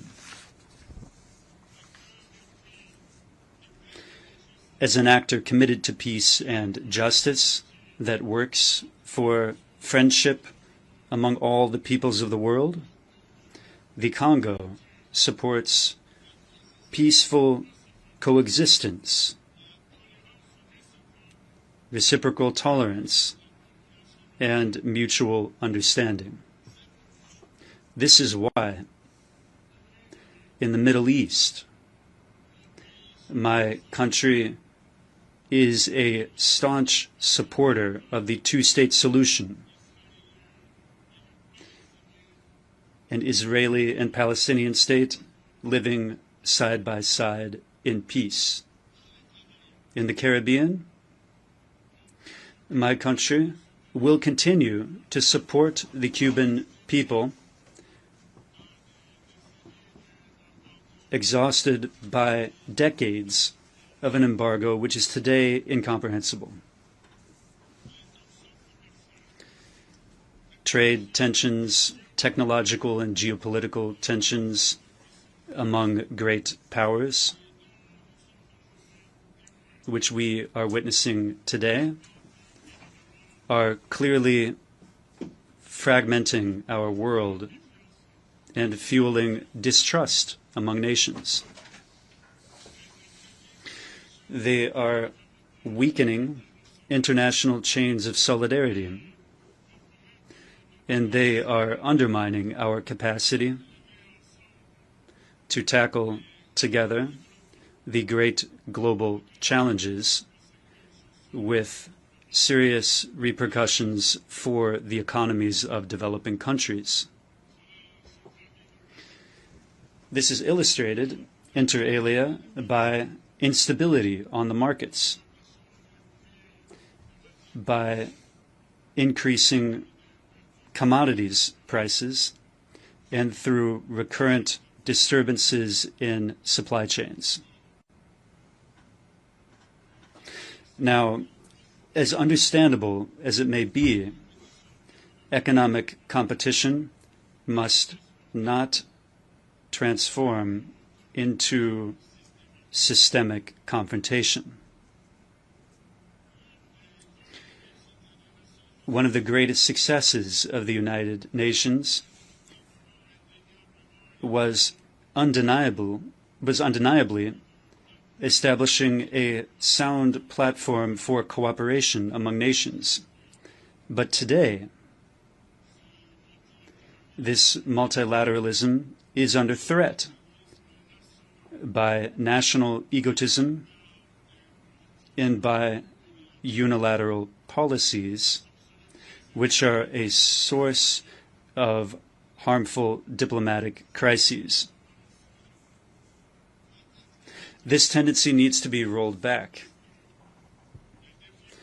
This is because the global challenges that we face, in particular climate change, pandemics, and food insecurity, require a global response that shows solidarity, coherence, and which is concerted. The Republic of the Congo firmly believes that a stronger and more effective United Nations is the crucial condition for preserving peace and guaranteeing sustainable development.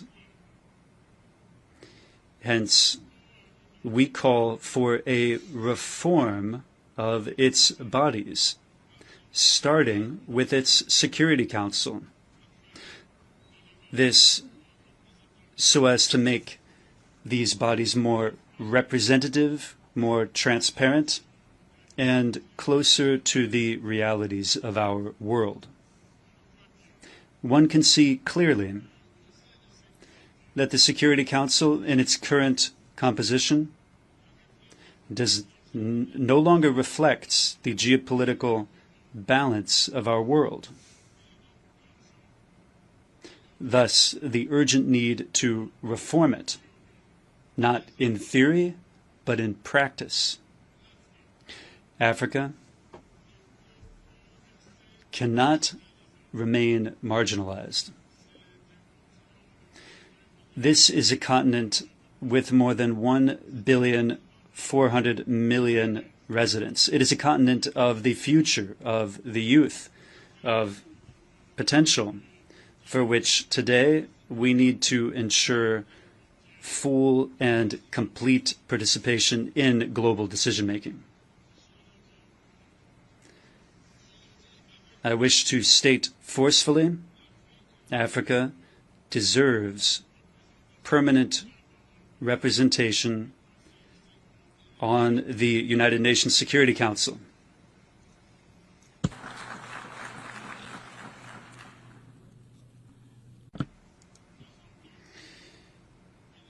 Not as the beneficiary of a favor, but as a legitimate partner. This is the solemn call that the Republic of the Congo wishes to sound from this high rostrum.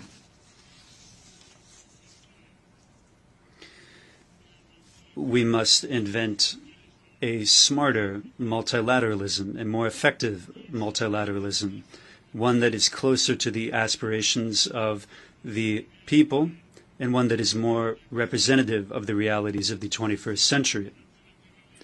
This multilateralism also needs to be made manifest through concrete acts, through tangible results, and through sustainable solutions. The peoples of the world will not judge us by our speech, but rather by what we succeed in accomplishing together. Madam President, ladies and gentlemen, there can be no lasting peace without development, and the opposite is true as well. Poverty, inequality, youth unemployment, exclusion. This is the ground that produces frustration, instability, and violent extremism.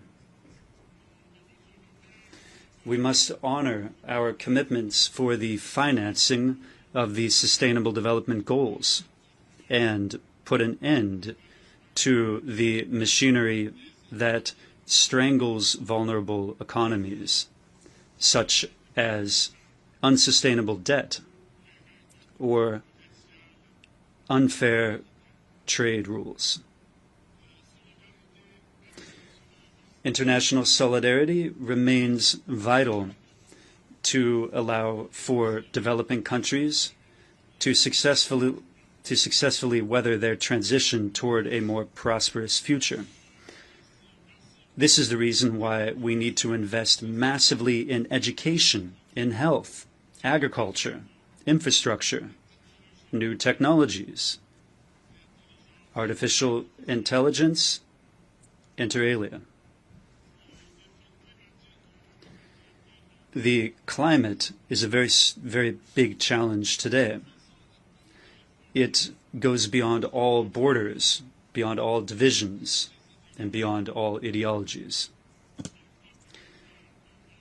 It is already striking our cities, our countrysides, and our ecosystems.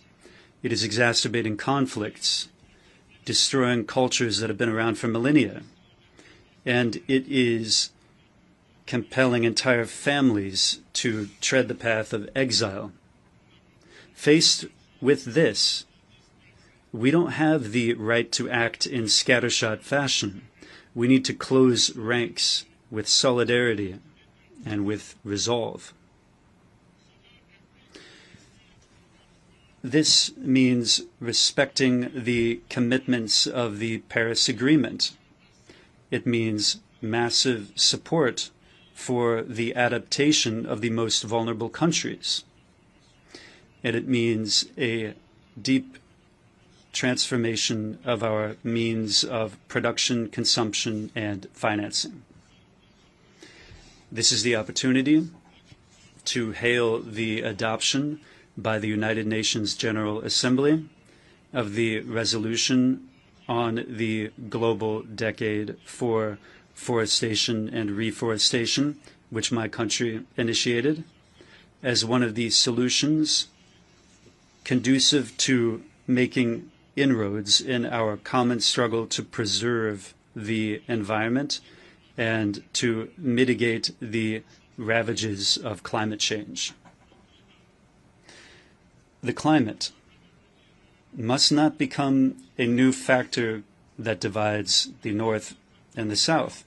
It must be a factor for global unity, a means of solidarity throughout the planet, and a vehicle for shared hope.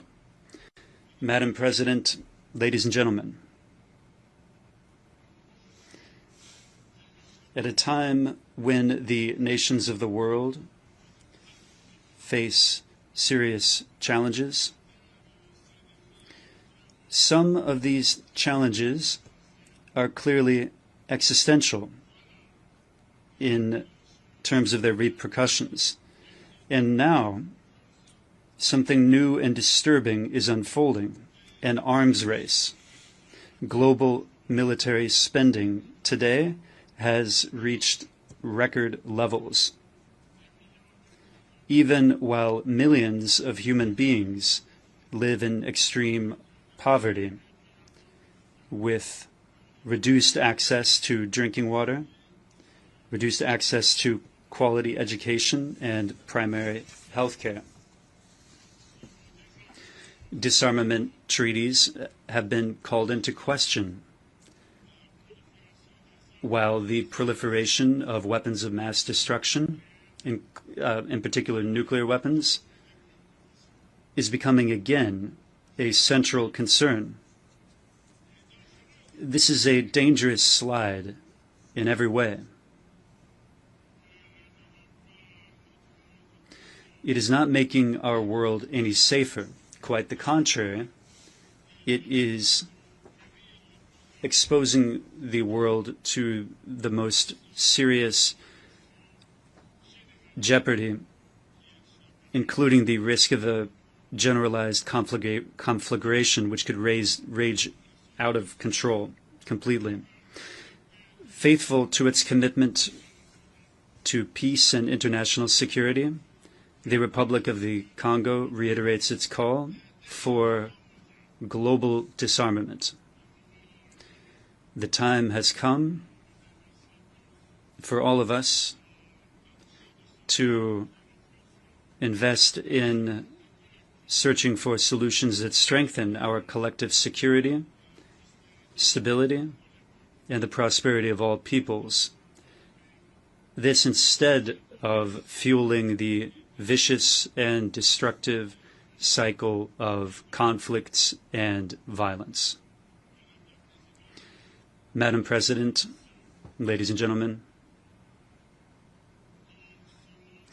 in this unstable world, many people are in doubt today. Many people are asking questions. They're asking, is the United Nations still useful? Is the United Nations still good for anything? For them, I wish to respond from this high rostrum and say clearly, yes, yes, the United Nations is crucial, but provided one condition is met, namely that the United Nations succeeds in evolving, in reforming itself, in moving closer to the people, and provided it responds concretely to the myriad challenges of the present moment. We are not condemned to war, to retreat, and to distrust. We still have the choice of courage, solidarity, and responsibility. Therefore, together, united in diversity, let us bring to life the founding promises of our organization, namely peace, dignity, and progress. Let us not allow history to be made without us. I thank you.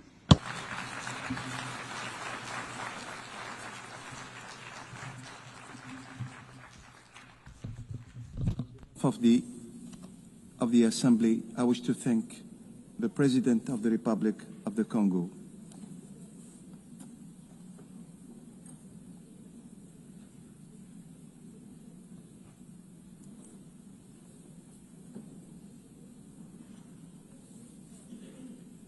Now the Assembly will hear an address by His Excellency Andry Nirina Rojolina, President of the Republic of Madagascar. I request kindly the protocol to escort His Excellency and invite him to address the Assembly.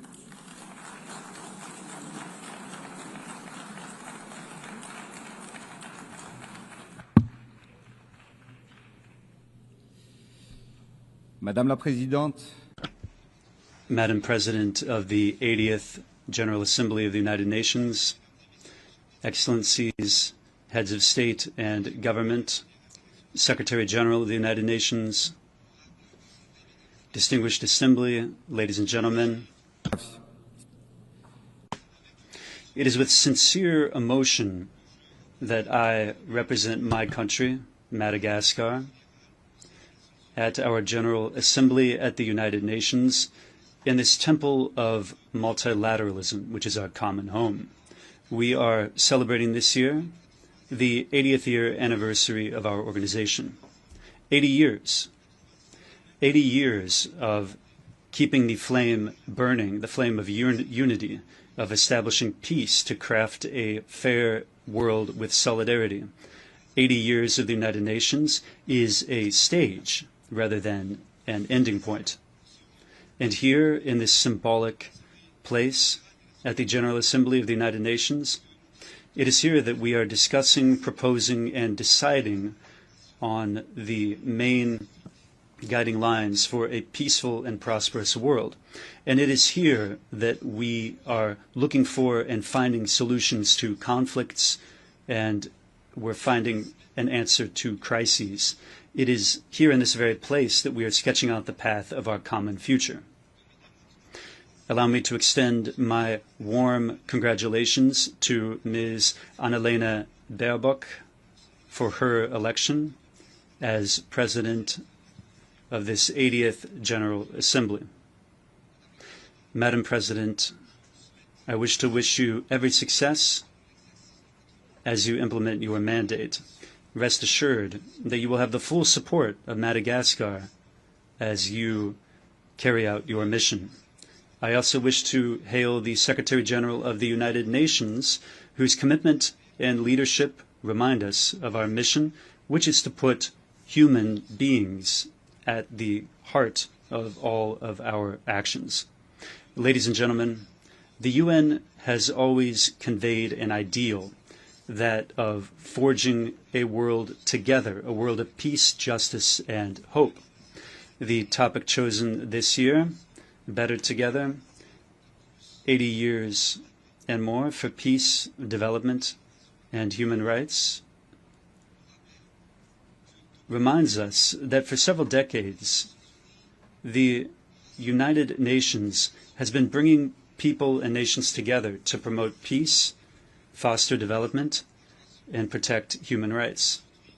Today, more than ever, we must reaffirm our collective commitment to build a future of solidarity to overcome challenges, because by pooling our efforts, we can transform the hopes of humanity into reality for everyone.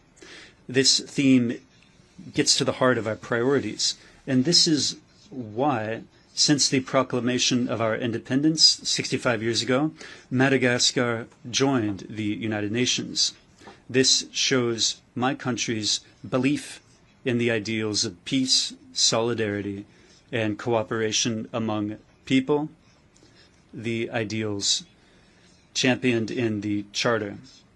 Today, to further strengthen this conviction and in order to ensure the continuity of the work of the United Nations in Madagascar, we are going to provide several thousand square meters of office space so as to host a hub for a larger presence of the United Nations on the territory of Madagascar. The challenges have evolved, but we have continued to appreciate the force of this heritage and the need to adapt to everyday realities. It should suffice to mention economic divides, inequality, and above all, the impacts of climate change. All of these threats imperil peace in our societies, and they require strong common measures. One of the challenges of our time is that of development, which is so much desired by our peoples. The mission of leaders is to set up the conditions needed for every citizen to contribute to national development. This requires a vision grounded in the understanding of the realities of the country by using its assets and overcoming its difficulties. Madagascar, like many African countries, has rich, abundant natural resources, and yet our development has been slowed for too long. And it is this delay that we are overcoming today with the projects and the programs that we are undertaking to transform our country. We need to seize our destiny, and we need to be the architects of historic change. We refuse to give in to fatalism, and we are committing to act with resolve and with conviction, with a spirit of inclusivity and this spirit of sharing. I am addressing you today. I'm speaking not only on behalf of Madagascar, but I'm also speaking on behalf of a continent and our organization. I'm conveying to you the voice of SADC, the South African Development Community, which has 16 countries of Southern Africa in it, and I am serving as the president of this regional organization now. Our goal is to promote industrialization, the transformation of the agricultural system, and the energy transition so as to make our countries and our peoples more resilient. Clear-sighted and forward-looking, this goal shows our common ambition to strengthen our economies, to leverage our resources and ensure the well-being of our populations. It is a pact. It is a commitment. It is a roadmap of a region which wants to write its own destiny with its own hand and for its people. Today, in the world we are living in, wars are present in several forms. There are armed wars, which are visible and bloody, which destroy infrastructure, entire cities, and even claim the lives of innocent people. But there are also wars against pandemics, like against COVID-19, which we faced together. That was a global battle that cost more than 14 million people their lives. And at present, there is another form of war. There is an economic and trade war. This war is more silent, but it can be destructive because its impact can deprive millions of people of income, jobs, and future. What do all these wars have in common? Well, they kill people directly or indirectly. They make our societies more fragile, and they threaten peace and human dignity. This is why we need to remain watchful.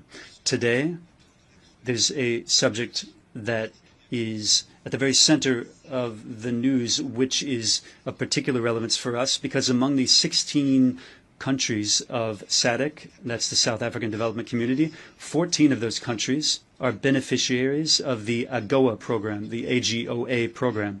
The AGOA program, I'll recall, is an American initiative that allows African countries preferential access to U.S. markets by fostering duty-free exports and by fostering commercial exchange. And just for the SADC region alone, this program means 358,000 direct jobs, which are currently in jeopardy. 60% of them are in the textile sector, and the rest of them are spread out among various sectors. The non-renewal of the AGOA will have serious social consequences. The employability of thousands of young people and the economic momentum of our nations will be under threat.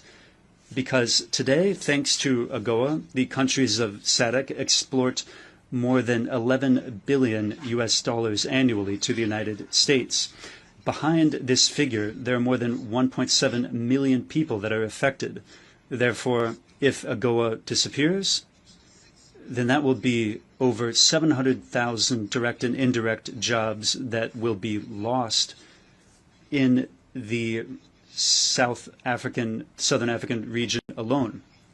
And behind every one of these jobs, there's a woman who is feeding her children. There's a young person continuing their studies, and there is a family which is maintaining hope. So AGOA, that's not only a simple trade law. It is faces, lives, entire communities that are fighting every day for their dignity. Thus, as the acting president of SADC, I want to solemnly request the renewal of AGOA so as to avoid economic and social consequences that would be disastrous. I therefore wish to sound an appeal to our American partners.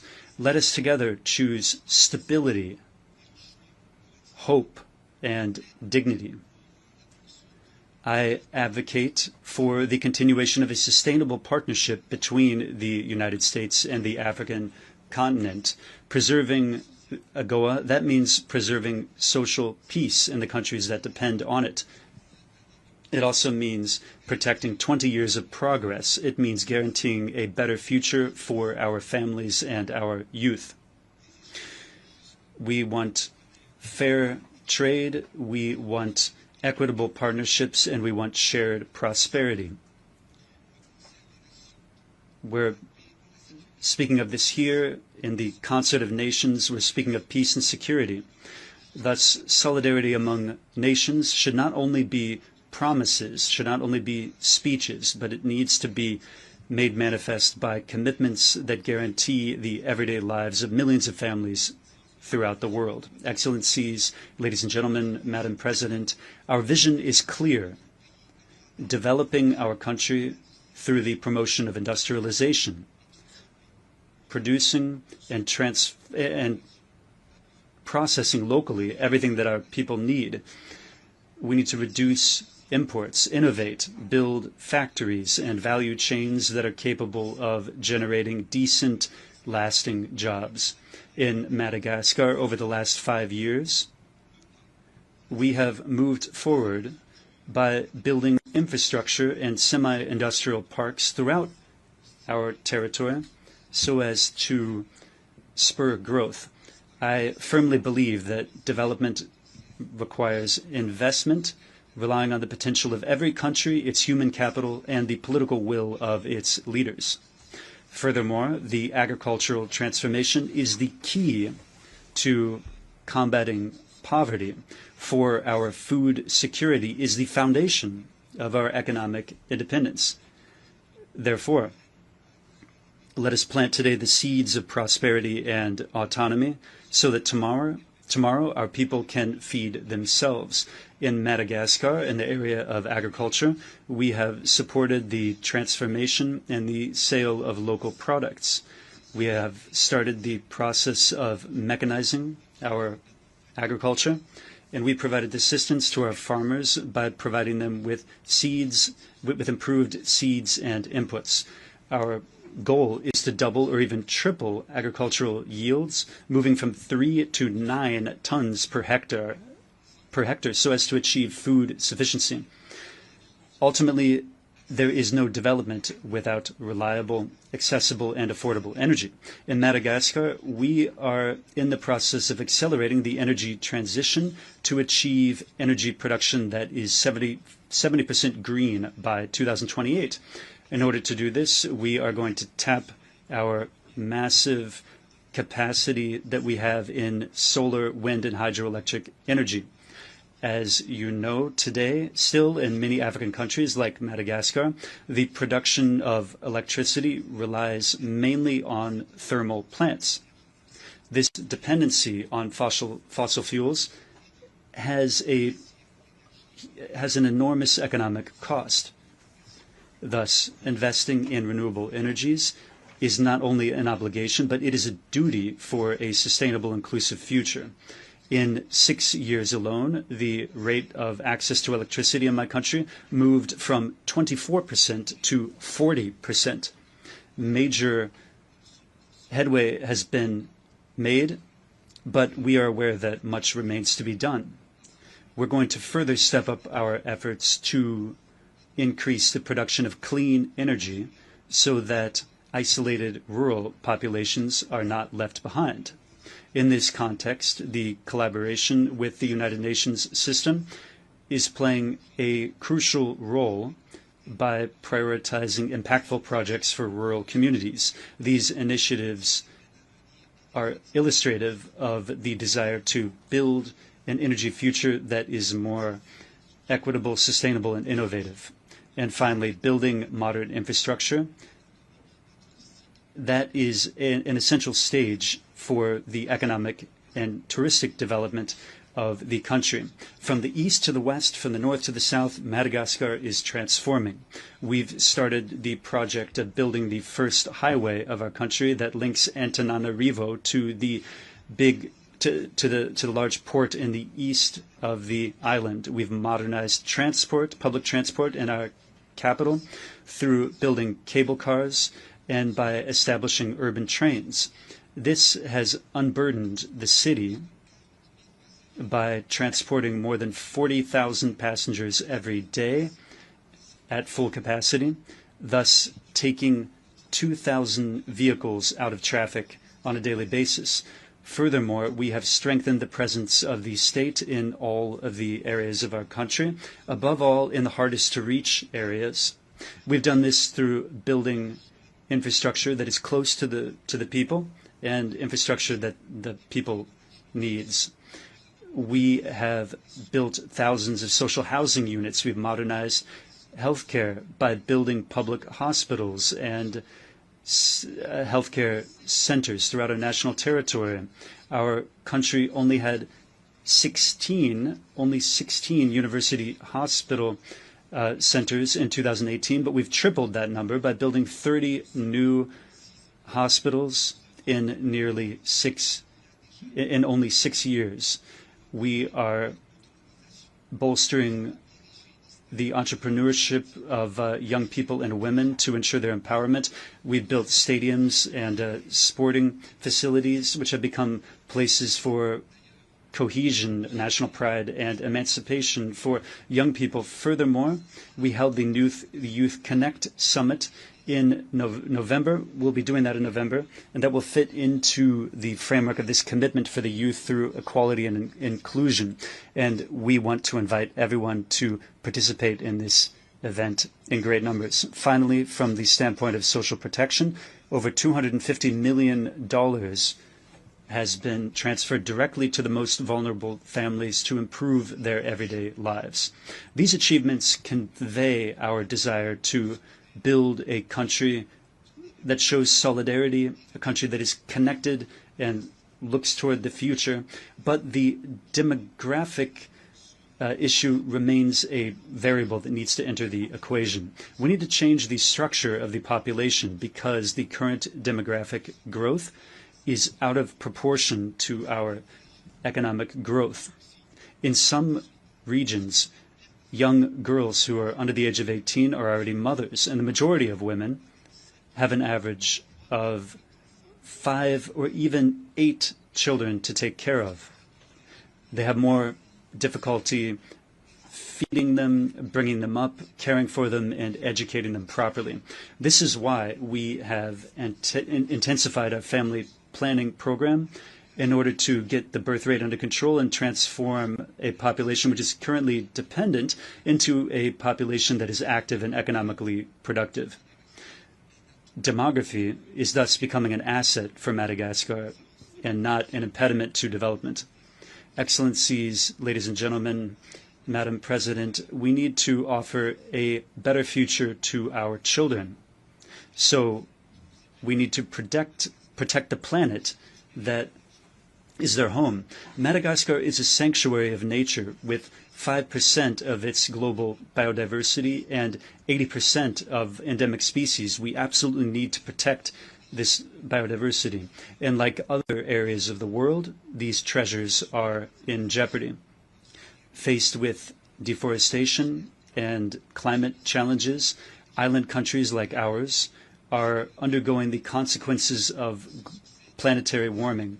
Cyclones have become increasingly frequent, coming one after another, and they're more and more devastating. Flooding has destroyed our fields, and it has threatened our harvests and the incomes of our farmers. Madagascar is one of the countries that is the victim of the repercussions of climate change. Our planet is burning. Our ecosystems are degrading, while action and financing is not forthcoming. It is high time to move to action. We all know the facts. Right now, let us act together. This is why we wish to sound a call once more for climate justice, so that polluting countries can live up to their responsibilities, and so that the promised financing for adaptation is actually provided, so these promises are kept. We reaffirm our commitment to the preservation of this common heritage with a program of massive reforestation by planting millions of trees every year. Thus, Madagascar joined the coalition of carbon-neutral countries known as G0, and we are positioning ourselves as a model actor. We've also strengthened the protection of our protected areas. Our ambition is to restore our forests and develop the green and blue economy. Excellencies, dear leaders, Excellencies, ladies and gentlemen, Madam President, here and now from this august rostrum, I call for unity and action. This is not a time for reflecting. It is a time for concerted strategies. This is not the time for dependency, but rather for sovereign affirmation. This is not a time for sluggishness, but rather for acceleration, for boldness, and for effectiveness. Our mission, this is our reason for being. It is our destiny, a destiny that aims to improve the everyday lives of citizens and which affects every life, every child, every mother. Therefore, we need to ask a question. What world will we choose for our children and for the future of succeeding generations? For my people, for progress, I will never stop bringing to bear all the ways and means possible to accelerate the transformation of my country. We need to go farther. We need to go faster with courage and hope. Yes, the task is huge and the aspirations of the population are great, but we know one thing: division is not a solution. Conflicts brings rise to instability. So let's choose unity, solidarity. Let us choose to build rather than to destroy, because every child has the right to dream, and every people has the right to hope. So let's move together, united, upright together. Let's move toward the world that we want. I have a dream for my country, for Madagascar, for Southern Africa, for the African continent, and for all of the voices that are not heard very often. The dream of a future where peace always wins out over war, where development benefits every human being, where fundamental rights are never up for negotiation, and where nature is preserved as our most sacred heritage. So, yes, we will be better together for peace, for development, and for future generations.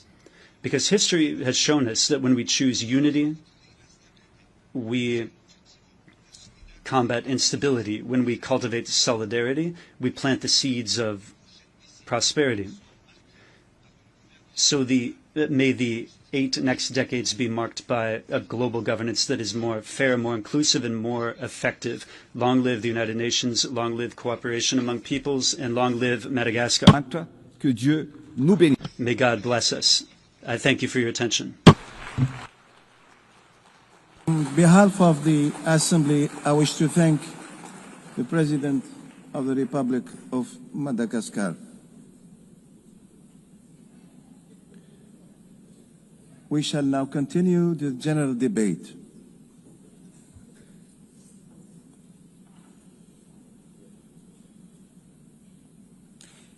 The Assembly will hear an address by His Excellency Kashim Shettima, Vice President of the Federal Republic of Nigeria.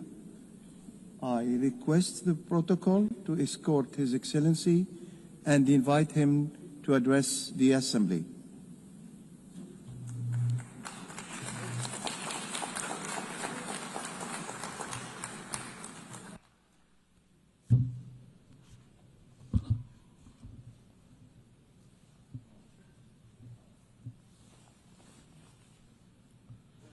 Madam President, Mr. Secretary General, Excellencies, Heads of State and Government, distinguished delegates. The chaos that shadows our world is a reminder that we cannot afford the luxury of inaction. We will have been consumed by our differences had there been no community such as this to remind us that we are one human family. Even in our darkest hours, we have refused to be broken. This community was born from the ashes of despair, a vehicle for order, and for the shared assurance that we could not afford to falter again. Our belief in this community is not a posture of moral superiority, but an undying faith in the redemption of humanity. It is, therefore, with profound humility that I stand before you today as Vice President of the Federal Republic of Nigeria on behalf of President Bola Ahmed Tinubu to renew this pledge on behalf of my country.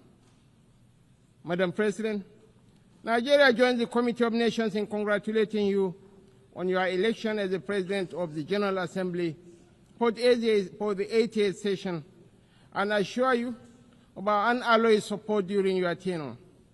I commend your predecessor, my brother, His Excellency Philemon Yang, and the Secretary General, His Excellency Antonio Guterres, for their outstanding stewardship and unifying leadership during these extraordinary times. This anniversary must not be a sentimental retreat into nostalgia. It must be a moment of truth, a pause to measure where we have stumbled and how we might have done better in turning our values into action that meets the demands of today. We are here to deliver a world of peace and development where the respect for human rights is paramount. We must recalibrate the delicate balance between our roles as sovereign governments and our duties as collective partners to renew multilateralism in a world that has evolved far beyond what it was in 1945. The pace of change across borders is a force without pause. It manifests in the tools of technology, in the movements of information and finance, in the corrosive ideologies that preach violence and division, in the gathering storm of the climate emergency, and in the tide of irregular migration. We must own this process of change. When we speak of nuclear disarmament, the proliferation of small weapons, Security Council reform, fair access to trade and finance, and the conflicts and human suffering across the world, we must recognize the truth. These are stains on our collective humanity. For all our careful diplomatic language, the slow pace of progress on these hardy perennials of the UN General Assembly debate has led some to look away from the multilateral model. Some years ago, I noticed a shift at this gathering. Key events were beginning to take place outside this hall, and the most sought-after voices were no longer heads of state.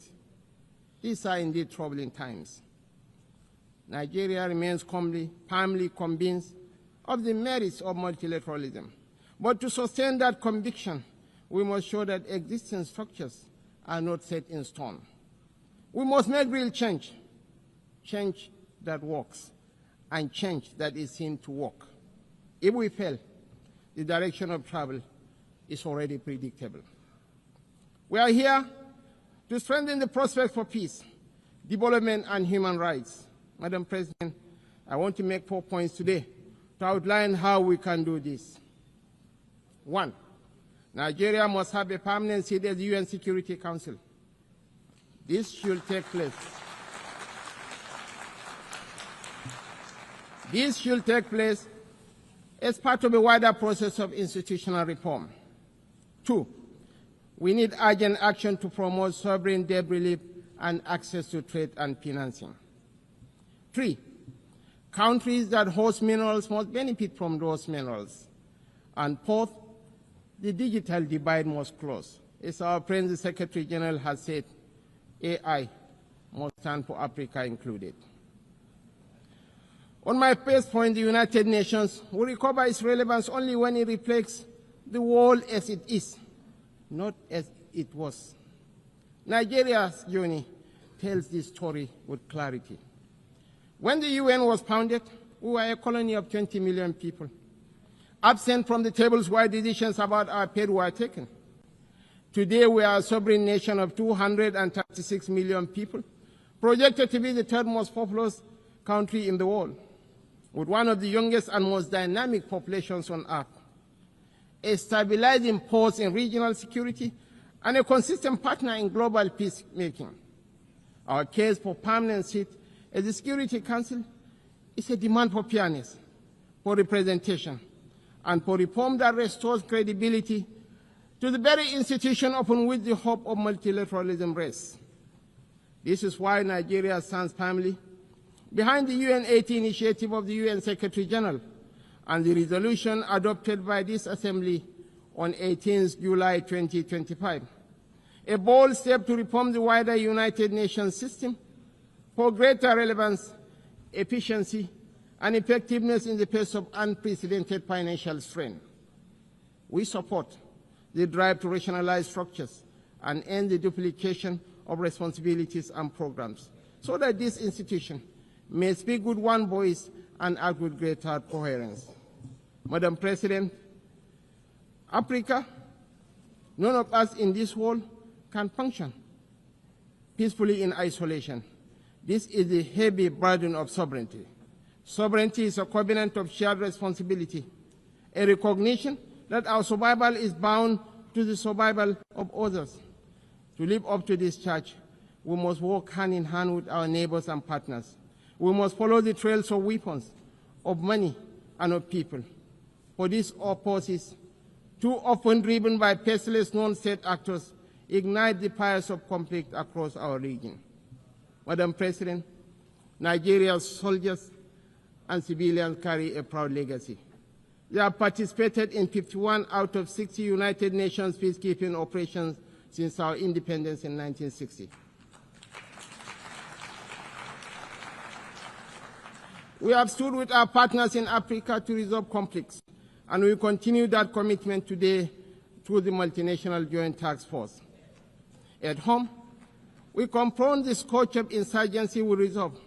From this long and difficult struggle with violent extremism, one truth stands clear.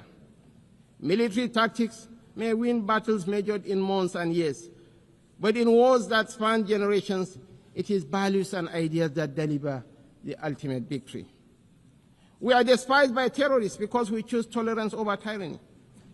Their ambition is to divide us and to poison our humanity with a toxic rhetoric of hate.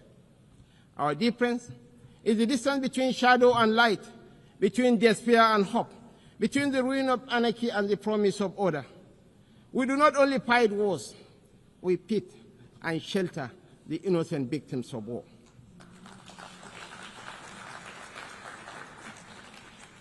This is why we are not indifferent to the devastations of our neighbors near and distant.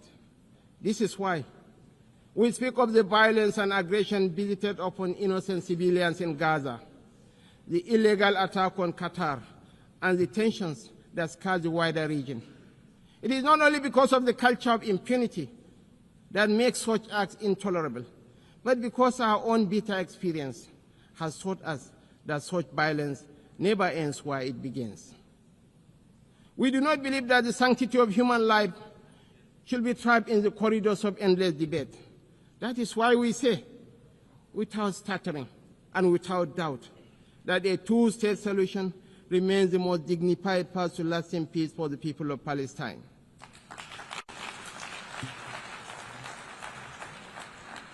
For too long, this community has borne the weight of moral conflict. For too long, we have been caught in the crossfire of violence that offends the conscience of humanity. We come not as partisans, but as peacemakers. We come as brothers and sisters of a shared wall, a wall that must never reduce the right to live into the currency of devious politics. The people of Palestine are not collateral damage in a civilization searching for order. They are human beings, equal in worth, entitled to the same freedoms and dignities that the rest of us take for granted. We want to make the choice crystal clear. Civilized values over fear. Civilized values over vengeance. Civilized values over bloodshed. We show the opportunities that peace brings, just as the extremists hope to drive apart rival communities and different religions. We work through multilateral platforms within the rule of law to build the consensus and support that makes this immensely difficult and dangerous task that much easier. This is how we deny our enemies the space they crave to fuel tension and despair. It is our experience that this offers the best, perhaps only hope for peace, reconciliation, and victory for the civilized values of a shared humanity. Nigeria is a diverse country, also recognizes the variable geometry of democracy in different forms and speeds. For this reason, we are working with the United Nations to strengthen democratic institutions in our region and beyond through the Regional Partnership for Democracy. Madam President, point 2. The price of peace is eternal vigilance. The increasingly difficult security outlook has prompted many member states to count the cost of the emerging world order. We in Nigeria are already familiar with so difficult choices: infrastructure renewal or defense platforms, schools or tanks. Our view is that the path to sustainable peace lies in growth and prosperity. The government has taken difficult but necessary steps to restructure our economy and remove distortions, including subsidies and currency controls that benefited the few at the expense of the many. I believe in the power of the market to transform. Our task is to enable and facilitate and to trust in the ingenuity and enterprise of the people. But the process of transition is difficult and brings unavoidable hardship. This year, we held the inaugural West African Economic Summit in Abuja to bring investors and opportunities together. The results far exceeded our expectations and are a clear indication of what innovation can deliver. It is in that same spirit of dynamic review that I invite the United Nations to examine the best use of scarce resources. One critical area is climate change. It is not an abstract issue about an indeterminate path to be settled at some distant point in the future. It is not even solely an environmental issue. It is about national, regional, and international security. It is about irregular migration. Truly, this is an everyone issue. We are all stakeholders, and we are all beneficiaries of the best outcomes. Madam President, this is why relevant ministers have been instructed to work with the UN to make the best use of climate funds. We believe there are huge shared dividends to accrue from increased support for education, for resilient housing, for access to technology and financing to allow vulnerable communities to thrive, to become part of solutions rather than problems. Nigeria and Africa have made significant strides in recent years to put our affairs in order. We can take that progress to the next level, a level that presents new opportunities for trade, investment, and profit, if we can assess reforms to strengthen the international financial architecture. We need urgent action to promote debt relief, not as an act of charity, but as a clear path to the peace and prosperity that benefits us all. I'm calling for new and binding mechanism to manage sovereign debt, a sort of international court of justice for money that will allow emerging economies to escape the economic straitjacket of primary production of unprocessed exports. It has been over 4 decades since the Lagos Plan of Action outlined a route away from debt and dependence that highlighted opportunities that today should still be explored for local added value for processing and manufacturing in everything from agriculture to solid minerals and petrochemicals. The African Continental Free Trade Area is a remarkable achievement of cooperation. We remain fully committed to the achievement of the SDGs and are convinced that this can be best delivered by focusing principally on our primary mission of growth and prosperity. Madam President, on our third point, we welcome steps to move towards peace in the Democratic Republic of Congo. We agree that international investment and engagement offer a way out of the cycle of decay and violence. Access to strategic minerals from Sierra Leone in the 1990s and Sudan today has for too long been a source of conflict rather than prosperity. Africa, and I must include Nigeria, has in abundance the critical minerals that will derive and drive the technologies of the future. Investments in exploration, development and processing of these minerals in Africa will diversify supply to the international market, reduce tensions between major economies, and help shape the architecture for peace and prosperity on a continent that too often in the past has been left behind by the rivalries and competition between different power blocs. We know in Nigeria that we are more stable when those communities that have access to key resources are able to benefit from these resources. This has been our journey in the oil-producing region of the Niger Delta.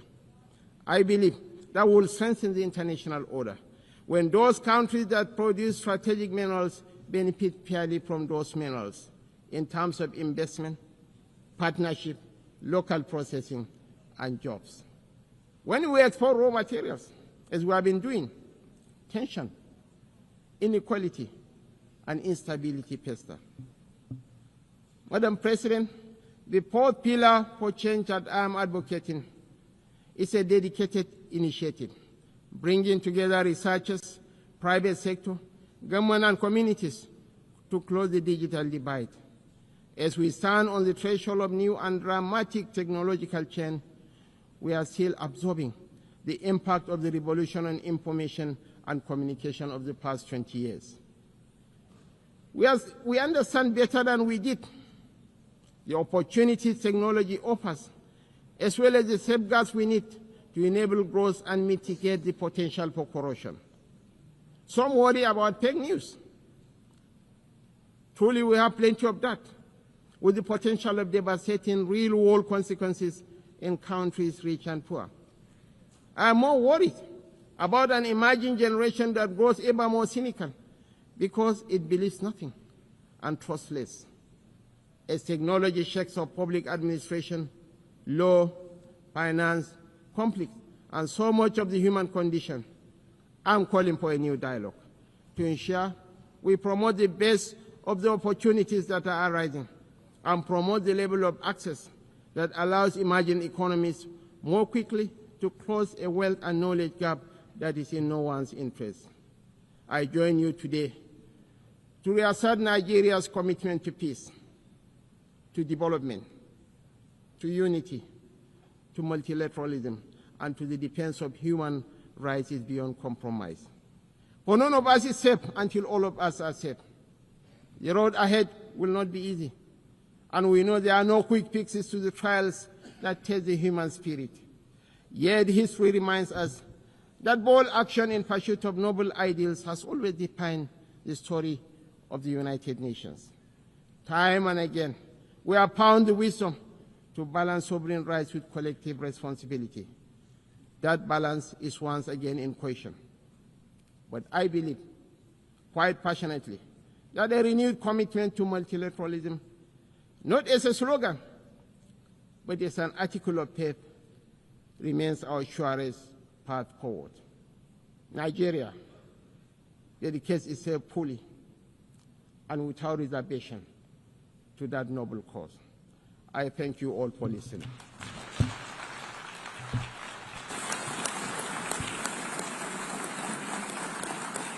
On behalf of the Assembly, I wish to thank the Vice President of the Federal Republic of Nigeria.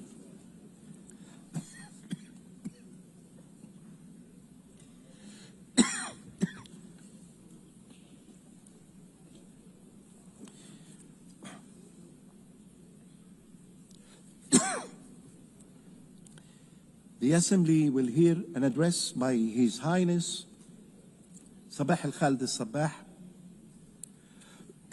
Crown Prince of the State of Kuwait. I request the protocol to escort His Highness and invite him to address the Assembly.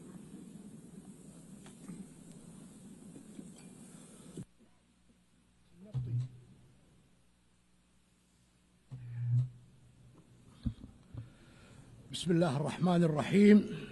In the name of God, most compassionate, most merciful, Your Excellency, Madam President Annalena Baerbock, President of the General Assembly, Your Excellency, Mr. Antonio Guterres, UN Secretary General, Your Excellencies, Your Majesties, heads of delegations, distinguished ladies and gentlemen, may the peace of God be upon you.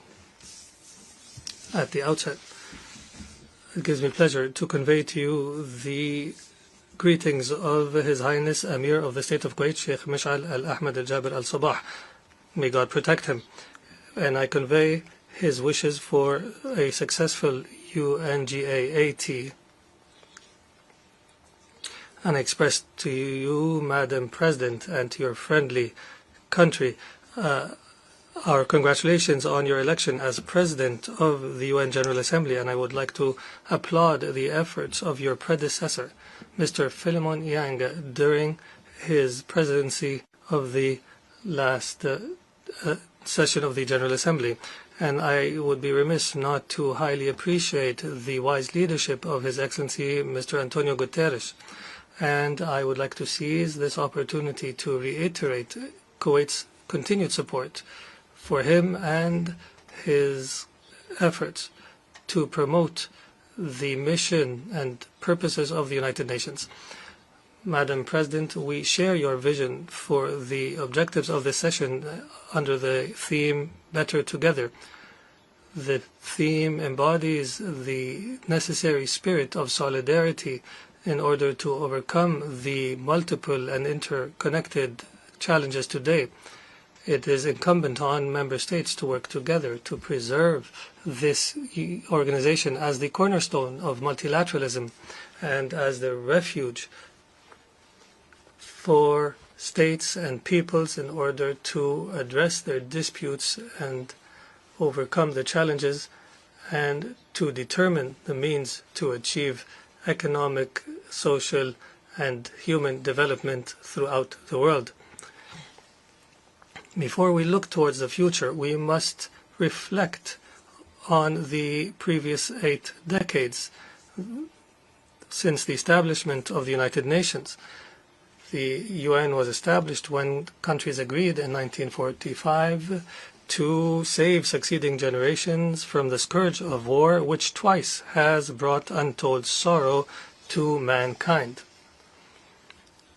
While we have not seen a third world war since the establishment of the UN, we did witness, and especially lately, an incapacity to address the political challenges and security, climate, human and health-related challenges as necessary.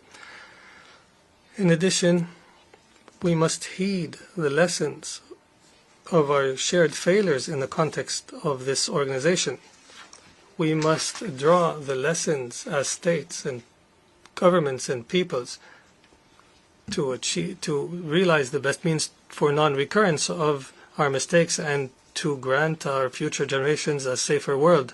Madam President, there are multiple successes of this organization that we cannot forget. I recall here gratefully some of the most prominent success stories of the United Nations and of the Security Council in particular, when the world 35 years ago stood in solidarity with the state of Kuwait and in support of truth, justice, and the rule of law. On the 27th of September 1990, the late Emir of Kuwait, Sheikh Jaber al-Ahmed al-Jaber al-Sabah, stood here at this podium carrying a message from a people who have loved peace and worked for peace and who have endured invasion.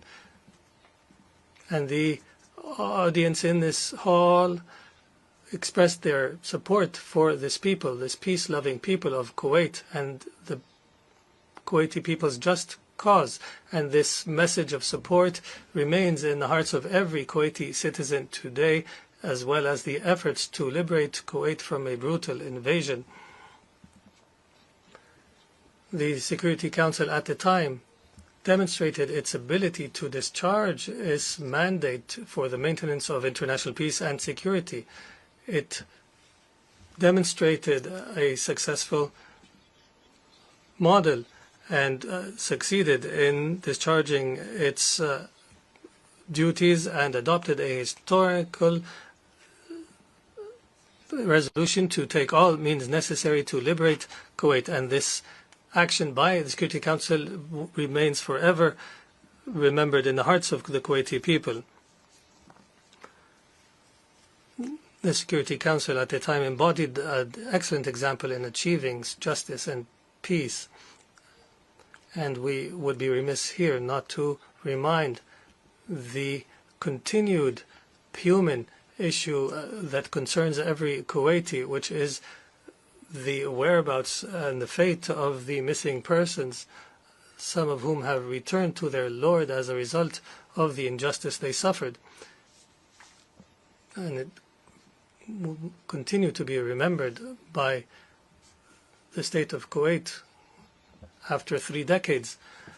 This multi-dimensional issue, dimensions including human and social and political, requires good faith and determination to be successfully addressed and requires close follow-up from the Security Council.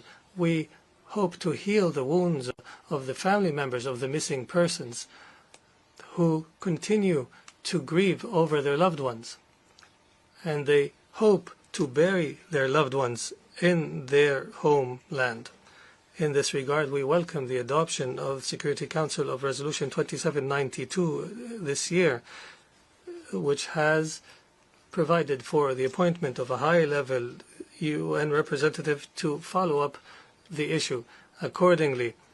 And as a result of the consequences of this issue, this representative's mandate must be used to close these outstanding issues in a manner that aligns with the legitimate aspirations of the state of Kuwait and the international community. This is a matter that will undoubtedly contribute to enhancing the cooperation between the state of Kuwait and the brotherly nation of the Republic of Iraq. Madam President, the Secretary General has launched the UN AT initiative, which aligns with the reform efforts pursued by the United Nations to enhance its effectiveness and efficiency, to make it more fit for purpose and more fit for overcoming the challenges. And when addressing reforms in multilateralism, we must prioritize Security Council reform. We are firmly convinced that there is a dire need to reform the Security Council in a manner that enshrines justice, transparency, and credibility, and the non-selectivity, in order for the Security Council to become more capable of addressing contemporary threats, and so that its composition more accurately reflects the world we live in today. Madam President, Kuwait is honored to preside over the current 45th session of the Supreme Council of the Gulf Cooperation Council. Throughout time, the GCC has proven that it is a major pillar for stability and prosperity in our region. My country continues through its presidency of the Supreme Council to promote our joint efforts in the GCC and our strategic relationship with regional and international organizations. And we take pride in our efforts on behalf of our brothers and sisters in adopting the resolution related to the cooperation between the GCC and the United Nations. We look forward to the initiatives that will be taken in different spheres. We people of the Gulf do not know the impossible, and we will navigate towards the future with strong hearts and determination, believing in our joint destiny.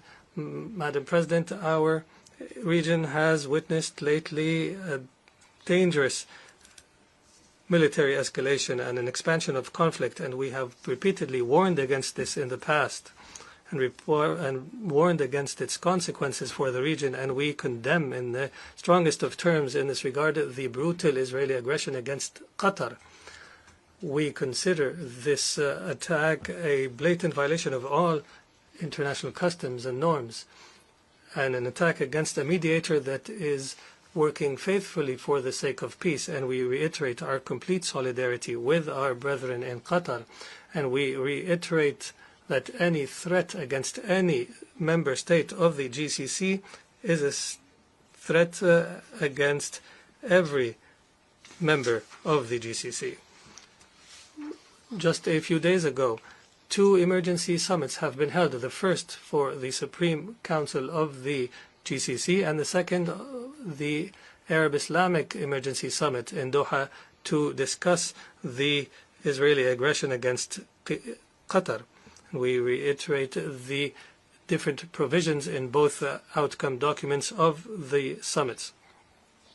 Madam President, Kuwait continues its tireless efforts that have continued throughout 2 decades to assist Iraq to achieve the legitimate aspirations of the Iraqi people and our brothers and sisters in Iraq, and in order to promote stability and security in the region through bilateral agreements that are the cornerstone for defining our means of cooperation in order to build a better future for both our countries and to turn the page on the painful past. Accordingly, from this podium, we reiterate for the 3rd year in a row our commitment to the provisions of the agreement to regulate maritime navigation in the Khor of Abdullah with the Republic of Iraq since 2009, and we reiterate our commitment to correcting the negotiation course in order to determine our maritime boundaries beyond point 162 as per international law and the UN Convention on Law of the Sea of 1982, and without prejudice to the territories and islands in the area. And we reiterate at the same time our call on our sisters and brothers in Iraq to respect the provisions of the effective agreements between us in order for us to be able to unleash the prospects for cooperation between our two countries to greater heights. Madam President, what is taking place in the Gaza Strip for almost 2 years of collective punishment and the killing of tens of thousands of Palestinians and of innocent people, most of whom are women, are children, and using starvation as warfare is only an unfolding of genocide before our eyes. And we have reached this point because of the double standards in the application of international law. We cannot call for respect of international law in one area and ignore the application in another. This leads to undermining trust in the international system. The state of Kuwait once again condemns the Israeli aggression against the Gaza Strip and against all occupied Palestinian territory, and we call for an end to this aggression immediately and to allow for uninterrupted humanitarian access. And we also applaud the efforts of Qatar, Egypt, and the United States in order to reach a ceasefire. We recall in this regard the high-level conference on the two-state solution, and under the joint leadership of the Kingdom of Saudi Arabia and the French Republic, and we look forward to building on the momentum generated by the conference. And we commend the decision by many friendly states to recognize the state of Palestine. And we emphasize the need for the remaining states to do the same. The state of Kuwait also reiterates its firm commitment to support UNRWA because of its critical role in securing the basic needs of millions of Palestinian refugees. And we categorically reject the settlement activities and forced displacement of the occupying power, and we call on measures to be taken to hold Israel accountable for its crimes. The state of Kuwait also reiterates its historical and firm support for the Palestinian people and their just cause and their legitimate right to the establishment of a Palestinian state on the borders of 1967 with East Jerusalem as its capital, as per UN resolutions and the Arab Peace Initiative of 2002. Madam President, the state of Kuwait stands in support of the Syrian Arab Republic and the Republic of Lebanon in their efforts to build a secure and prosperous future that fulfills the aspirations of their people.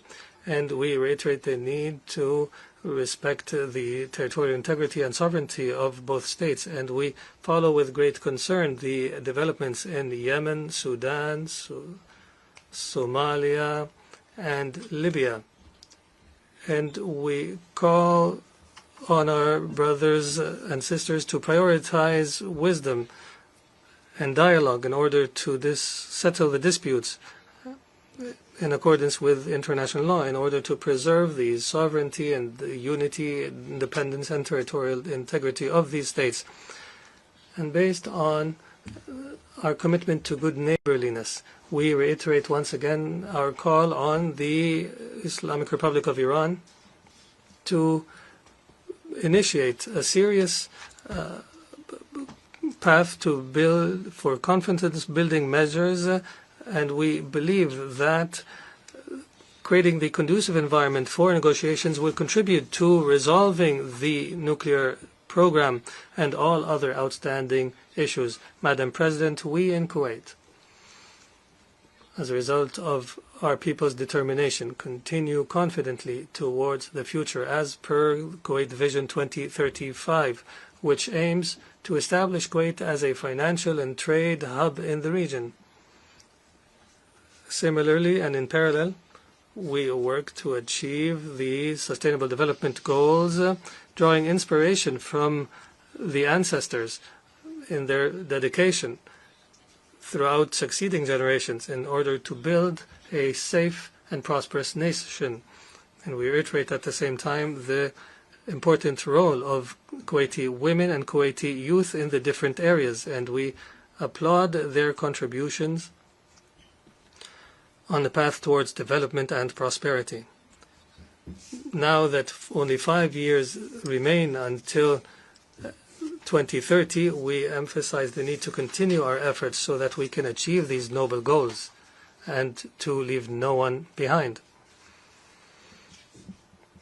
And based on our experience and our knowledge of the experiences of developing states, we have committed to international development, and the Kuwaiti Fund for Arab Economic Development, since its establishment in 1961, has provided support for development projects in 107 states. And we reiterate our support for global development and our continued efforts to deliver humanitarian assistance throughout the world without discrimination or politicization or conditions. In conclusion, Madam President, the state of Kuwait was and continues to be, as you have known Kuwait throughout time, a strong supporter of the United Nations and its noble efforts in the different parts of the world. We firmly commit to the purposes and principles of the UN Charter and commit to the UN as a beacon of hope and a hub for the coordination of international joint efforts.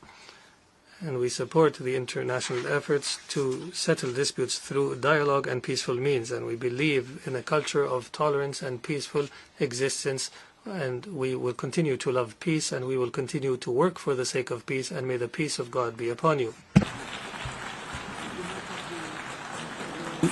I wish to thank the Crown Prince of the State of Kuwait, Sheikh Sabah Al-Khalid Al-Sabah.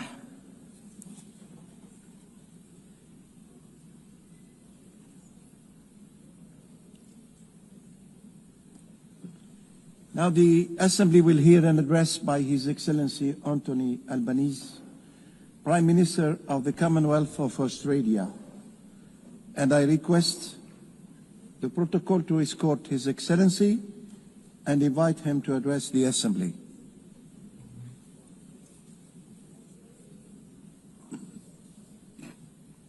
Years ago, the people of our nations came together and put their trust in each other's humanity. An act of faith all the more extraordinary when we recall the devastation that still gripped the world.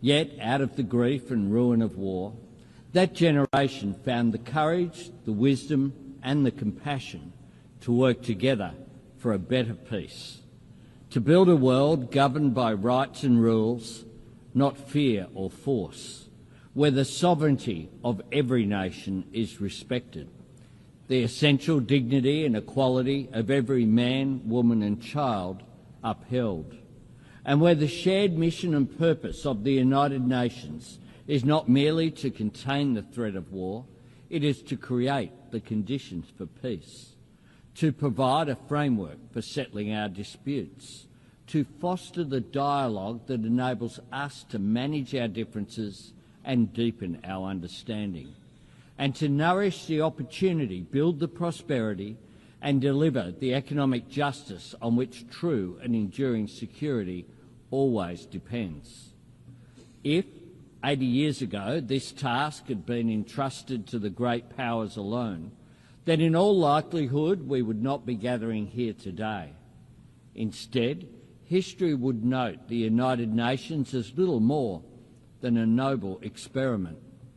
The reason this institution has endured is because it belongs to all of us, because it has been built and shaped by all of us.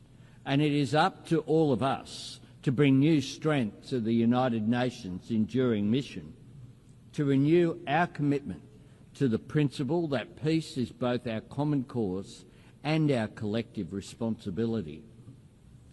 The creation of the International Rules-Based Order owes much to the post-war leadership of the United States of America. For the region Australia calls home, that stability has underpinned a generational economic transformation. But we cannot ask, and should not expect, any one nation to uphold the rules or guarantee the security on which all of us depend. We all have a role in making sure that the system which has enabled the rise of new powers safeguards the rights and aspiration of every nation, big and small. For Australia, this means investing in our capabilities and investing in our relationships, investing in development, in defence and in diplomacy, to strengthen the security of our region, to support the sovereignty of our neighbours and to contribute to the cause of peace beyond the Indo-Pacific. We promote unity in the Pacific Islands Forum. We are deepening our engagement with ASEAN and elevating our partnerships with Indonesia, India, the Republic of Korea and Japan. And we are breaking new ground with old friends in the United Kingdom, the European Union and our principal ally, the United States, because we see mutual understanding, shared prosperity and economic cooperation as the most powerful counterpoints to confrontation, to isolation or conflict. Wars are often started by countries who imagine there is something to gain. The more we can do to reinforce the architecture of peace and prosperity, the more we remind nations of everything they stand to lose. Colleagues, whenever a head of government speaks to this Assembly about prosperity or security, they will always be met with calls for that work to begin at home. Part of our job is demonstrating to the people that we serve that what happens in the world matters to them, that when we cooperate to enhance security, contribute to alleviating poverty or commit to protecting the natural environment, when we support the agency of forums such as the G20 or APEC or invest in diplomatic partnerships like the Quad, none of this means setting our national interests or our people's values aside. It means working to fulfil them. The United Nations is much more than an arena for the great powers to veto each other's ambitions. This is a platform for middle powers and small nations to voice and achieve our aspirations. And that is why Australia is seeking a place on the UN Security Council in 2029-30. And it is why we are bidding to co-host the 31st Conference of the Parties with our Pacific family, nations for whom climate change is more than an environmental challenge, it is an existential threat. This is a place for the global spotlight to shine on suffering and struggles that might otherwise be forgotten, and for the international community to work together to advance our shared interests and to tackle challenges we cannot meet alone. In 2025, we are confronted by all manner of these challenges in old forms and new. Dictators whose hold on power derives solely from their capacity for cruelty to their own citizens. Tyrants who invade sovereign nations to further their own ambitions. Regimes willing to crush their own people beneath the weight of oppression. Autocracies deploying new technology to undermine our trust in democracy, institutions and each other. Intimidation and coercion on the seas and in the skies, endangering lives and risking escalation. Terrorists and states which sponsor terrorism, spreading hatred. And if ever we had the luxury of imagining that breaches of international law were not our concern, or that conflict and turmoil in another part of the world could not affect us, Those days are long gone.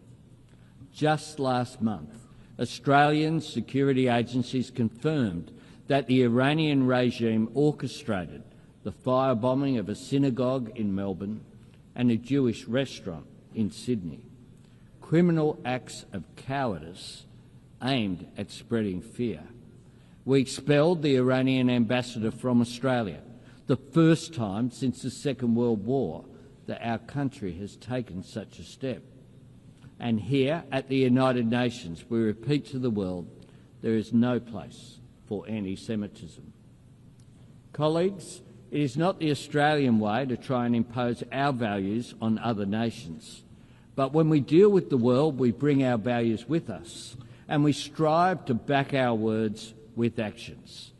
Australia helped to draft the United Nations Charter, and we were part of the first peacekeeping operation under UN authority, proudly supporting independence for Indonesia.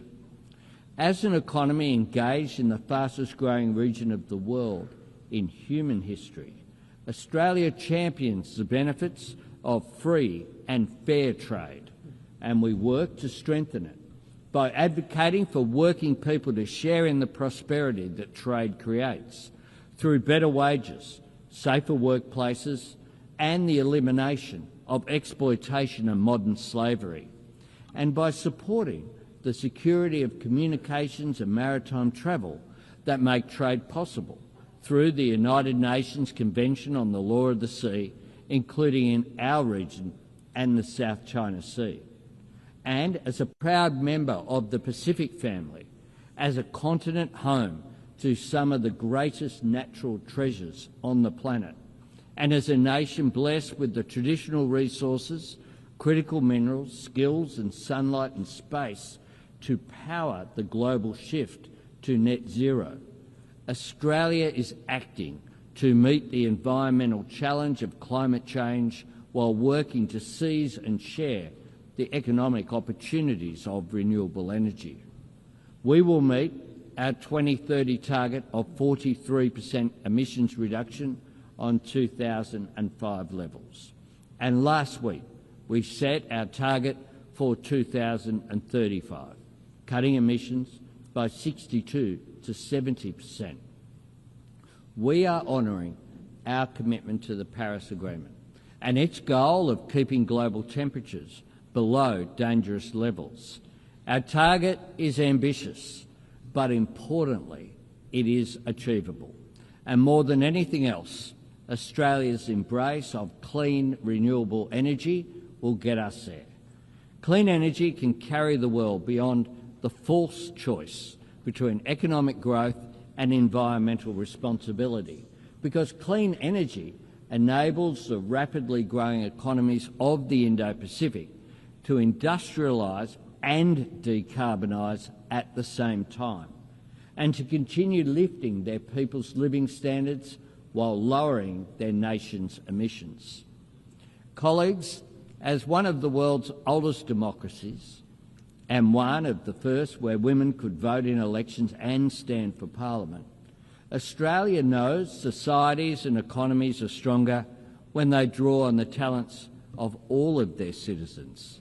Indeed, it was a great Australian, Jessie Street, one of just 8 women among the 850 delegates who gathered in San Francisco in 1945, who insisted that the UN Charter makes specific mention of sexual discrimination. Because, she said, where the rules are silent, women are not usually considered. That is why Australia proudly works to promote education, economic opportunity and empowerment for women and girls around the world. As the home of the world's oldest continuous culture, we honour the knowledge and resilience of Indigenous people everywhere. And as a country strengthened and enriched by the hard work and aspiration of people drawn from every faith and tradition on earth, we stand against discrimination and prejudice everywhere. As a people who believe that kindness is an act of courage, We want to see aid workers delivering food, water and medicine to conflict zones protected. And this week, Australia and our partners launched the Declaration for the Protection of Humanitarian Personnel. And I thank the more than 100 nations that have already endorsed the Declaration. And as a nation that knows security depends on sovereignty, Australia stands with the courageous people of Ukraine in their struggle against Russia's illegal and immoral invasion. We share the resolve of every member of the Coalition of the Willing to secure peace on Ukraine's terms. It is the nature of the world the United Nations serves that this institution is constantly tested. In times of global uncertainty, there are no easy days, but there are clear choices. If the United Nations steps back, we all lose ground. If we give people reason to doubt the value of cooperation, then the risk of conflict becomes the default option, which grows. If we allow any nation to imagine itself outside the rules or above them, then the sovereignty of every nation is eroded.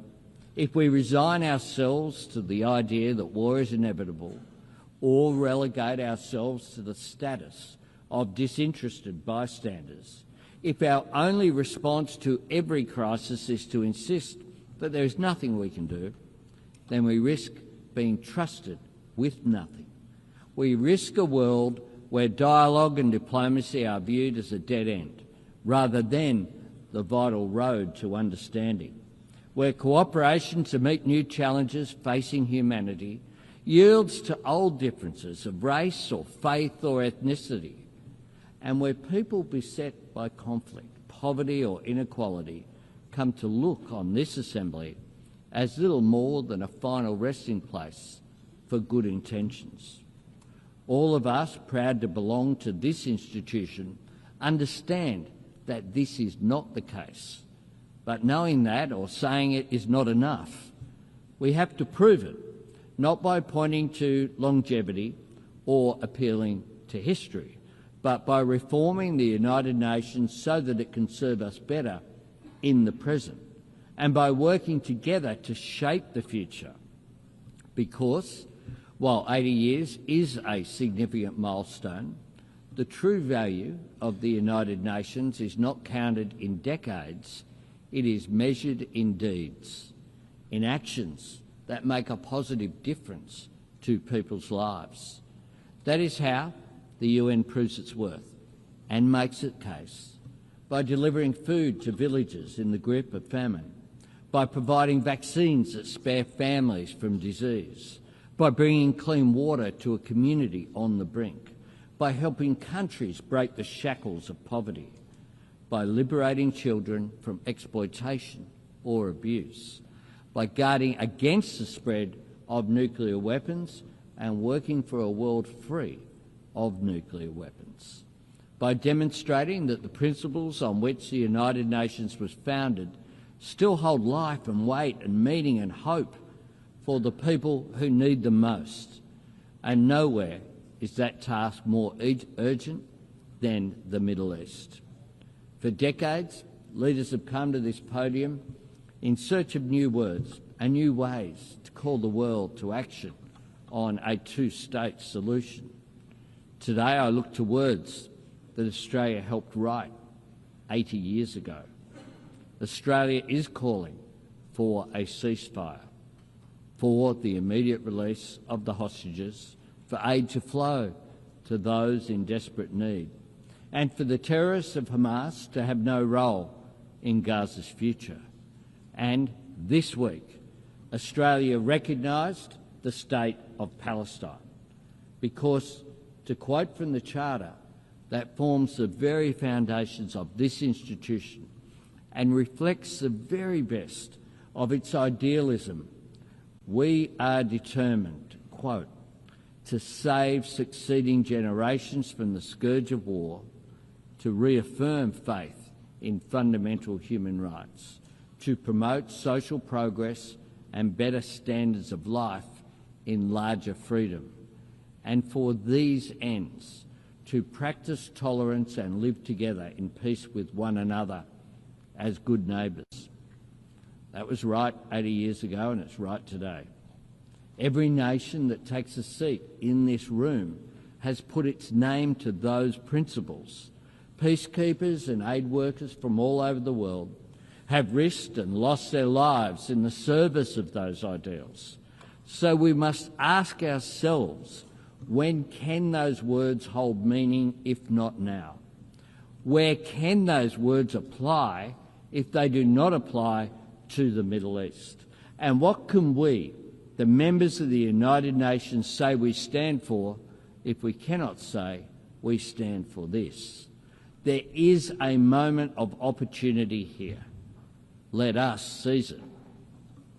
Colleagues, in the early days of this Assembly, Papua New Guinea was considered an Australian territory. And last week, that proud nation celebrated the 50th anniversary of its independence. And soon, Australia's nearest neighbour will become our newest ally. Times change, nations and regions change with them, but the ideals and imperatives that built this place are timeless. More than ever, we must trust in each other's humanity. More than ever, we must choose to succeed together rather than risk failing alone. More than ever, we must work to see the promises of this place deliver real progress for the people that we serve. More than ever, we must work to build a future true to the United Nations' noble purpose and worthy of our people's greatest qualities. We all have a part to play, and Australia, just as we always have, will always play our part. I thank you very much.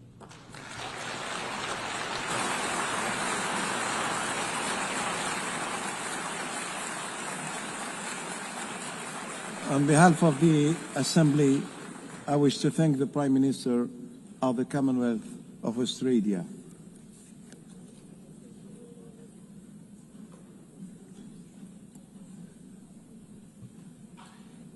The Assembly will hear now an address by Her Excellency Giorgia Meloni, President of the Council of Ministers of the Republic of Italy. I request the protocol to escort Her Excellency and invite her to address the Assembly.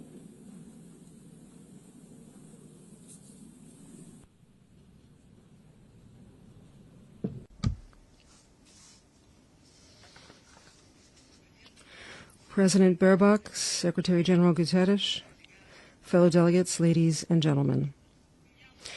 We are living a historical accelerated phase, rich in opportunities, but also, perhaps above all, dense with dangers.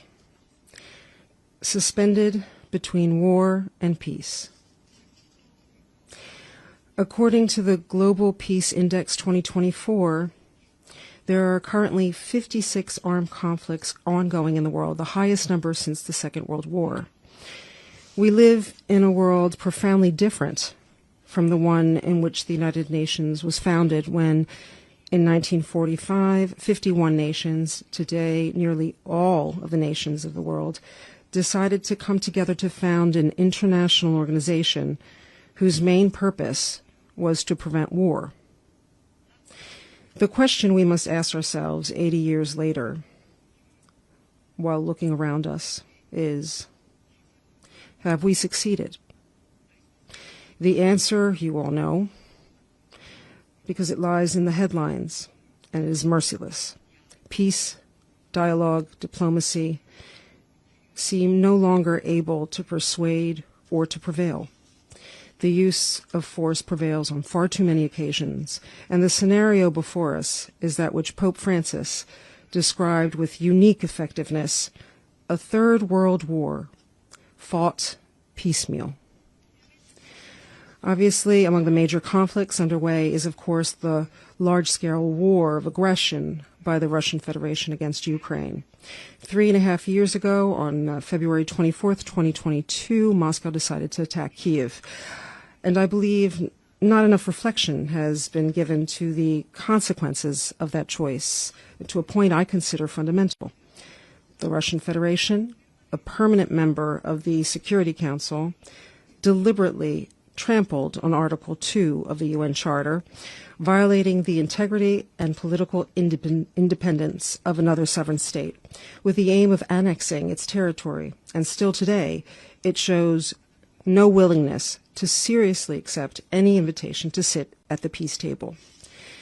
This deep wound inflicted on international law, as could be foreseen, unleashed destabilizing effects far beyond the borders in which that war is taking place.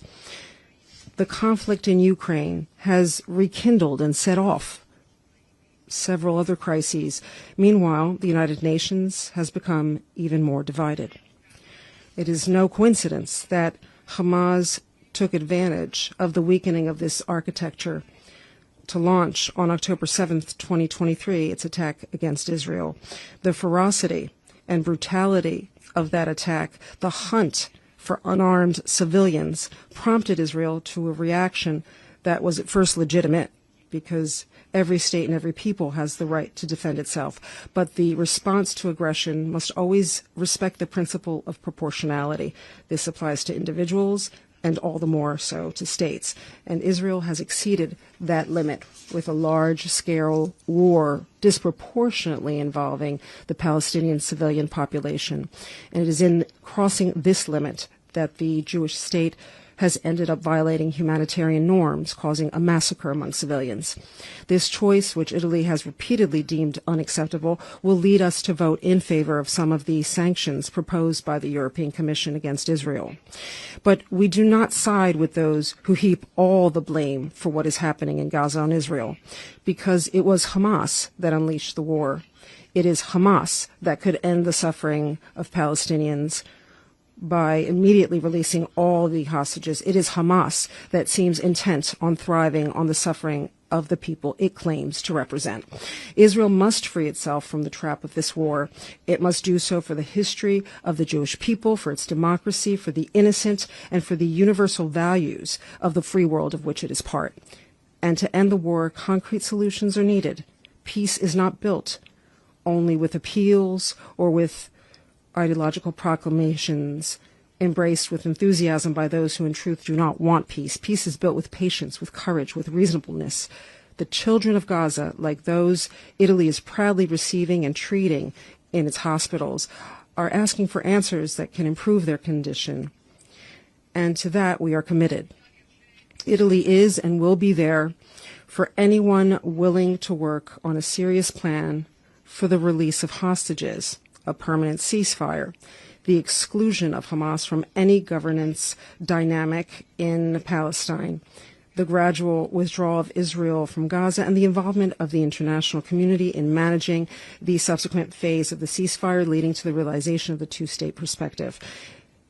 In this regard, we consider very interesting the proposals that the President of the United States has discussed recently with Arab countries, and we are ready to lend a hand. We believe that Israel has no right to prevent the future creation of a Palestinian state, nor to build new settlements in the West Bank to that end. For this reason, we have signed the New York Declaration on the two-state solution. This is Italy's historic position on the Palestinian question, and it has never changed. At the same time, we believe that the recognition of Palestine must have two indispensable preconditions: the release of all Israeli hostages and Hamas's renunciation of any role in the government of Palestine. For those who unleash the conflict cannot be rewarded. And thus we return to the starting point, the rules, the force of law. In Ukraine, in the Middle East, in every scenario where war dominates and reason seems lost. There's no escaping, colleagues, the most important question, which is the reason we're all here together today. Is the United Nations architecture we built 80 years ago up to task in the face of the challenges we are facing today? It is not. and multilateralism, dialogue, and diplomacy without institutions that function as they should are only empty words. We must recognize our limits. We must recognize that a profound reform of the United Nations is necessary and urgent, not an ideological reform, but a pragmatic, realistic one that respects the sovereignty of nations and opens to shared solutions. We need an agile, efficient institution able to respond quickly to crises, transparent in its mission and costs, capable of minimizing bureaucracy, waste, duplications. What we call the glass palace must be truly a house of glass. The reform Italy has in mind, starting with the Security Council, must respect the principles of equality, democracy, representativeness, and accountability. We do not need new hierarchies nor new permanent seats, simply because they would not solve the decision-making paralysis that has undermined the credibility of this institution. We are open to discussing reform without any prejudice, including on the basis of proposals already advanced by the Uniting for Consensus group. But we want a reform that serves to represent everyone better, not to give more representation to just a few. But to be effective, it is not only institutions we must reform, because we're facing a change of era. And this requires a profound revision of all the tools we have to regulate relations among nations and defend the rights of people, including international conventions. I'm thinking, for example, of conventions regulating migration and asylum. These are rules enshrined in an era when mass irregular immigration did not exist, nor did human trafficking. Conventions that are no longer current and which, when interpreted ideologically and one-sidedly by politicized judiciaries, they end up trampling on the law instead of upholding it. Together with other European states, we have raised this issue and intend to pursue it, not to lower the level of guarantees, but to build a system that keeps pace with the times, capable of protecting fundamental human rights, while safeguarding the sacrosanct prerogative of every nation to protect its citizens and its borders, exercise sovereignty, and govern migration, which impacts citizens, particularly the most vulnerable. The international community must unite in combating human trafficking. The United Nations, like other international institutions, such as the European Union, cannot look the other way or protect, in the end, criminals in the name of presumed civil rights. Likewise, the United Nations cannot hypocritically consider some human rights less worthy of protection than others. I'm thinking above all of the denied value of religious freedom and of the tens of millions of people worldwide, largely Christians, persecuted, massacred in the name of their faith. We also need a new model of cooperation among nations, but building it requires humility, awareness, and trust in the counterpart before us. Italy is seeking to do its part in this as well. Above all, with the Mattei Plan for Africa, in the last 3 years, we have launched our cooperation plan with Africa and extended its reach to 14 nations. We have built collaborations with the United Nations, the European Union and its Global Gateway, the G7, the African Union, and the African Development Bank, international financial institutions, as well as several bilateral partners such as the United Arab Emirates, whom I wish to thank. This complementarity has earned us, last July, the honor of co-organizing with Ethiopia the 3rd UN Food System Summit, the responsibility of being an active part of the major infrastructure project of the Lobito corridor between Angola and Zambia, the opportunity to build public-private partnerships that attract investment and deliver concrete results.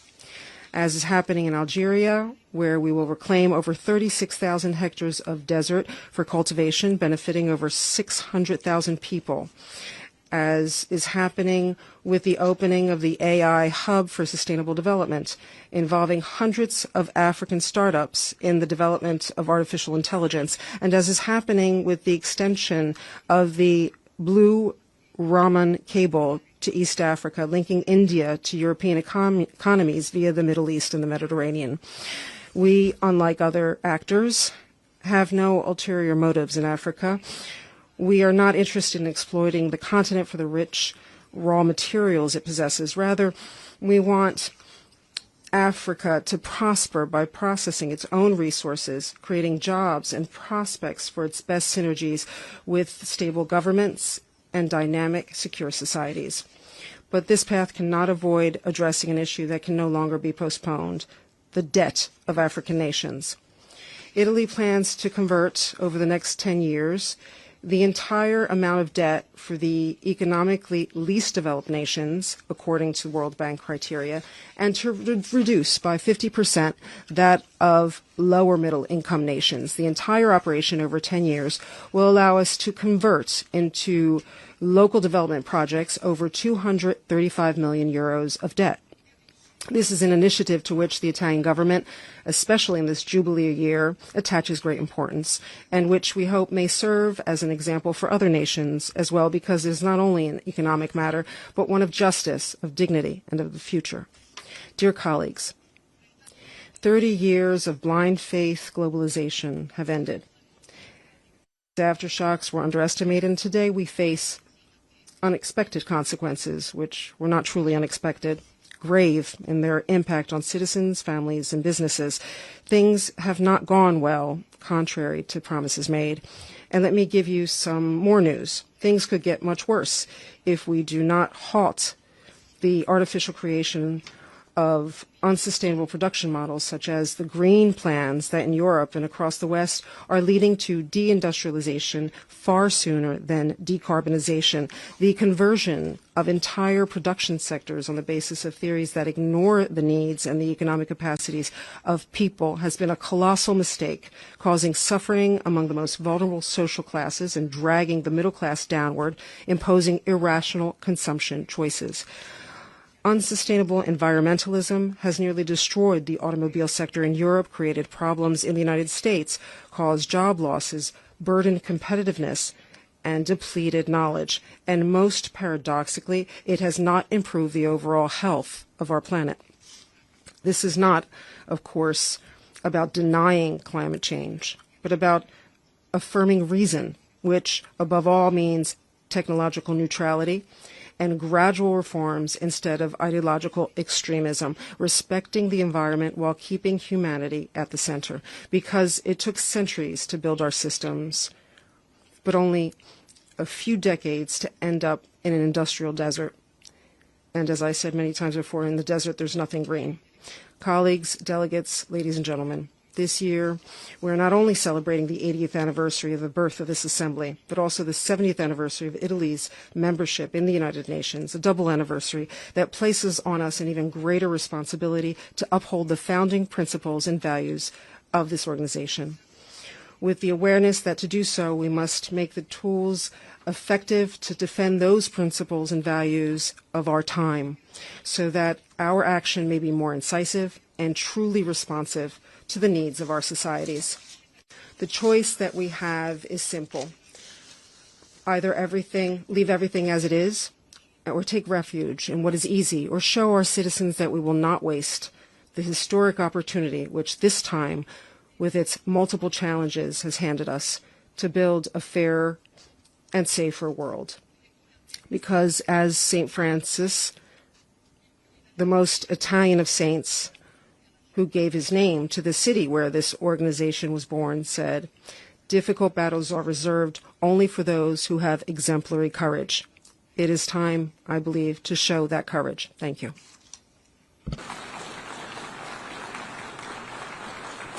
On behalf of the Assembly, I wish to thank the President of the Council of Ministers of the Republic of Italy,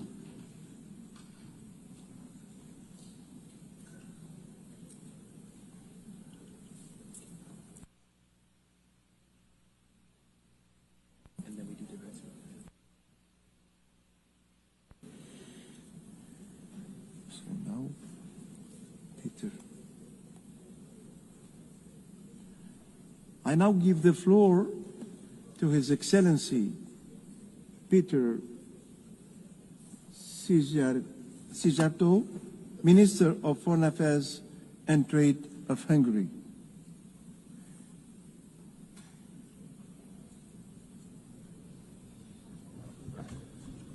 Mr. President, dear colleagues, unfortunately, it is not an exaggeration to state that we are now living in the age of dangers, and it's not an exaggeration either to say that since the conclusion of the Second World War, currently we are experiencing the global security being in its worst shape ever. Wars, an increasing threat of terrorism, ethnic-based conflicts, spreading of extreme ideologies, and open reference to the use of nuclear weapons. This is the age of dangers, a period when the world has been faced with the risk of the outbreak of the Third World War. All these conflicts, unfortunately, are pointing to the same direction. The direction that the world will be divided into blocks again. And this would be a very dangerous phenomenon. We Hungarians know it from our historic experience. We have lost 40 years of our lives in an age which was characterized by a world divided into blocks. This is against our national interest. But what is in line with our national interest? It is connectivity. Connectivity meaning that mutual respect should return as a basis of the operation of the system of international cooperation. Such a system would bring mutual benefits to all of us. Hungary's strategy has been to become a meeting point between East and West. A meeting point where a cooperation of the Eastern and Western economies can take place. Maybe two examples here. A very successful German-Chinese cooperation on the field of electromobility in Hungary, or a successful Russian-German-French cooperation on the field of nuclear industry in Hungary, are proofs to what extent the world could take benefits out of a civilized East-to-West cooperation. If I want to summarize the approach of Hungary nowadays, how we address the major challenges of the world, I would do it in the following way. No war, no migration, no gender. Let me emphasize these 3 points. No war. Hungary stands up for peace. We are proud members of the pro-peace majority of this organization. And we do hope that this year's General Assembly will help us to find solutions to bring peace to parts of the world which are suffering from wars.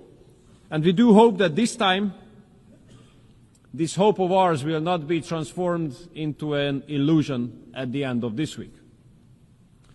Hungary has been living for more than 3.5 years now in the neighborhood of the war in Ukraine. We have been confronted with the consequences of this war on a daily basis. A huge wave of refugees, 1.3 million. Imagine, we are a country of less than 10 million inhabitants.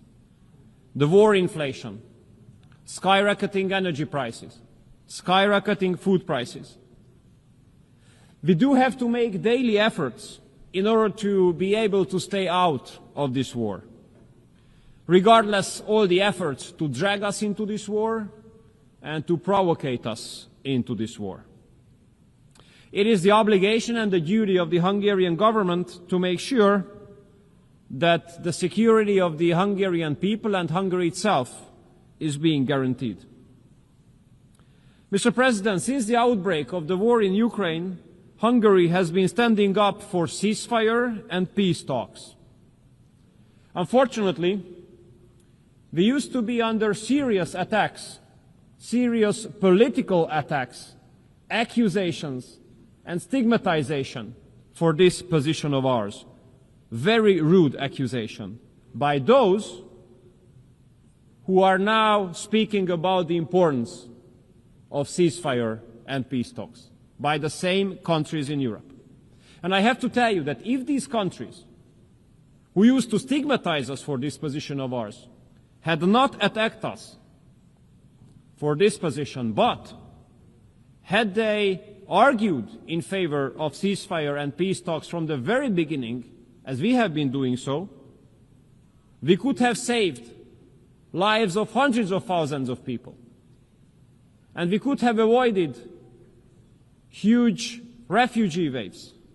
And we could have prevented a lot of destruction.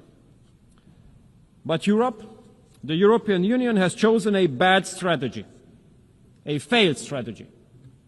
Instead of isolating the war in Ukraine, this war has been globalized. The sanction packages the European Union has introduced have absolutely not fulfilled the expectations. They have caused more harms to the European economy than to the Russian one. And parallel to that, hundreds of billions of euros have been sent to Ukraine in the form of cash and weapons. Every day which goes on in this war brings forward the risk of escalation. All day spent in this war comes up with new casualties and destruction. And if we look at history, it's obvious that all wars end up around the negotiating table. There is no war which ends up in the battlefield. Therefore, may I express Hungary's respect towards President Trump and the efforts of President Trump. We do believe President Trump is the only hope to make peace in Ukraine. And we do hope that President Trump will not give up his efforts to make peace, regardless of the fact that many politicians in Europe rather undermine the efforts of President Trump than to support those. We Hungarians do have a very sad historic experience. This historic experience of ours says that in case there is a civilized East-to-West cooperation, the security situation of the world improves. But if there's a lack of civilized East-to-West cooperation, global security deteriorates.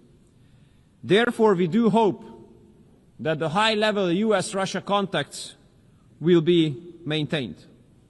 As long as high-level US-Russia contacts are on, we do have the hope that we can avoid the worst-case scenario.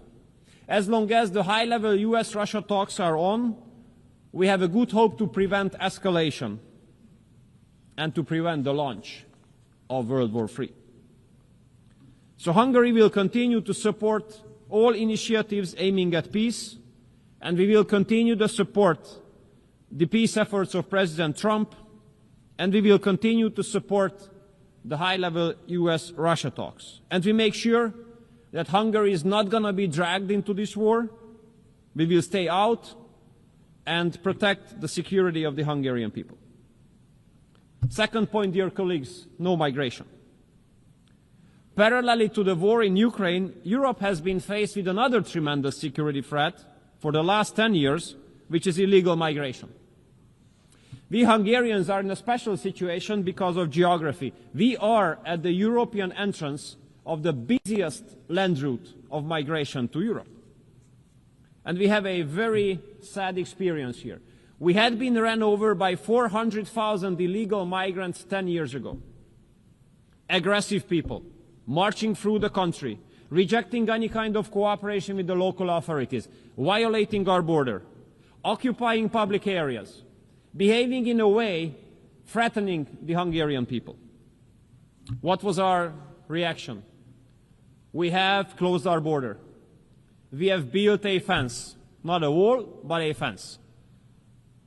And we have put tremendous efforts in order to protect us from the illegal migrants. We have stopped 1 million illegal migrants at our southern border by building the fence there. We have spent multiple billions of dollars in order to be able to protect our border and our security. And guess what happens in Europe? The European Commission forces us to pay €1 million penalty on a daily basis because of protecting our border. €1 million penalty on a daily basis for the protection of our borders. This is insane. This is crazy. But I have to tell you that regardless of this penalty, we will protect our border. We rather pay €1 million per day, but we do not allow illegal migrants to come into Hungary. We protect ourselves. May I say, this is the best investment into our own security. And the pro-migration policy of the European Union comes forward with very sad impacts in the western part of Europe. Modern age anti-Semitism, parallel societies, gang wars, and no-go zones. I want to make clear that regardless of all pressure from Brussels, Hungary will continue to protect the Hungarian people. We will protect ourselves, our culture, our way of life, and our security. And we stick to our own sovereign right to make the decision who can enter the territory of Hungary. This decision must be made by us and not by bureaucrats in Brussels. We have to consider the violation of border as it is, a crime. And those who commit this crime must be punished. International law speaks very clearly. If someone is being forced to leave her or his home, she or he is entitled to stay temporarily on the territory of the first safe country, but not the second, the third, the fourth, or fifth, the first. And we are an example here. We are a neighboring country to Ukraine. So for those who have to escape from Ukraine because of the war, we are the first safe country, and we let all of them come in. All of them. But at our southern border, those who want to come in, those are illegal migrants. And none of them has been allowed, and none of them will be allowed to enter the territory of our country. Thirdly, no gender. In Hungary, we do consider family as the basis of society. But we have to understand that there is a very aggressive, extreme liberal mainstream which has been attacking family not only as an expression, but as an institution as well. Therefore, I think it's appropriate to clarify what we Hungarians do mean under family. We do mean that family consists of a mother, a father, and children, where mother is a woman, father is a man. And the marriage can be made between one man and one woman. And in order to make sure, we have put all these into our constitution. And when it comes to our economic strategy, we do carry out a family-based economic strategy. 5% of GDP we spend on supporting the families, which is far number one in the OECD area. And currently, a family-based tax revolution is going on in Hungary. Our basic principle is that if you decide to have a kid, that must not put you in a less advantageous position compared to if you do not have a kid. We do consider children as a blessing. Therefore, we do support the families to have as many kids as they wish to. From next year onwards, all mothers who have given birth to 2 children will enjoy lifelong exemption from paying personal income tax. And after the birth of each children, a certain part of the salary of the parents is exempted from taxation. And we will double this exemption from the beginning of next year. If the mother wishes to stay at home with the newborn kid for 2.5 years, she receives 70% of her former salary. And all women spending 40 years at work can go to pension regardless of age.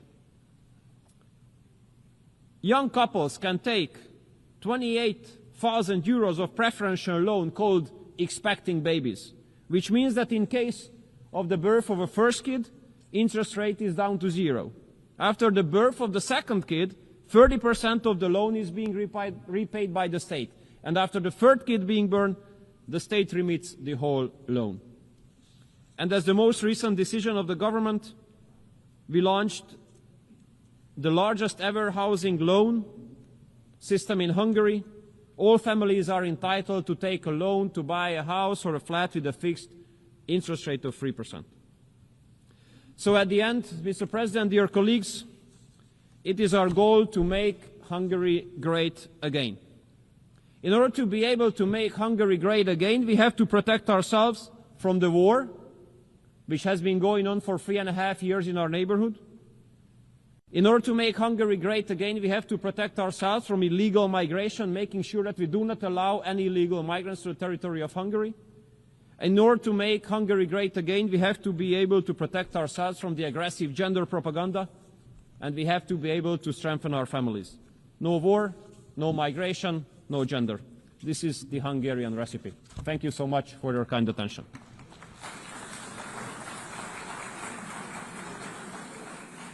I thank the Minister of Foreign Affairs and Trade of Hungary.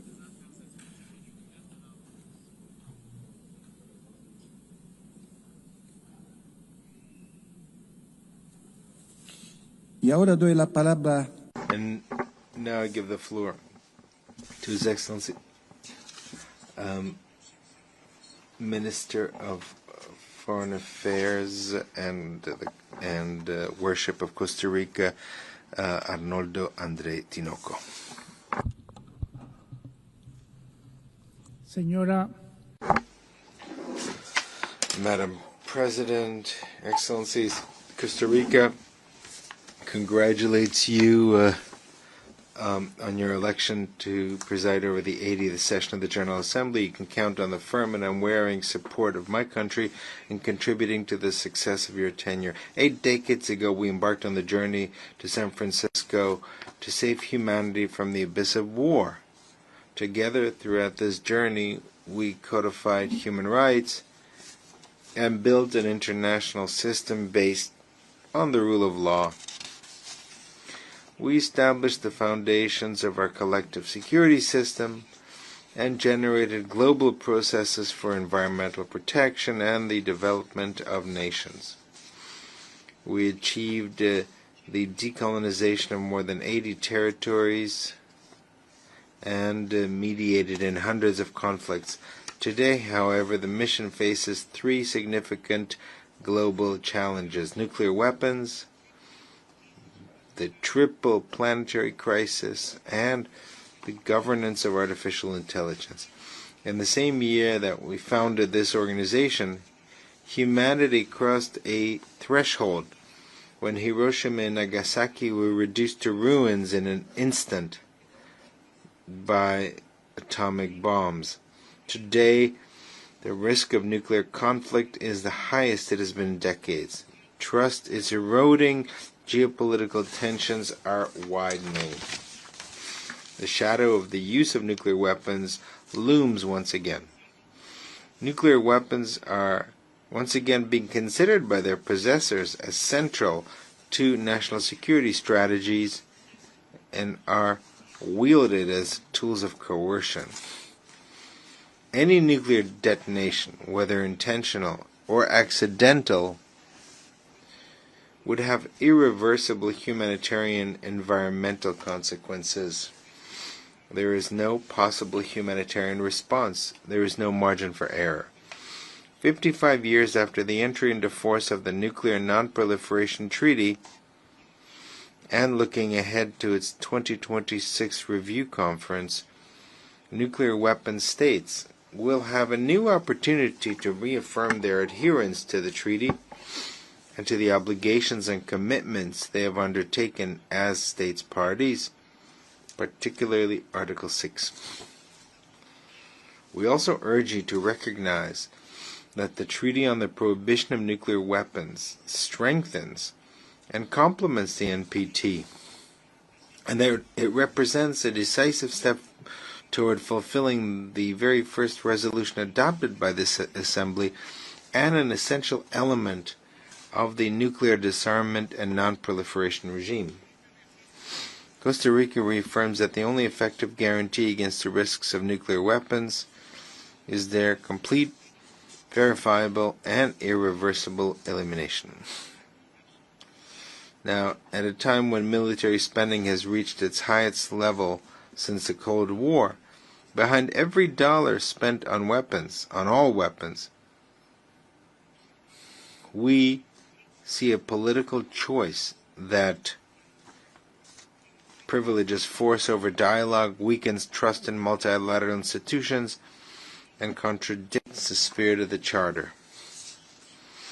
And this precisely at a time when we're facing the greatest humanitarian crisis